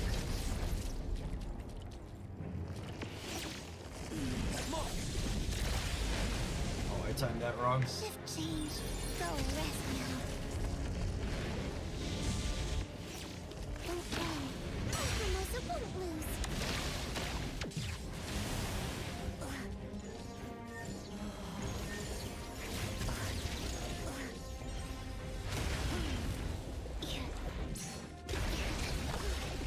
missed that one too.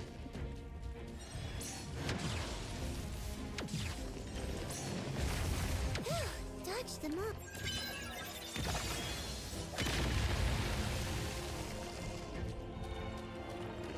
Yeah, I'm sure it's balanced to provide a certain experience for sure. Usually combat difficulty in these kinds of games is reserved for like bits of end-game combat stuff, not the story bits. There's a mechanical requirement here. Like I'm actually kind of surprised at how much damage she's been chunking out of the characters we have here. Oh, I'm supposed to be fighting this. We've been legitimately taking piles of damage. It's also probably not a mistake that one of the ladies they gave us is the vampire lady. I'm sure she's a fan favorite. I will see you the next. Be careful. Let's finish this. Keep quiet. That was fast. Can't say I'm surprised. Attaboy. Let me take off.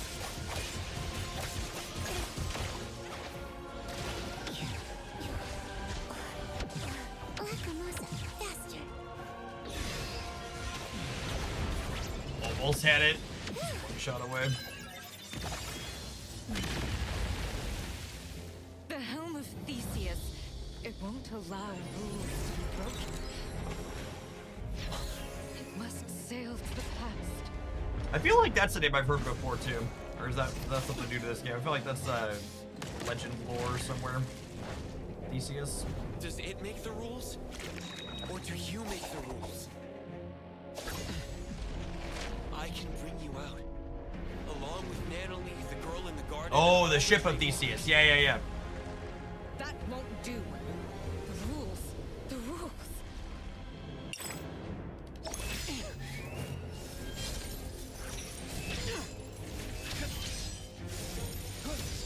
Oh, it's the thing from the other mission.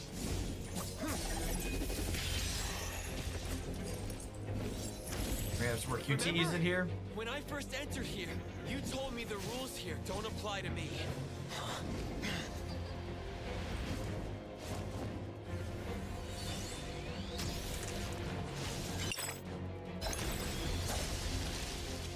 It's very long QTE. The QTE was so long, I wasn't sure if it like wanted me to push it more than once. The illusions that bind you, I'll shatter them all.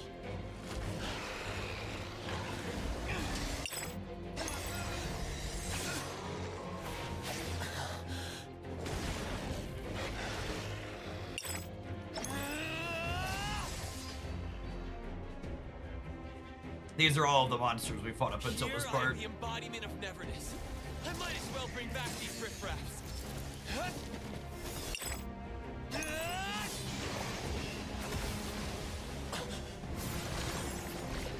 Yep, that's another one. That was the first one, yep. From the very tutorialized the beginning. If that helm can steer people to the past, then I can change its direction. No more sailing into the past. All of you are meant to move on. I don't think we fought that one before. Time. You should try like the others.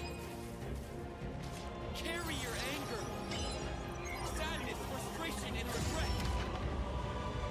Then behold what lies ahead with those teared up eyes.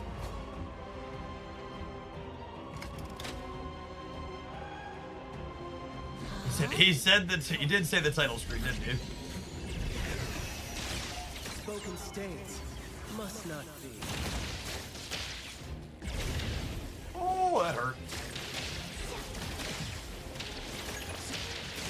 Lights on feet. Let's all go home early today. Ow. Releasing.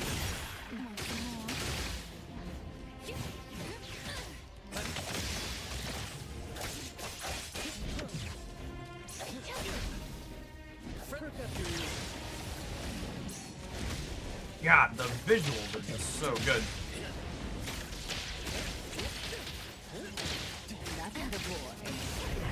Every other one of these games that I play just feels like its color palette is very muted compared to this one. It's just so bright.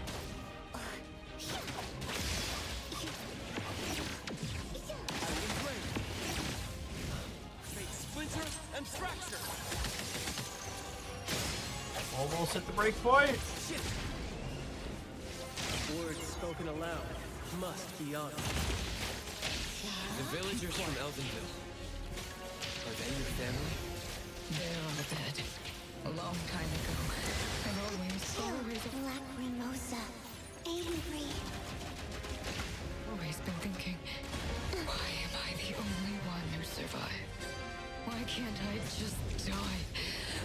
Oh, God, you. Why am I different from the others? Why does my heart hurt so much? What do I exist for in the world? What is the meaning of life? I don't have an answer. Let's finish this! And I may not be qualified to respond, but bring that question with you. Meet different people, step into their lives, and one day you'll find an answer. I was just pressing buttons on this part. I didn't know how these characters work. I vaguely know how some of them. To leave this place, build a tomb for your family. Find a spot where the sun rises. Hitting the Spot close to where they dodge window seems to be more important than the button pressing. They're all just doing damage numbers when we hit them. Make sure we rotate through basically and get the ultimates up as they come up. It's fine. Leave it. Forgot to dodge. Hey!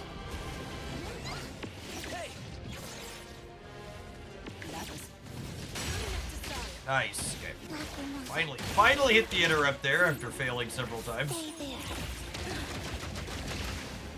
Trying to figure out what the exact ideal timing window is for that and switch to a character that has that character on. Me?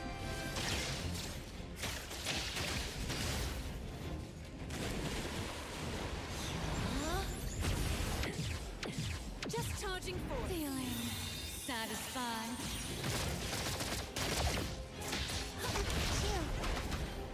Let me...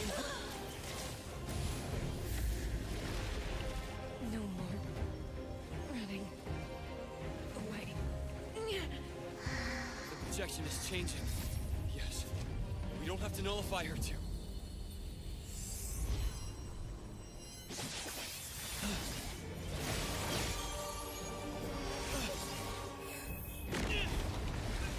Oh, was that Daffodil?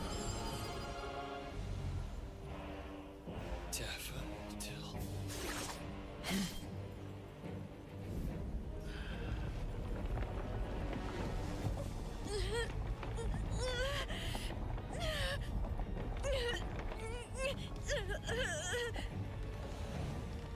Time's projection was nullified? Natalie!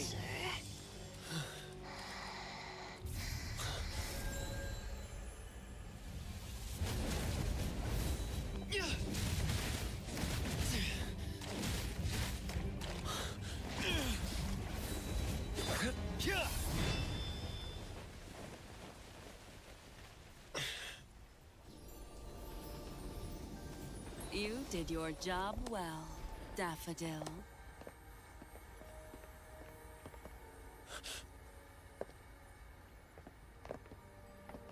Oh, I'm surprised they revealed to him that she's evil this early. I feel like I was expecting that to be a secret for a while longer.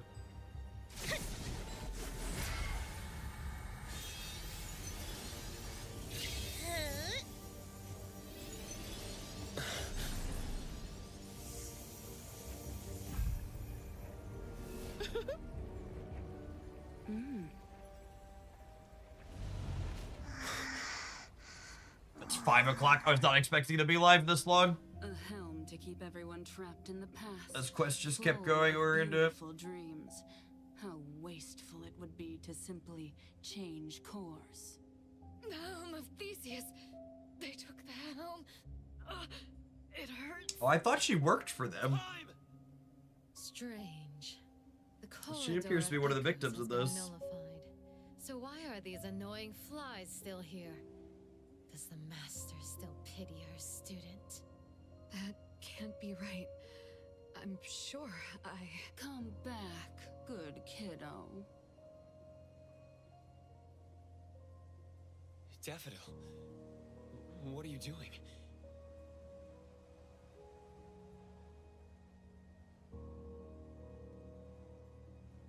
Daffodil! Nanoli's been looking for you! You threatened Daffodil, took the helm away from time, and did a lot of bad things before this. What are you trying to achieve? Threatened, you say? There seems to have been a misunderstanding. My sister here is simply bored of playing house. So she decided to return to her one true family.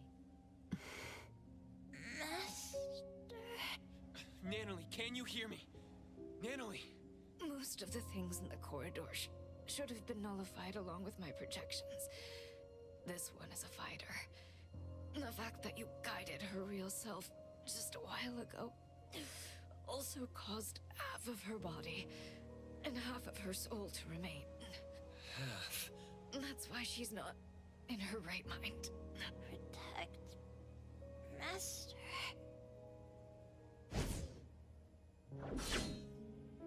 You promised!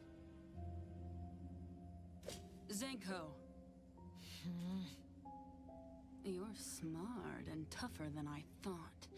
Down to the final move, you almost threw the chessboard into chaos. It's such a shame that this kid, Nanoli, had too many weaknesses. Perhaps Daffodil doted on her too much. I see now. You set Nanoli up to visit Sunward to begin with.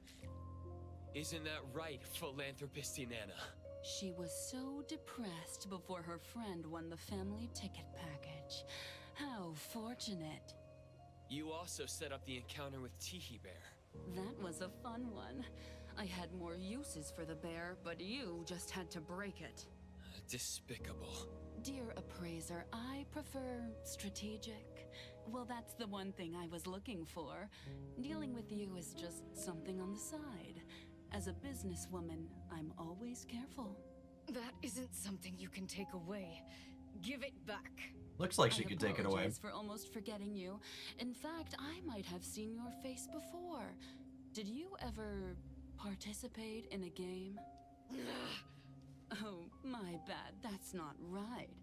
If I remember correctly, everyone in that village died. You knew them? You were a participant! Wait, you were the one who got them killed! Oh, we're protecting her. Someone needs to take care of Time and Nanoli. If Daffodil joins me to fight, we might have a chance, but now... Hey, don't peep at my sis.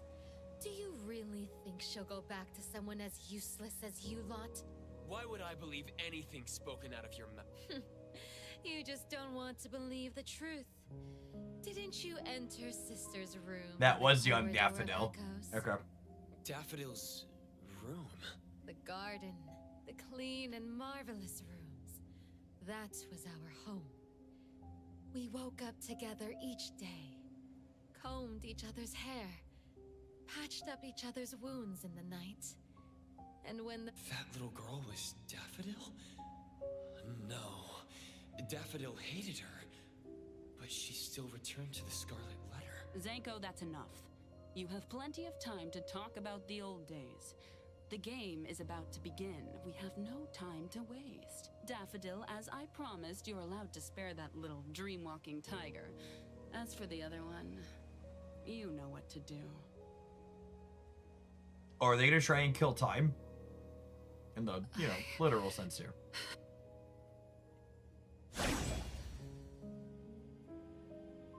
Twisty twist!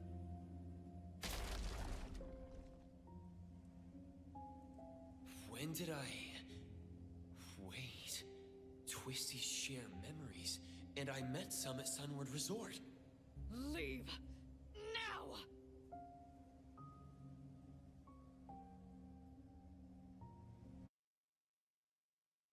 All right, looks like we're out of the anomalous room. What is she wearing? Her outfit is outrageous. I think I encountered that character while I was playing off stream. Cleavage and under boob in one outfit. Accurate. The dockyard? We're out?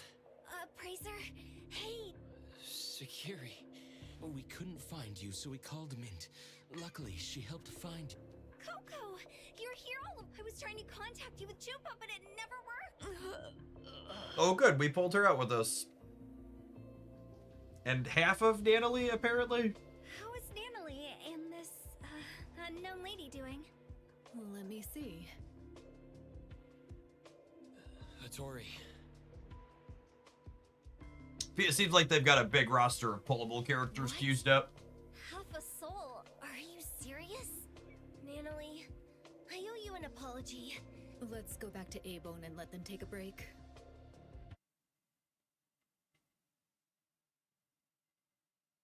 Oh man, is it one never-ending cutscene through here?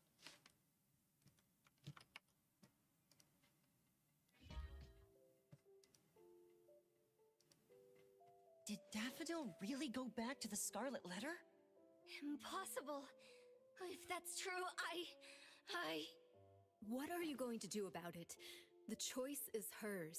We can only respect... It's complicated. I can tell you believe in her. Everyone here believes her, especially Nanalie. That's why I felt something was off. Could Daffodil really have nullified the projections of time so carelessly? After all, Nanalie and other innocent people were still there. What does Daffodil really want?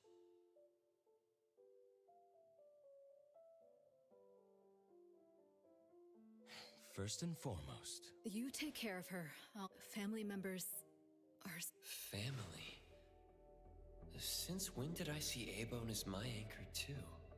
My past is a blank slate, yet I can still find the courage to face... It's late now.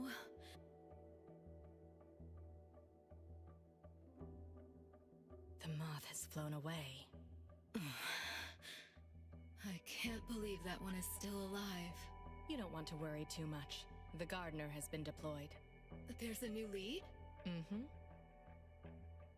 Oh, she's the lady from the beginning, ants are right? carrying scattered fruit back to their nest. Many dusty scales of the moth have fallen too. The dimensional visitor. I'll wait for your good news.